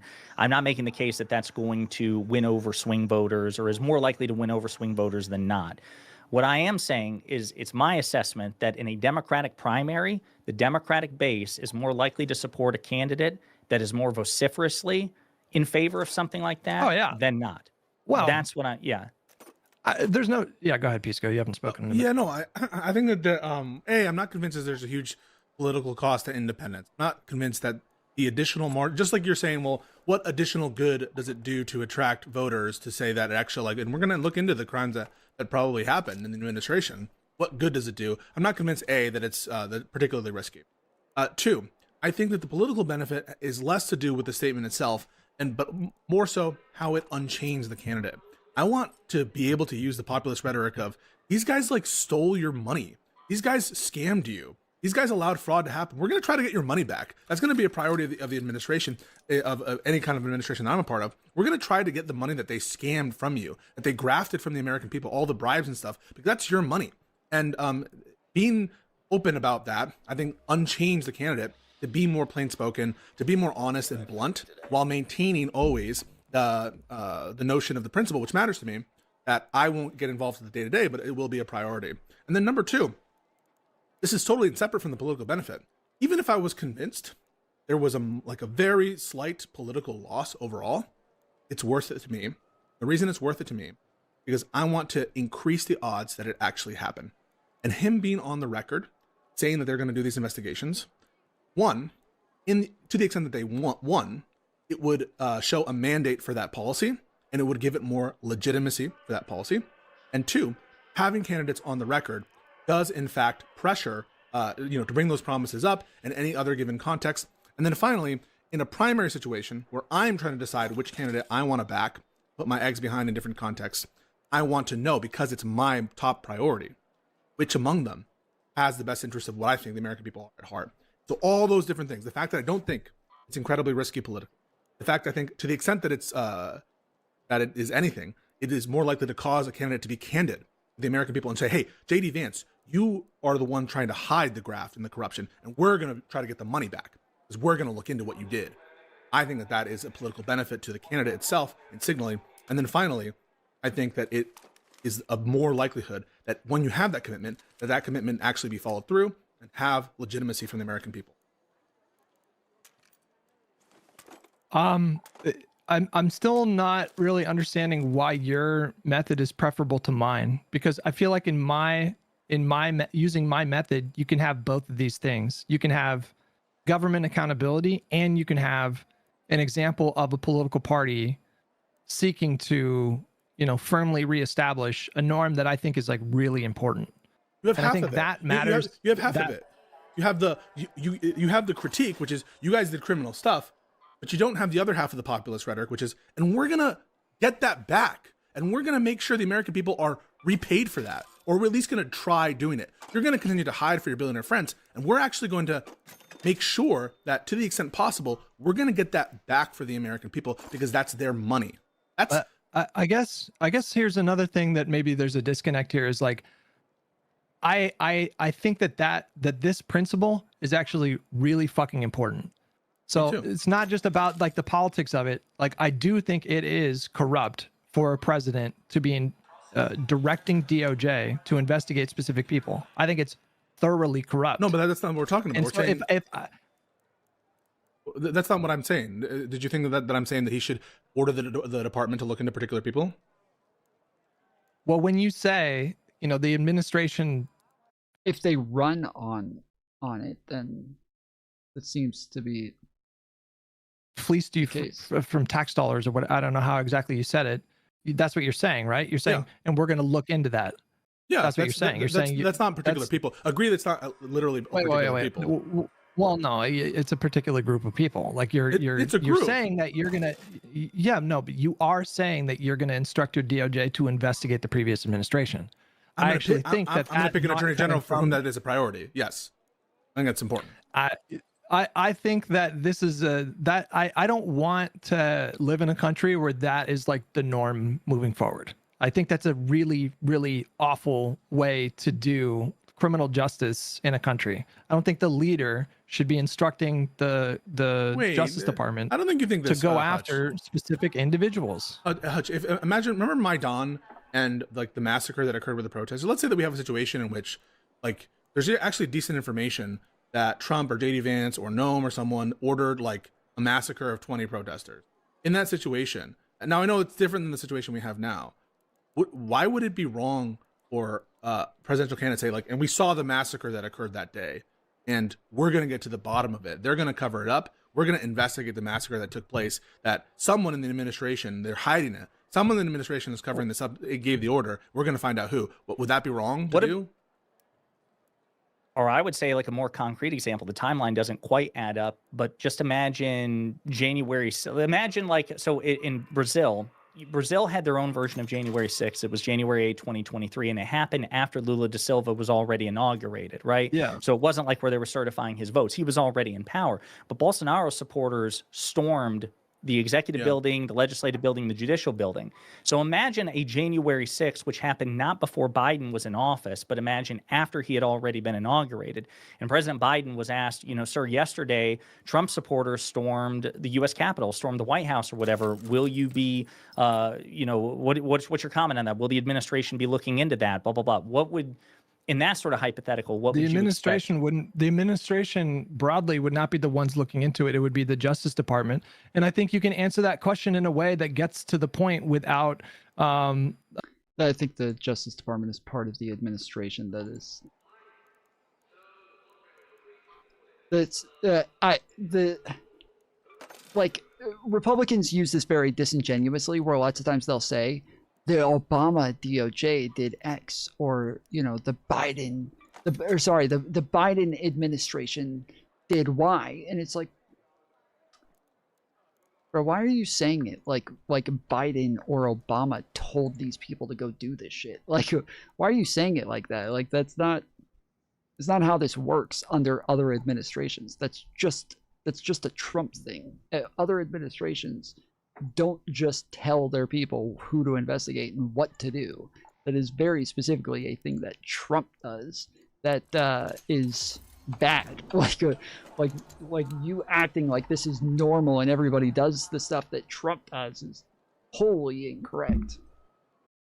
Sullying or dirtying the waters. You can say, like, of course I feel total confidence that the Justice Department that operates underneath me will do everything in their power to investigate like these kinds of matters. You would just say it very broadly, and you can like dog whistle, I suppose. But do you want a situation where, President Biden is calling up Merrick Garland and saying, I want you to like go after? No. Okay, but no, that's not what I'm calling for.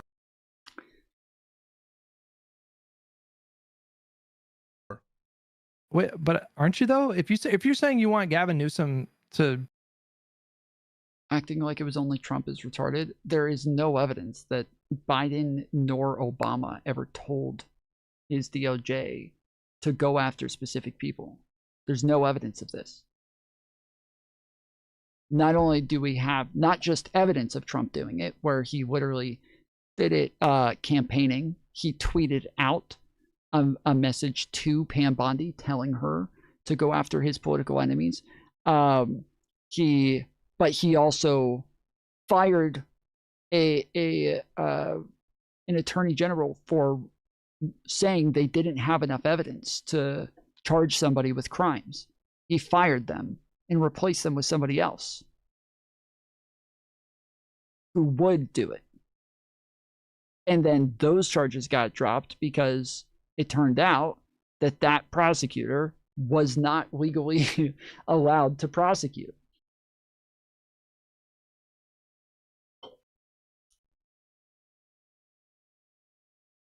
Doesn't January 6th seem to be staged?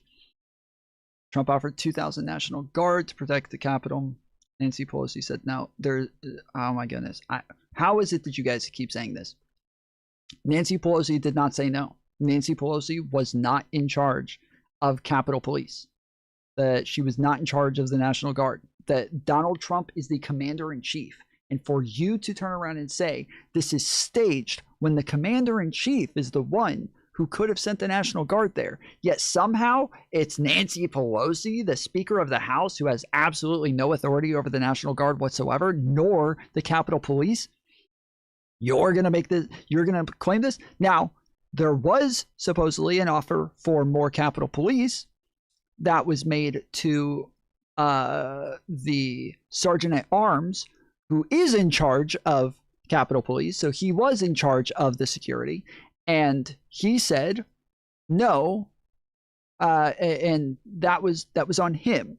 Now, when Nancy Pelosi afterwards says, we didn't do enough, this is on us, I take full responsibility, this is her talking about the fact that she didn't pressure people to be more prepared. She didn't pressure the Sergeant at Arms to get more people. That she didn't make a big deal about the fact that they should have had way more security. But she wasn't in charge of that.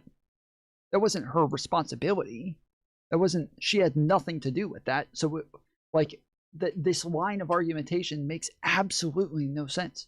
There has never been a day in fucking history that the Speaker of the House has ever been in charge of Capitol Police or has been able to accept or decline National Guard. Like, this has never fucking happened ever. It is not a thing. Pledge to investigate the Trump administration for whatever crimes or whatever. I don't understand how you get there without instructing your attorney general to go after specific people. Amazingly, now we definitely know that the president is the sole person who can deploy the National Guard in DC. Is he? I thought court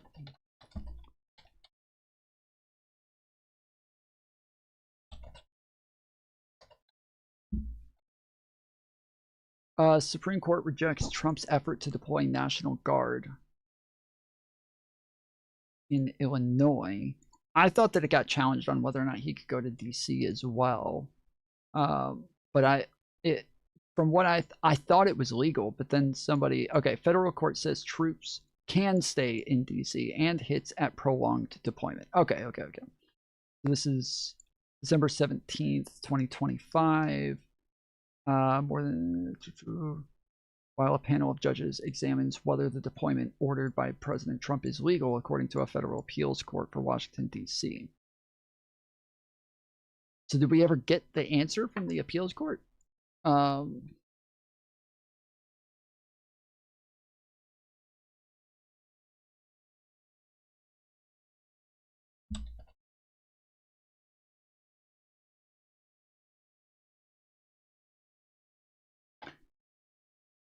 Appeals court clears way for Trump to keep National Guard in D.C. Okay, I think that they put restrictions on it though, didn't they? Maybe that's what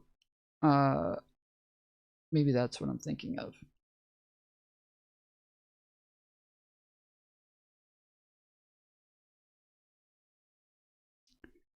President Trump can keep National Guard troops on the streets of Washington, D.C. for now. So yeah, so this is still the same thing. This is the same exact thing, just saying that it's temporary. So we just haven't gotten an answer for this. "14 hours ago, Trump administration asks court to drop its appeal over Oregon National Guard." Okay.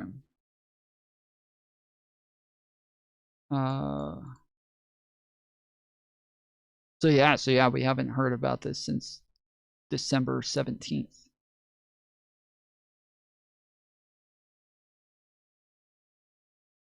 They just said that he could do it in the meantime. So somebody asked for a stay because one district court judge said you can't do it. So then they appealed. This went to the appellate court. The appellate court said, okay, we'll allow you guys to stay there while we go through the decision process. And we just haven't gotten anywhere since. But yeah, so far, he is the one who could send them to Capitol grounds, federal property, on, like, that is very different than just in the streets of DC. But yes, but that is yes, he is the one who had ultimate authority over sending them to the Capitol. Yes, that is true. Google, who has authority to deploy the National Guard in DC? Well, again, it's Trump who has the authority. He doesn't have ultimate authority. He cannot do it for any reason whatsoever, anytime he feels like, in any fashion he feels like. There are like restrictions on these things. We do already know that for a fact after the decisions for California and Oregon and Texas, Illinois. Yeah, we know this for sure in a bunch of scenarios that there are lots of restrictions. And so, yeah, you can't just do things for whatever you want. Now, with that said, DC is not the same as all of those other states. Trump has a lot more discretion to send them in DC than he does in other states, because there's not a governor of DC that can, like, overrule him and appeal the state's rights. That is not a thing that exists in this case. And so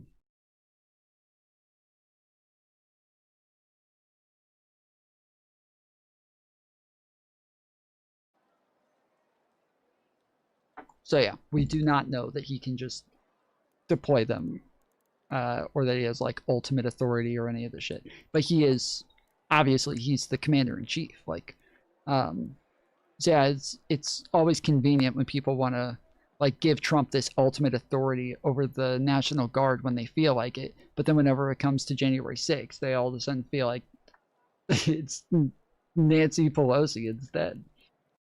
What if they gave, what if he gave an like this in that hypothetical? I'm curious because I personally was I'm that still didn't sound like a clean answer because it really, you say dog whistle, sound like it sounded like a pretty strong signal to the attorney general. We must remain coy, vague, never too accusatory. We're talking about the authoritarian administration taking shape in front of us. Don't want to scare away these laser-focused moderates. That's not at all the claim, just so you know. That is not the claim. Nobody's saying don't call them authoritarian. Nobody's saying don't be accusatory. We're talking about legality. We're talking about corruption. We're talking about crimes. We're talking about criminal proceedings. We're talking about charges and indictments and shit like that. And yes, when you have those things, you can't make it a political issue to run on prosecuting somebody for a crime. That is, you do not want to mix your politics with the law and start using prosecuting people as a way to win elections. That is not a good thing. Investigating, fine, that's good. I want to investigate.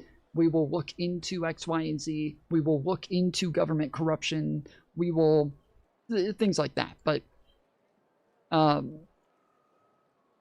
yeah, this is a big problem with Trump, is the way that he talked about just going after people with the system. It's like, bro, you shouldn't have anything to do with that. What the fuck? You should not have any say in who your DOJ goes after.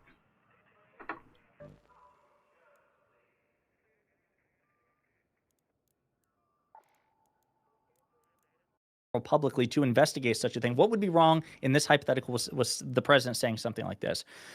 The attack on the Capitol, which happened yesterday, was a heinous attack on our democracy by people who can't accept the results of a free and fair election. It was unprecedented in the history of this nation. And of course, I expect the Justice Department to look into the situation and follow the facts without fear or favor wherever they may lead. But of course, I expect the Justice Department to look into this.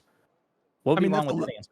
I mean, that's a little bit better, I suppose. It's like a little the same bit thing, better, though. but I have an expectation. I have a desire. I want whoever, and this is how I would phrase it, just to get your to make sure that you understand. I'm not saying that he would say, I'm going to order the Attorney General to have specific investigations. It would be like, whichever Attorney General I select. All right. We're trying it again. I have upped the amount that my GPU is going to be using. So it might be a little bit skippier. It might be a little bit laggier. It might be a little bit worse. So just let me know if there's any issues. If it lags, just type LAG in all caps in the chat. And if it gives you a spinning bar, just type F in the chat.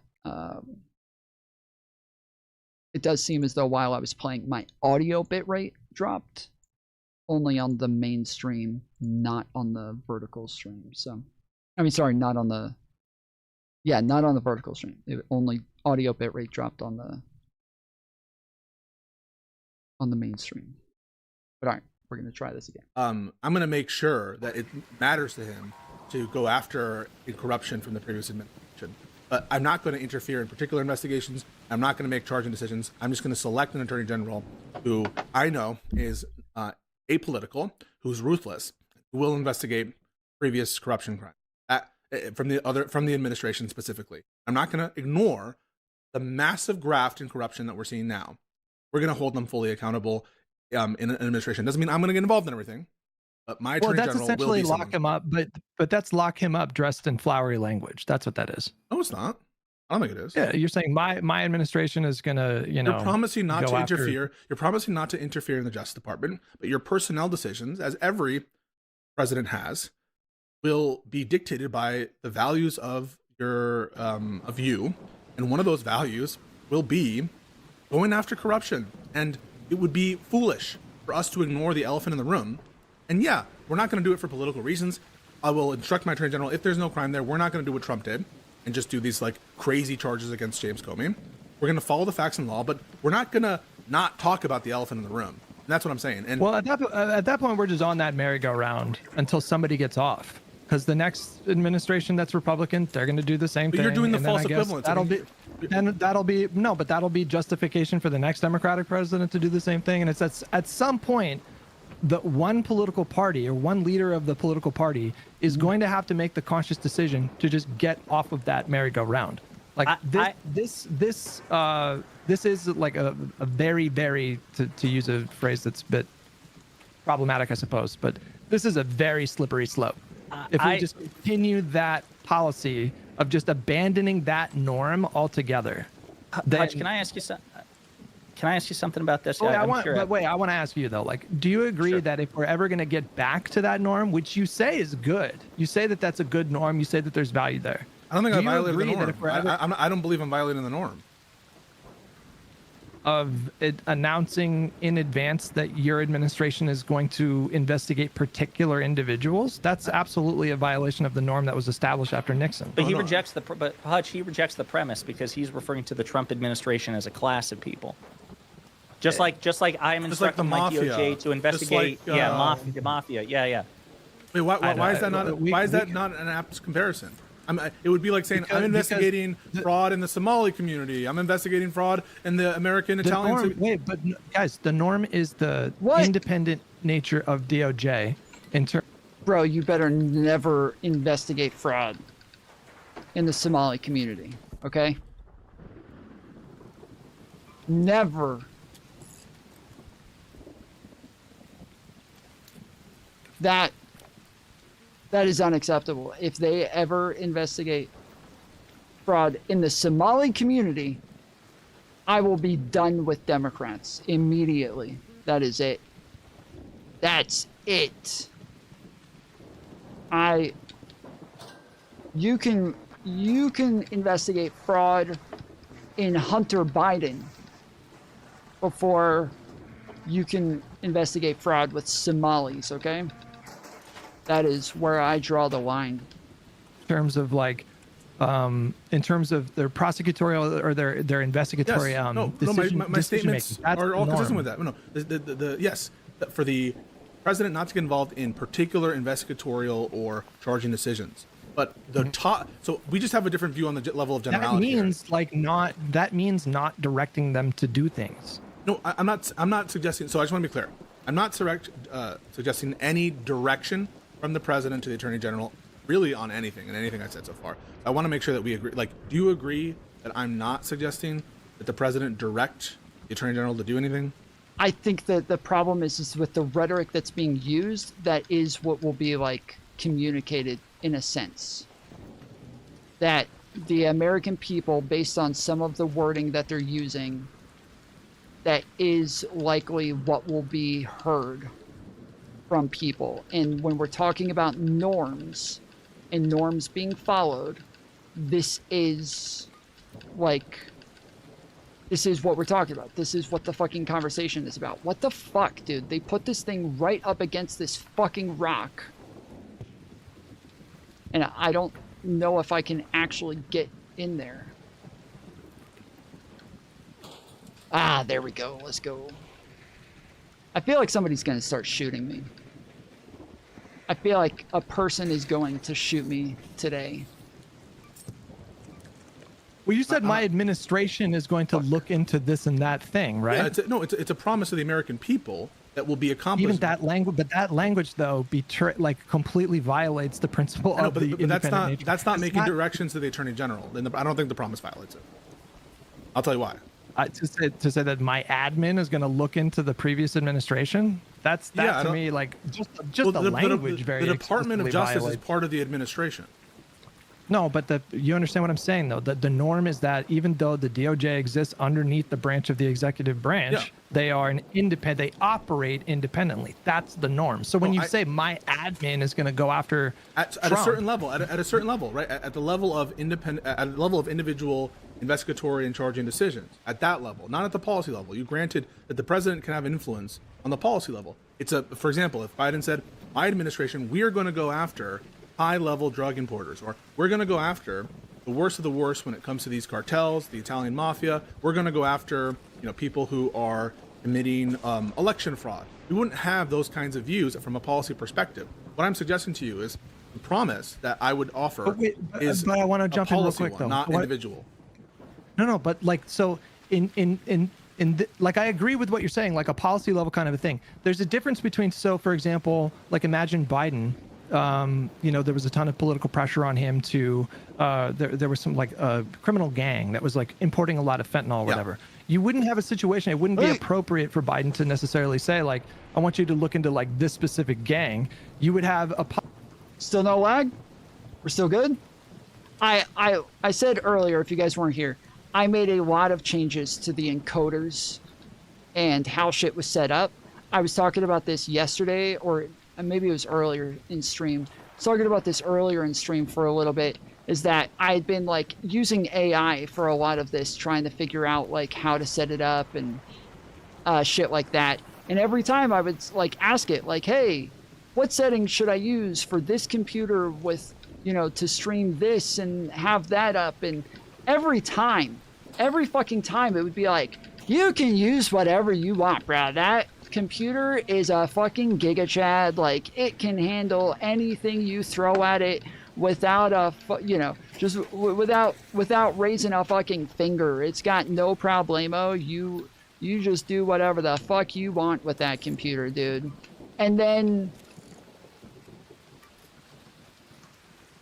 I like every fucking time it would just, it'd pretty much just say, oh, I can handle whatever, dude. Just do it. Like, here's the best way to do it, but like, you can do whatever the fuck you want, essentially. Pretty much what they would say. But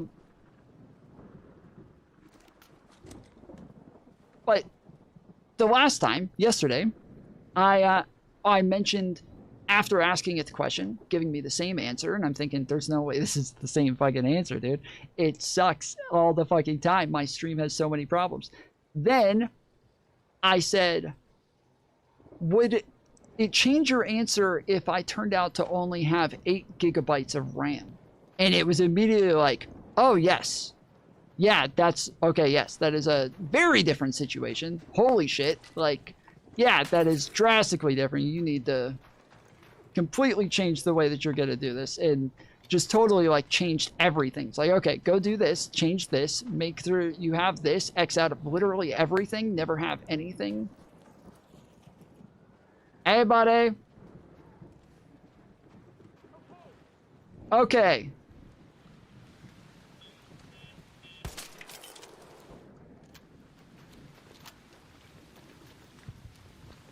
Yeah, it's, make sure you never have any windows open ever. Never have any windows open. If you're streaming, don't have anything open at all. You have to, like, it's just, totally changed its fucking answer. And so I went and changed all of the shit to the thing that it told me to change, to all of the stuff that it told me to change it to. And hopefully this will be better. So earlier in stream, it was yesterday. Yeah, that's why I'm saying I changed all of my settings today. And so I'm asking, that's why I'm doing 2 streams right now. And I'm playing video games and playing a YouTube video and like I'm trying to do a lot of shit at once to see how it handles it. Earlier, I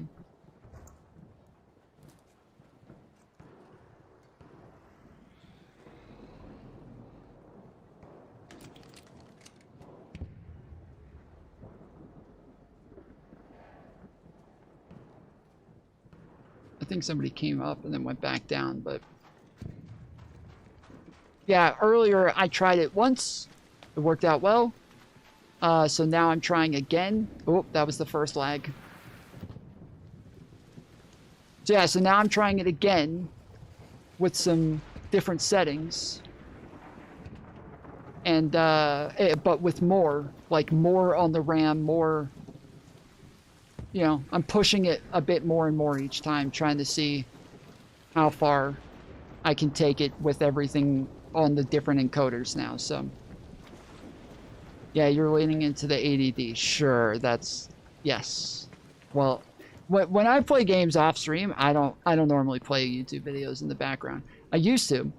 When I was younger, I used to always have 2 TVs right next to each other, and I would have one for video games and one for like movies, TV, like shit like that. But yeah, I always had two televisions side by side.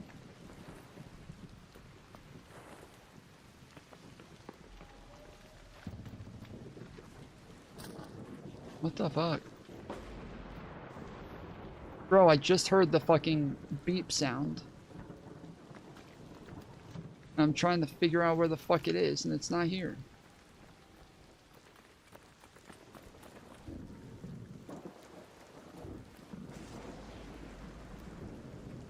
Policy decision in that respect would be I'm instructing my DOJ to ramp up their efforts to crack down on drug importation and drug trafficking. So if we're going to make draw an analog between like that and what we're talking about here, the broader kind of promise or policy agenda that the president could set would, I'm directing DOJ to focus a lot of their resources on government corruption without getting into the specific gang, which would be the administration. You think there would be something wrong with it? You think there would be something wrong with the president coming out and being like, listen, La Cosa Nostra is a plague, and we see their constant criminality and racketeering and bootlegging. And so my administration, we are going to take the fight for La Cosa Nostra. You think that would be...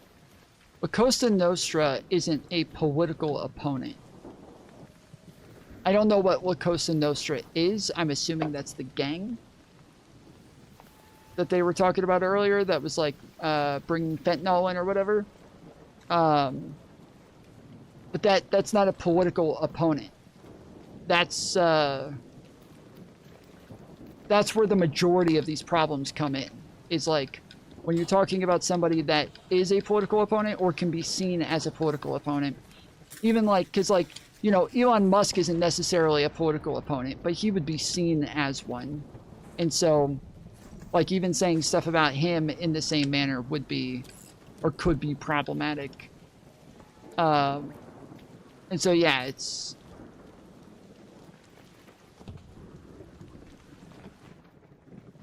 I think that's a pretty big difference maker. Wrong to do? Not necessarily, but that's like a different kind of context The because mafia? you're not. Okay. That's not. That wouldn't be like a political prosecution. But even that might be problematic because you don't want the president to say, "I want you to focus on that gang." Well, what if they get intelligence like 3 days later that actually this other gang over here, they're importing 3 times more fentanyl? Like that's why the president involving themselves in those kind of investigations is not ideal. I don't think that's ideal. It could produce bad results. I want to get clarity on this point. At bare minimum, you will grant that we're not talking about the president in his office directing the attorney general in the sense of giving orders. You'll at least agree that neither Josiah nor I are talking about the president getting involved in the sense of when he is president, telling individual people what to do. We're not talking about that. Fair? Well, no, I disagree. Because if you say my administration will look into the Trump administration, how do you get there without instructing DOJ to do that? By appointing personnel. But that's what I'm saying. No, I understand. No, but that's what I'm saying. I'm saying you do it by appointing people that you have confidence will pursue these crimes. I understand that. I just want to separate in our heads individual directives from a president to the main justice and appointing someone has a particular desire. Those are different.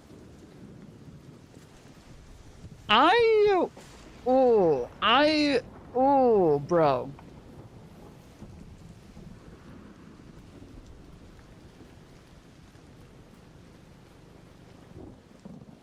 I'm trying. I really want to say Pisco's being bad faith here. I am trying to find a way to be charitable right now. I am trying to think of a way to where this is not bad faith. I don't know if I can stomach that though. Like I think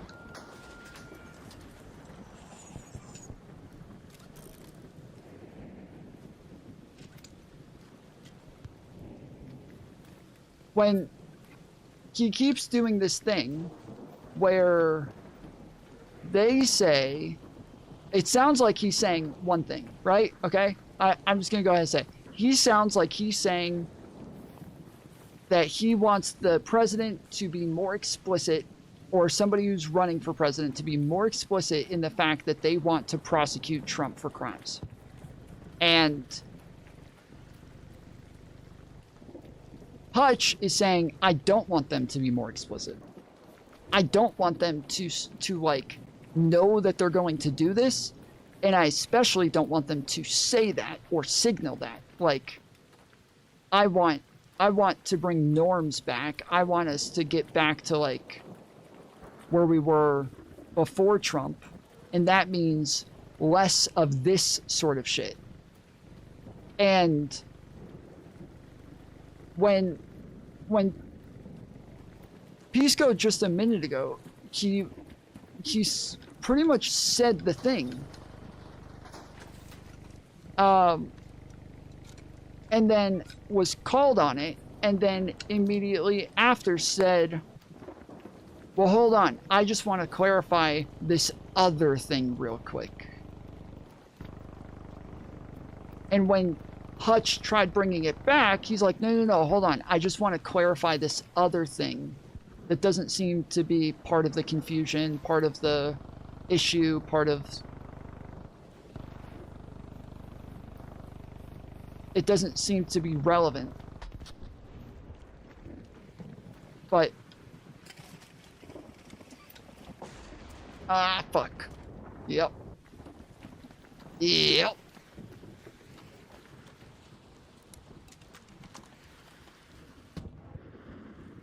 I'll play it again, but that... People disagree, because if you say, my administration will look into the Trump administration, how do you get there without instructing DOJ to do that? By appointing personnel. But you'll at least agree that neither Josiah nor I are talking about the president getting involved in the sense of when he is president. Would it problematic because you don't want the president to say, I want you to focus on that gang. Well, what if they get intelligence like 3 days later that actually this other gang over here, they're importing 3 times more fentanyl? Like, that's why the president involving themselves in those kind of investigations is not ideal. I don't think that's ideal. It could produce bad results. I want to get clarity on this point. At a bare minimum, you will grant that we're not talking about the president in his office directing the attorney general in the sense of giving orders.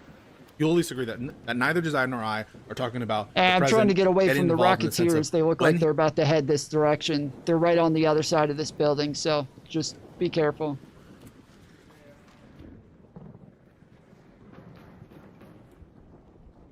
He is president, telling individual people what to do. We're not talking about that. Fair? Well, no, I disagree. Because if you say, my administration will look into the Trump administration, how do you get there without instructing DOJ to do that? Okay, so they've already gone over the fact that they want to instruct, or they don't want to instruct, but they do want to... What's up, homie? Oh, sorry, I didn't realize I was on Prox chat talking. My bad. My bad. But yeah, he's already said, like, they don't want to instruct them. And then when Hutch asks, like, a very clear question on, like, okay, so how do you do this without doing that? And they've already agreed on, like, appointing somebody, but we're talking about, like, how to do this through like, what campaigning means and what you say to signal that, like, you're at least doing something of the sort.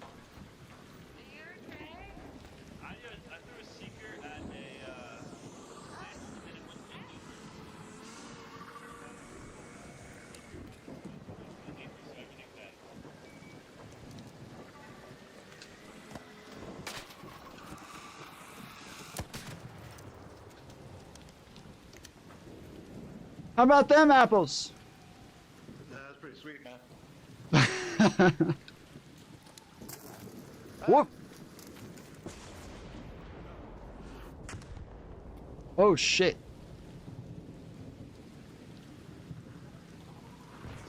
Oh shit. Rocketeer!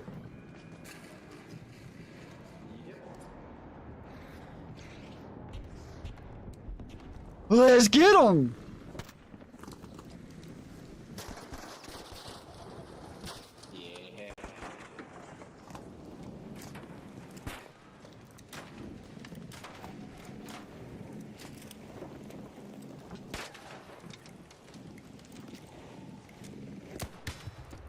Yeah, boy!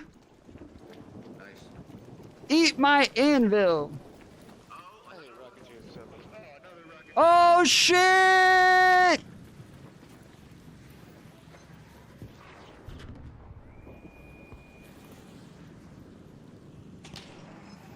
Ah! No! Move, move, move, move, move! Woo! Holy shit, I didn't even get touched. That was fucking magic, bro. Okay, I totally lost what I was talking about, so my bad. Appointing personnel. But that's what I'm saying. No, I understand. But that's what I'm saying. I'm saying you do it by appointing people that you have confidence will pursue these crimes. I understand that. I just want to separate in our heads individual directives from a president to the main justice and appointing someone has a particular desire. Those are different actions. Yes, just okay, that's what it was. Asking if he understands that those are different actions is so fucking ridiculous. Like, as if anybody ever disagreed on whether or not those were different actions, as in anybody could disagree on that. It's no fucking shot, dude. Well done, boys! I do need synthetic resin, so if you guys find any of that, that is why I took down the first Rocketeers, because I was hoping I might find some synthetic resin.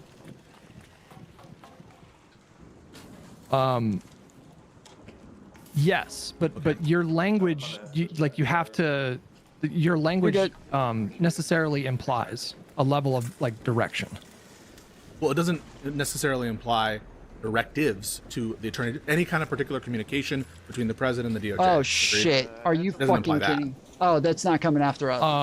Okay, he's not coming after us. Sheesh. Ow. If you say my admin is going to, I'm going to make sure that my admin investigates the Trump administration. I could always use another snap hook, necessarily implies, but so then you just say of a again. particular kind?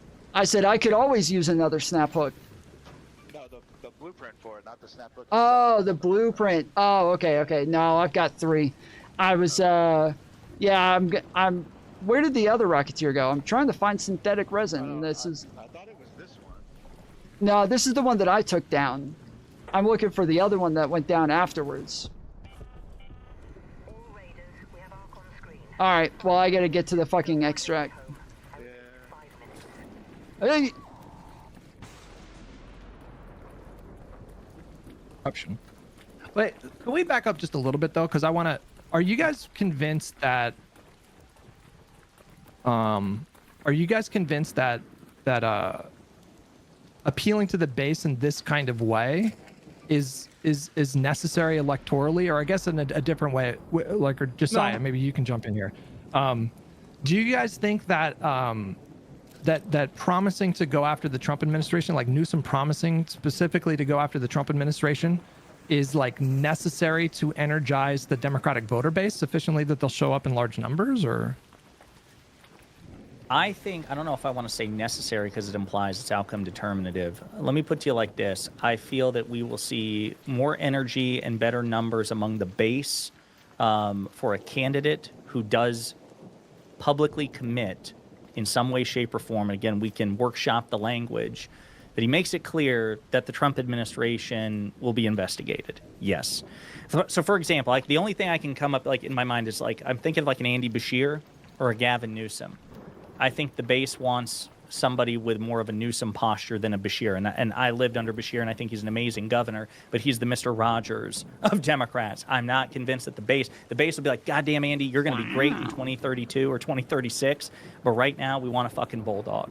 So that's what I believe. Now, what are the sort of like electoral outcomes? I'm not sure. But just like engaging with my audience and engaging with the audiences of other people, and maybe I'm just too terminally online, and maybe I interpret the polls too liberally when they say that they want fighters, and the Democratic base wants fighters, and they want to hold the Trump administration accountable. Yeah, I do think it will be important for the base, maybe not outcome determinative. I'm not prepared to say that at this point, for a candidate. Yeah, he dropped it right over there. That's where I am. All right, I'm I gonna can't stick speak for around Pisco. and search some of the. When I hear necessary, I hear like hucksters or whatever incredibly they're called. important, right? Like by necessary, you mean like something that is like almost vital. And Oh yeah, no, go ahead, do your thing, man. Yeah. All right, later, homie. You too. it's like a humongous thing if we don't. I don't agree on that level that it's hugely significant. I agree with what everything Josiah just said, which is that all else equal, I do think it will help and help Democrats. And to the extent that that's what you mean by necessary, which is it makes it more efficient, it makes it more likely, then I agree with that. But I don't think it's like strictly necessary.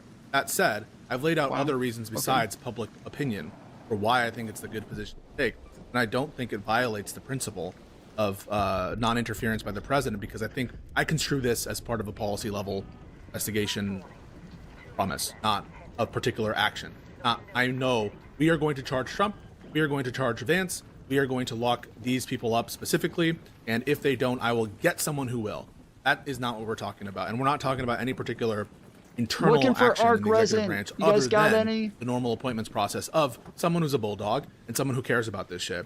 And if it were the case, for example, that we got information that the next Democratic president were ordering the Department of Justice in the way Trump is to indict particular people, or why haven't you moved fast on this or that, I would say that's corrupt.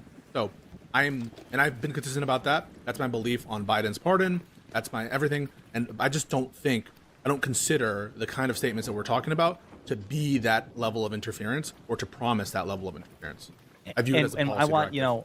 I don't want to inundate Hutch, but when because if Hutch wants to respond, I do want to return to something when he's done responding about. He was talking about the merry-go-round earlier, and there was like I a wanted to get Socratic, back to that. Yeah. So, Hutch, I want to talk about the merry-go-round and spend like 20 minutes. A lightweight stock blueprint? I don't.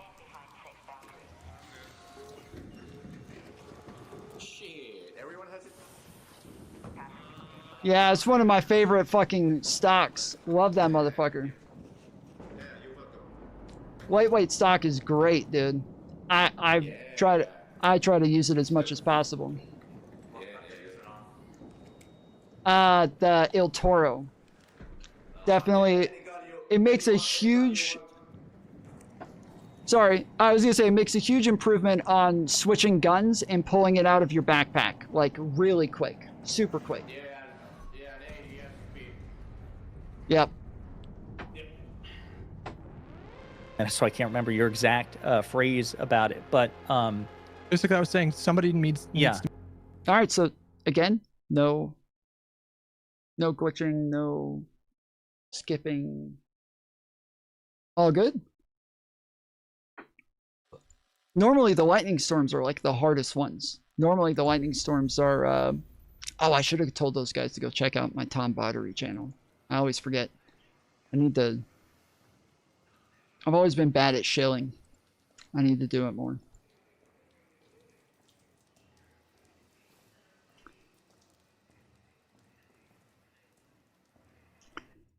I'm trying my best to understand the world as Hutch sees it, and all I can come up with is super comfy lib in a super comfy blue state, telling everyone else to calm down.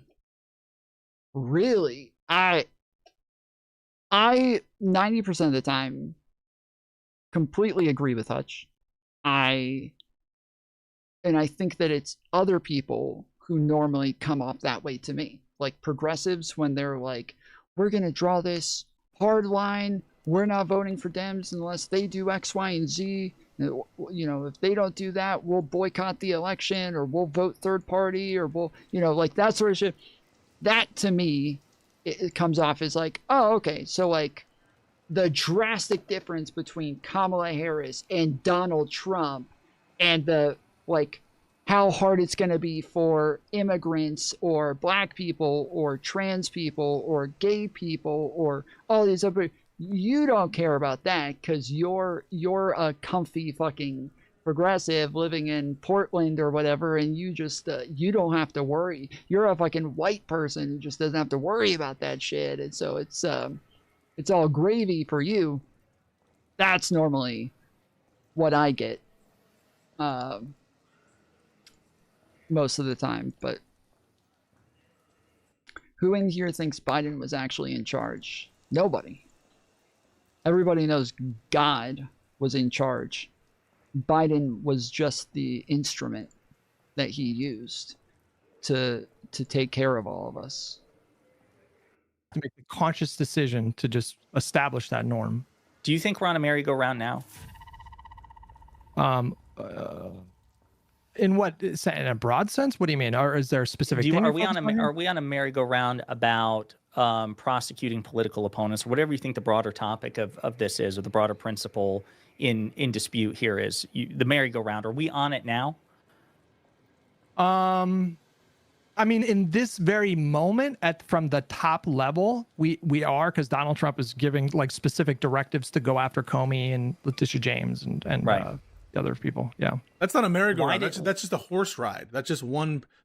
Like, I understood the merry-go-round to be like both sides are doing it, and it's this vicious cycle of like almost Capulet Montague style thing, and it's tit for tat, tit for tat, tit for tat. And I just think I take probably Josiah's view is that it's been all tat.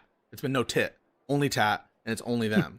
It's been tits for days. What you guys are proposing, and you guys obviously disagree, but what you guys are proposing is staying on that merry-go-round. Well, no, so, we don't think it's political. We don't think it's a political investigation. We think that they're. Of course, it's political, though. I mean, of course it is. If it's coming as a directive from the president, then of course it is. It wouldn't be coming as a directive from the president. It would be a promise. I mean, I just disagree with what you're saying. Let's. Yeah, if you're making it as a promise to the American people that this is something that would still be a directive from the president, like in some sense, that is at least the implication as well. Even if you want to say that it wouldn't be that in practice, that would obviously be the implication of it, which is exactly what we're trying to avoid, is the implication that Democrats would do this. And I also, yes, I thought the merry-go-round was the vicious cycle of everybody doing the same thing, to where like Trump does it. Okay, well, since Trump did it, now Biden's going to do it in his administration. Oh, well, Biden did it in his administration, so now Trump has to do it in his administration. Then Gavin Newsom's, well, Trump did it in his administration, so I got to do it in my administration. And I think to an extent, I would like Democrats to be a bit more blunt. I would like them to be more aggressive. I would like them. I appreciated, I will say, I appreciated the idea that Garland was, I appreciated his approach in what he wanted to do, how he wanted to do it. I think he was in a very difficult situation. I think that he was in a no-win situation. How the fuck did I get 2 Sentinel firing cores? Holy shit, that's fucking awesome. I felt like he was in a no-win situation, and I appreciate the position that he was in, and I appreciated that he wanted to try to do this without coming off like he was just going after a political opponent. But I don't like how that worked out, and I am not happy with that. That is not good enough. That is some fucking bullshit, and I do not accept that result. I do not accept that result. I do not accept Donald Trump being back in office after committing all those fucking crimes. I do not accept this fucking shit. And there has to be a change in approach moving forward. And that is what I would like to see, is a change in approach. I would like to see somebody who is going to be more aggressive about it, but I still want them to follow the norms. Like, Donald Trump was explicit enough with his crimes to where, yeah, we don't have to be coy about this, but we still don't, we shouldn't be like, we shouldn't be overly loud about it either. And so I think there's a balance that needs to be met here. And obviously that seems to be what this conversation is about, is finding that balance and finding where one side is versus the other. But while I am very much on Hutch's side on the way that he's explaining things. I also want to make clear, like, there needs to be fucking hell to pay. There needs to be some fucking hell to pay this time. There cannot be just another, well, didn't work out. We just couldn't get it done. Which, honestly, I want to be clear, like, that's most likely going to be the case federally. It's unlikely that the federal branches are going to be able to do much with Trump. He's likely going to leave with pardons galore. So we'll see, but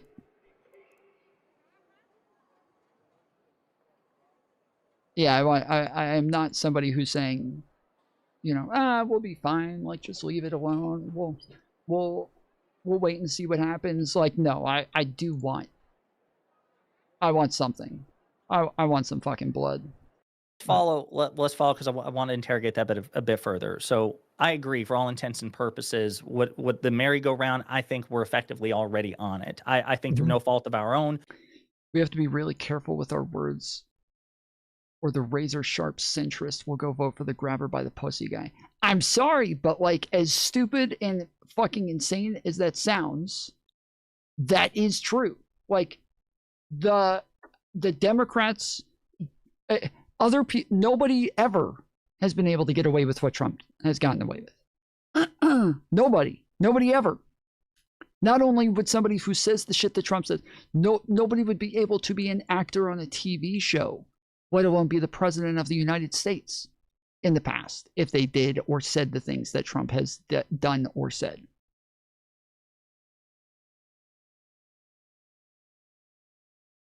These people hold lower standards for Donald Trump than they hold for a cashier at Walmart. Like, but it is specific to Trump. It is only Trump. It isn't like they're consistent in their blindness. It's not like they have these principles where they're like, oh, I don't care about this because I'm not soy. No, they care about it. They just only care about it when it's anybody but Trump. So it doesn't, yeah, it's just, like, unfortunately, that is the fucking reality that we live in. But we'll get to that. But when people ask Trump or the Trump administration about why he's going after X, Y, and Z, what are some of the reasons that they give? Other than mortgage fraud? Like, what are some of the reasons that they say? There's a specific one I'm looking for. Can you ask that question one more time? I'm sorry. When Trump goes after his political opponents, what are some of the reasons that he gives? There's one in particular that I think is super Ask him germane. to say it again. They did it to us. Tell him to repeat it. Is that what you're talking about? Yeah. Yes. Yeah. Did we do it to them? No, like, there's no we there. I mean, I think, like, the Bragg prosecution is probably, like, the weakest case, but as far as, like, which one was the Bragg one? Oh, I think Bragg was the weakest case as well, but it was still strong. It was just the weakest, but it was still a very strong case. One was the Stormy Daniels one, right? Yeah, well, yes, it's the hush money payment, the one they convicted on. Yeah. You think that was a political case? I think that one had, like, the most political influence, don't you guys? Yeah, I think that one had the most optics of political influence. I don't know that it had political influence, but it had the most optics of a political influence, and it had the weakest case overall as well. And he still lost on that case. He still fucking lost on the case. So, you guys think that? I mean, I think the other ones felt way more like, you know, who's a really good example? Stephen A. Smith, the fucking sports guy. Oh my god! Yeah. He talks about this shit idiot. fucking all the time. Like, but he thinks all of those investigations, the way he talks about it, it's like there's this Democratic Party and we all just decided that we were going to prosecute Trump. I fucking fully reject that language. Yep. I think the other. Yes, they always the Republicans do this with everything where they. Like, I think you can do this in a general sense as far as, like, party narratives, as far as party like policies or party, like a what do you call it? Things that we're all doing together or whatever. I'm blanking on the term, but like motions together, whatever. But they'll say like Democrats tried to kill Trump, or they say Democrats tried to put him in prison. Like Democrats, what Democrats did that? Democrats tried to kill Trump. Democrats tried to put him in prison. The people who are, maybe the people who did this were Democrats, some of them, not all of them. That, like, when we talk about the one in Fulton County, that the attorney general is fucking a Republican.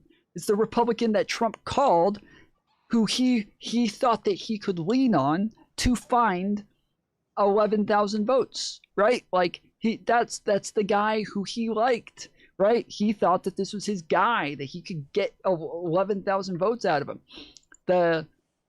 That's Georgia, bro. That's who prosecuted Trump here. But they still say the Democrats did it. Like, and even in some of the shootings, it was Democrats, but they still, like, they do this. The Democrats did this. It's so insane. It's so fucking wild, bro. There are 3 criminal cases I think were totally appropriate. I would not say that those were like political prosecutions. But the New York one wasn't political. Trump tried to corrupt the 2016 election, and he did so in but I mean, I don't even dispute that he committed a crime there. That's not even the point. But I'm just saying, Also, didn't they change the law to alter the statute of? Oh, God. That's the MAGA talking point. Wait. No, but we can't. But I don't want to get dogged down. Fine. If I'm wrong about that particular point, then that's fine. No, hang on. When I. That's wild that he thought that. That's a little wild that he thought that this late in the game. I'm not gonna lie. That's a little crazy. I'm surprised. I'm not dogging on him. I am surprised that he thought that, though. That's surprising. I leave. You guys can hash that sort of stuff out. But let's just follow this for a second. So, okay, Hutch, let's take your answer, which is that maybe at least one of the investigations you think could have been tainted by politics or motivated in part by politics, but the other ones were not. To clarify, I said that was like the weakest of all those cases, and that's like the strongest argument that you could make. However, all of those prosecutors, there's no indication that they were given a directive by the governor, Joe Biden, the political parties. None of that seemed to have been involved at all. I agree. So we didn't do it to them. We did not do it to them, but they say we did. So here's where I am, and we'll skip to it. The reason that we're on this merry-go-round is because the Trump administration looks at any attempt, and Republicans writ large look at any attempt to hold Donald Trump accountable for anything as politically motivated prosecution. Yep. And it is true. It is true that, like, no matter what it is that Democrats do, the Republicans will say that they did something untoward and immoral. They will always say this, but nice shift nocturnal tomfoolery. Look after yourself, Ed. I appreciate it. I've always been nocturnal. Today is an extra long stream. 1, raising money. 2, testing out some new computer equipment. 3, I got somewhere I gotta be in a couple hours, and so I started stream super late and then doing an extra long stream. So I gotta get some new RAM for my computer. My computer's kind of fucked right now. I'm trying to do panels. If you guys want to donate to the channel, use the tips link. It's in the description or pinned at the top of chat, or you can find it over on the main channel, on the front page of the channel. The Stream Elements tips link. You can use debit card, credit card, or PayPal. Don't use super chats if you want to donate to the RAM situation, because I don't get that for like 2 months. But if you use these other things, I get it immediately. So that is super helpful, and I appreciate everybody who's donated so far. But yes, I'm I am badly in need of RAM, and RAM has become insanely expensive while I'm also moving at the same time.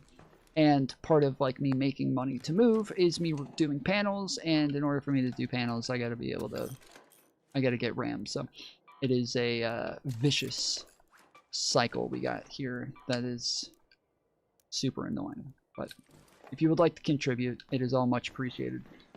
You use the tips link, as I said. Take that premise and use it to justify actual political prosecution.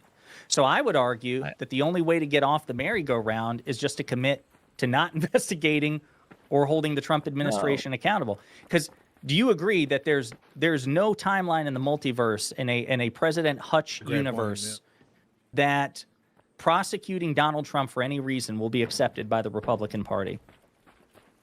No. So obviously not. They're always going to do.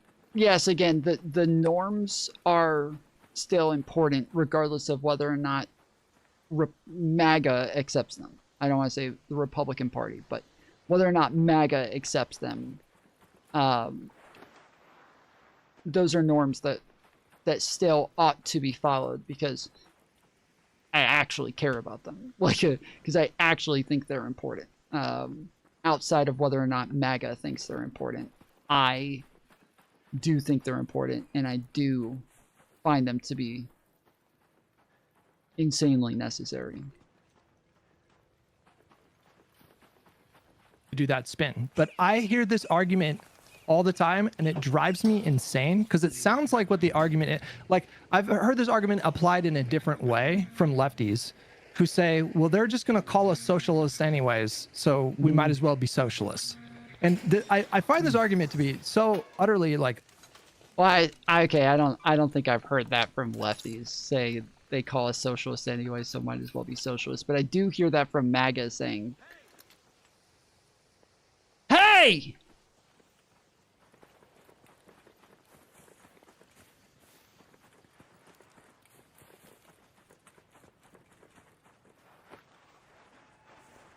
Saying that, like, they call us Nazis, so we might as well be Nazis. Like, I do hear that from Republicans, so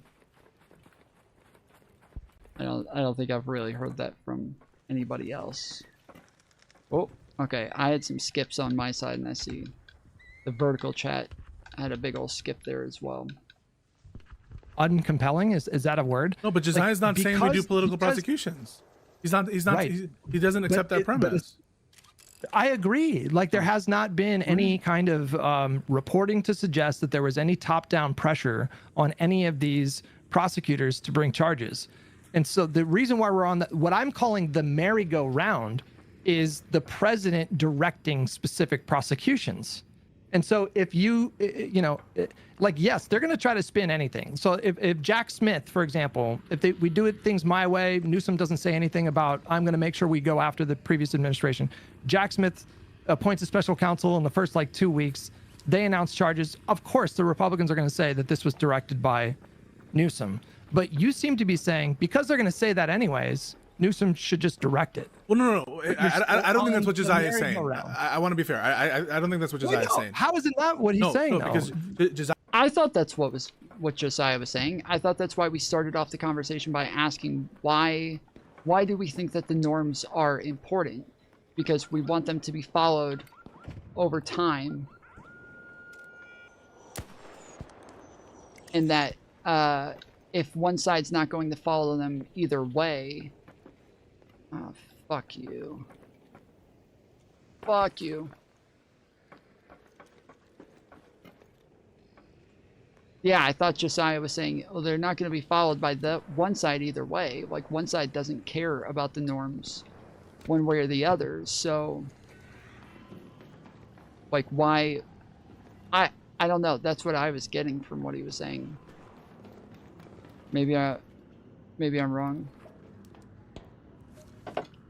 Zyrus is responding to, I think, your point, which has to do with what you think the likely outcomes will be. It is to say that unless Democrats do stand above, the Republicans won't stop doing X, Y, or Z. because they're just going to understand that. But like what he's responding to is the notion that Republicans will stop. Rocketeer coming, watch out! And especially in light of, are you down? Like not having.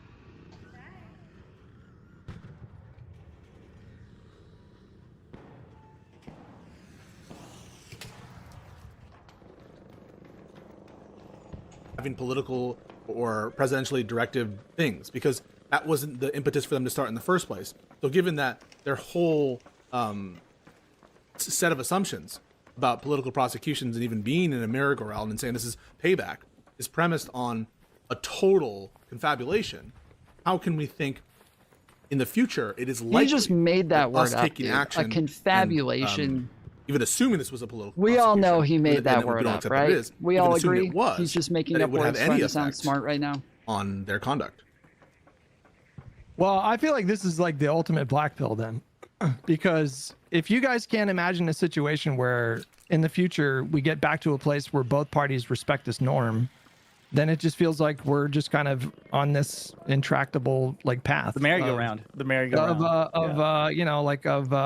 Basically headed towards like some kind of a cold or hot civil war. I think the best way to do it is to punish. I think the best way to get off this merry-go-round is to punish. But I agree that they should be punished. I just disagree with your assertion that it needs to be said explicitly by the Democratic nominee. I don't think it needs to. I fully agree. Think that it should be. So let me ask you this, because I want to keep going down this path here. Let's set the hypothetical Newsom or Hutch administrations aside, and let's just go back to Biden. Set Merrick Garland aside. Let's think about Biden's conduct, the Biden administration's conduct. Do you think they were pretty fastidious when it came to the sort of behavior that you're talking about, Hutch, that you would like Democrats to emulate in the future? Yeah, they seem to, Biden himself and his administration were signaling, and this was sort of like the promise that he made in 2020 was, I'm going to take us back to normal. And so he, whenever he was asked about Trump's prosecutions, he always did the same thing. Like, I'm not going to involve myself in DOJ, blah, blah, blah. Did it work? Well, define work. I mean, he lost the election, obviously, or he had to drop out eventually. And even just on this discrete issue. Well, no, even on this discrete issue. On the perceptions of MAGA, etc. Yeah. Or just, let's just say public sentiment, whatever it was. Let's not even just say MAGA. Let's say MAGA, and then say the country writ large. You mentioned in part of this conversation, and also I believe in the tweet you sent to me yesterday, is that you're concerned about public perception. My recollection is that public perception wasn't really encouraging about the Justice Department in the Biden years either. Did you have a different recollection, or do you agree that? Are you basing this off of opinion polls, or I don't? Yeah, I don't recall seeing any opinion polls about like the Suck public on that, perception of Rocketeer, DOJ. bitch! I don't. You factious Rocketeer, bitch!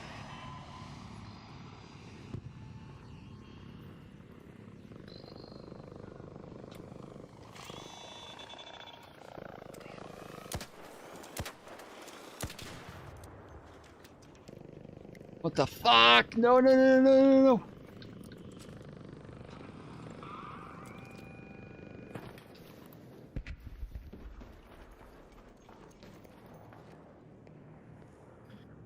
what's informing your prior about this helping the image of the Department of Justice if you don't have any basis to believe it will? Or do you have a basis? Because well, I don't know if I ever said that, but I'm saying like the path to kind of get away from the Trump level corruption is not going to be something that happens overnight. It's going to be something that takes time. Like, it's going to take these institutions and the highest kind of halls of power in the United States, like, I think, like years to reestablish trust. This is going to be like a multi-year project to potentially, hopefully, get back to, something approaching what we might call normal in the post-Nixon era. So the polls that I remember about this, the American people were pretty well split. Now, I saw more polls indicating that at least a slight majority or plurality supported most of the prosecutions against Trump than not. Yeah. But it wasn't like 60-40, 70-30, 80-20. And same with the impeachments. Right. And some of the polls also indicated the opposite. I think there was like Marquette Law did at one point that I remember from like 2023 or 2024, I think it was. But then when people would ask the questions, were the prosecutions of Trump politically motivated, even in the polls that showed that there was a slight preference for justification, there was also a majority who were like, yeah, actually, I do think there's a political motivation getting. What? I'm sorry, ma'am, but I have a girlfriend. Okay, thank you. Thank you. Thank you. But I'm sorry. Damn, this thing's not even shooting me. I'm literally about to take it down just with my anvil. It literally hasn't shot me from this fucking window once.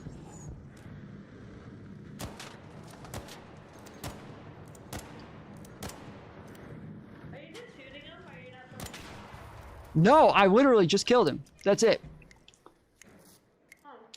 Yeah, and I'm sorry, but I still will not be with you. I am taken. I've got a girlfriend, and she is happy that I am a Rocketeer killer, okay? That's great, because I'm a lesbian. Oh.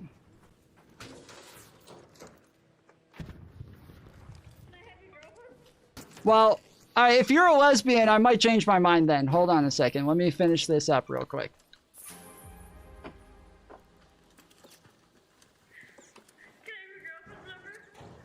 Can you get my girlfriend's number?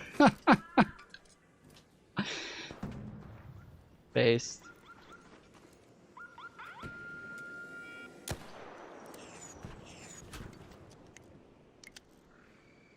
After Trump, so they had mixed feelings. Like, yeah, I think he actually did the fucking crime, but I do think the Biden administration is politically targeting Trump at the same time. Right. So, yeah. So the American people have some pretty complicated feelings about this. Yeah. But my thought process is, Biden did it the way you wanted, and I didn't see like any sort of like serious material benefit to, as far as like the prudential outcome, I as far as what like you're getting saying. back trust. Yeah. I understand what you're saying, but do you agree?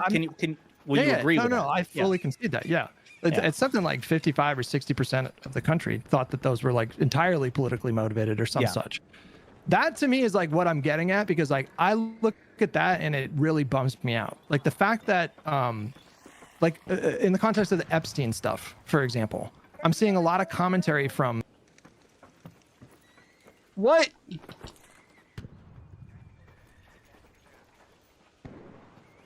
I will show that highlight clip to my girlfriend and let her know you are awesome at killing wasps.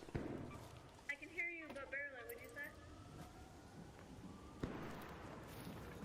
I said, I will let my girlfriend know that you are awesome at killing wasps on your resume. She will, is likely over for me, so thanks a lot.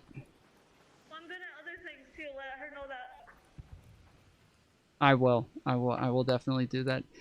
Go check out the channel, Tom Bottery, and you will hear her and see her once in a while on that. We upload clips from us playing on here sometimes. Okay, great. My husband So, thinks that was funny, so have a great day. nice, have a good one.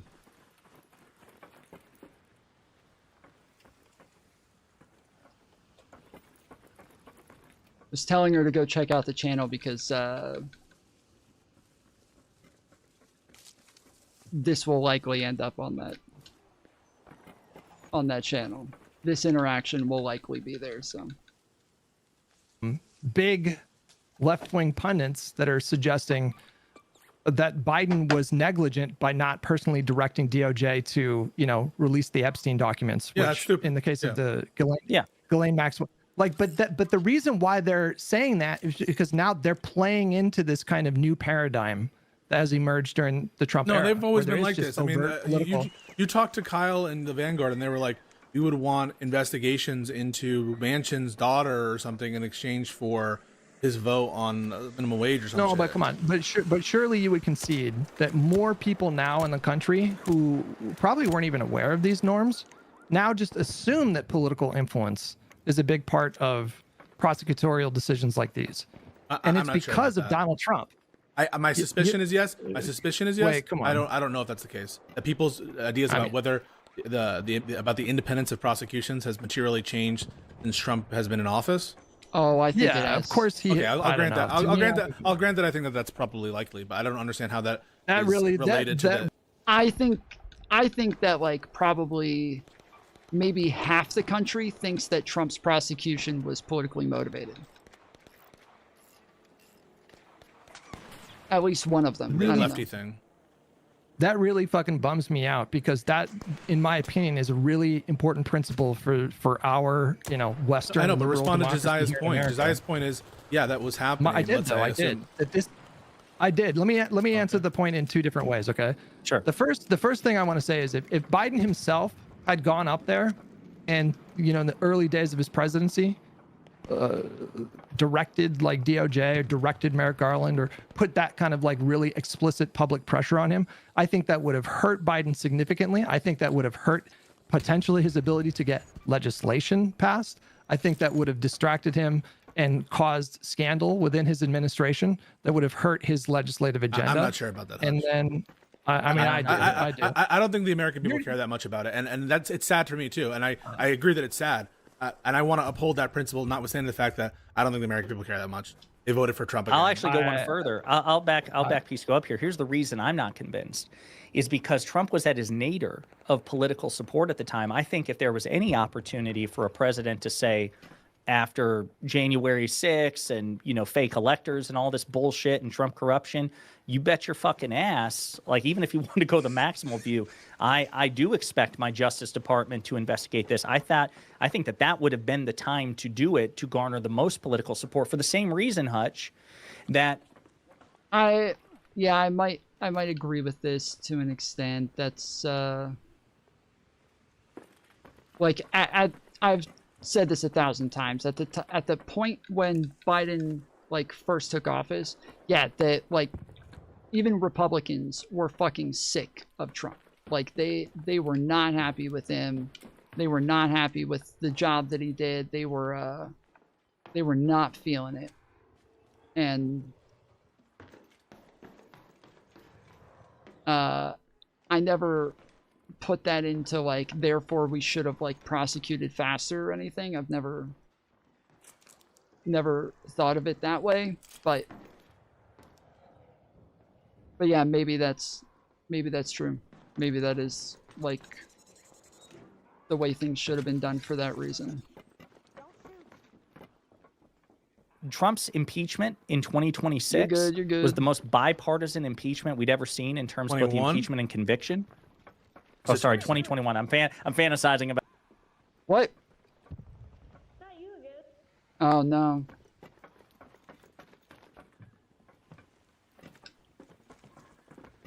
I think most of this over here has been searched, from what I can tell. Are you on a podcast? Am I on a podcast? I am a streamer.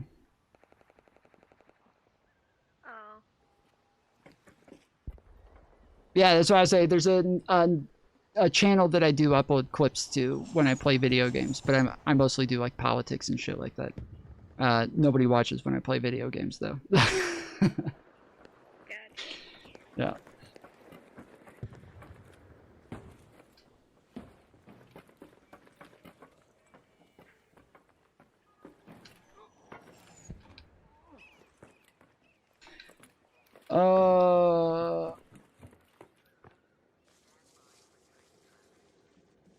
Pretty much all the shit's done now. Like once we took out the Rocketeers at the beginning, this became fucking easy as pie, dude.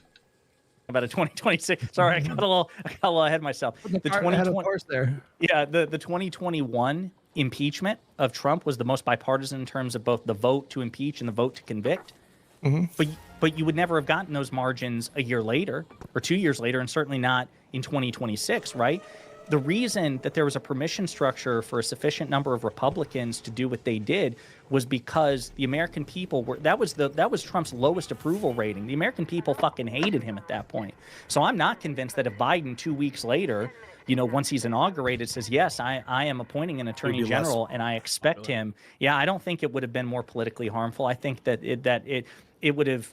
I think that there's a good argument to be made that would have actually increased support because he'd pissed off the entire country. I wouldn't have supported it, Hutch. I would have been against it. I would have said that that's impeachable. I would have said that that's fucked up for him to say, I'm appointing you specifically so you you charge Donald Trump. I don't think that that's right to do. I would uphold it, but I'm just agreeing with Josiah's point, which is I don't think the American people care that much about this prudentially. And if they do care about it. All right, where you at?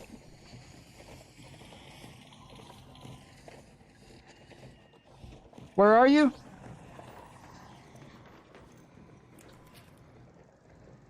Where you at?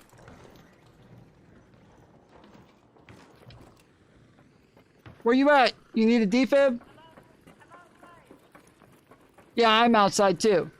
I'm trying to find you. I can't see him. Oh, there you are. I see you.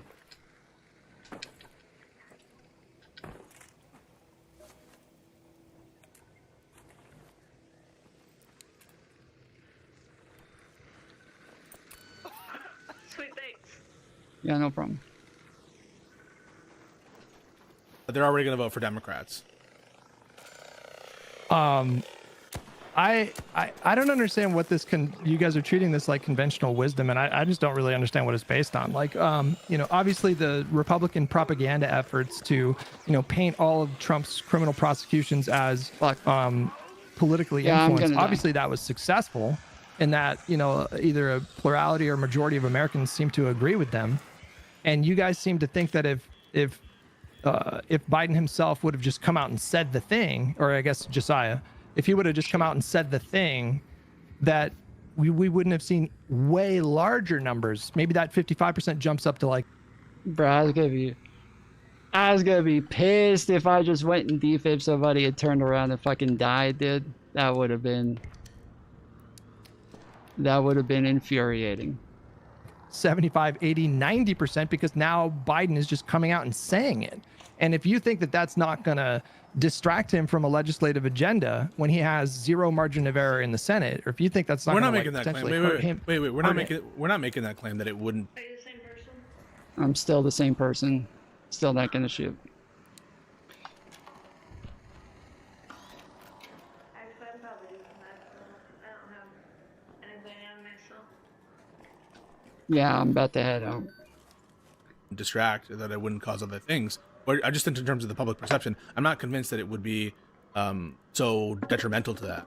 It might distract. It might do. Especially early on. Especially early on. I want to be clear. Significantly? You don't think the numbers would go up? Especially early on. I want to be clear. I think Joe Biden coming out in May 2024, saying "fuck yeah," because he actually had that like little gaffe or whatever. He's like, "We should lock him out," and then he grabs the microphone again and he goes, "Lock him out politically." I mean, politically, the one time Biden slipped. Yeah, I think at that point, if he's campaigning on "fuck yeah," we'll prosecute Donald Trump.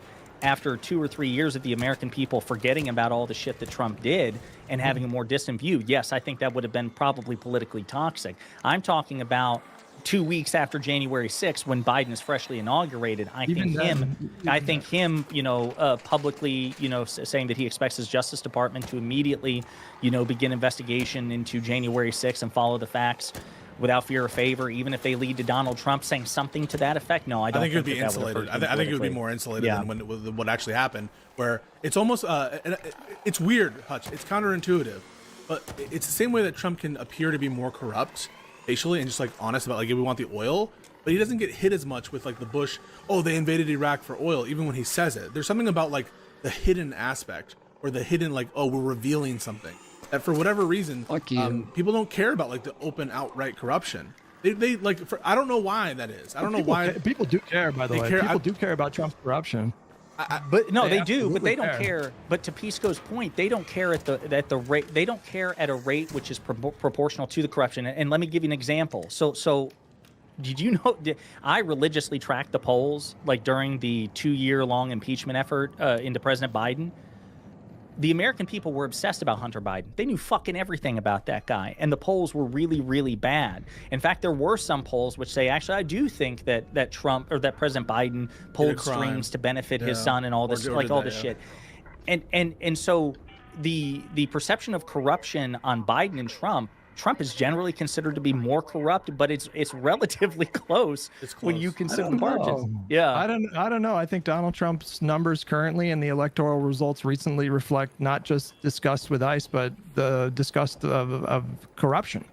Like I think the public is more aware of his corruption than they were certainly like the first term, and I think it is pissing them off. Let me ask you guys a question. Hang on. If you and I don't know, maybe there's a poll out there that dived into this particular topic, but if you were to ask the American people, if you were to propose two different things, but which do you think the American public would prefer more? My way or your way?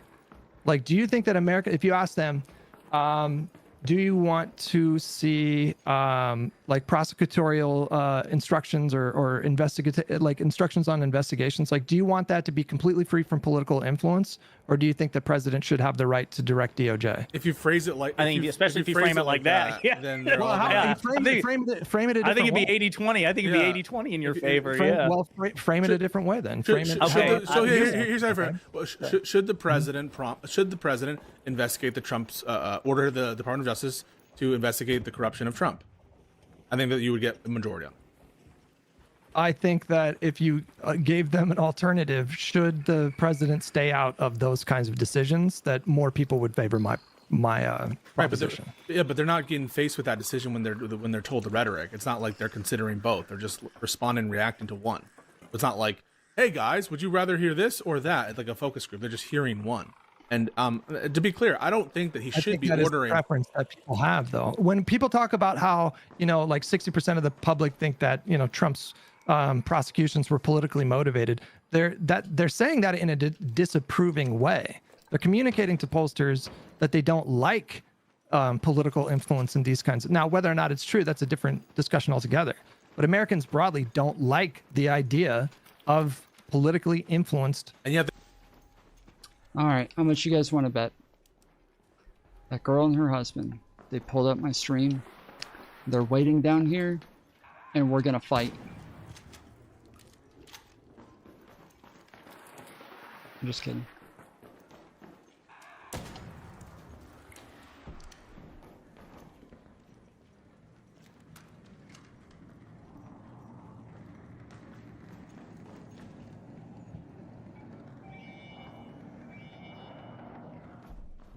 They supported the charges, prosecutions, and yet they supported the charges by a slight majority. That's the I American. feel like that's how you phrase the question, and it's a way of saying the American people are willing to abide some political influence into the DOJ prosecutions, and even support certain prosecutions in light of that. Now that said, I don't agree with political prosecutions, and I don't say that what I'm suggesting would amount to political prosecutions.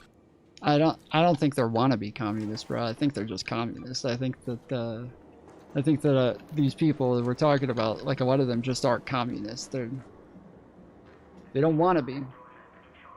Or political directives. And that's ultimately, I think, where the big disagreement is I view the kind of, hey, we're going to investigate the previous government's corruption as equivalent to, but it's not we're going to investigate the mafia. That's what it means. Why is it we? Why is it we? We are going to investigate Donald Trump. My administration, my Department of Justice. But there goes the fucking independent DOJ then, right? So I guess that's just how people gone. That's just how people talk. I'm sorry. Yeah, I agree. It's not his lawyers. I agree. It's not. The language is important. The language is actually really important. I know.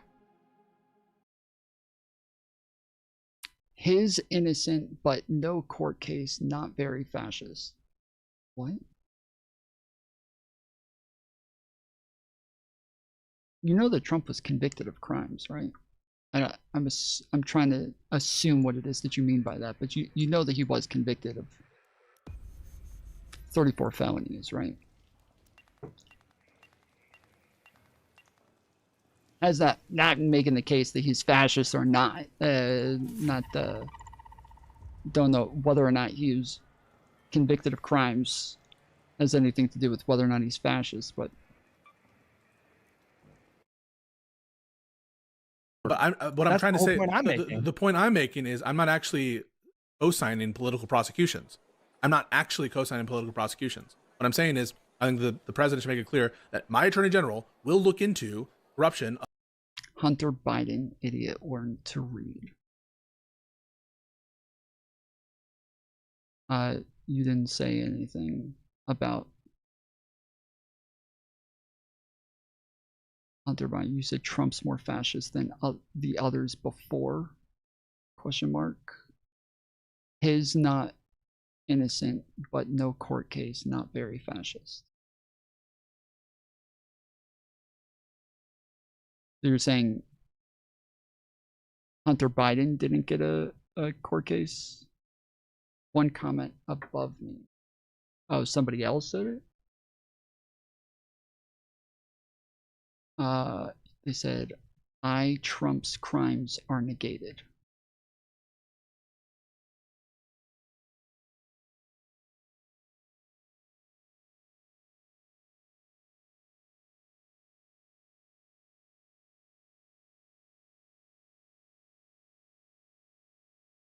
Of the previous administration. And I don't think that's like saying my attorney general is going to look into the mafia. To me, it's the same thing. But it's not. I've got a question for you, Hutch. Not the same thing, though. Yeah, go ahead. I've got a question. Yeah, again, it's not the same thing because there are obvious political ramifications from you talking about investigating or any of the above, going after a political rival. This is drastically different, and I have trouble believing that like Pisco thinks that they're the same thing. Question for you, baby. Listen to this one. Okay. President Hutch appoints Attorney General Jack Smith. Jack Smith comes to President Hutch, the Oval Office, and says, "Sir, I've decided not to investigate the Trump administration for anything." Does President Hutch fire Jack Smith?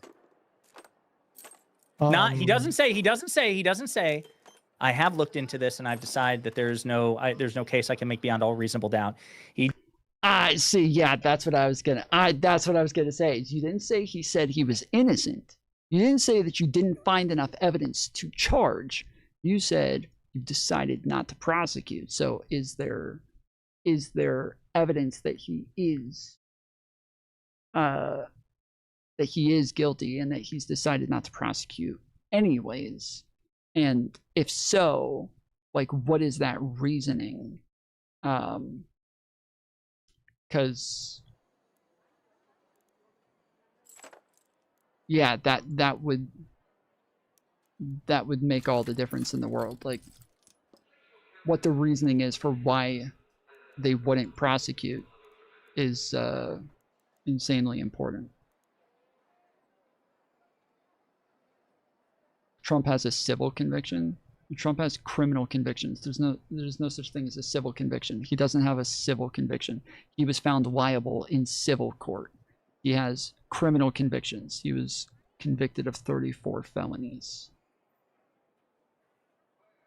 These are criminal convictions.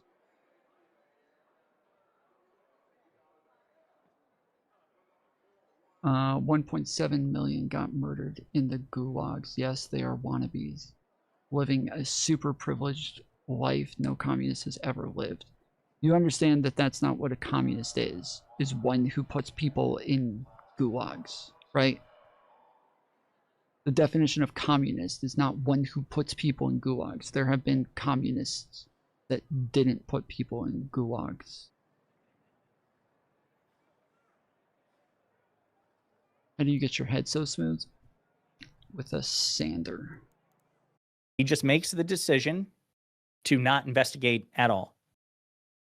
I would fire him because that would be a politically motivated decision. Like if he went to, now this would be a criminal doesn't replace the civil part. It literally does. It literally does. There is no such thing as a civil. Well, I guess there is such thing as a civil conviction. I guess there technically is, but Donald Trump was not civilly. Well, okay, I guess he was. Yeah, no, I don't think he was found. Yeah, he wasn't. He doesn't have a civil conviction. I don't think. They are both facts. Again, I don't think he has a civil conviction. There is no civil conviction. He was found civilly liable for sexual assault. Then he was also found civilly liable for business transaction fraud. Then he was found guilty of campaign finance fraud.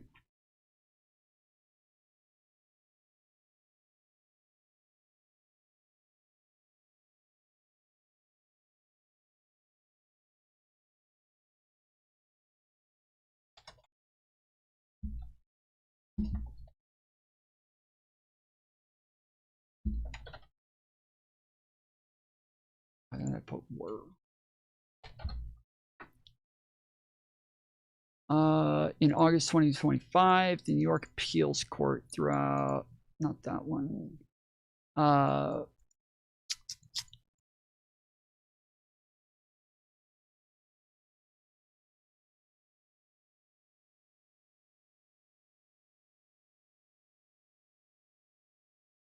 So yeah, he was found liable. Yeah. So for the New York case, he was also found liable.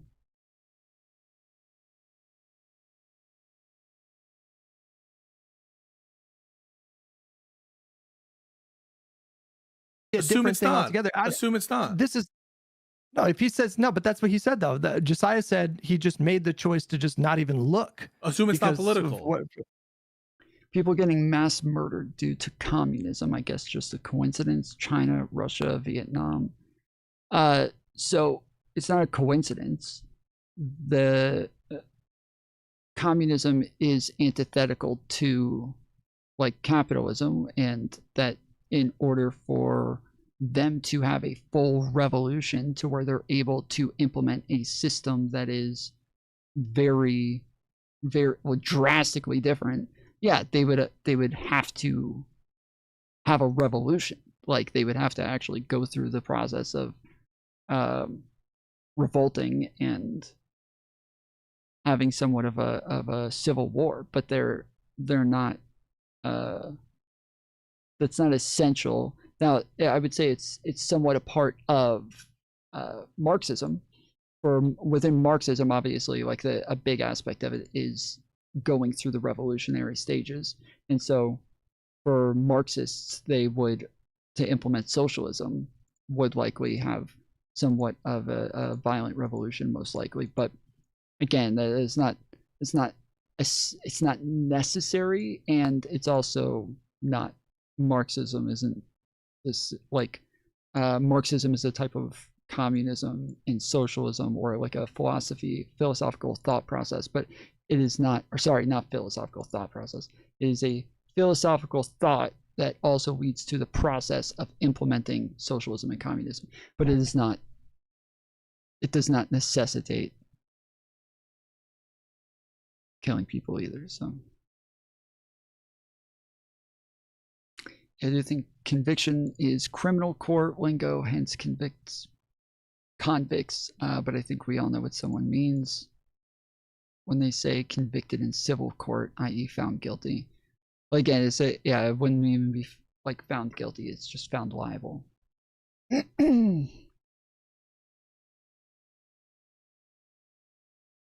it harder for yourself. I don't know why you would do, but I don't know why you would do that. Oh, political then. He says, well, they the more important thing from a prosecutor perspective is to go after these drug importers. They just have he for whatever reason he gets obsessed with the drug importers. Yeah, he gets obsessed with whatever. He gets obsessed with fraud and stuff that's not related to the government. And so he's just like, listen, as a prosecutorial matter, the Department of Justice is not going to look into that. We are worried more about fentanyl deaths in America than that, and so that's what we're going to just assume for the sake of the hypothetical. Don't fight it. If that happened, would you fire him? I think the answer is yes on policy grounds. I think but again, on broad policy grounds, like if you're not taking actions that I think are sufficient to address. Okay, that makes sense. Yeah, for policy grounds where you say we're like taking we're taking government corruption very seriously, and we're going to like make a huge effort to go after corrupt politicians, and then he says, hey, I found corrupt politicians, but I've decided not to prosecute. Yeah, that makes sense that they would fire him over that. Government corruption at the highest level, then I think that there's like a policy justification there. But I want to flip it back around on you, because what happens if Gavin Newsom, for example, says, using your language, Pisco, my administration is going to investigate the previous administration. What if he says that and then his attorney general comes back and says, look, we found a lot of evidence, but we don't think that we have enough to convict in a criminal trial? What do you do at that point? Yeah, I would think that firing after that basis would be corrupt. I would be against firing. But that's why you don't use that language, because then you don't have to be in that spot. Like I said, investigate. No, stop. I said investigate. Well, didn't I say? And if I didn't say this, I'm sorry. I thought in our language we said I'm not going to get involved into the individual charging or non-decisions, but I will appoint. We will fight this sort of corruption, and I will appoint someone who's going to look into it. I thought that I said that, and if I changed the language and said something like charge or something, I'm sorry. I take that back. I thought we made that clear initially, but let me know if I did. But again, you can just. I keep circling back around. Like you can get. You can get all the things that you can get all the things that you're asking for, plus putting us on a path towards reestablishing public trust in these institutions by doing it my way.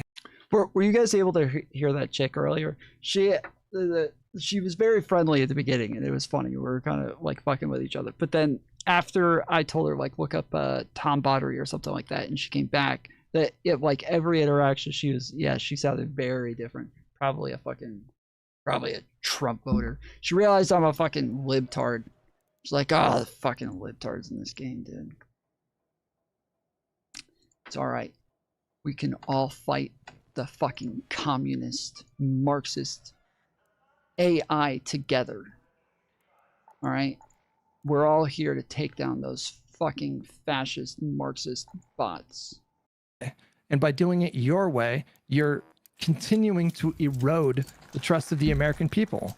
I think you guys are speaking to the desires of the Democratic voter base at the detriment of the Democratic Party's relationship with independent voters. Like there are a lot of Americans in this country that do care about this norm and want to see us return to this norm. And I want to be the party that commits to just doing that. Yeah, I do too. That's why I don't think I'm violating the norm. I don't think I'm violating the norm. That is going to take years to reestablish that trust. It's not going to happen overnight. Say it again. And yeah, the double standards are insane. But Josiah, I brought it up in our conversation. When I look at the Trump administration now, that is not something that I want to emulate. I don't think that these political prosecutions. Well, I think that by would Barack Obama have used this language? Would Bill Clinton? Would George W. Bush? I don't understand how that's relevant to the. Barack Obama was asked about that. It's relevant to the question because you're talking about whether or not you're violating norms, and if we're talking about the fact that Trump is changing those norms, and we want to take it back to something that was that existed before Trump, we want to say, hey, these other presidents who existed, would they have said this sort of thing? Would they have talked in this sort of way? Because if not, then we might be violating some norms. Not like prosecuting previous administration officials, and he was that guy that was saying, I just view that as time to turn the page. I just view that as not responsive. The question isn't whether Obama would have said it or whether another president would have said it. The question is, would it, if true, if said, be the same thing or the same type of thing as Trump? And I think the answer to that is a no. Well, no, the question is like I don't know if it's the same type of thing as Trump. It's whether or not it violates norms and whether or not it's beneficial. The question is what you guys are proposing a violation of norms that existed for decades in the post-Nixon era? My answer is no. I think it is. Like obviously. Okay, yeah. So he says his answer is no, but again, that goes back to. So then, would this be okay? If these other presidents did this, like, would this be acceptable? Or would they have done it? Not would it be acceptable, but would they have done that? When you have the president saying that my administration will investigate like this specific group of people, the Trump administration, the mafia, what other presidents after Nixon did anything like this? Besides Trump, didn't the Kennedys say like we're gonna look into fraud and like organized labor? We're gonna like that's how I view it. Again, I don't know why he keeps doing this. We're talking about like politicians here. Obviously, they're not explicitly saying we're going after Trump, but I think everybody knows as soon as you Like, okay, like when Trump comes into office and Trump says, we're going to go after voter fraud. We're going to go after voter fraud, and we're going to go after any politicians who take part in voter fraud. We're going to go after any politicians who are either taking part in it or ignoring voter fraud. When he does that, we all know what he's talking about. We all know what he's saying. Like, we are all well aware. If in one moment you're saying, oh, Trump is corrupt and he committed all of these crimes and blah, blah, blah. And then 5 minutes later, you're like, also, I just wanted, it's totally separate note. Just wanted to let you guys know that I am totally going to be going after corruption that's taken place in government. And like, it is obvious what you're signaling, and the how you signal that is really important. As Kennedy predates Nixon, though. Yeah, but he views it as a. What are you talking about?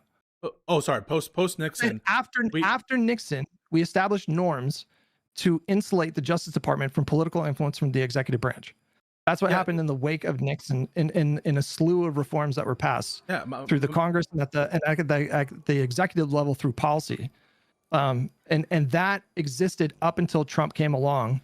He's the first president in decades to directly, to give these kinds of directives to DOJ. The last person before him that did it. I'm not was proposing Nixon. directive. I understand a directive to be an order. You say that, but you are. So I understand.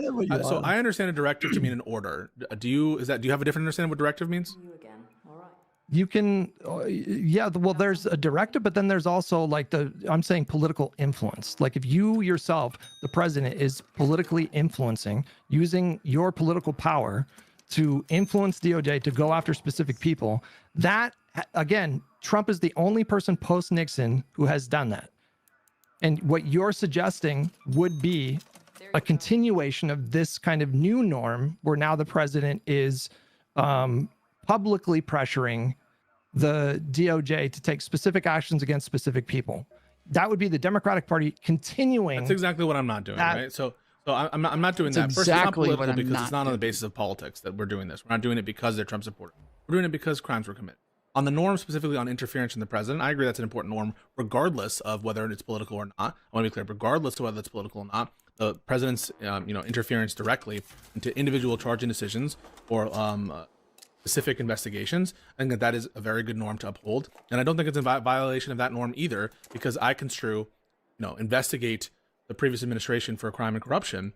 I construe that to be a policy directive, not one about individual prosecutions or interference, and it doesn't entail orders or directives. What I understand a directive is to be an order, an interference to be some sort of communication while the respective parties are in office to do a particular thing or to highly suggest to do a particular thing. I've got a question for actually both of you. Peace, I want to start with you first, actually. Let's piggyback off Hutch's hypothetical, and let's say the Attorney General, the next Attorney General says, Mr. President, I did look into the allegations of corruption against Donald Trump, the Trump family, the Trump administration, and I don't believe in any of these instances we can secure a prosecution or a successful conviction beyond all reasonable doubt. But let's say the Deputy Attorney General, the Solicitor General disagree. So the number 2 and number 3 at the DOJ say, Mr. President, Mr. Attorney General, with all due respect, we disagree with the Attorney General on this. We do think that there are colorable cases that can be secured beyond all reasonable doubt. Would it still be corrupt to fire the Attorney General in those instances, or in that instance? I think it would violate the norm I'm talking about, which is to insulate from political interference. And I think at best, maybe the president would say, listen, I'm not going to get involved in this decision, and I'm not going to make personnel decisions about it. This is a decision for you guys to resolve internally on the charging decision. If you feel like you need to appoint a special counsel, you can do that. But I'm not going to weigh in on that. I think that would be the appropriate. I understand, but I guess because to me that was the more interesting thing. Like, what if you come with a situation where the number 2 and number 3 disagree with the judgment of number 1? Yeah, then the norm there is would it still be political. corrupt? Yeah, okay. So there's 2 norms here, and so don't get distracted, guys. And this is for the chat as well. Yeah. There's the norm of political interference and political investigatory steps or charging decisions. One or the other. That's one norm, and that's never okay. Right? Never okay to have a political prosecution like that. Then there's a second norm of individual interference from the president, except in certain exceptions, into charging decisions, et cetera, et cetera, et cetera. And so there's 2 norms. So that in that situation, I think there's a tangible good argument that it's not politically motivated if he were to fire the attorney general on the basis because you have 2 other opinions, right? And so there's at least a law enforcement rationale for a firing there. However, in that situation, the second norm is at play, which is the interference via directives and firing on the basis of one versus the other on a charging decision for which there is a basis to insulate from presidential review. So less corrupt but still corrupt in your mind. Yes, would that be too reductive to say? Okay. That would be. I would consider that corrupt in the norm. Okay. And then Hutch, here's my question for you. Because I want to make sure I got this right. How important is it for the next Democrat or the President Newsom or the President Hutch administration to restore public trust in DOJ? Very important. Is that very, very important? Do you expect your Attorney General to act in a way to do that? Yeah, I would want to, like, my standard, if I was a president deciding who to nominate for AG, I would want somebody that I felt full confidence would follow the letter of the law, investigate the facts as they arise, and to make decisions that are free from any kind of political influence. So if that means prosecuting Cuellar in Texas and Menendez in Illinois, is that what, or Indiana, wherever state he served? Was he New York? Menendez was New Jersey. New Jersey, yeah. Or Mayor Adams. Then so be it. Yeah. Or, DOJ, we found out recently that had investigated Ilhan Omar for campaign spending and these kinds of things. So, that's what I would, that's the standard that I would want for my Attorney General. And that also includes Trump, right? If they discover crimes. Okay, so let me ask you this. Okay, so there was reporting at the time that part of Merrick Garland's unease about investigating Trump is that it would be seen to look political and cause further distrust in the Justice Department. So here's my hypothetical. Attorney General Pisco comes to President Hutch and says, Mr. President, I know you didn't ask for this report, but I feel like I owe you an explanation. We did investigate the Trump administration, and we do believe that we do see evidence of crimes committed. But you appointed me, at least in part, with the mission of restoring public trust in the DOJ. And I believe that if we prosecute Donald Trump or the Trump administration, it will further erode trust in the Justice Department, which is already fragile. So I have made the choice to not prosecute or to not proceed with prosecutions. I mean, in my view, that's corruption. So I would see a justification to fire the Attorney General in that spot. But my motivation in that moment would not be because I'm pissed that Donald Trump is not going to go to prison. My motivation would be, I view that to be corrupt. I don't think that those kinds of political considerations should influence. So in other words, decision. You would tell him, no, you need to follow the facts and leave the politics to me. And if the facts say Trump committed crimes and you can prove it, you fucking prosecute him. You don't choose not to prosecute him for political considerations. If it erodes the trust in the Justice Department, that's my problem. Not yours. Yeah. I mean, just flip it, right? Like if your Attorney General said, like I found, criminal behavior with Ilhan Omar, but I'm not going to choose to press charges. It's the same logic. I view those things to be equally corrupt, just basing different. Oh yeah, no. Well, I think the logic of the Garland Justice Department was, and understandably so, from just a realpolitik perspective, which is, I think that he was less hesitant to prosecute Democrats. As a matter of fact, Dan Abrams, who is like a News Nation legal analyst, and he was like the founder of Media, he did a breakdown of this. This has been the thing that he's been complaining about for the longest time, that the Biden Justice Department actually prosecuted more elected Democrats than elected Republicans, and did so quicker than elected Republicans. They launched investigations much more quickly into President Biden and Hunter Biden than they did Donald Trump. And the reporting was at the time that Garland was less uncomfortable about prosecuting his own people than the opposing team, because the thought process is, they're going to be just more distrustful if I go after a political opponent than if I go after somebody on my side. So, but that's why I was curious. Like, if you get into a situation where an attorney general says, yeah, we believe there's evidence of crimes committed, but pursuing those crimes, prosecuting those crimes will further erode trust in the Justice Department. You said that that's a top priority. What would you want your attorney general to do? That's why I asked. Yeah, I think I answered your question there. But yeah. I mean, I think maybe the issue here is like my issue with Pisco is that we just disagree about what qualifies as, you know, political pressure or corrupt kind of like political pressure. Yeah. And then Josiah, you seem to take a more kind of explicit view that they should just come out and say the thing in no uncertain terms. Maybe I'm misreading that, but that seems to be the source of the disagreement here. I think we have a disagreement about whether what we're suggesting constitutes making the individualized decisions that is in violation of the. I view it more akin to let's go after. I feel like maybe I'm misreading this. I feel like this is like the third time Hutch has tried to like clarify Hutch has tried to clarify Josiah's position, and Pisco's responded instead. It's making it hard to where like I am also like curious as to what Josiah's position is here. And right now I don't know. After Al-Qaeda for crimes, let's go after the mafia for crimes, and you view it more as lock him up, or something approaching that. I think that is going to. Well, you can, yeah, but I think you can get at what you're wanting just with more generalized language that is not as, in my view, problematic. Like you can say, I want my attorney general to crack down on government corruption at the federal level.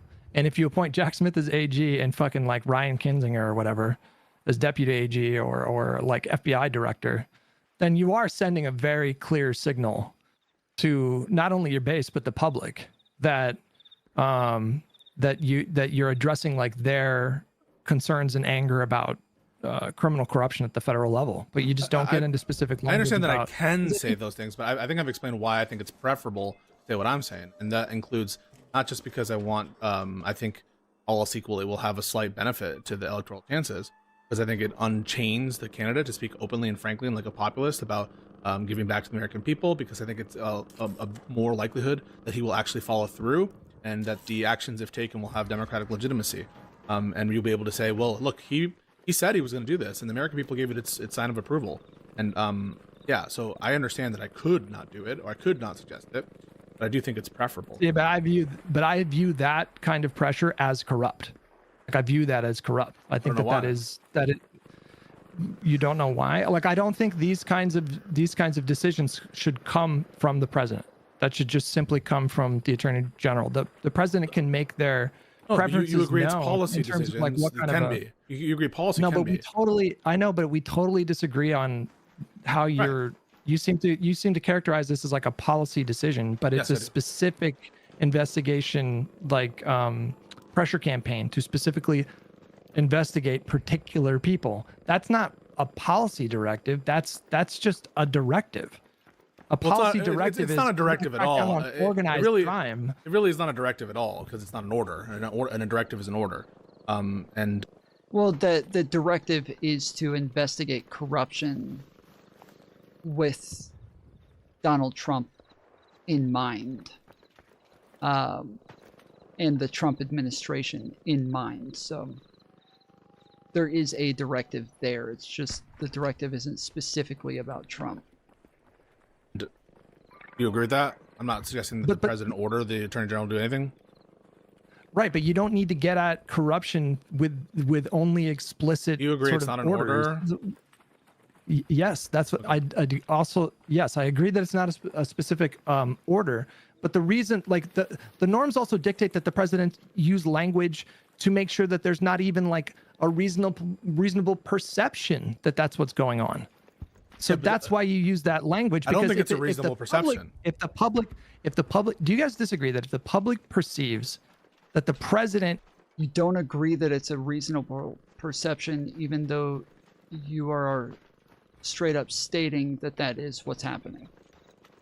Like in the hypothetical, he's saying, hey, we're going to investigate Trump, but we're not going to say we're going to investigate Trump. So what we're going to do instead is we're going to say we're going to go after corruption. And then, you know, obviously, if we're actually going after government corruption, we're going to end up going after Trump. But yeah, then when that's like, once they cover that part, they're like, okay, so like, yeah, so you're kind of given a directive that like is going to end in a political prosecution of a political ally or a political rival. He's like, I don't agree that, like, what, why would people think that? So, because you said, you said that's what you're doing. Like, they don't know that, but they're going to think that. And then when I tell you they're going to think that, you say, but they're wrong for thinking that. So what is happening? It has influenced the decision to investigate the Trump administration, that's going to hurt the public confidence in those investigations. I'm not sure about that. I'm not convinced, but again, the question is about reasonable perceptions, and what? I don't think that. I don't think. Wait. Let me. Sure. I just want to. Really not sure about that. I do want to just finish my thought real quick. So I'm not sure whether or not a potential candidate saying that we want to look into the corruption of the previous administration will cause the confidence in the Department of Justice to go down. I'm not sure about that. I'm not sure about that claim. So I did answer the question. I'm not sure about that claim, and you're going to have to provide evidence, I think, to say that, like, that's obviously stupid. I want to finish what I want to say now. Okay?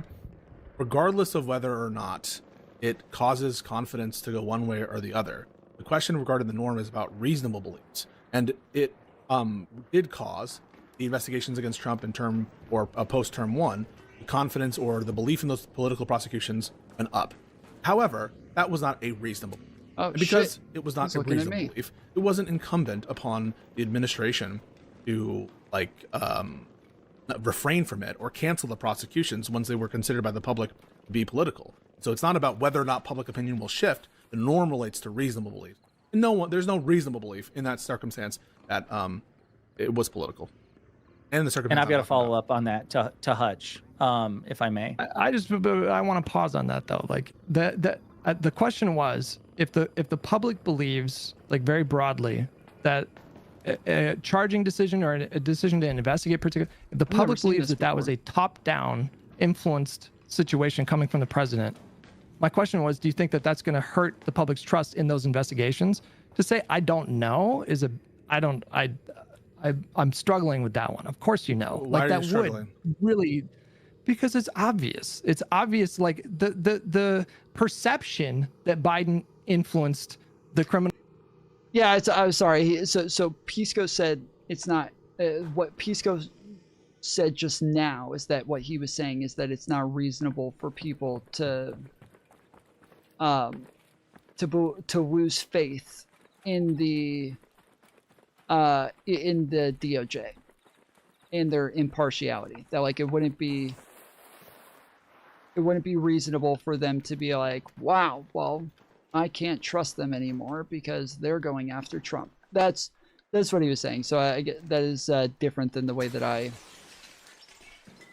read what he was saying. I don't know if that's what Hutch took what he was saying as, but I may have totally misread what he was saying. So that's on me.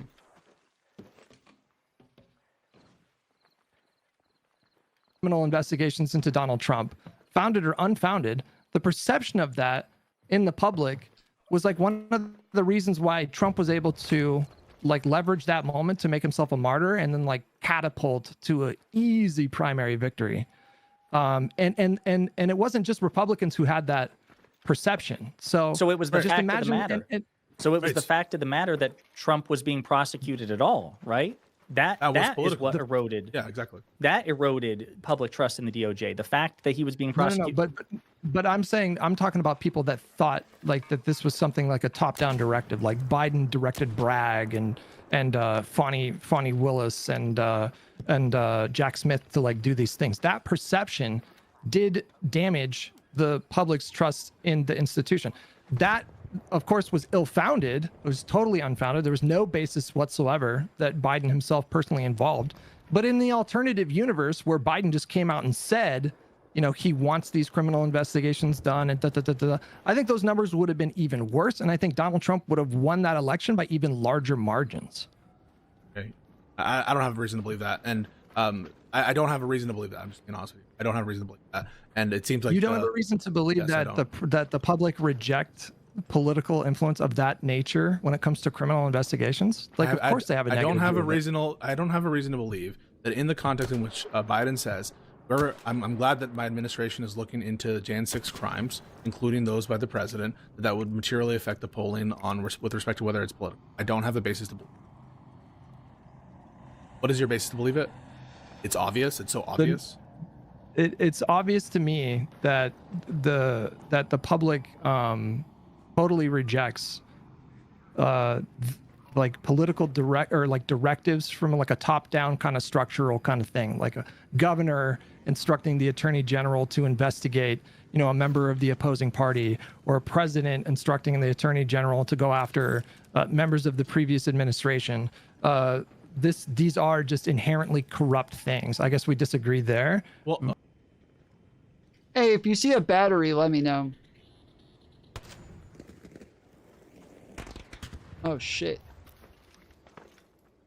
Was that you? Okay. All right.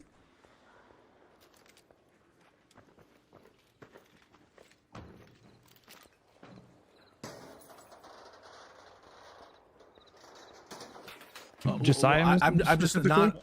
I'm not proposing. I'm not proposing. I'm not proposing that any directive be taken, and I don't believe that anything I've done has violated the norm. I'm speaking to Josiah there. Okay. Well, what I was going to say was, I'm curious what you think is the meaningful difference here. I mean, Trump has run 3 presidential campaigns and got elected twice, and in all of them, he was campaigning on jailing his political opponents. How did that work out for him and the Republican Party? He got elected twice. But do you think that the Republican Party has been in an especially like healthy place over the last 10 years? Because he won in 2016 and 2020. They're getting their policy goals. The Democrats have had more winning election cycles than the Republicans. Say that, during the Trump era. They had 2 winning election cycles. We had 3. We are cruising towards a blue fucking tsunami in November, and I think we're cruising towards a blowout in 2028. I mean, like, listen, anything can happen, whatever. But the current trajectory that we're on right now, the Republican Party is the weakest in my lifetime by far right now. I was born in 1983. What was another time that do you think for the Republican Party was weaker than they are right now? Maybe your strongest case would be 2008. Maybe. Because that was a pretty big election. We got 60 Senate seats. But apart from that, in the time that I've been alive, this is the weakest that they've ever been, with Donald Trump at the helm.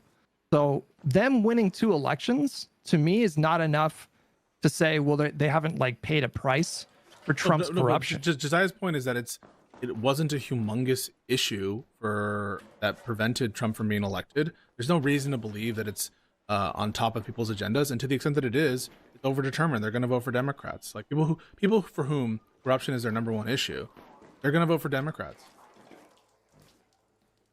I think there was perceived corruption with Hillary Clinton, first of all, and that severely damaged her in 2016. And so that was, I think 2016, ironically, 2016 was a populist wave where a lot of American voters, I think, made dumb decisions. But the perception there was that Hillary Clinton herself was corrupt and that she was above the law by not being prosecuted by the FBI. And in 2024, like, I think that we can very accurately and succinctly describe the 2024 election as being primarily driven about economics. I don't think this will affect the disposition of the election. I really don't think it will affect the outcome in a material way. To the extent that it will, again, my intuition is that it opens up the candidate to be able, frankly and honestly. And for example, Hutch, you would say if asked the question, well, I don't actually know this. If asked the question, hey, will you direct your Department of Justice to investigate the previous administration? Your answer would be no. What if they asked you straight up, do you think Trump committed crimes? Do you think that the administration has committed crimes? Do you think it was murder when they killed those Venezuelans? You think that they're covering up a murder Whoa. of Alex Preddy, etc.? How would you answer? I think candidate Newsom would. Bro just committed boticide over here, dude. The fuck? Don't do it. You have something to live for. Oh shit, we got another one.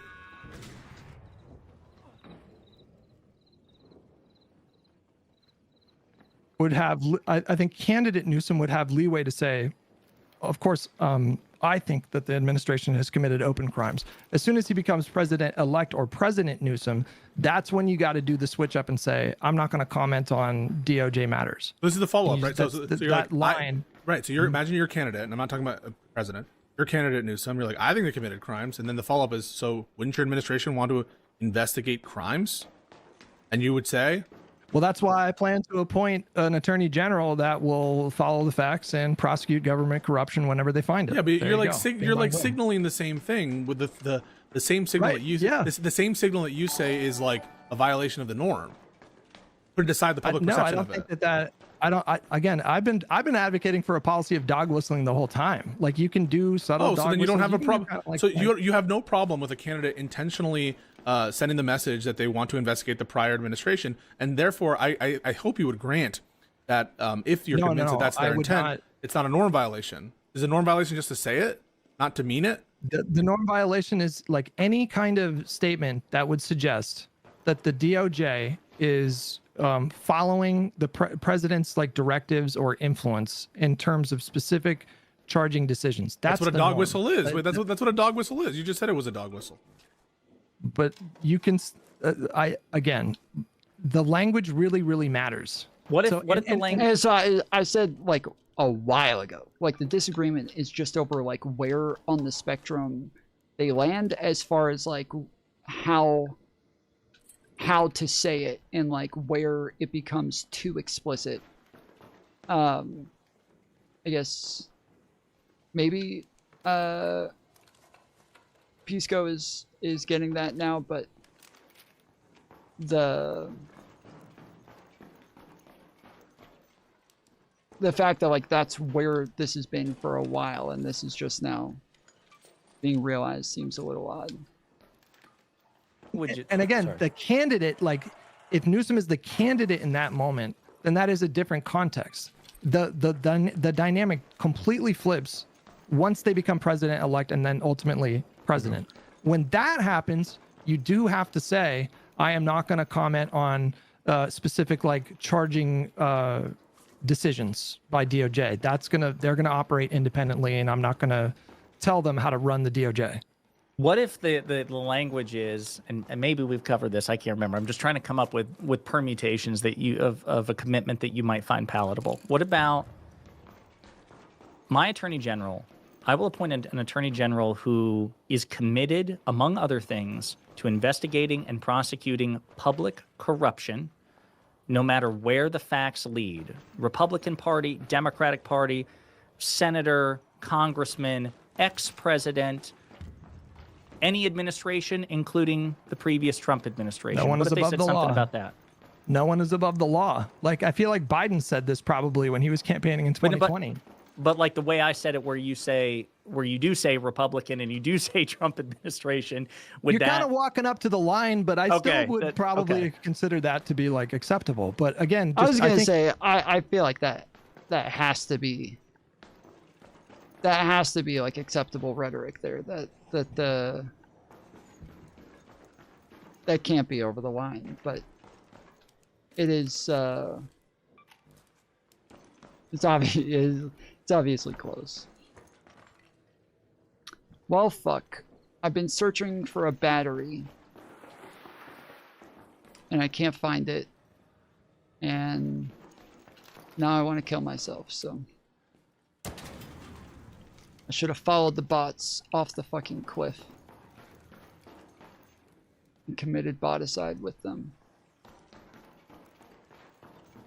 Any language that the president uses about specific like DOJ investigations should always be framed as I'm not going to involve myself in that kind of way. I'm not going to tell them who to train their sights on. Right. But here's the issue with that, Hutch, and I this will be my last statement on it because I think we've covered the ground sufficiently. But it was there is already a large possibility that because of additional corruption and abuse of power, that the members of the administration who would like to charge and hold accountable are beyond the reach of the current law as it is.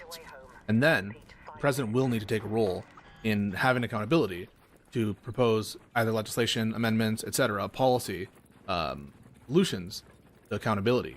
So to the extent that DOJ criminal prosecution is not available and the investigation on that ground won't happen, he's going to need to stay apprised enough to offer structural forms to address that criminality. And that necessarily, I think, requires him, from a policy perspective, from a top-down perspective, keeping his ear to it and having an opinion on it. In this context, right, with the pardons that are almost certainly coming from members of the administration. I don't think that would violate the norm that I'm talking about, though. Okay. Because he would be acting well within his, like, there's nothing untoward about a president proposing, like, legislation to, you know, I guess what you're saying, like, reform, I guess, hypothetically, political pardons, I guess, or or propose a constitutional amendment. For example, propose legislation to adjust qualified immunity to the extent that, you know, the Supreme Court interprets absolute immunity from a statutory perspective or something. Propose legislation. Yeah, you can do that. You can do that, and then the ball's in the AG's court, right? Like, you can do that without instructing AG, okay, now that I've done this thing, you got to do this thing over here. Propose Section 3. That would be a violation of the norm. Propose Section 3 enforcement. Propose I don't know Section what 3 I don't know what Section 3. Implementing legislation to disqualify people on the basis of violations of Section 3, January 6. Proposing, like, for example, an amendment to, this is what I don't know if this would ever work. This is what I would support. I would support an amendment that undoes all of Trump's pardons.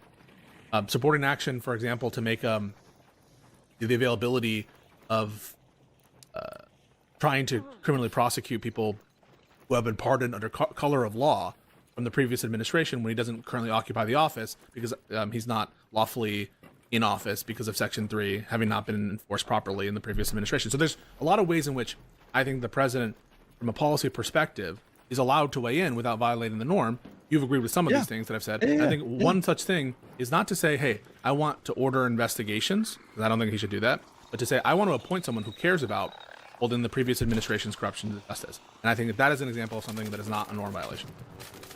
I think once you use that language explicitly, you lose the confidence of, I would say, probably a lot of Americans who otherwise might be on board with accountability. But as soon as you say it like that, you're going to lose probably millions of Americans. I don't know why. I mean, like, but I would oppose that for different reasons. Why? Okay, I would oppose that. I would oppose that for pragmatic reasons because there's no way he's going to have the kind of mandate to pass a constitutional amendment to do that. So I would not advocate for. Sure. I'm just talking about things that would not be norm violations. I'm just advocating for things that, like. No, I don't think that would. I don't think that would be a violation of the norm. As long as the ball's just in the AG's court at that point, and you're not like calling up Jack Smith and saying, "Okay, I got that fucking amendment passed, so you got to pull through on your end." That would be the violation of the norm. Yeah. Or some kind of like public pressure campaign against. And I'm glad I'm not proposing that. And I don't think Josiah is either. Mm-hmm. But this is a good discussion. Yeah. It is a good discussion. What if President Hutch sets the priority that he does not want the DOJ to make their priority federal marijuana violations? And Attorney General Pisco comes back and says, Mr. President, I understand that, but I actually do think that the priority or a priority should be enforcing federal marijuana law. So the president can just direct the president can just direct the DOJ, do not prosecute like low-level marijuana offenses or something like that. That's policy. That's a broader policy. I understand, but just to be clear, you would fire an AG who disobeyed you in that respect. Yeah. Fair enough. I'm just sussing out in real time where your lines are. No, we know the line. The line is it a policy directive that's not interference to appoint someone who the president feels will go after corruption specifically of the previous administration? And I think that it's not. And I don't think it's a policy. I think it is a policy related action, especially to promise. You guys can't imagine what the fucking commentary would look like if if Newsom said, I expect my attorney general to look into the previous administration? Yeah, you guys can't just imagine what that would look like. Look at the level. Don't give a fuck. Look at the level of criminality. Yes, you guys should. So I would be like, guys, look at what Newsom is saying. Newsom is promising justice. He's promising justice. He's going to appoint someone who's good to look into the corruption. That would be based. But you guys pointed out that a slight majority of people supported the criminal investigations into Donald Trump. I think each one individually had popular support, just barely. It's like, I think you said it was like 50 to 55%. My recollection is correct or similar. And you guys also acknowledged that even larger number of Americans thought that those had like political influence. And so and they didn't like that. Yeah, there's an unfortunate conclusion there, Hutch. And the unfortunate conclusion is they don't give that much of a shit about it. Well, I think that I mean, I don't know. I'm not following your logic because they don't acknowledge that. They support right? the prosecutions, notwithstanding them believing that it's political. And do you think that the Stephen A. Smiths and all that commentary about political influence? I think they're two IQ losers. Right, but there's no question that commentary impacted how the electorate felt about these investigations negatively, impacted the way that they felt about those investigations. But you're also suggesting that if Biden himself would have come out and said that he wanted Merrick Garland to pursue the Trump administration, that wouldn't have been like considerably worse in terms of perception. And you're also making a separate argument that maybe that's true, maybe that's not, but the public frankly doesn't even care all that much. But I see all of these things as like death by 1,000 cuts. All right, and I want to do what I can as a political party. Yeah, go ahead. So this is shout out to, I disavowed Doobie, but I shout out to his question. It made me think about it. The next Democratic president is asked, will you continue to investigate those associated with the Epstein file? You say? I am the president of the United States. I am not the attorney general of the Department of Justice. I have full confidence in my Justice Department that they will pursue crimes if they are discovered in the course of their investigations. But I do not investigate particular people for particular things. That is the job of the Justice Department. I think we disagree on whether that answer would be favorably by people, whether it would constitute violation of the norm to be like, we will appoint an AG who will care about this kind of corruption, including the Epstein stuff, and they will give more transparency than this administration gave. You can bet on that. I think that would be a good answer. Presidents don't investigate people. We need to start conditioning people to get back in that kind of thinking. Like, I get so bummed when I hear these kinds of questions. I think it's like the question themselves shows us how far we've fallen here in these hallowed United States of America. That people are asking, like, will a president investigate this or that person? Oh, I will appoint an AG. I will appoint an AG for whom it's a priority to get to the bottom of corruption, including anything related to the Epstein files that hasn't been disclosed. And you'll get more disclosure from this administration than you will get from a Vance administration because they try to cover it up. What's wrong with that answer? I don't know if I have like too much of an issue with that answer, but I think you're getting into like dangerous territory as soon as you start weighing in on particular investigations. That is the norm. I keep trying to say this to you guys. That is the norm that emerged from the post-Nixon consensus in America, is that presidents don't investigate this or that thing. The DOJ operates independently. That's what, and I thought you guys liked that norm. Yeah, we don't think it violates. Because you guys said in the beginning of this conversation. Hold on, I'm just gonna give me literally 30 seconds. I'm gonna go get water. Yeah, I think that we've run the Well, when he says that they don't comment on it, and then you say, "Yeah, I don't think commenting on this violates that norm." It's like, well.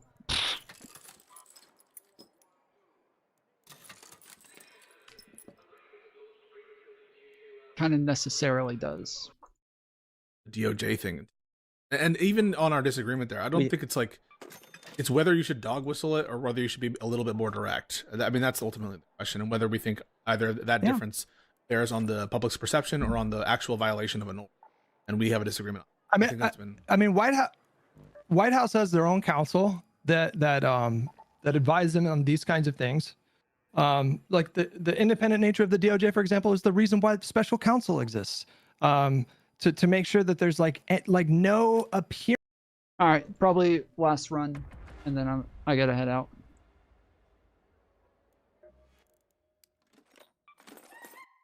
Of political influence. That's why Merrick Garland appointed Jack Smith in the first place. So, my question to you guys would be, using your language, what do you think like Barack Obama's? I have a question for Tom. Devout, self-admitted communist complaining about corruption. Will the American public buy it? Wait, you're a communist?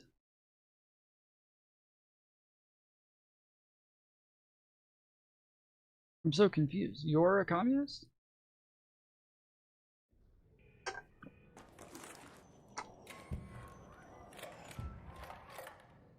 Will the American people buy that you're a communist? Probably not. Not if they see all the shit that I just saw you say.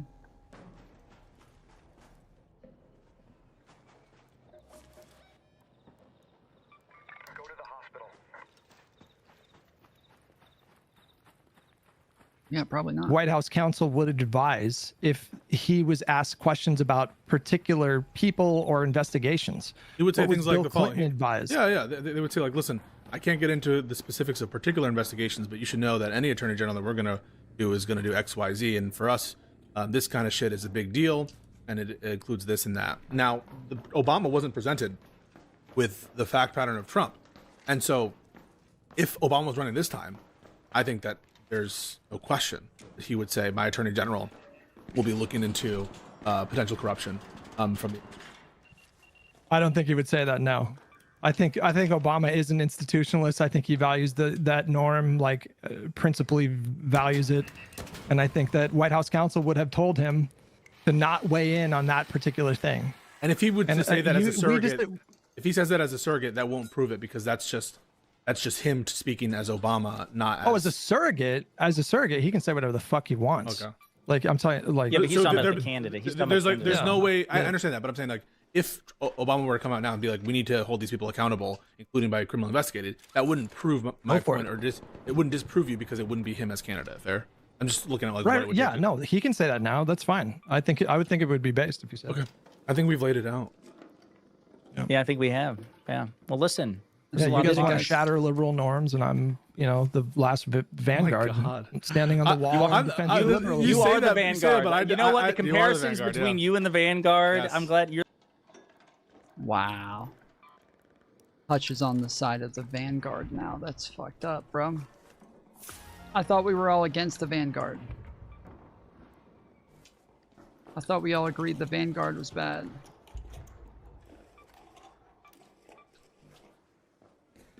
Hey, if you see the battery, let me know. I'm just trying to find the battery for the field depot.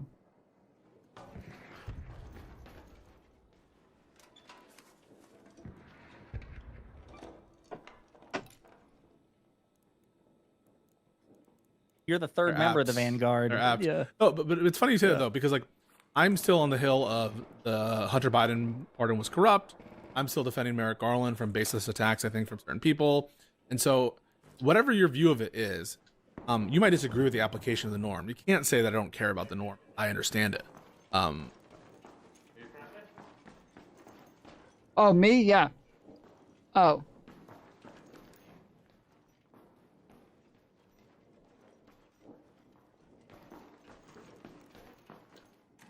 Because I'm taking these.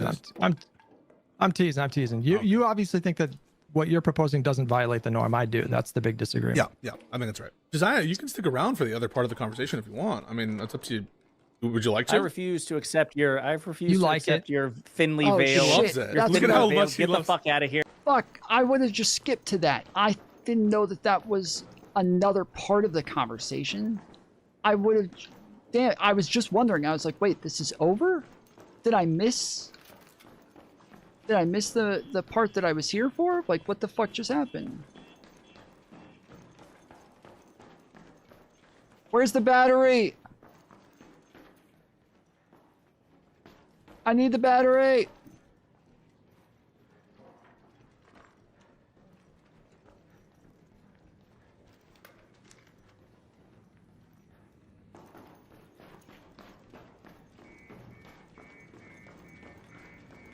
All right. Well, shit. Here. No, you you're like thinly it. veiled. Get the no, fuck out. I- You know I what's would funny? prefer- I I would remember prefer you stick visiting. I around. remember visiting Pisco in New York, and he said something similar as he held the door open to his palatial condo. He held the door. He's like, Josiah, you and your wife are free to continue to hang out with me, as he's ushering us towards the door. I remember that. Josiah. That's cool. I would prefer if you stay. I would love to have you, because I know that you have a view on it. But I'm offering that to you. I don't know if you want the heat of I appreciate that. No, I actively prefer that as well. Listen, I preferred. Hey, do you know? Have you seen the battery? I'm looking for the battery. Yeah, there's normally a battery in here for the what do you call it? For the thing outside. Yes, the field crate battery. Yes. It's normally inside. I'll keep an eye out. Okay. Yeah, if you see it, just let me know. That's what I'm looking for. Appreciate it. I prefer sincere invitations. I might hang around. I might accept the pity invitation. I didn't even know you were going to be here. So that's the only reason I'm saying it. And so the only reason you showed up is because you knew you didn't think I was going to be here. Is this where we're? I was fuck you, man. overjoyed. Like, I was overjoyed. We love it. We love it. Just stay and chill. You know the most offensive thing. You know the most offensive thing, Hutch, that Pisco did to me is again when he closed the door in the face of my wife and I to his palatial condo, and then for him to like not only lock the door but to hear the bolt slide and everything. You know, like it's like Southerners, fucking locked in the mines of Moria. Because I know you love your guns. Okay, should we start? You give off a vibe. You give off a vibe. Wait here. Wait, hold on. Josiah, what guns? Do you have a gun, Josiah? No, I don't. No, it's fine. Oh, okay. Yeah.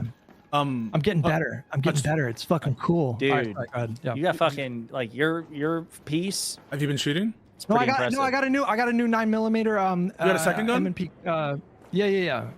The first one is a gift from my dad. That one's just kind of a meme hand cannon, but I wanted a gun for self-defense. Got it. And I'm fucking getting better, and it's cool. But anyways, yeah, go ahead. I got the battery. It's fucking hard to shoot a bullet straight. It's fucking really hard, even just 5 feet in front of you. You do shit like when you pull the trigger, your hand kind of jerks, and just like a slightest movement makes you like 2 feet off your target. And so just like the smallest things, like pulling the trigger without moving the rest of your hand, is so much harder than you fucking would think it is. And where you truly elevate to like a master marksman is, have you ever watched that documentary with James McAvoy and Angelina Jolie? It's called Wanted, and you can teach you how to curve the bullet. Yeah. That's what they wanted to do a sequel, but that's what they think Alex Preddy was doing. Oh, I fucked up. Around getting. Oh my God. True. Yeah. Are you sick and tired of debating that shit yet? Because I didn't get a chance to watch it. But I heard like you had a fucking marathon last night. We barely even debated it. I mean, the guys were so low IQ. I forget what they said. Oh, so at one point they were. Oh, he's talking about my panel. We're trying to argue that it was reasonable for the officers to think that Preddy had a second gun, and their argument, and I'm not even, people can fact check me if they want in the chats if you watched it. His argument was to Tom Foolery, who was like, "Wait, why do you think that it's likely that he would have a second gun?" And the guy says the following: "Well, in order to have a second gun, you need to have a first gun." That was his argument about why it was likely that he had a second gun, is because yeah, that I would say even worse than that one was the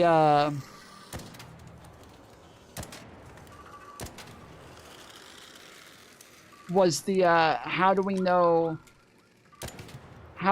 that he was there to like was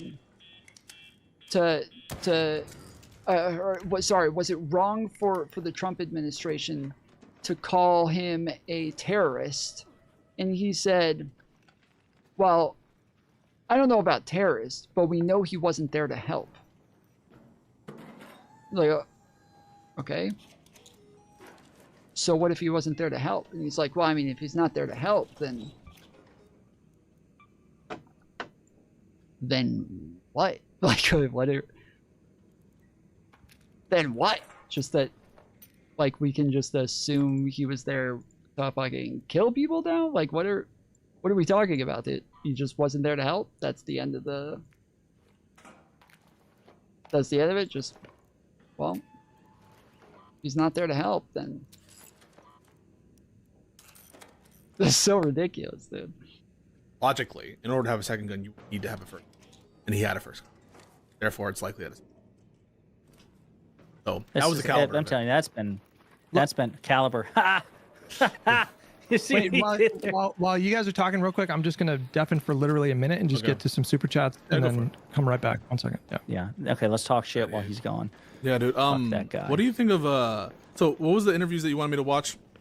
It's the one with BTC. And Brian Tyler Cohen, and then I did one with Mike Nellis, about a week ago. Okay, we'll watch those. What do you what's your preliminary before Hutch goes back?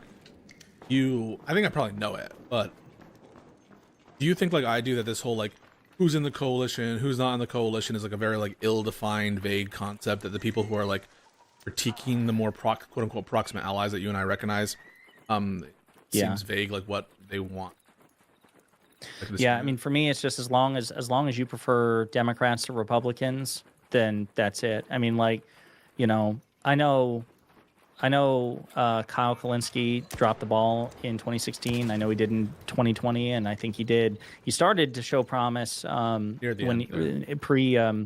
pre-Gaza. He had that viral debate he and Crystal did with Brianna Joy Gray, and then yes, dude, yes, that's literally what I think. I feel like that's literally what the debate was like, over the fact that, like, dude, you just, like, it doesn't matter if Biden doesn't meet all of your fucking qualifications. Like, you need to be more pragmatic than that and just vote for the side that is obviously just going to be way better than Republicans. Like, I feel like that was the debate with him and Crystal Ball and Brianna Joy Gray. And then I don't know what the fuck happened. Like, he broke. It doesn't make sense.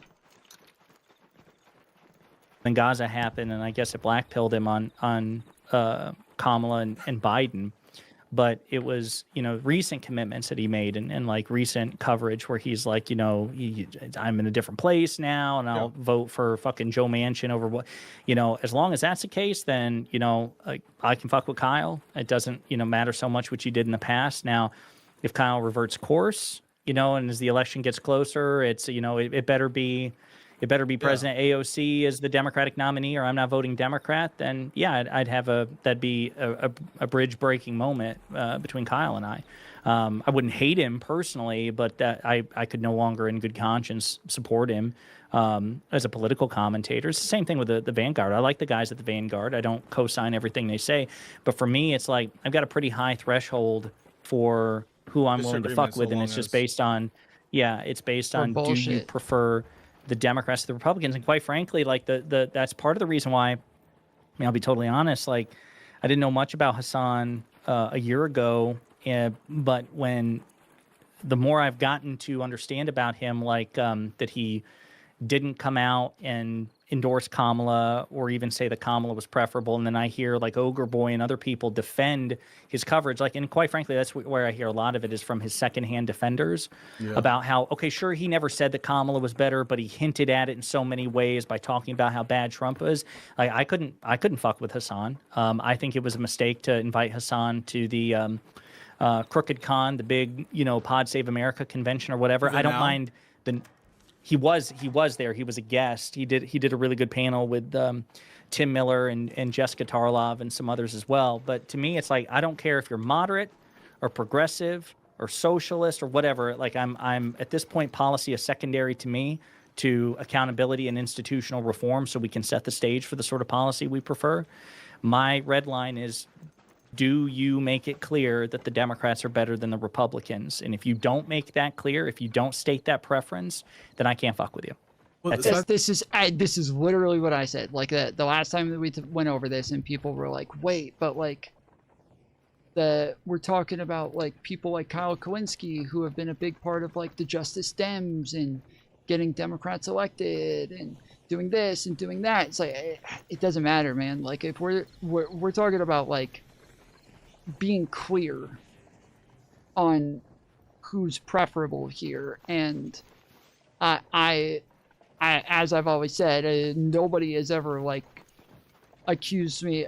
Well, no, nobody on the left has ever accused me of being incapable of criticizing Democrats. Like, nobody's ever been like, oh, Tom can't criticize the fucking left. Like, but nobody's ever confused as to where, like, who I'm voting for or who I think is preferable.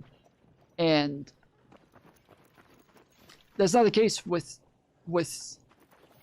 Hassan. That's not the case with Kyle. That's not the case with a lot of these people. Like, I think that it's hard to tell which side they think is worse or which side they think is better, and it's like, this is the main problem for me, is that, yeah, I would like clarity from them. Okay, nobody's done this one yet.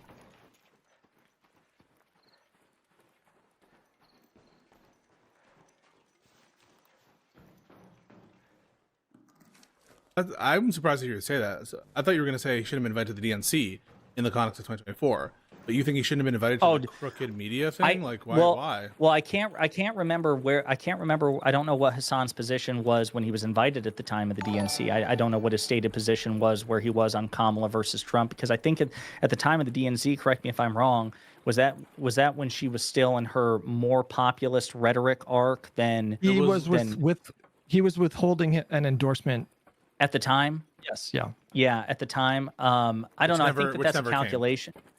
Yeah, I think at that point, I think that once the election came, let me put it like this. I think if they were trying to get him to the DNC to coax him into making an endorsement, that's fair. But after 2024, that he didn't make an endorsement, I would not invite him to the next DNC unless he is prepared to make an endorsement. And what about? That's how I look at it. To me, the red line is, again, the preference for Democrats over Republicans. I don't care if you're the Vanguard, Kyle. And that's because you don't consider him a journalist. Like, because you wouldn't say that about journalists and. No, he's not a journalist. He's a political. I'm not a journalist. Like, it pisses me off. I appreciate it when my commenters are like, "Oh, that's great journalism." I'm like, "Sir, I'm not a journalist. I rely on journalists to give my political opinion." But got it. And like, I don't mind that sort of outreach, but like the crooked con thing, like, because he'd already had an interview. Well, it's just, again, like, they never came out and explicitly said this. I at least not in so many words, but the whole point of Crooked Con was to boost, the lib-left coalition, and as with Democrats being their political proxies, and I'm just not sure that applies to Hassan. Again, I'm not saying cut him out entirely. I'm not saying never make overtures, but when you reach out your hand so many times and it gets slapped away, at some point you just got to withdraw the hand and focus on other parts of the coalition. Okay, we have Hutch back. That's my stand. Let's calibrate stuff. Hutch, what do you want to talk about? You're kind of you're cutting out a little bit sometimes. Oh, so, can you hear me better now? Me or Pisco? Pisco. It's just every once in a while you kind of cut out. Maybe because I'm not talking closer to the mic. Yeah, I'll get close to the mic right here. So I understand that we'll probably get into this these sort of issues. But I want to give Hutch the floor to structure the conversation the way you want. And what is it that you want to chat about? I think it's pretty simple. Like, just piggybacking off of the tail end of what I caught from Josiah there. I think my red line in terms of identifying who is a true coalition partner / ally to the cause would be that the person is committed to voting for Democrats in the general election, or independents that caucus with Democrats, obviously. That's my red line in the general. So if somebody is using the Hassan strat, for example, of not endorsing in a general to try to extract concessions, I view that kind of electoral strategy as, I don't know if I can say this on YouTube without getting demonetized, but it's like a unaliving pact, a self-unaliving pact, to use that kind of strategy. You can do that in the primary. You can do that in the primary. You can be fucking kind of ruthless in the primary, up to, I think, reasonable standards. Like, for example, maybe don't like spread lies that Josh Shapiro covered up a fucking murder. I feel like that is like very destructive kind of primary. But you can be like pretty combative and adversarial in a primary. But this. What's up, bro?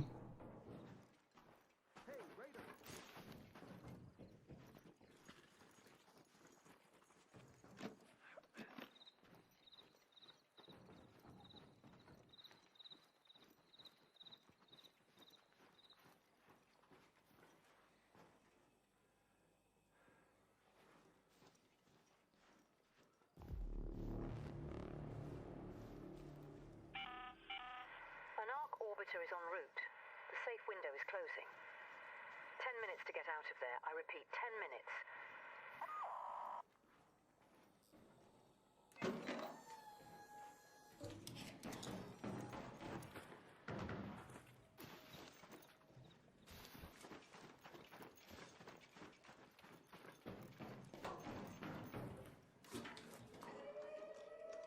This strategy that lefties have, a lot of lefties have of potentially signaling, you know what, I might help Republicans win this election if I don't get this concession. That person is not a coalition partner. They're not an ally. To Hassan specifically, he was just interviewed by, I don't know, some guy. He was interviewing some guy like a couple days ago, and the guy asked him, like, are you going to tell your audience to vote for Democrats? And Hassan said, well, I have my people that I'm going to tell them to vote for. That's not a coalition partner. His only concern is transforming the Democratic Party to be more leftist, more socialisty, more kind of like moving in his direction. That is his like top of his Maslow's hierarchy of political needs. His is like transforming the Democratic Party into basically a socialist structure. Yeah, he puts that above beating Republicans. I put beating Republicans above everything else. And so to that extent, I don't think me and him are on the same team. Yeah, I want to eventually get into like what it means to be on the same team and what it follows from it. But I'm just taking what I heard. I heard your test for who's a member of the coalition and who's a coalition partner. I heard it. And I want to ask you, therefore, on that test, Joe Manchin is not a coalition partner. Sorry, explain. What do you mean? Joe Manchin did not endorse Kamala Harris, refused to endorse Kamala Harris in 2024. Is that true? Then yeah, he was not a coalition partner in 2024. And why are you trying to say we need more Joe Manchins? I'm so mad that I listened to the whole last conversation. This is what I wanted to listen to. And I'm so fucking mad that I just listened to that whole fucking conversation for no reason. Fuck. Joe Manchin, the senator, at the time that I talk about him, was probably the most valuable Democrat that we had in the entire Senate. Yeah, but I can't speak to Joe Manchin's attitude in 2024. When I say I want more Joe Manchins, I mean I want more Democrats that can win in ruby red districts and states. That's what I mean. So you're willing to work? Yeah, so this is exactly what I said earlier. I remember when he said this, and it seemed pretty clear that he was not saying he wanted more people to be like kind of traitors like Joe Manchin was. He was saying that he wanted people who were capable, like people who were moderate enough to win in moderate states, and people who were willing to like be listened to by Republicans and shit like that. Not that he thought that like Joe Manchin was a good senator or anything like that. Just to clarify, we're not part of your coalition and even elect them. Just to clarify, I just want to confirm, because I'd forgotten about this, but he's right, because she says she was willing to get rid of the filibuster, so he refused to endorse. So yeah, he was not in late September. Partner. And but in that moment, he was not a coalition partner. If not being a coalition partner isn't enough to get you to even pine for them to participate in elections and for Democrats to vote for them and to have more types of those people in certain situations where it makes it helpful, I just don't understand then what is meant. Like, why is it important that you're part of the coalition or not if you will even think that we should have more non-coalition members as part of the Democratic Party? I guess I'm separating a coalition of like voters and a coalition like a coalition that includes both the voters and the politicians, because you guys, if it came out that Hunter Biden was caught on camera sacrificing children and sucking up their adrenochrome, we just knew that 1,000%. But he ran in Nebraska and was competitive, I would vote for him, and I would encourage my viewers to vote for him as well. But it's not like, but it's not like that, Hutch, because, and I'm trying to be respectful. Like, it's not like, hold my nose, I'll vote for Hassan versus Donald Trump and these like ridiculous hypotheticals that we construct.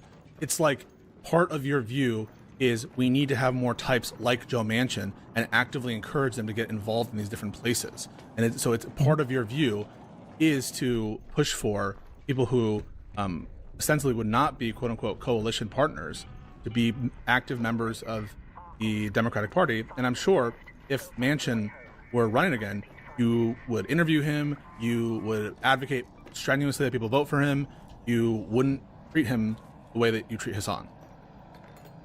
No, I think I would push him on. You didn't endorse Kamala. What's that all about? I'm certain I would push him in that respect. But if Joe Manchin himself announced a candidacy in West Virginia and it looked like he could win in that race, I would endorse him even after this non-endorsement.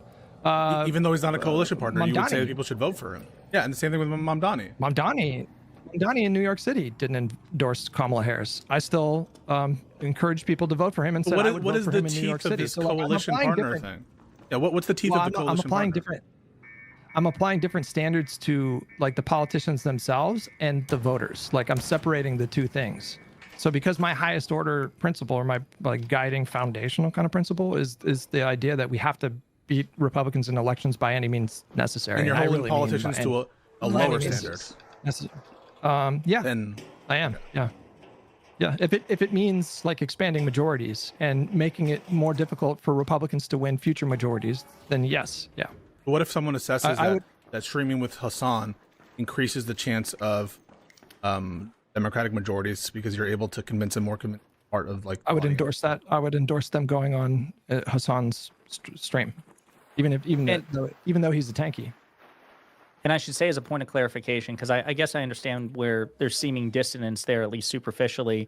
It's hard to imagine endorsing or supporting somebody who wouldn't endorse or support the Democratic candidate unless he was meaningfully better than the Republican alternative. So that's what you mean. Like your even now your support for Manchin depends on him still being an ally to the Democratic Party if he were running for office, right? If electing Joe Manchin, for example, if he was just going to caucus with the Republicans this time as an independent, then you probably wouldn't waste your time. Correct. Yeah, no, I understand all that. I'm not saying that it would be irrational for Hutch to behave that way or even to argue like, fuck, we're going to need more conservative Democrats in given places. I'm not saying that I even disagree with that. It's just like the test, therefore, of like whether you're a coalition partner, it just seems to mean very little, that there's no like necessary entailment from it. There's no like you should treat them bad necessarily. There's no you shouldn't work with them necessarily. There's no, and so I'm just like, well, then what is left of this whole are you a member of the coalition thing? I don't even understand that. Therefore, like, why does it matter that you are or not? Does it just mean like me, like I like you or you don't like them? Like, I don't understand what's left of this coalition thing. When I say coalition, I mean anti-MAGA, anti-Republican Party coalition, a coalition that is focused primarily on taking power from Republicans. And so if I'm confronted with a leftist or any other person who is only interested in boosting candidates that they personally like and will take actions and will take actions that materially help Republicans in some races because maybe the Democrat, they don't actually like them, then they are opposition, right? I don't understand how they're not political opposition. If by definition you're defining opposition to mean someone who would helps Republicans. If that's the definition of opposition, then they're trivially opposition. You've just defined opposition in such a way. Trivial. But I mean, when I say trivial, trivial? That's the whole game, right? When I say trivial, I'm using it as a term of art to mean the definition you provided. You're just stating facts that conclude the definition with respect to these different actors. And so when you ask, wouldn't that obviously be oppositional? Well, yeah, if you define opposition that way, trivial in the sense that all you've done is you've looked at the language of the definition and you just set out those facts about a hypothetical person. And so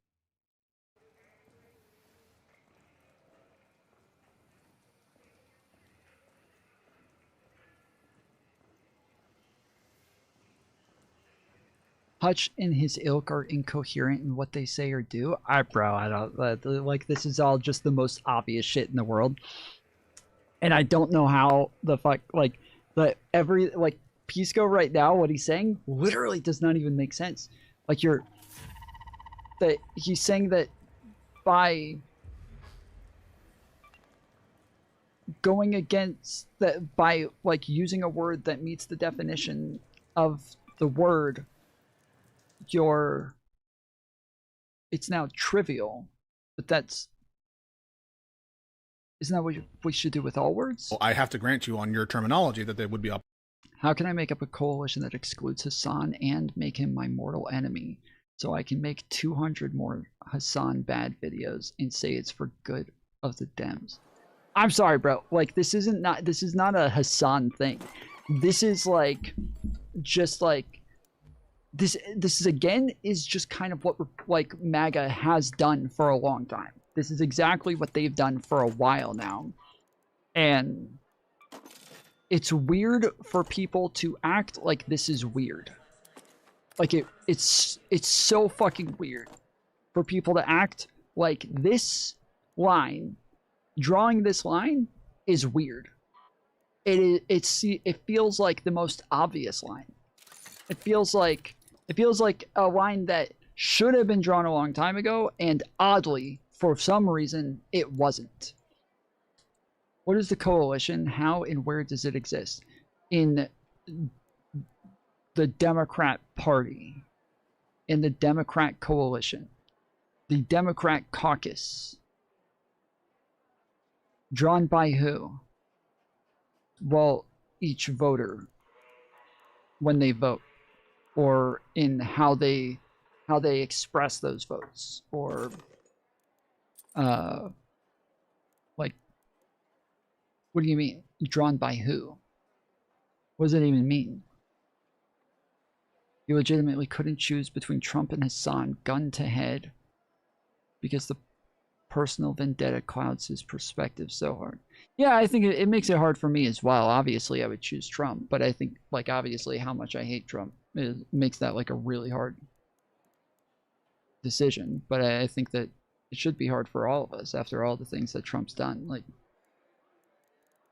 opposition. That's what I mean. It's not I like. don't think Go ahead, sir. Well, I would consider them opposition because they are opposing my political goals. Like Joe Manchin was. There could be narrow instances, or yeah, again, we're talking about like what if Joe Manchin is still caucusing with the Democrats, right? So we're talking about somebody who is obviously not fully on the Democrat side, and we wish he was doing more for the Democrats, but he is still caucusing with the Democrats, definitely more than a Republican would. And so it's still obvious that he is the lesser of two evils here. And that if Joe Manchin is caucusing with Democrats and actually working with them, then yeah, obviously it would make sense to vote for him, even if he ran under the Republican tag, but still caucused with Democrats more than he did Republicans. It would still be better to vote him in. So it just seems obvious.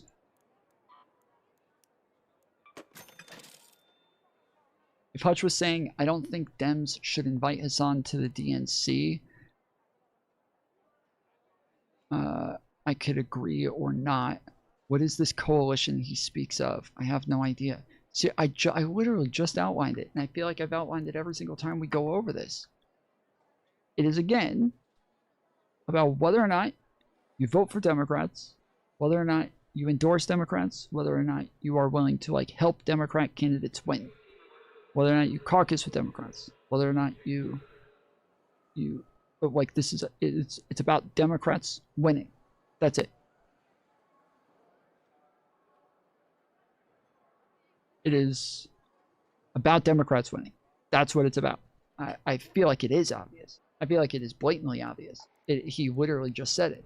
He literally just said a minute ago. He draws the lines based on whether or not this is helpful for Democrats to win. That is abundantly clear. He stated it in no uncertain terms numerous times now. I've stated it numerous times now. I don't know how this could possibly be confusing.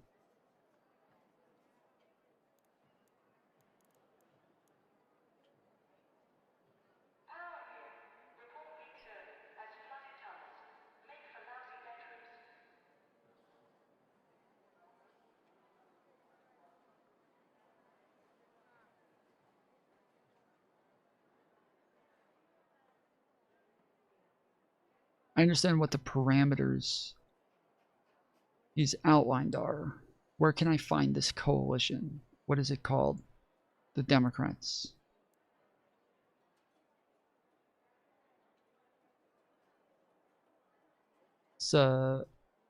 It's liberal-leaning content creators. It's Democrats overall.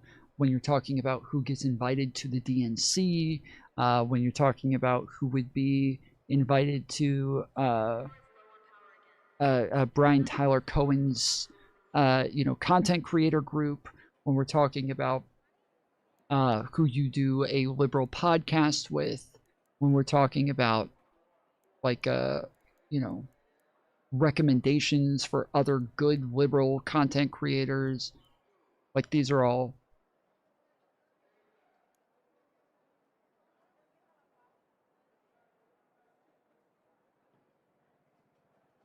Tom, answer Freddie's question about what keys to what coalition Hutch is holding on to. I don't know what that means.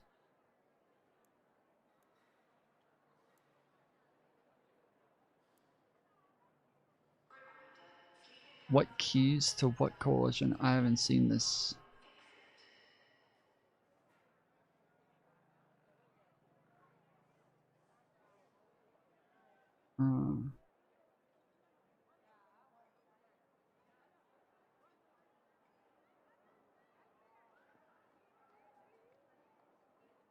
Yeah, I don't know. I just read through like all of his chats.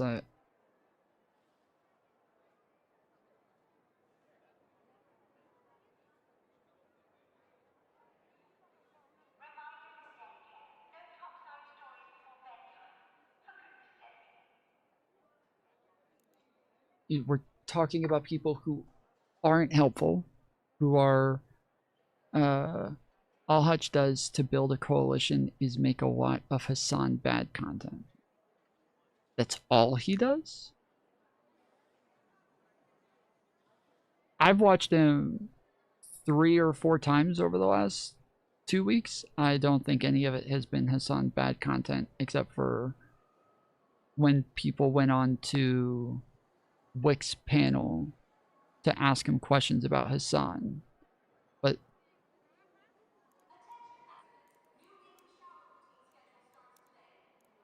I don't, yeah, I don't agree with this. Like, I don't agree that he's like that torn over Hassan or that brain broken over Hassan. I don't agree that this is confusing in any way. I don't think this is about Hassan. I have trouble.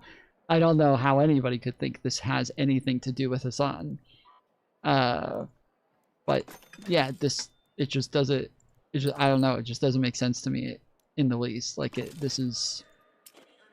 all of this just seems intuitive to an extent, and I think that again, I think liberals have been unintuitive in not doing this for a long time. That includes like I'm not saying that like I'm not saying that all of these people were stupid or dumb, or including myself, but like that I think that overall, like liberals have been very open to kind of this overall idea of the left, and the left is not really a thing. Like we aren't really the same category, and I think that progressives and farther left, like not all progressives, but like some progressives and like leftists have made that abundantly clear that like we are not in a coalition together. We are not on the same team. They don't want to be on a team with us. They don't want to work with us. They don't want to help Democrats. They don't want to make it to where we are more likely to take power, and not because they are just unhappy with the Democrat Party, but because they literally like talk about destroying the Democrat Party from within, and it's kind of ridiculous when like people who are hardcore advocates for the Republican Party are sitting there listening to Nick Fuentes say that he wants to destroy the Republican Party from the inside out, and then they're all like, yeah, but it's okay, we're all right-wing, so we're all on the same side. Like, that would be insane. Like, you would have to be an insane person to say that if you actually have goals of achieving something for the Republican Party. Like, if you actually want to win elections and actually want to do well, it would be insane for you to turn around and be like, oh yeah, Nick, he's one of us.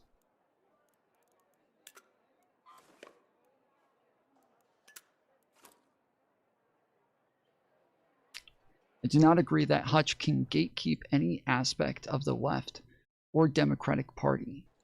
Am I wrong? I don't know what you mean by that. What do you mean? You don't agree that he can.